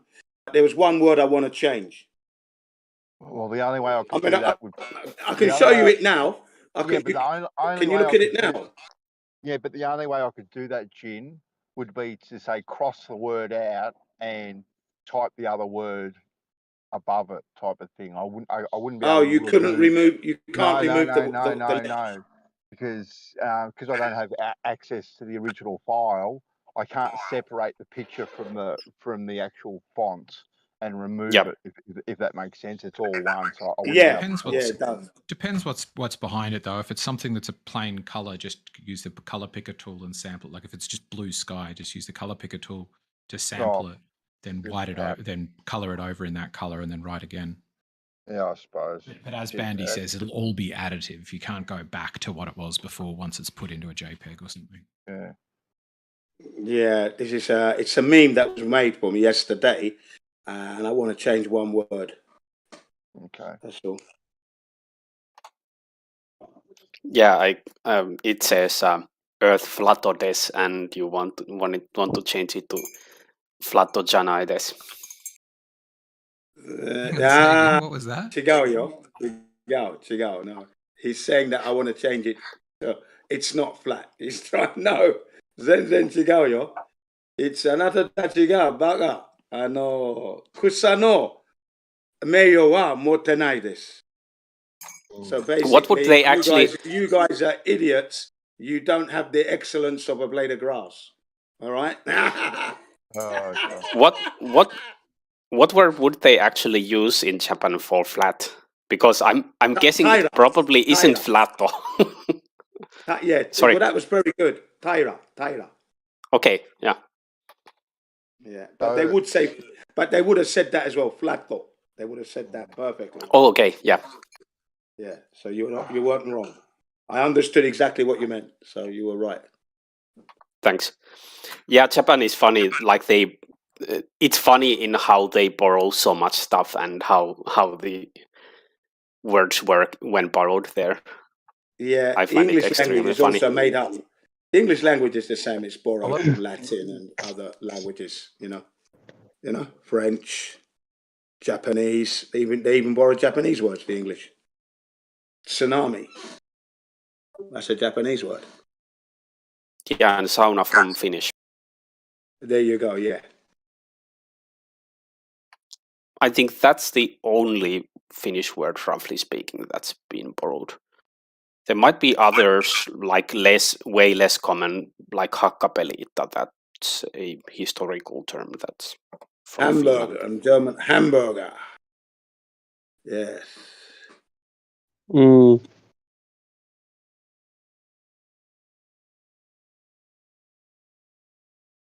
Morning, everyone.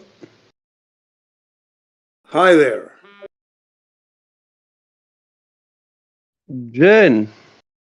How you doing, my man? You're alive and well, yes? Enjoying the weather. Yeah. I'm all right. I'm all right. Alhamdulillah.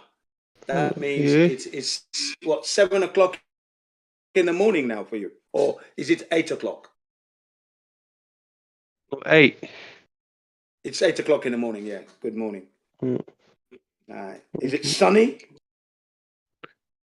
Not yet. Not yet. All right. Okay, so it's overcast.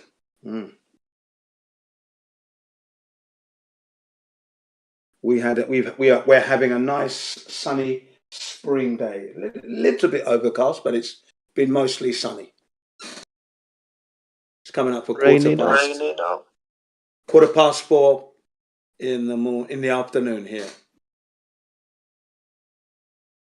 So I had a busy morning and a very quietish afternoon. So today's a quiet day, Tuesday.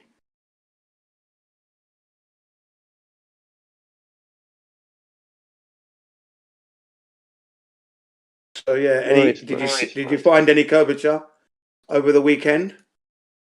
No. No, right. Didn't think so. Does not exist. Oh, there you go. I'm going to post a meme that was made for me the other day, right? I'm going to post it anyway. I want to change one word. I'm going to post it into this server in just a tick. Hang on, here it comes. Tell me what you think. Someone made it for me. And I thought, yeah, well done, that person. Thank you very much. Because obviously he's heard me talking about this in the Gem Panda server, okay? Right? So this is what I've been saying. There it comes. Should be arriving shortly, anytime now. Come on. Uh-oh. Loading is a bit slow. Come on now. Come on now. Aha. There you go. Toxic humans lack the intelligence and excellence of a blood.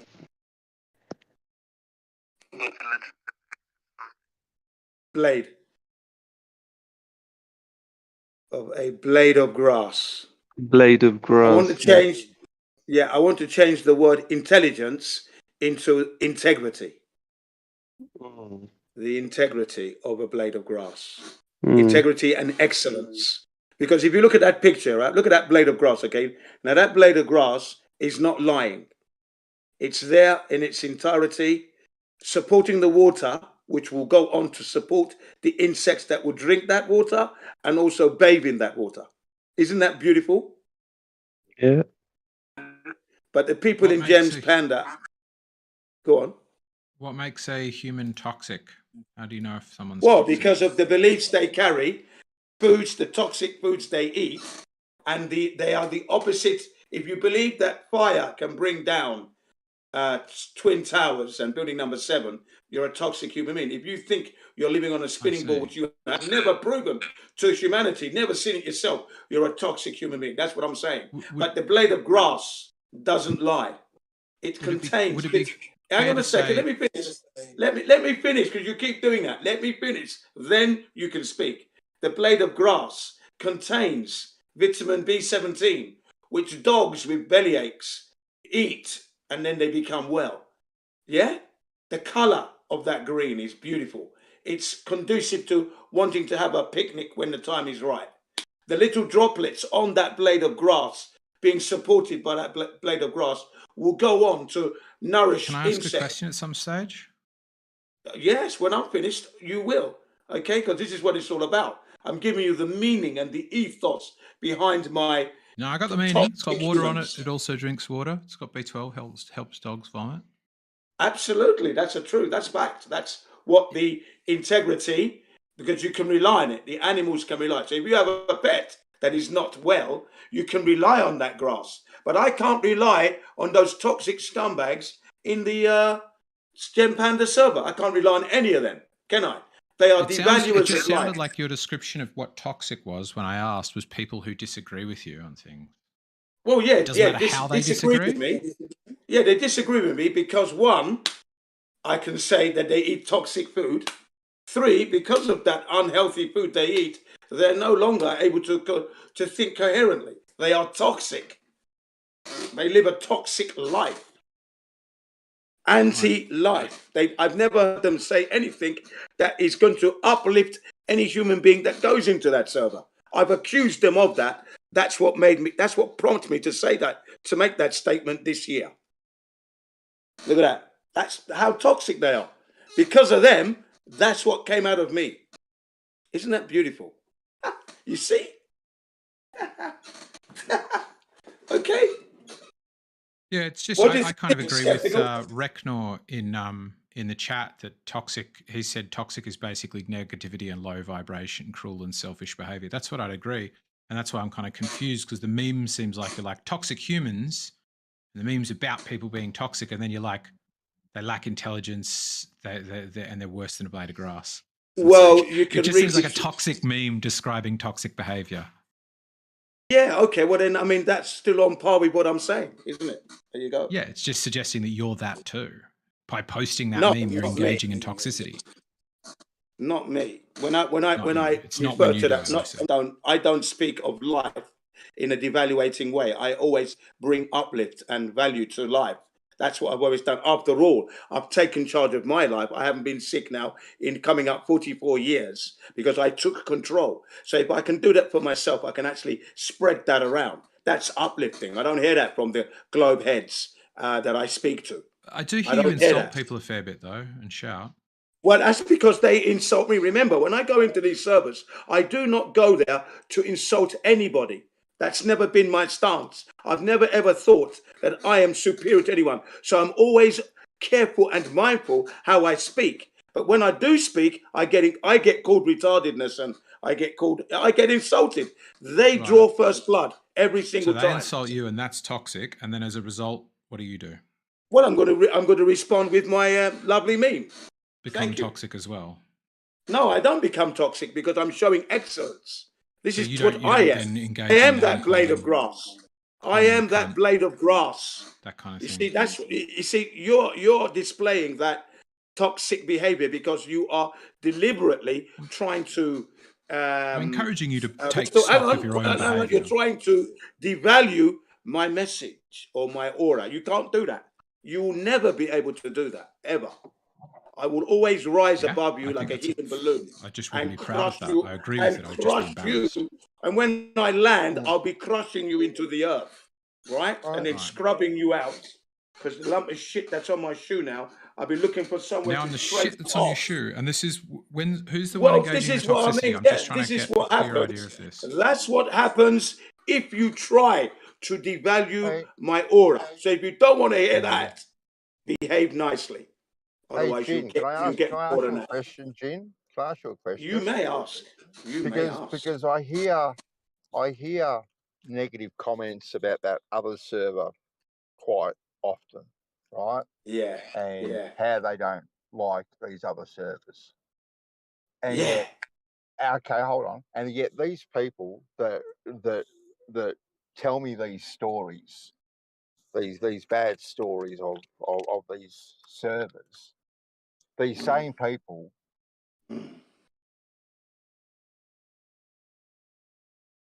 He stopped. Lose Bandy mid-sentence? Yeah.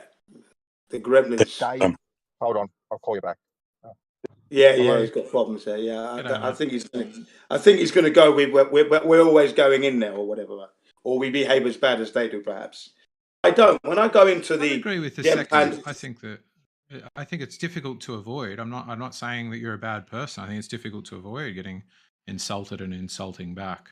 But I think it's all I'm suggesting is that it's difficult to maintain a moral high ground if that's what you're doing. Well, I'm not really trying to maintain a moral up ground, as you say. I usually go in there, or moral high ground. I usually go in there wanting to give them the information that proves what they believe and think is wrong. Please look at the information. Don't attack me because you're never going to win.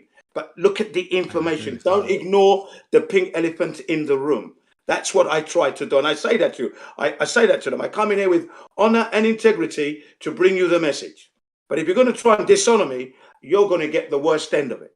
I can give as good as I get. And that's fair on a scale of justice where you need to balance. You know, the justice scale, the woman of the justice, the scales, you've got to balance it. So if I can be good, I can be just as bad.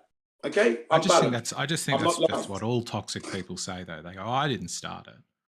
You know, I just was responding to their toxicity. I just think that's not. Well, that's very true, because in my case it would be true though. In my case it would be true, because I go in, I say, "Good morning, folks. How you doing?" Blah blah blah.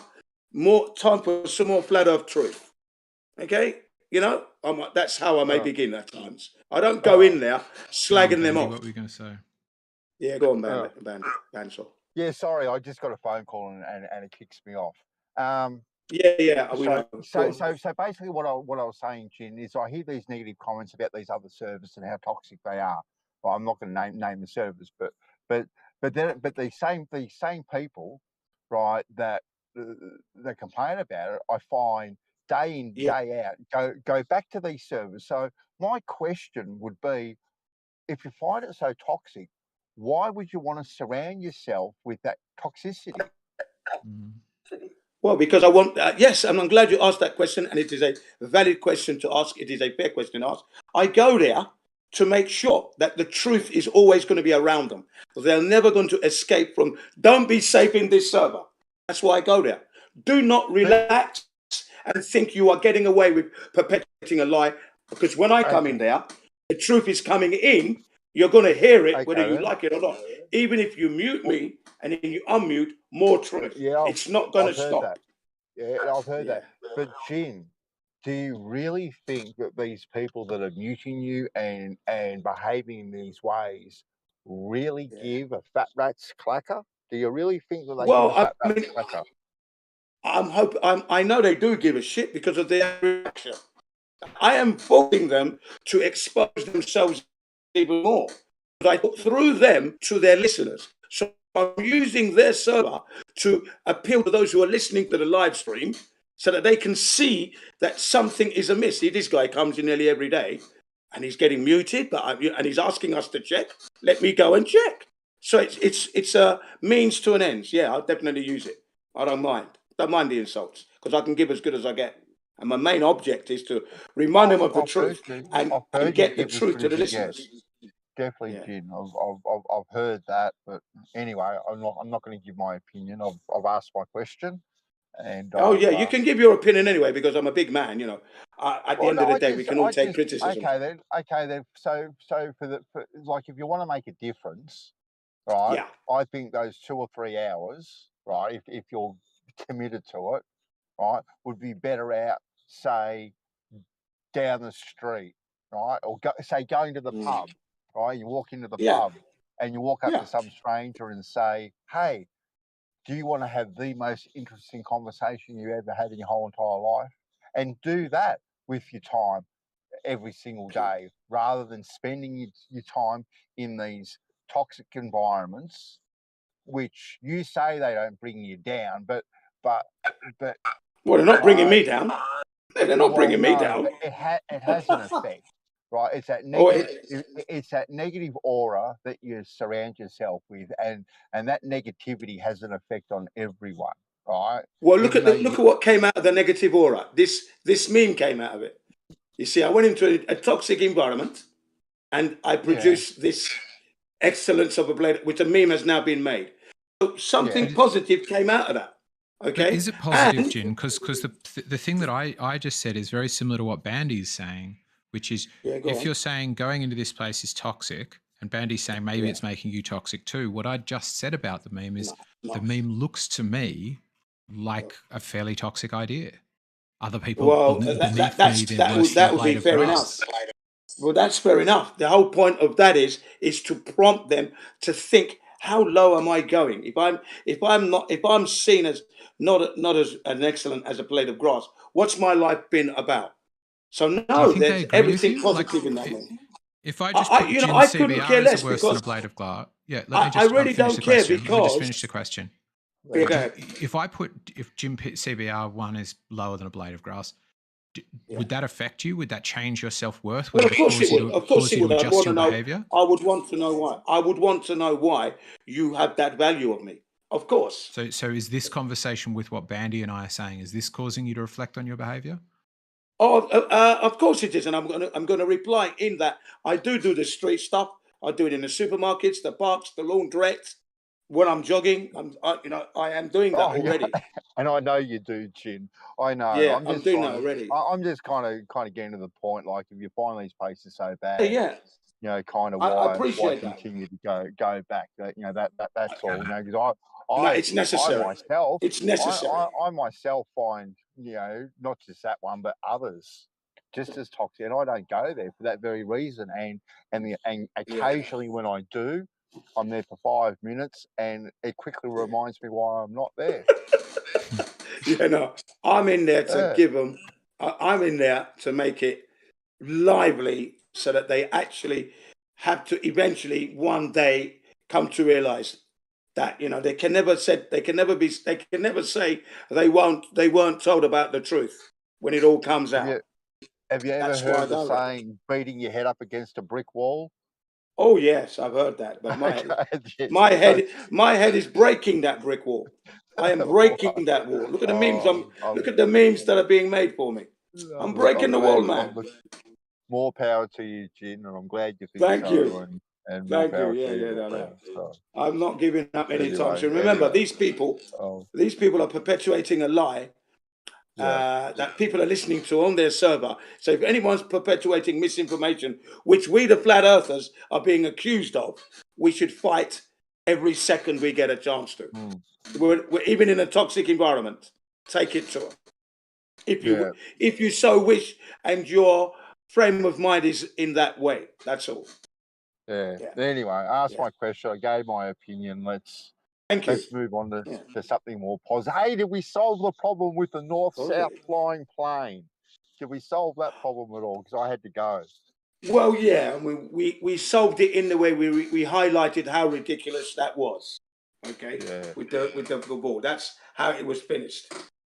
The grand finale was ridiculous, and then I left a meme of, and the idea, the thought experiment, that if you had a ball the size of a mini car, you know, a family mini, that big, and a children's toy, a drone the size of a pack of cards, okay, and you put it on that thing and you span it, but don't spin it so fast that it flies off, because it would normally, you would need your gravity, but do you see what I mean? Yeah. So just spin it fast enough so it's just hanging on, and then when you take it off, what happens to the ball? The ball continues to spin, doesn't it? Underneath the drone, right? Right. You know. Did you hear the outlandish statement that Bacon made, that in a room that was 100 meters long? I set the scenario up for him. I'm in a room 100 meters long, no wind, and I throw a ball 100 meters. So that's if you can throw it 100 meters, but you can throw it 100 meters. He reckons you could calculate and measure the Coriolis effect of a ball being thrown 100 meters. Yeah, back and forth. You were throwing it back and forth, and you would be able to measure the degrees. And then I said, that's like the Vulcan pendulum you're telling me about then, basically. Because that's what it is, really. So, yeah, it was ridiculous.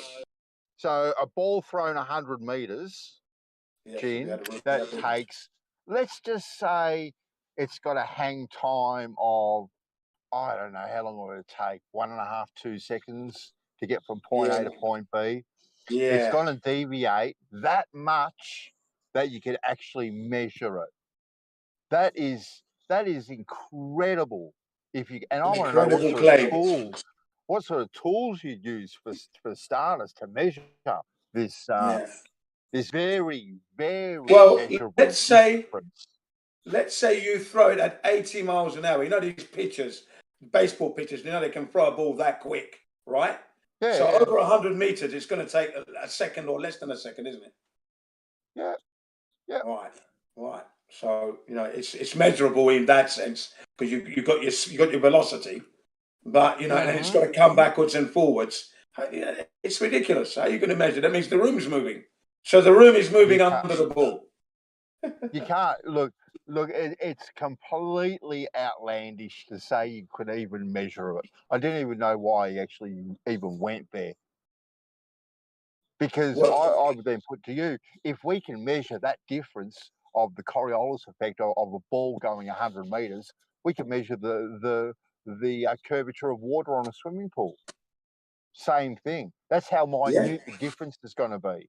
So come on, let's do it. Let's do it. Let's measure the curvature of water on a swimming pool. Crazy, absolutely crazy. Well, yeah. Well, he went there because he was slowly digging himself a hole, and he was trying to crawl out of the hole, but we kept slapping him back in because wait a minute, you haven't addressed this point, and you haven't addressed this, and he's just making more lies to try and get out of it, but he couldn't. He was just talking himself into trouble. Dug himself deeper, Yeah. and deeper. Yes, deeper and deeper, as in the house music. Why don't you dig a hole straight down? Straight down. Do you have to allow for the Coriolis as you're digging down? Are you got to be digging? Exactly. What about when they dig tunnels? What about when they dig tunnels? Even tunnels for trains and that. Yeah. Well, I don't know. Someone said to me a while ago that you've got to allow for Coriolis when you're driving your car. Something that's actually stuck to the ground, attached to the ground. You have to allow for Coriolis. Like it's like a clown show sometimes with some of the things they say. Desperate. It's desperate measures for desperate people. That's what it is, you know. That's why the year 2002 is the year we, the flat earthers, put the heliocentrists under the psychological magnifying glass and asking them why is it they are so desperate to hang on to a ball that they've never proven to themselves exists. That's all. I mean, that's insane. Why would you want to do that? Who knows? What's wrong? Who knows, man?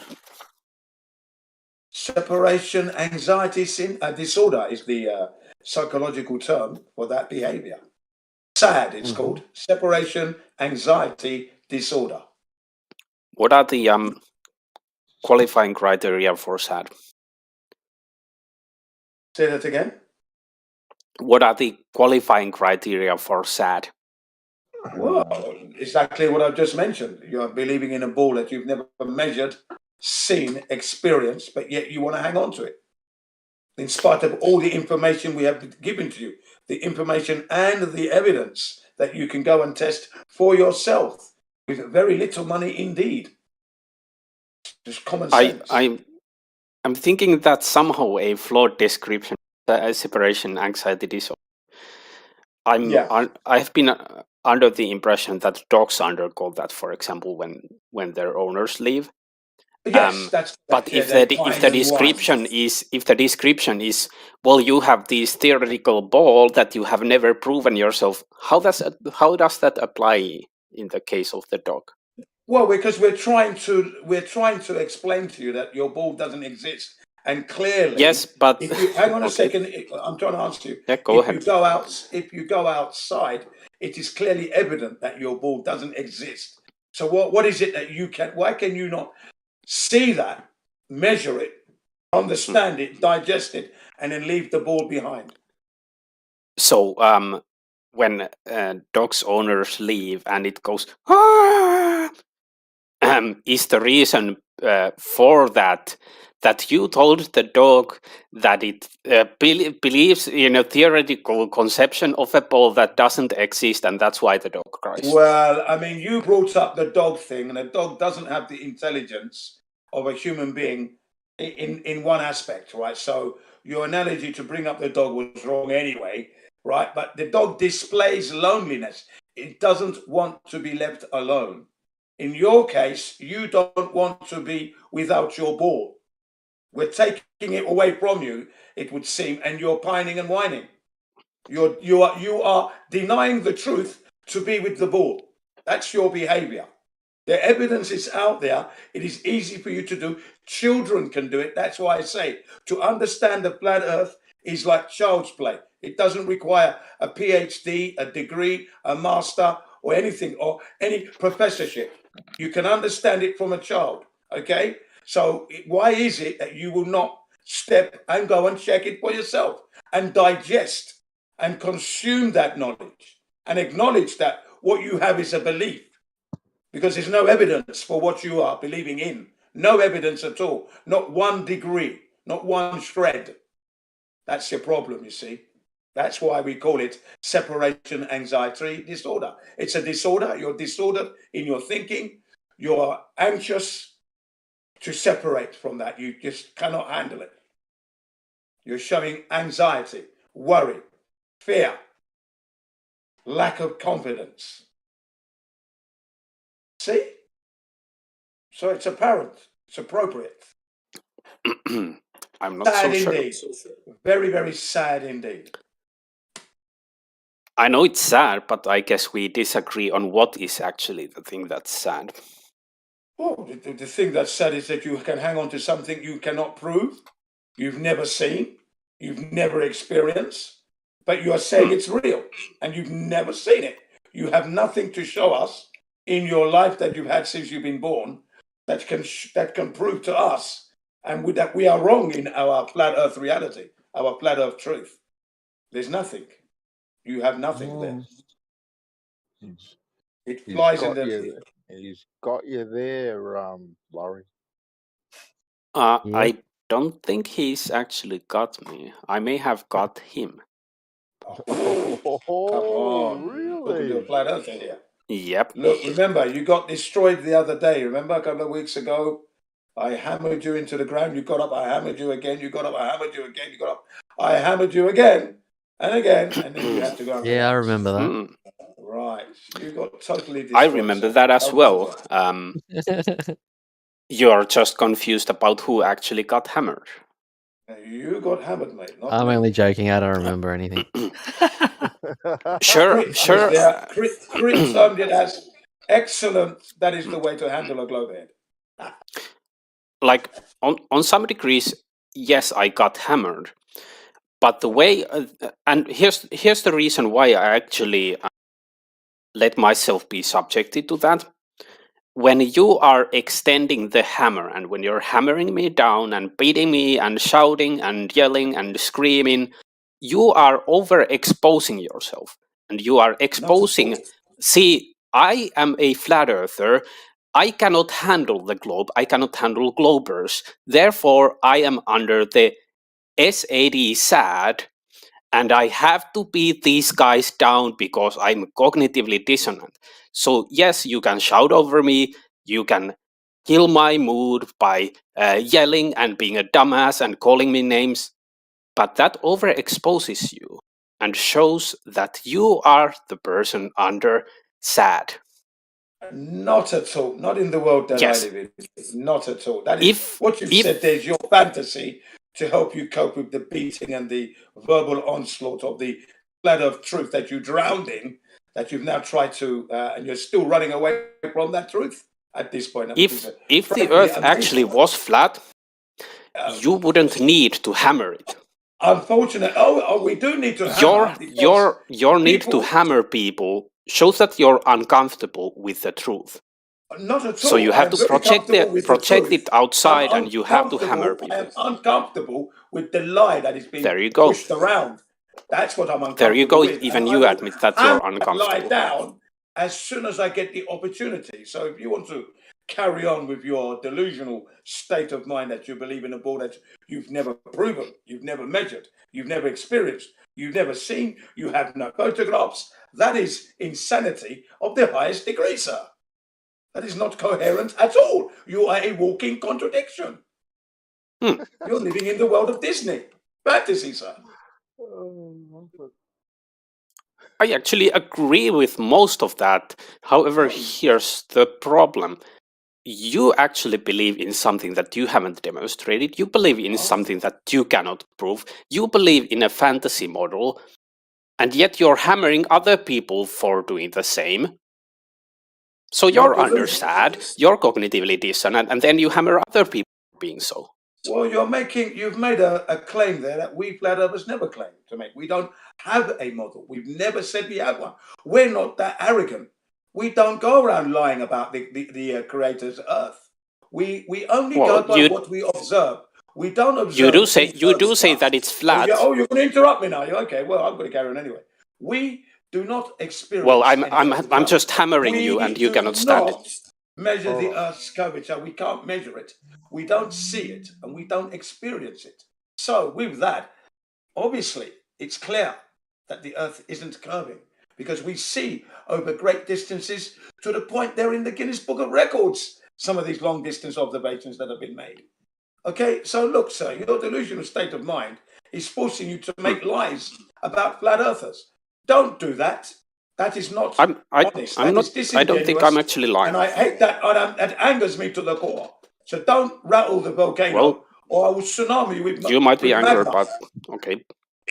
All right. So be honest. I don't think I actually lied, because you said right there that we don't have you only hold on. I'm talking now. So you said that the Earth isn't curving, but I've heard you scream and I've heard you shout, and one of the things that you often shout is Earth is flat.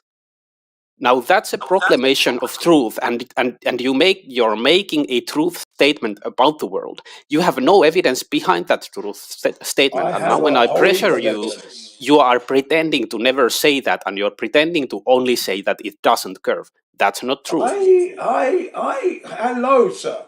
I know the Earth is a flat plane because I've travelled a whole heap of it, and that whole heap hasn't curved in any degree whatsoever.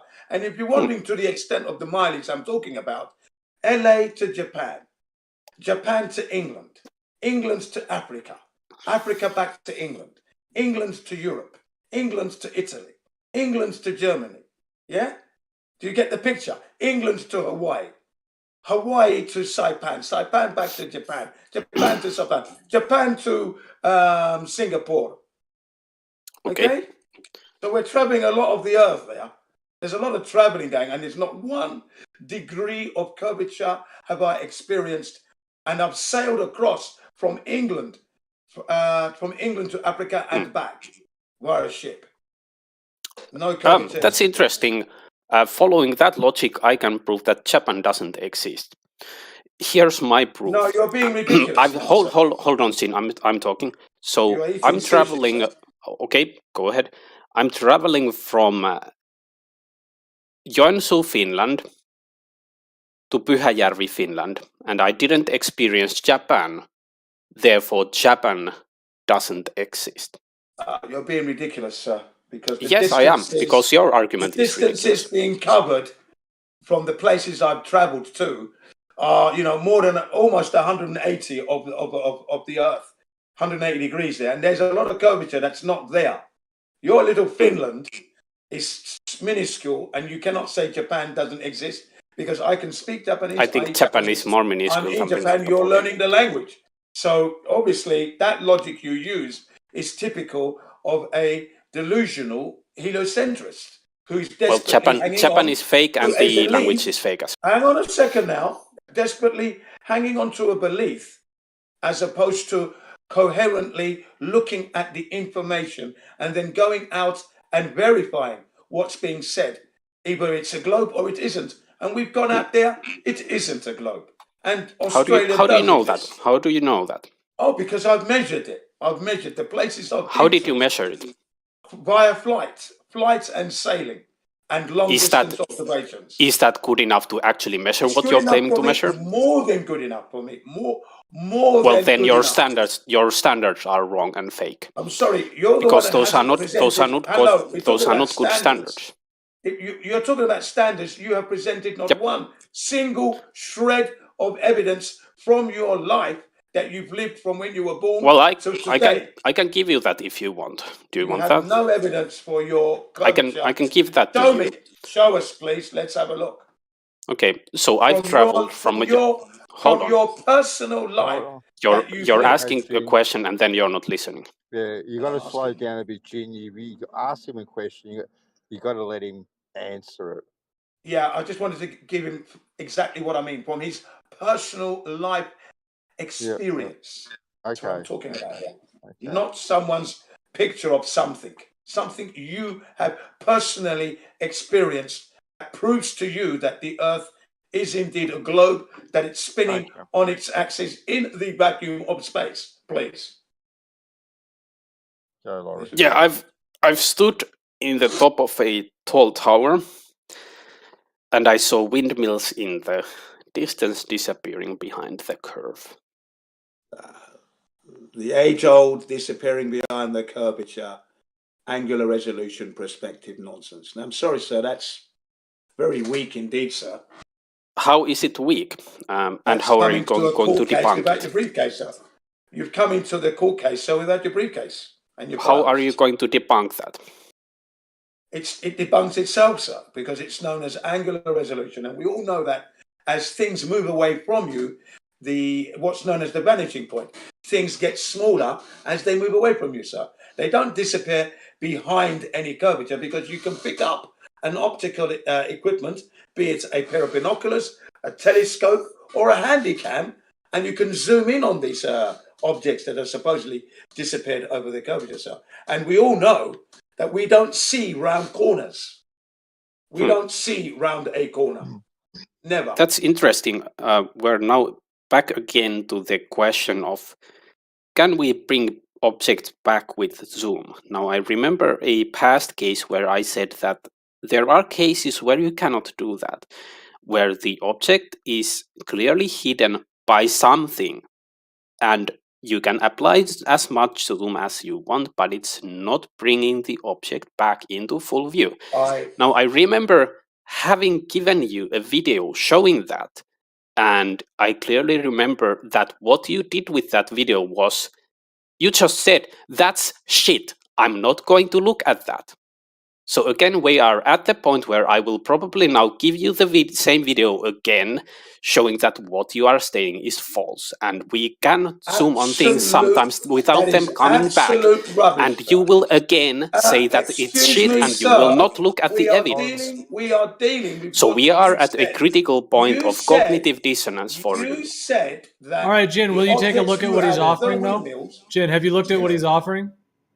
Not yet. I'm addressing exactly because he's twisting and sliding away from what he said. He's now offering up something else completely different to what he's claiming. He said that he saw the windmills disappear over the horizon. And I said that that would be a mistake because you can pick up a pair of binoculars and zoom back in. And indeed you can. And indeed you do see those objects. So where am I lying? I will show you the video. Well, where am I lying to what I said? It takes a bit to find. That's fine, but I'm addressing what you said. How am I lying about what you said? Because ships supposedly disappearing over the horizon have been zoomed back in. Right? And you know very well that humans do not see round corners or over hills. So when a car's gone over the hill, you can no longer, no matter how much zoom you do, you can't zoom that car back in because it's gone over the hill. You're no longer, you'd have to move your position in order to see that car above the hill. But yet with the ship that's supposedly gone over the horizon, I pick up a pair of binoculars. I haven't changed my position at all. I'm at the same location. And Lord and behold, wow, there's the ship. It's still there. And then I'm looking through and it's disappearing in. I pick up a more powerful optical and wow, it's still there. So where is this curvature, sir, that you talk about? Right. Silence explains it all, folks. He obviously... Hold on, Chin. Yeah.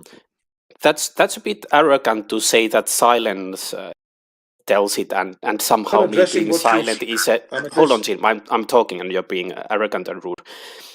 I'm actually looking for the evidence. So me not talking right now is just a sign that I'm being intellectually honest, and I'm bringing you the evidence that I said I'm going to bring. So you cannot use that as an argument against me arrogantly like that, Jim. You're being arrogant and you're being rude and you're being a dumbass. The evidence you are about to bring, you scum-sucking scumbag, is that you are... Gene, oi, well, he's insulting me, isn't he? No, don't go. Is he not insulting me? But is he not insulting me? Is he not insulting me? Is he not insulting me? No. He said he was Hello, looking for did a he not video. insult me? Hello, Gene, did he not insult me? Gene, Did he not insult me, Bansor? Gene, he said he was looking for a He video. called me a dumbass. and Did he not, Bansor? Bansor, did he not call me a name? Did he not call me a name?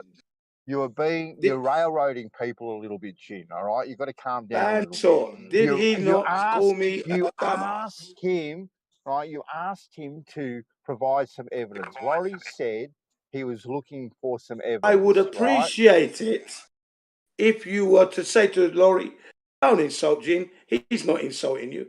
That's what I expect you to say. Actually, well, yes. you know what? I didn't Yes. actually, Jin. Right, I was actually doing something else myself. All right, so I didn't hear it. Right. And Now what you know I heard, wouldn't insult I came him. in. Yeah. Right. No. So no. I'm defending myself.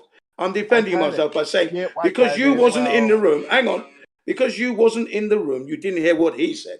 So maybe you want to listen to what he said, and then you can say, Okay, well, okay, I can see anyway, that. I think your response. I actually think your response, right, was uncalled for.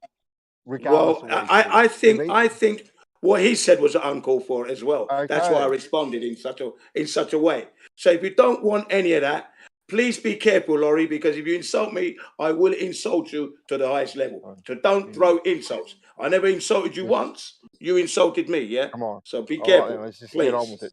Jin's looking Well, yeah, for. I'm waiting for his. Jin, that is called toxicity. That is toxicity. Of the highest level. From you. Exactly. From you as well. Not from me. Not from me. You are when somebody calls me a elongating dumbass, toxicity, when Jin. somebody calls me a dumbass and I'm being rude and I'm a dumbass, I'm going to respond because I'm not being rude. I'm standing my ground as I know how to, and I'm not throwing a single insult. I am challenging and pressing the individual for the talk truth. too much. That is You called talk too much. psychological pressure. You talk Okay, guys. Called too much. psychological Guys. pressure, Now, which you Jin, would find in a Jin, court of law. Hold on, zip it. Now, Laurie has just dropped the video that he was talking about. Right. So there is something for you to look at and something to respond to. All right. Yeah, I dropped the video. Also, I did call Jin a dumbass, so he has my apologies on. There you go. Jin. Wow, there you go. Right. Thank you very much. Don't do it again. Then. Well, then maybe Don't do it again. Maybe a reciprocal apology too would be good. But anyway, I'm not that man. Well, all right, you know me. I'm a vagabond rogue. All right. Okay. I retract my previous insulting statement. Okay. Thank you. To the right, dishonourable gentleman. There you go. Thank you, Jim. You're a gentleman. I'm like that. I'm like that. Yes. Okay. So you've posted some material. What I was trying to say is, what you are posting does not address the fact that we can zoom in on the things that you've claimed to have gone over the horizon. That's what I'm saying. Yeah, but Jin, things that are obscured like halfway out, like the bottom part of that doesn't become more visible with more zoom. Do you think it does? Oh no, it doesn't. No, obviously not. Right. So it still looks like it's cut off halfway up, no matter how much you zoom in. You agree? Correct. Yeah. Okay. It's only that when you can't see something, then you zoom in, you can see that it's not gone over a horizon. That's what I'm claiming. That's exactly what I'm addressing. Yeah. This is something completely different to what he's actually talking about. It's completely different. This is actually quite similar because I was talking about windmills that are obstructed, not completely, because I wouldn't have been able to see them if they were completely obstructed. So they were half hidden.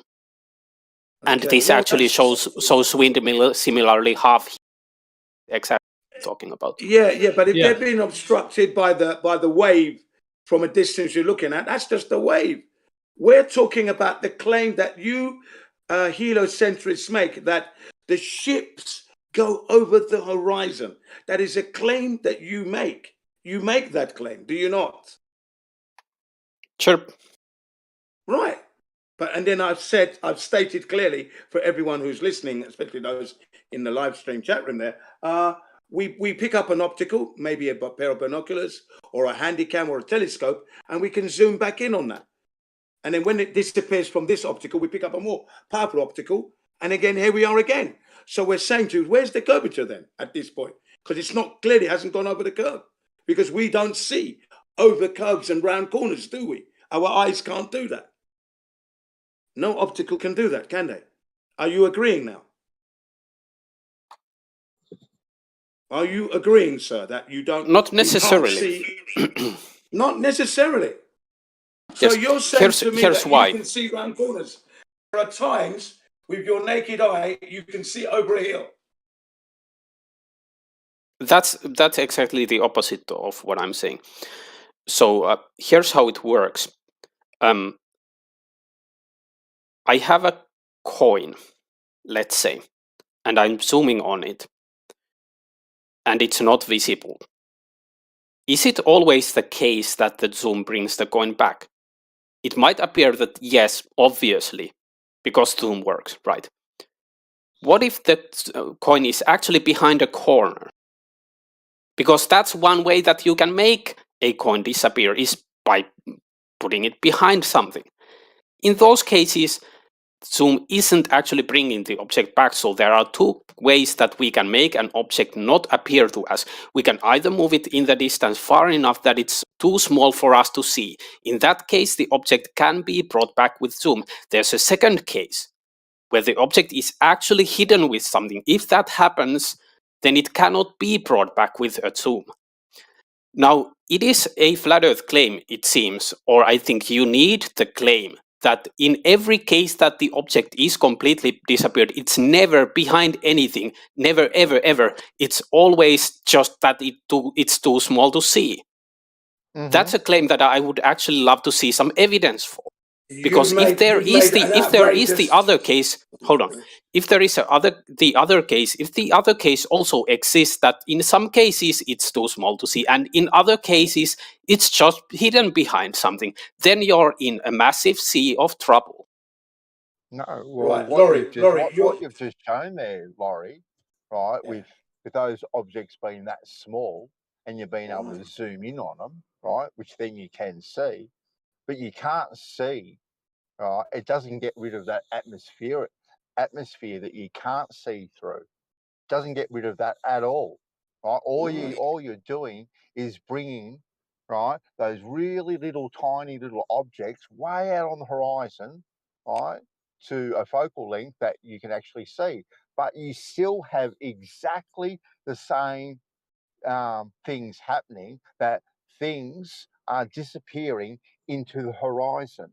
And with that corridor of atmosphere, that's always going to be there. You're never going to be able to negate that with any optical tool whatsoever. You can't do it. Yep. That does bring a valid point. So Thank you. And another right now, hold on. Right now we have just been comparing the plausible/hypothetical curvature or the lack thereof and zoom, and whether it can bring object backs. Then of course it gets complicated by what you actually brought up, and the claims like, well, it's not actually curvature, it's atmosphere. And of course, yes, that needs to be addressed. Sure. It's a fair enough point. Yeah. Yeah, but I think it's always the case, and I made this point earlier before when FE was here.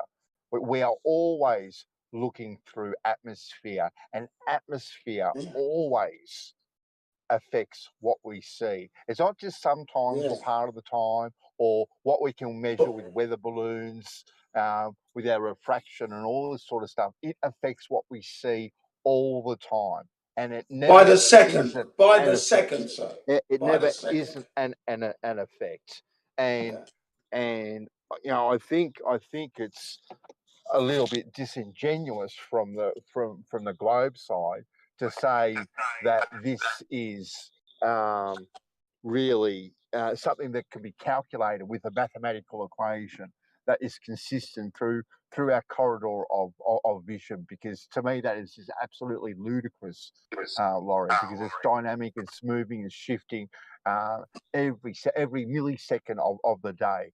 This is happening, and the atmosphere is the major property component of what we see. It's the major one. Not the It's the focal major length, obstacle. yeah, exactly right. It is the hurdle that we can't get through with our eyes or with any sort of optical device, because it's always going to be a factor. So Laurie, if I maybe, unless you want to rebut what he said there, go ahead. Still working through it. Right. Okay. So, Laurie, if you're there, you've been disingenuous because you made some claims that I didn't make. I'm simply addressing the idea that things in a distance disappear over a curve, and they're being brought back with our optical equipment, proving that it hasn't gone over any physical curvature at all. All right, well, Jen, so in the video that he posted, if you looked at it or skimmed through it, it has a bunch of things that are essentially being, let's use the word hidden. Part of the thing obscured. is hidden. Is the word. Yeah. So, what is your explanation of how that's happening on a planar Earth? Well, I mean, if it's on a flat Earth, I mean, that's just, isn't that not the waves? Isn't that not the way? I haven't seen everything. Isn't it not the water just flowing? If we're talking about water obscuring something, that's all I'm going to say. Can't say anything. Well, I mean, if you've got, I wasn't there on the day. If you have 20 feet, 30 feet, 40 foot of something being obscured or hidden, you're saying that that's 40-foot waves?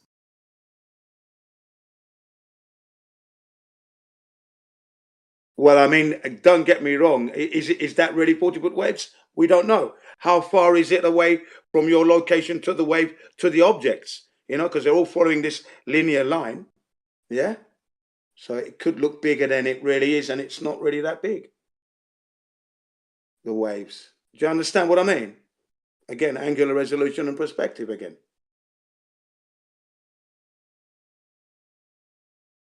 But yeah, I don't know where Laurie's disappeared to.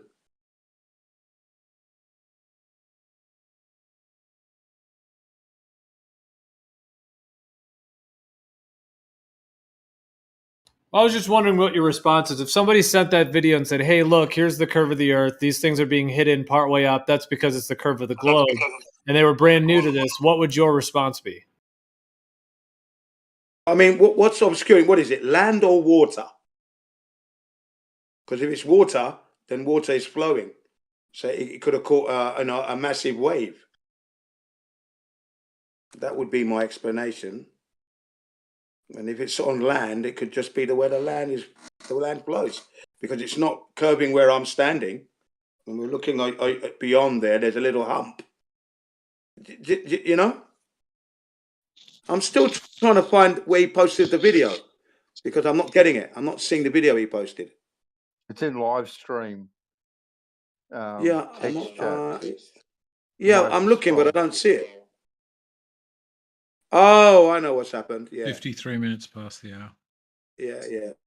Hang on a sec. I reckon there's I got it now. There's some miraging happening. There's some refraction. Still happening on a flat Earth, though. No, that's not. That's not the thing.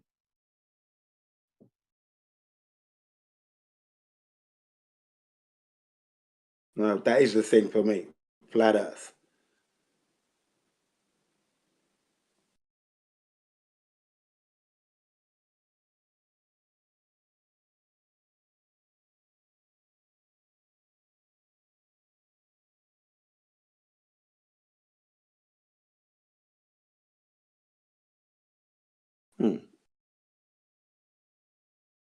Yeah, I've seen this video before. I have seen this video before. It's not proving curvature, though, is it?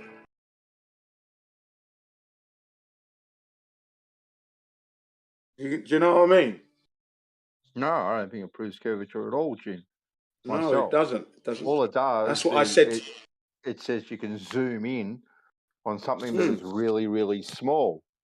Right? Yeah. Now, okay, then we can't see the bottom of some of the windmills, but obviously, the bottoms of those things are getting obscured and hidden by by miraging and waves and refraction. That's right. And That's right. And whale farts as well. Whale Yeah. farts. Don't Yeah. those.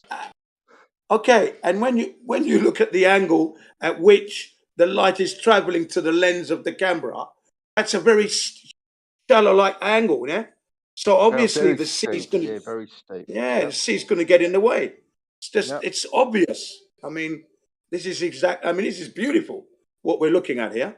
A beautiful case of angular resolution over its perspective.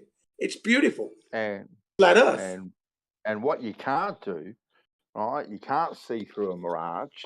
So the mirage is blocking everything you can see all the way out there. So that's definitely happening. Yeah. But as he zooms in, I mean, it's beautiful because the images become bigger and bigger and clearer as the camera zooms in. You know what I mean? You know, and that shouldn't be allowed if the Earth is curving because we don't see over curves. Boom. Globe Earth debunked. That didn't take long. Yes, thanks very much. Laurie, you argue my case.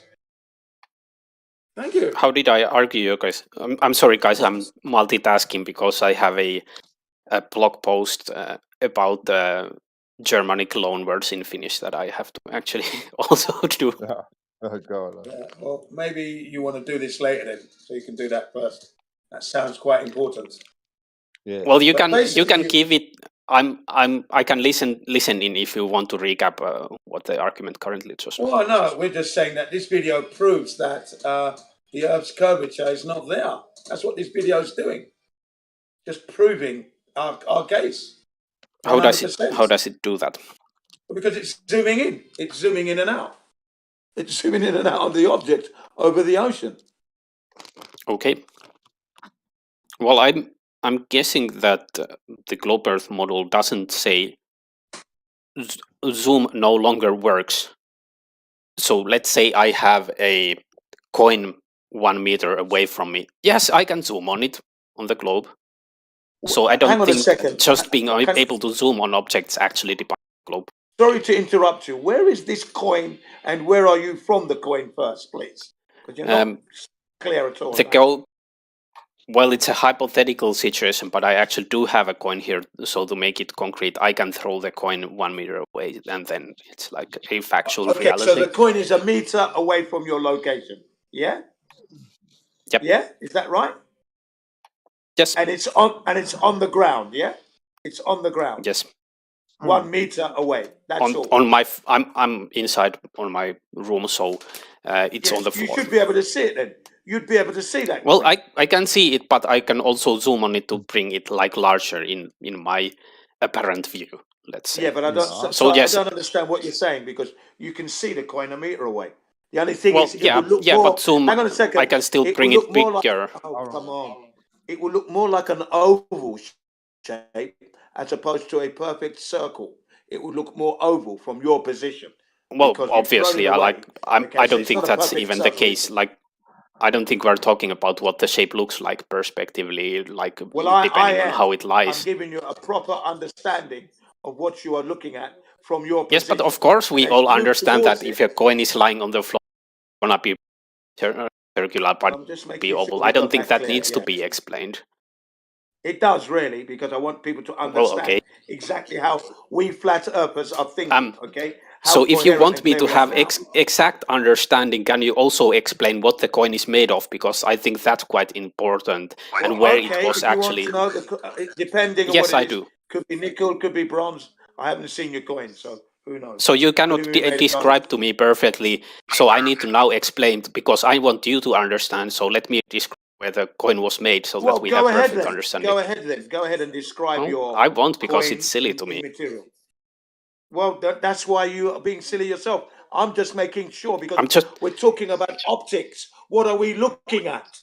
Okay, and the shape is important. Okay, you may not think so because you're not coming from a genuine angle of truth. I am. Okay. Yes, but here's how it might not actually matter. Anyway, the case that I want to understand hold on. what you're doing. You need to let me speak as well here. I'm trying to understand you. Yeah. Yes, and I'm trying to explain, but you won't understand if you won't let me speak. So here's why the shape might not actually matter. Does Zoom have the capability to make things bigger? Yes. In order for that capability to work, does it matter what shape the object is? As far as I understand, no. The zooming on an object, no matter what the shape the object is, it will always make the object bigger. So the shape doesn't matter. So how does the shape matter then? Because if it's a coin, it lies flat, it's circle, but it won't appear circle in your eyeball. It will be an oval shape. Okay, now what I want to know is, you're still not allowing me to ask the question that I want to get a full understanding of. When you threw the coin a meter away, what is your objective by doing that? What are you trying to do? I don't understand your method of thinking. So I'm not going to interrupt you. Explain what you mean. What are you trying to achieve? I don't get it. The thing I'm trying to achieve is to just simply have an object that I can zoom at. It's no more complicated than that.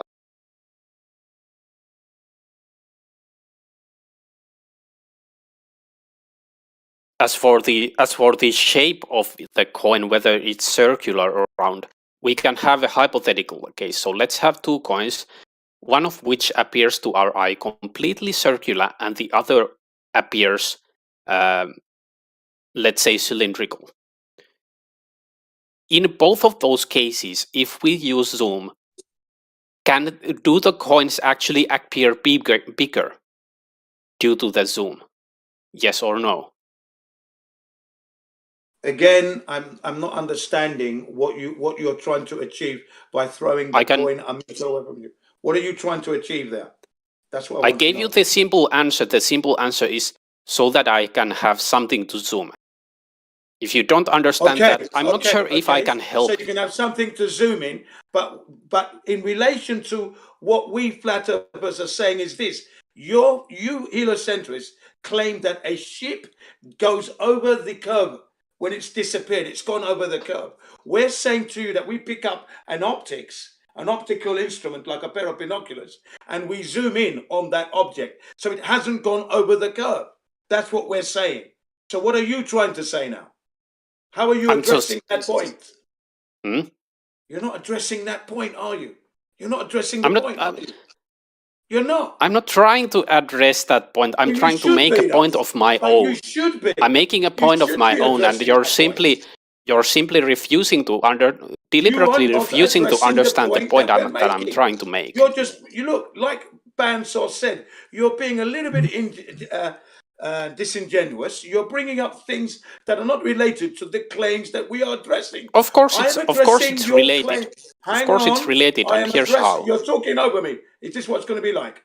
I am addressing the claim that you flat earthers make about the horizon and ships sailing over the horizon, and we say that is not. Sorry, but I'm. You're interrupting. Have minutes. We say that is not so because we can zoom in on it with a pair of binoculars. How are you addressing this point? I already addressed it with the video that I showed, showing that sometimes we can hold on. Fucking hell. If you won't let me speak, then let's agree to not have the discussion then, because it's bloody pointless. Hold on, Jin. Just give him a sec to make his point. I think the point is going to be a red herring, but let's give Laurie the chance to make his point clearly, and then we'll call it out for what it is. All right, so let him make his point. Yeah, go on. Please. All right, thank you. Yes, so I've already addressed that claim by showing you the video. Now, the video, of course, shows only objects half hidden, which was a part confusion because we were not clearly talking about the same thing. And I clearly stated that I was talking about windmills that are half obstructed. So it was also on your part the reason for the confusion, because you then said that we can zoom on them and bring them back. So if you were talking about completely obstructed things, then the flaw was on you for saying that we could zoom on those to bring them back. Now, apparently, like it's obvious that the video shows that things can sometimes be at least partially obstructed without bringing them back. Now, it's up to debate whether that's due to curvature or due to atmospheric effects, but it's obvious to everyone that that happens. Now, should it be impossible then to have that same thing happen even more so in order to make the object completely disappear? Let's make the argument that it's not the curvature of the Earth, it's atmospheric effects, right? Would it not be possible to have those atmospheric effects present in as much as to make the object completely disappear? Obviously, that would be plausible, but you're stating the case that no, that never happens. The only way that objects completely disappear ever is always due to something that we can make disappear with zoom, so we can always bring objects back. Now, I want to see evidence for that. Because to me, it makes sense that if things can be partially obstructed in a way that they cannot be brought back, that would be the same thing for them being completely. And of course, I can demonstrate this as well. Try to zoom on from where you stand. Probably you won't see New York. Are you able to bring New York back with zoom? No. So we know that zoom doesn't always bring object back, even if they are invisible. It's a red herring, non sequitur, oxymoron. That's what that is. How is it a red herring? Well, because firstly, New York is going to be at such an angular size, it's so minute that you couldn't even see it in the first place. Even if there were no atmospheric conditions, the angular size would be that minute you wouldn't be able to see it. And yes, there's everything that is both affected by angular size, but the atmosphere as well is there. So things do disappear because of the atmosphere blockage all the time. All the time they get this happens. And there you go. And I state once again that it doesn't matter what optical device you use, you cannot penetrate that atmosphere because it will always have an effect. Always have an effect that you can't penetrate. Now, obviously, the better the atmospheric conditions for viewing things, you'll be able to see things further and further and further away if you get the right conditions, right? But that's because that corridor that you're looking through is crisp and clear and isn't being affected by as much miraging or refraction or all these types of things. But the further something gets away and the smaller it gets, the more it disappears into the horizon because its angular size is getting smaller and smaller and smaller. So that little bit of interference in the atmosphere is going to make it disappear because it's so small anyway, and that is on the horizon. And so this is what's happening all the time, Laurie. You have to agree with Sure. that. You'd have to agree with that. Well, I agree with much of that, at least. Yeah. To me, it seems like there are two kinds of arguments that can be made here and that are being made here.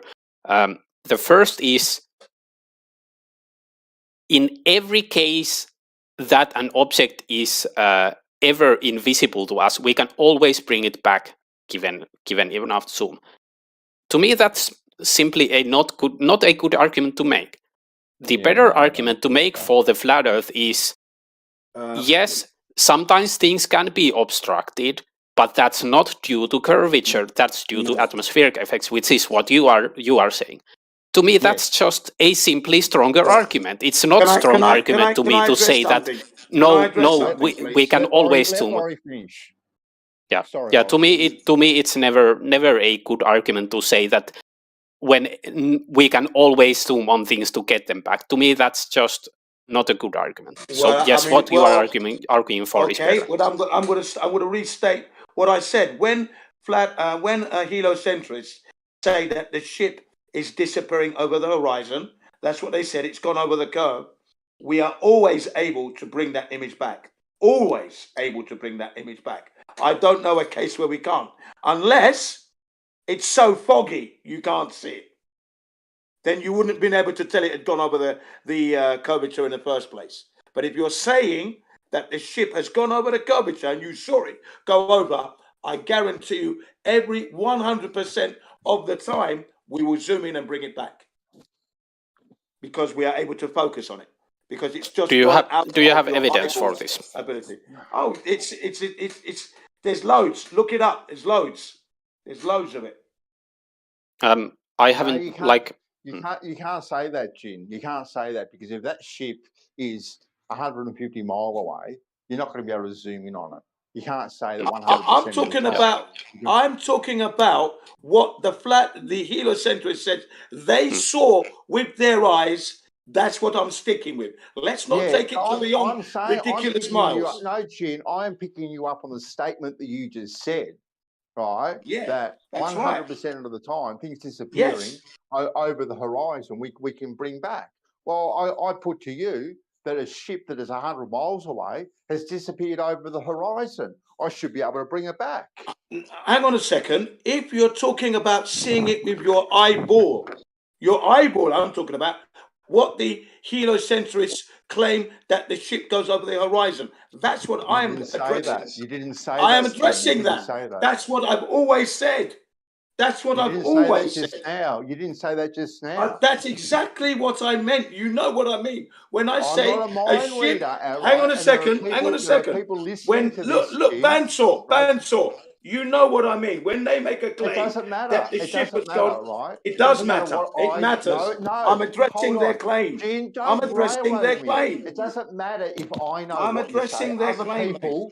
Other people don't know what you mean, Jin. They know what I mean when I say that. They know what I mean. No, because there yes, may be someone listening. Because I've said... Listen, Jin, don't no, you listen. No, you listen. No, Jin. Yes, Jin, you listen. Don't railroad me, You listen. No, you listen. Right? There are people listening. You're twisting now. what I'm saying. No, I'm not. Yes, you are. I'm going to say what I'm going to say, Jin, and then I'll unmute you. I'm going to mute you, and I'm going to say, well, there are people listening now, and they may be very fresh to the argument, so they may not know what you mean. This is what I'm saying. I'm just picking you up on your language. It doesn't matter if I know what you mean. Other people may not know what you mean. That's all, mate. Anyway, I'm taking you off mute now. Please do not pick me up on my language, because I made myself crystal clear 4 times. And I said, when the heliocentrists claim that the ship has gone over the horizon, we can pick up a pair of binoculars and zoom in on that object that has supposedly gone over the horizon. I've said that 4 times. Okay? That would mean whatever they're using to look at, whether it's their bloody eyeballs in particular, which is the one thing that they do use, and they make a mistake. And that's the claim that I'm making. When they've said that the ship has got, that's their claim, that they saw the ship go over the horizon. So obviously it's their eyeball. 100% of the time, we can pick up a pair of binoculars and zoom in on that object. 100% of the time. The only time we wouldn't be able to do that is if it's foggy. Then they wouldn't have been able to see it go over the horizon in the first place, because it was foggy. All right? But please do not correct my language. Thank you. I will if I feel necessary. No, you won't. No, you won't. I did. No, you will not. I did, and I found it necessary. Well, you're not. Well, and it wasn't necessary at all. I did, and I thought it was. Laurie's claim of ships going over the horizon, or the heliocentrics claim, he hasn't addressed it, because the question is, how is it we are still seeing the object if it's gone over the curvature? Do we see round curves? No, we do not. He has not addressed any of that in the last hour. He hasn't. He's obfuscated and brought up things that I never made a claim of. Okay? Thank you. Please address that. If I have brought up claims that you never made, that's only due to you miscommunicating. Because I clearly made a case of partial obstruction. And then you made an argument for we can bring them back. Now, if you do not intend to say that we can, yes, I did. Not at the time. So if there's a problem, It's not due to me being dishonest, it's a problem due to you miscommunicating. The word partial didn't come out, so I didn't get that. You said it disappeared. Well, it did come out and you didn't listen.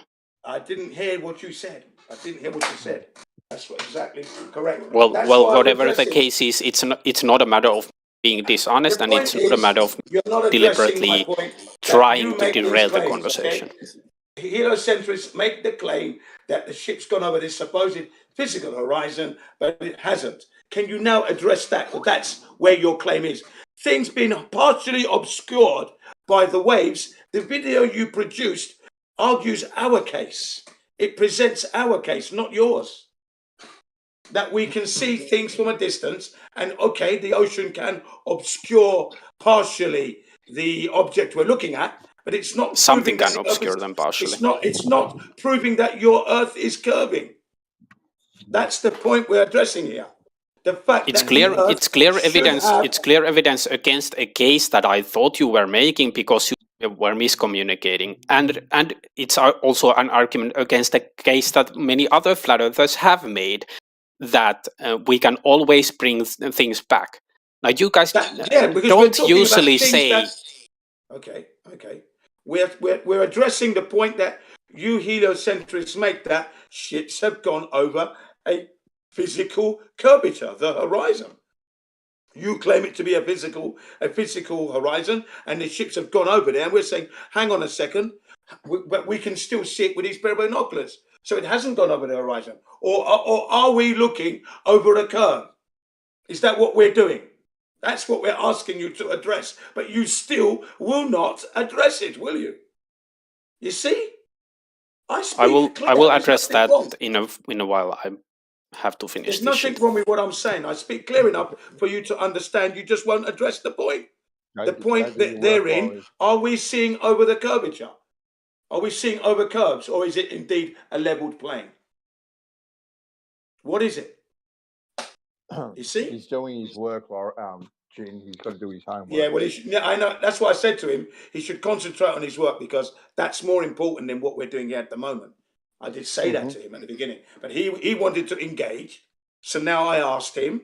So when he's ready, he knows what he's got to do. The situation is he needs to address that point that we make, the flat earthers. Are we seeing over a curve, or is it indeed the ocean is just level? Well, we can revisit it another day. Yeah, another time. Yeah, no big deal. Just don't like to be corrected on my grammar, though, or my language, or whatever. No, Jin. I don't like that at all.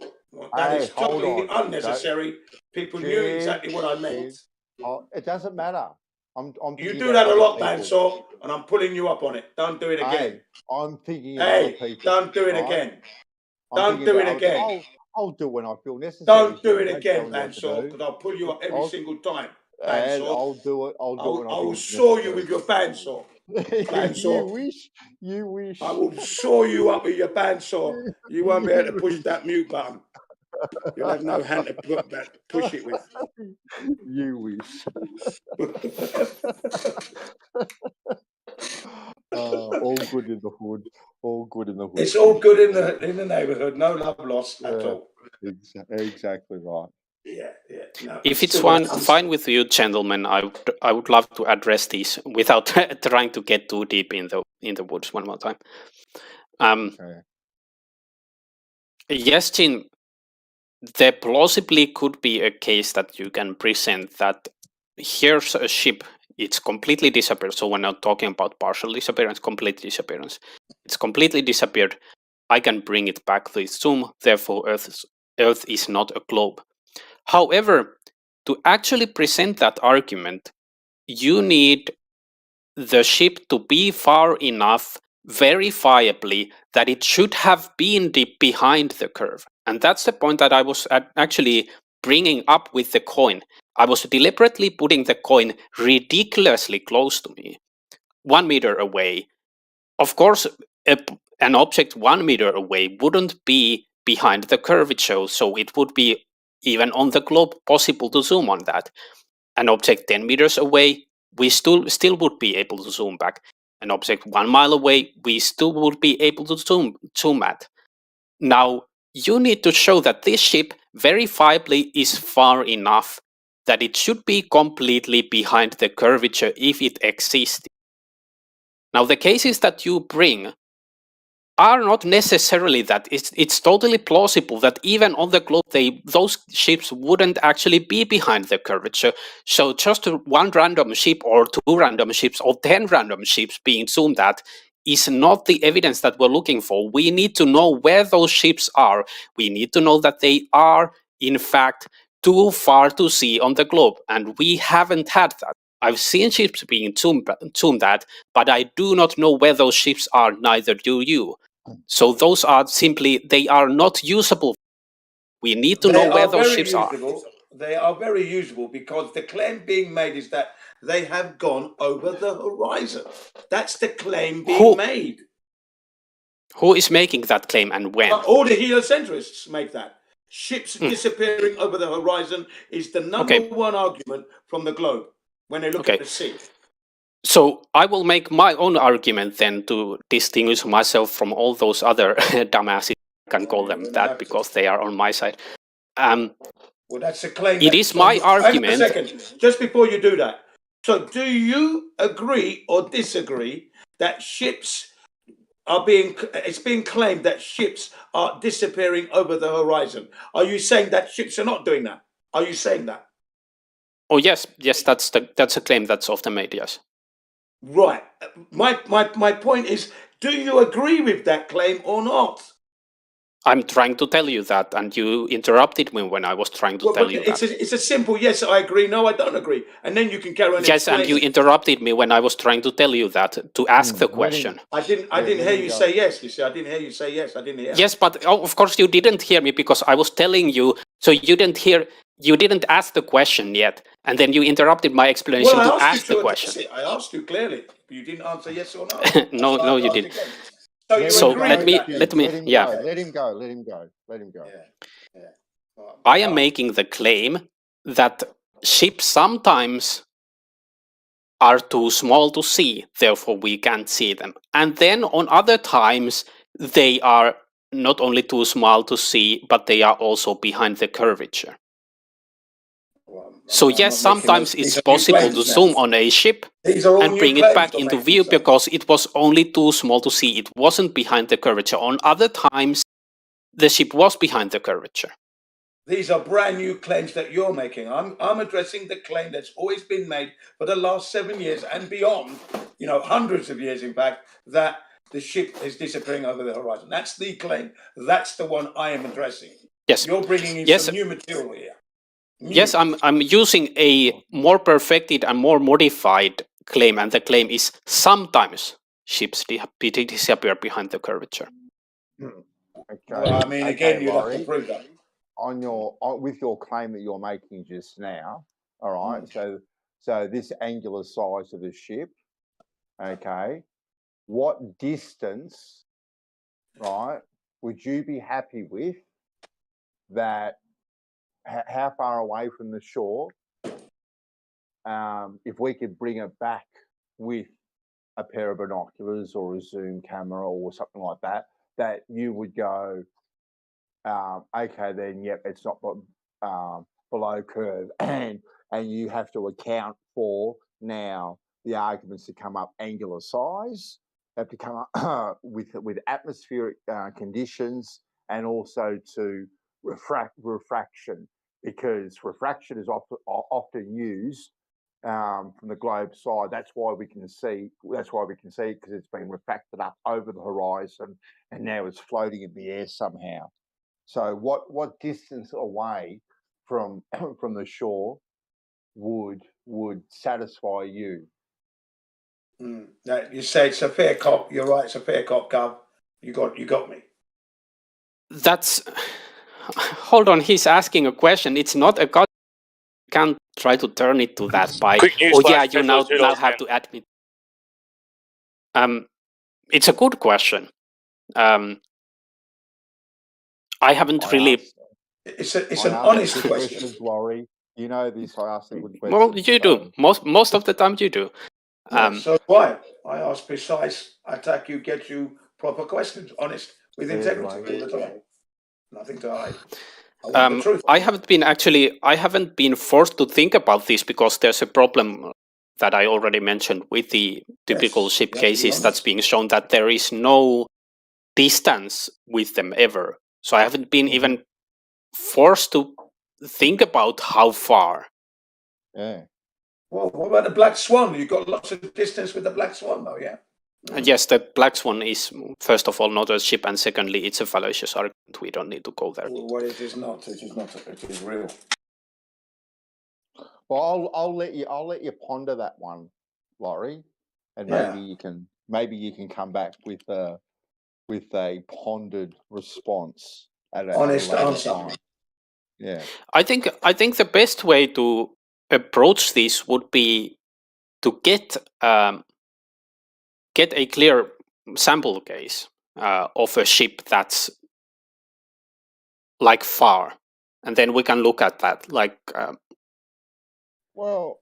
doing it practically and talking about a very specific observation would be maybe the best thing, and then look at, okay, is it plausible here or not? Well, I think the video you posted was a good enough material. Zooming in at quite a distance. I mean, from the ocean, you could not see it at all. Well, I think that video, there are no distance in most of those observations. We don't know how far the that's actually why things like windmills and oil rigs and stuff like that are better, because they are verifiably at a given distance. We don't necessarily know how far in the distance a ship is. Yeah, but an oil rig at 10 miles, yeah, and 6 miles, the curvature just states that we shouldn't be able to see all of that oil rig, should we? We shouldn't be able to. Sorry, go ahead. No, I was going to say, Laurie, with that video that you just posted, what would be interesting, right, is 365 videos of those windmills. Yeah, sure. Every single day to see the dramatic changes, right? Every single day, because that obviously is done on one particular day. But you know, Laurie, that in the morning, in the afternoon, if you had taken the same video, it would have looked slightly different. And if you took the video the day after, it would have looked slightly different again. So, you know, even to take, you know, one picture, one video in isolation, you know, it's you're kind of pushing shit uphill. Really. It's a big ask, isn't it? It is. You know, just analyzing one photo. You know, you need 365 photos, and you probably need 365 by 3, one morning, noon, and night, sort of thing. And you know, if you're really serious about it, you know, to do it that way, because just discussing one photo, like has been done with the Black Swan photo, the argument goes on for 2.5 years talking about the Black Swan, and everyone's still talking about that one photo type of thing. Well, I mean, there's no curvature there, though, isn't it? I mean, it's disproving the globe size, isn't it? Clearly disproving the size of the globe, you know, and it's, you know, even with refraction, if you want to bring it in, that, I mean, the oil rigs themselves prove that there's no geometric horizon, and there you are. It's debunked the globe regardless of the horizon, and then the islands beyond that we can actually see at 29 miles away. I mean, come on, you know, I personally think anything optical, I think it's actually pretty poor evidence for both sides. That's my personal opinion. I think it's a very, very poor. We're actually on the same page there, We were given eyes to see, and we can bring modern technical equipment to actually discern if there's any curvature. So we can know this. With our eyeballs, it's good enough. But if you want to go extra, you can bring technical equipment, and it's still proving no curvature. And the video case in point is convex turb. The equipment, they do 7 types of observation using the latest technology. Not one they all became flat earthers. They were eating flat Earth humble pie, every single one of them. Okay, so I'm sorry, your eyeballs are good enough, but for those who want to be extroverts and split an atom that you cannot see, there's modern technology we can bring to bear, and it's showing the Earth is not curving. Okay. What case are you actually talking about there? I'm talking. I'll post it for you. It's called convex Earth. Okay, these guys, they're from Brazil, France. Oh yeah, that. Yeah, I've you know seen the that one. Is it- Yeah. Yeah. Fantastic. Is that the one where people were arguing about the people's qualifications? You showed it. That's about 3 or 4 right. weeks ago. That's right. Yeah. And the qualifications are in the video. They're in the comments, and the guys actually speak. They introduce themselves, and it tells you who they are. They're all experts in the field. That's They're also not the Joe Bilu. Blow. That's the Bilu alien one. Yeah, that's the one. Yeah, that's right. Yeah. But the people, they honored the truth, and they brought the technology to bear, and they were adamant globers, without a doubt. I mean, Think anything sketchy about that whole thing, Jin? I mean, are you really standing behind that?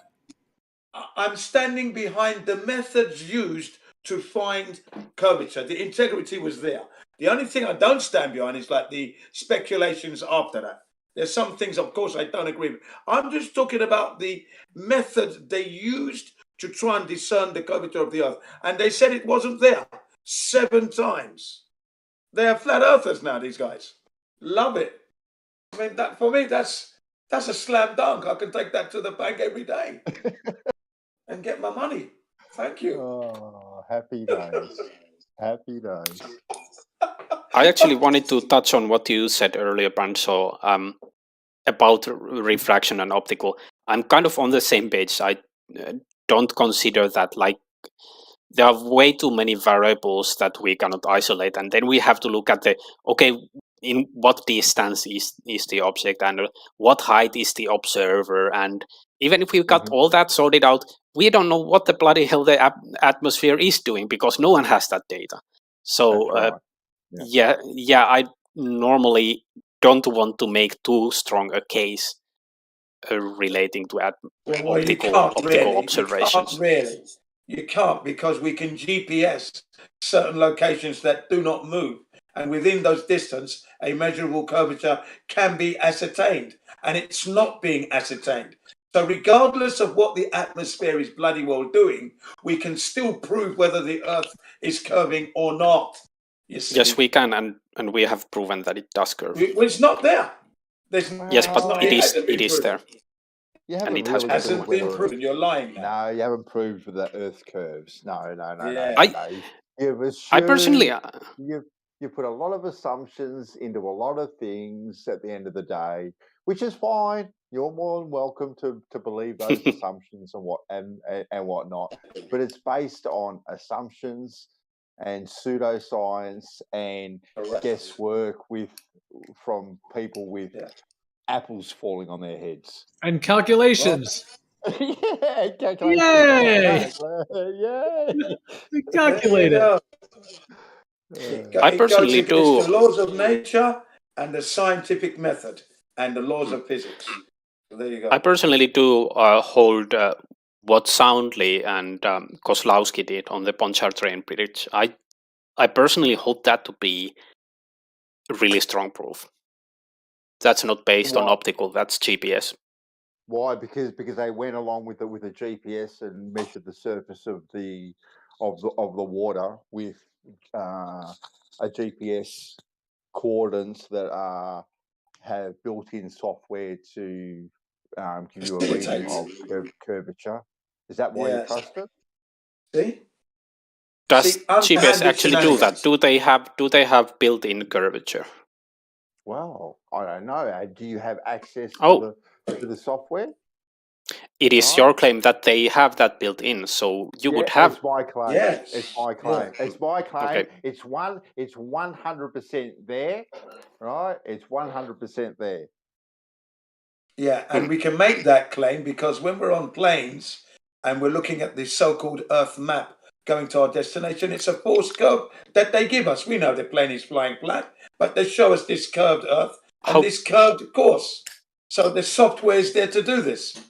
Everybody thinks they're flying over a ball, but really it's over a flat plane. which is why I How always do we wear my know? flat Earth How do we t-shirt. know that planes fly over flat plane? Well, because we can see that. We don't experience any curvature whatsoever. My Yes, but eyeballs and what my if? senses are all kicking in. Plus my bubble app as well on top of that. Just to triple it. Triple it. You know what's really strange? Have you guys ever seen a plane fly overhead and they have, I don't know, you call it a contrail, some people call them chemtrails. That's right, yeah. They could be both, right? Anyway, Yeah. these planes are flying in a dead straight line, and you can watch these things, these lines, and they are 50, 100 kilometers long, some of these lines. Wow. Now, what you don't see, right, is any curvature in these lines whatsoever. Right. They seem to be going as straight as an Straight. arrow.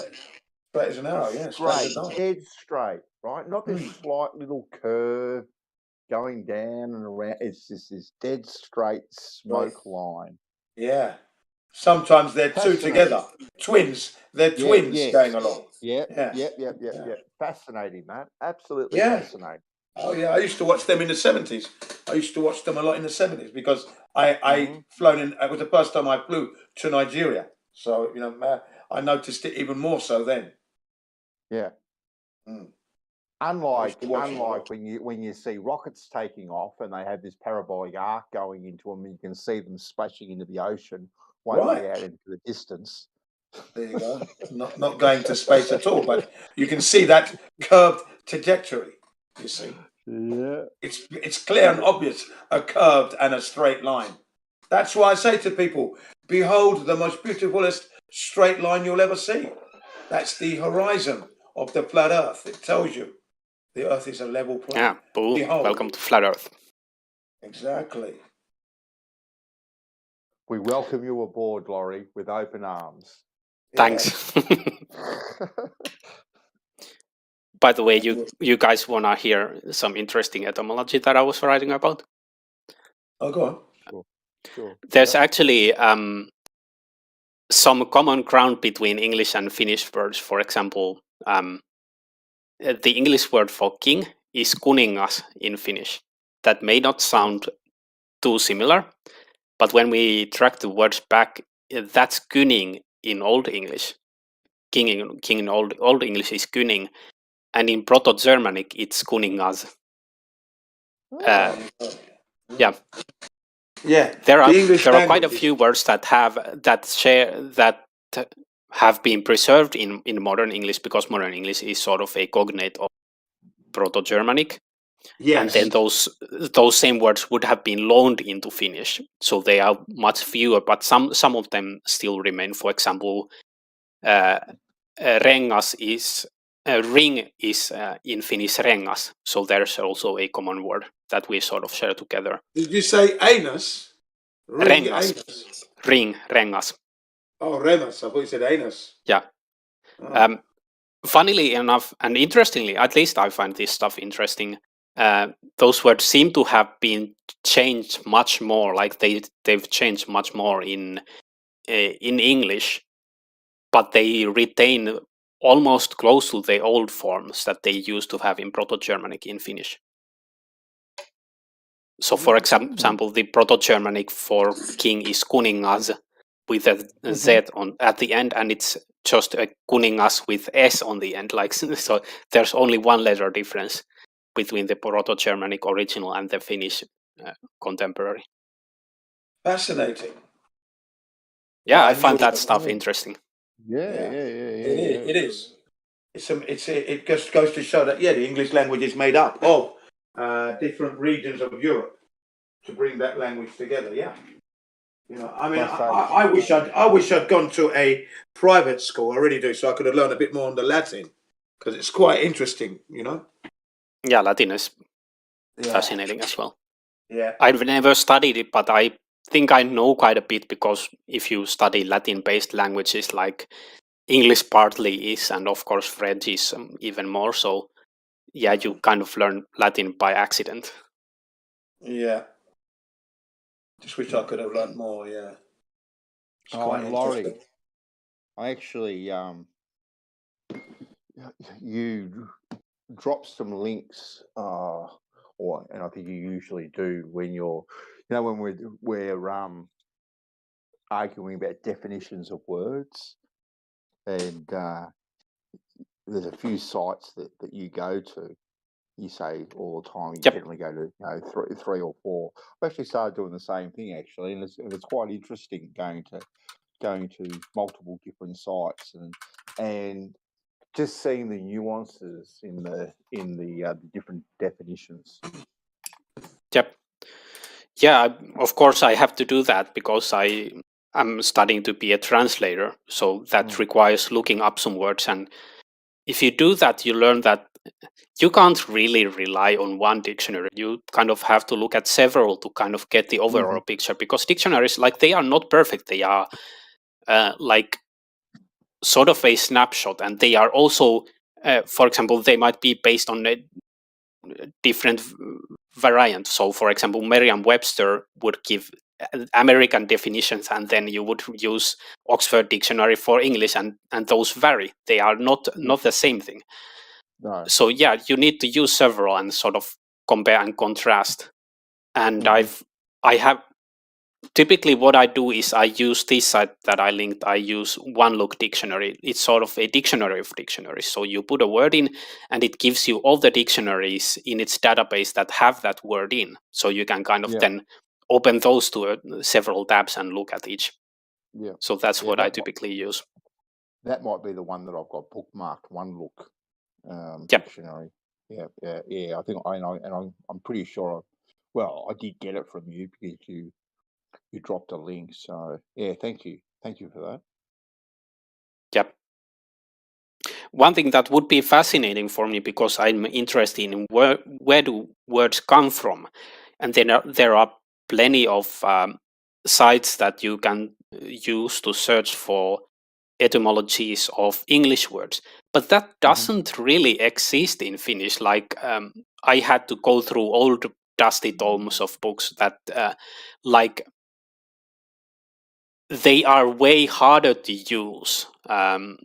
So when you look up a word in an etymological dictionary, it like lists plenty of like contexts where the word was used, and then it lists, okay, in Laplandish dialects it's this, and then in Karelian dialects is that, and then in Russian it's that, and then at the end it might show the etymology, but it's like they have to make it concise, so they use a lot of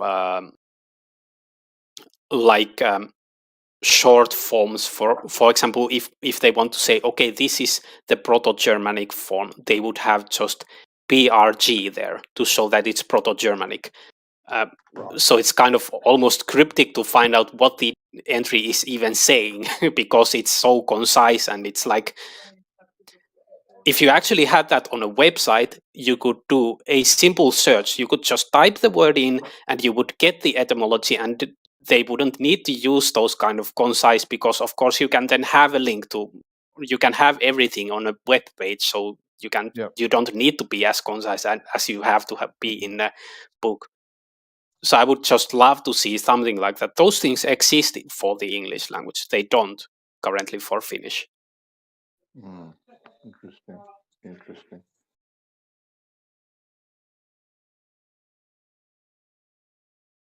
Yeah, and also it's interesting. All of those old forms that I was mentioning, for example, kuningas for king and rengas for ring, we don't have any surviving text for that language. It's not sure if that ever was written down to begin with. So they might have spoken it. How the hell do we know what the forms were? That's actually based on comparative linguistics, because we don't have surviving texts of that language. But they kind of hypothesize what the form would have been based on certain criteria and evidence. Yeah, no, exactly.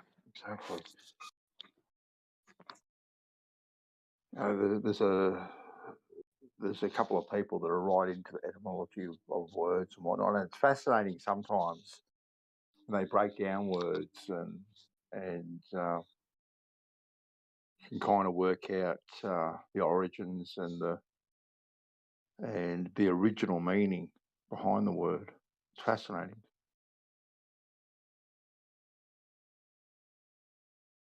I'm not sure why I find it particularly interesting, but I think it's sort of like figuring out an old puzzle piece, like you're finding connections that have been lost. For example, I've been using English and Finnish both pretty much my whole life, but I've never made the connection between, for example, rengas and ring being from the same word in Proto-Germanic. Like those sound different, so it would seem almost obvious. Like, of course you would make the connection, but I never made it, and I'm guessing that plenty of people speaking both Finnish and English either don't really make the connection there.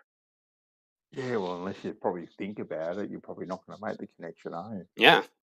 But Yeah, it's actually sort of similar to place names. Like sometimes, you start calling a place a certain name, and of course it might come somewhere. Like it might have an actual meaning, but you instead of think about the place instead of the actual meaning, and then one day you realize, hold on a minute, why is this place actually called that? There must be something behind that. Yeah. No, true that. Well, it's like a lot of the surnames, back in the day, kind of had links to Their what they profession, say. like Smith being Yeah, blacksmiths, exactly. for example. Smith or Cooper. These sort Copper. of things. They had links to your family lineage and what sort of profession they may have been involved in. So I find those sorts of things interesting as well, which has kind of been lost now. It's not so. It's not that now. But, standards are dropping in that sense. I do feel, too much technology coming into play, and spread all around the world now. So it's a mix of standards that we've got now. Yes. Yeah. Like we said, the built-in obsolescence into these products, so they're designed to fail after a certain period, right? And then they obviously don't make the parts. They could make the parts to keep that thing going, but they decide not to because they want you to move on to the next model where they can make more money because they charge more for it. See how well we all get along when we just don't talk about the Earth not being a globe? Yeah.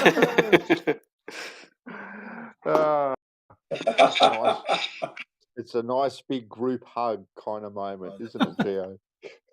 Yeah. It got pretty wild. Got pretty wild this afternoon at one stage, didn't it? Well, it was very, it was the first time that I'd heard the aeroplane thing really hotly debated for such a long time, in depth. It was nice, but I always keep it simple, but yeah. New Perspective was really hammering it out. Hammer and tongs. Yeah. Ting, ting, ting, ting. It was good. Yeah. I liked it. I enjoyed it. That's one of my favorite ones. I might actually love to do, because Gio keeps harassing me for being too trolly for this server sometimes, and maybe there's something true to that. But also, at least as far as Geo is concerned, like, this isn't supposed to be just flat Earth server, so it might be nice to, maybe I could try to change that behavior pattern of just trolling and maybe do a presentation on some topic, like if this is not a flat Earth server and if people are interested and it's not too boring as fuck and stuff like that, maybe like do a presentation on the history of the English language, which I'm absolutely fascinated by. Do it, Laurie. I encourage you. Prepare something and do it. And 100% Joe will give you the floor to present something. I would imagine. Well, I'm talking with Joe here, but Yeah, definitely. Because there's 24 hours in a day, so if you can fill up one of those hours by putting something together and making a nice presentation, it'd be more than welcome. More than welcome. Yeah. You might become a flat earther after it as well, no doubt. Hang around long enough. Just one. Yeah. Yeah. 1 hour. Yeah. I'll have the stopwatch on you. Well, I'll try to keep myself.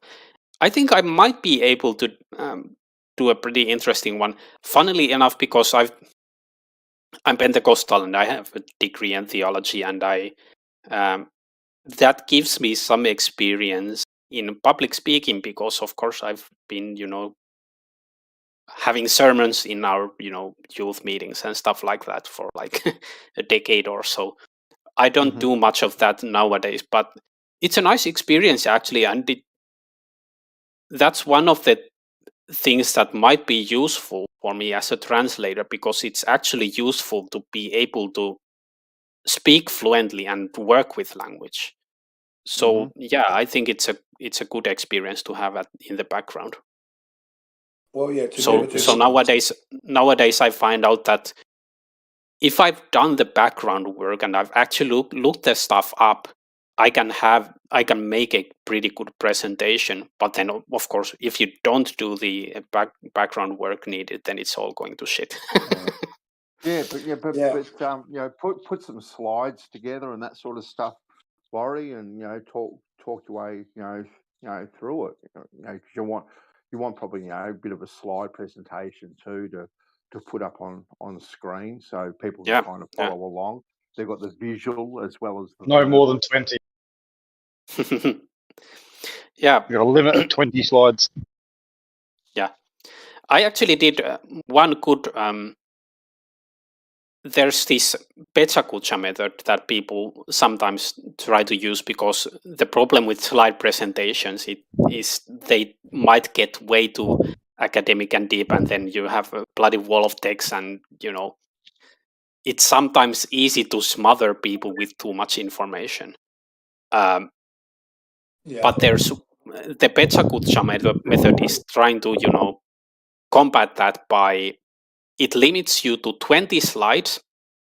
And you only get like 20 seconds. I might be a bit off on the figures, but roughly speaking, you got 20 slides and 20 seconds per slide. So you get like 6-7 minutes to do the whole bloody presentation. Yeah. And furthermore, the slides are meant to be like pictures instead of like you're not even supposed to have text at all.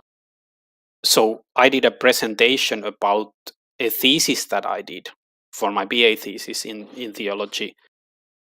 And I did that using the Pechakucha method. So it was absolutely fascinating to try to trim down a whole BA thesis to just 7 minutes. But I found it very, very yes, you can do it. You can fit a complex topic in 7 minutes. Mm-hmm.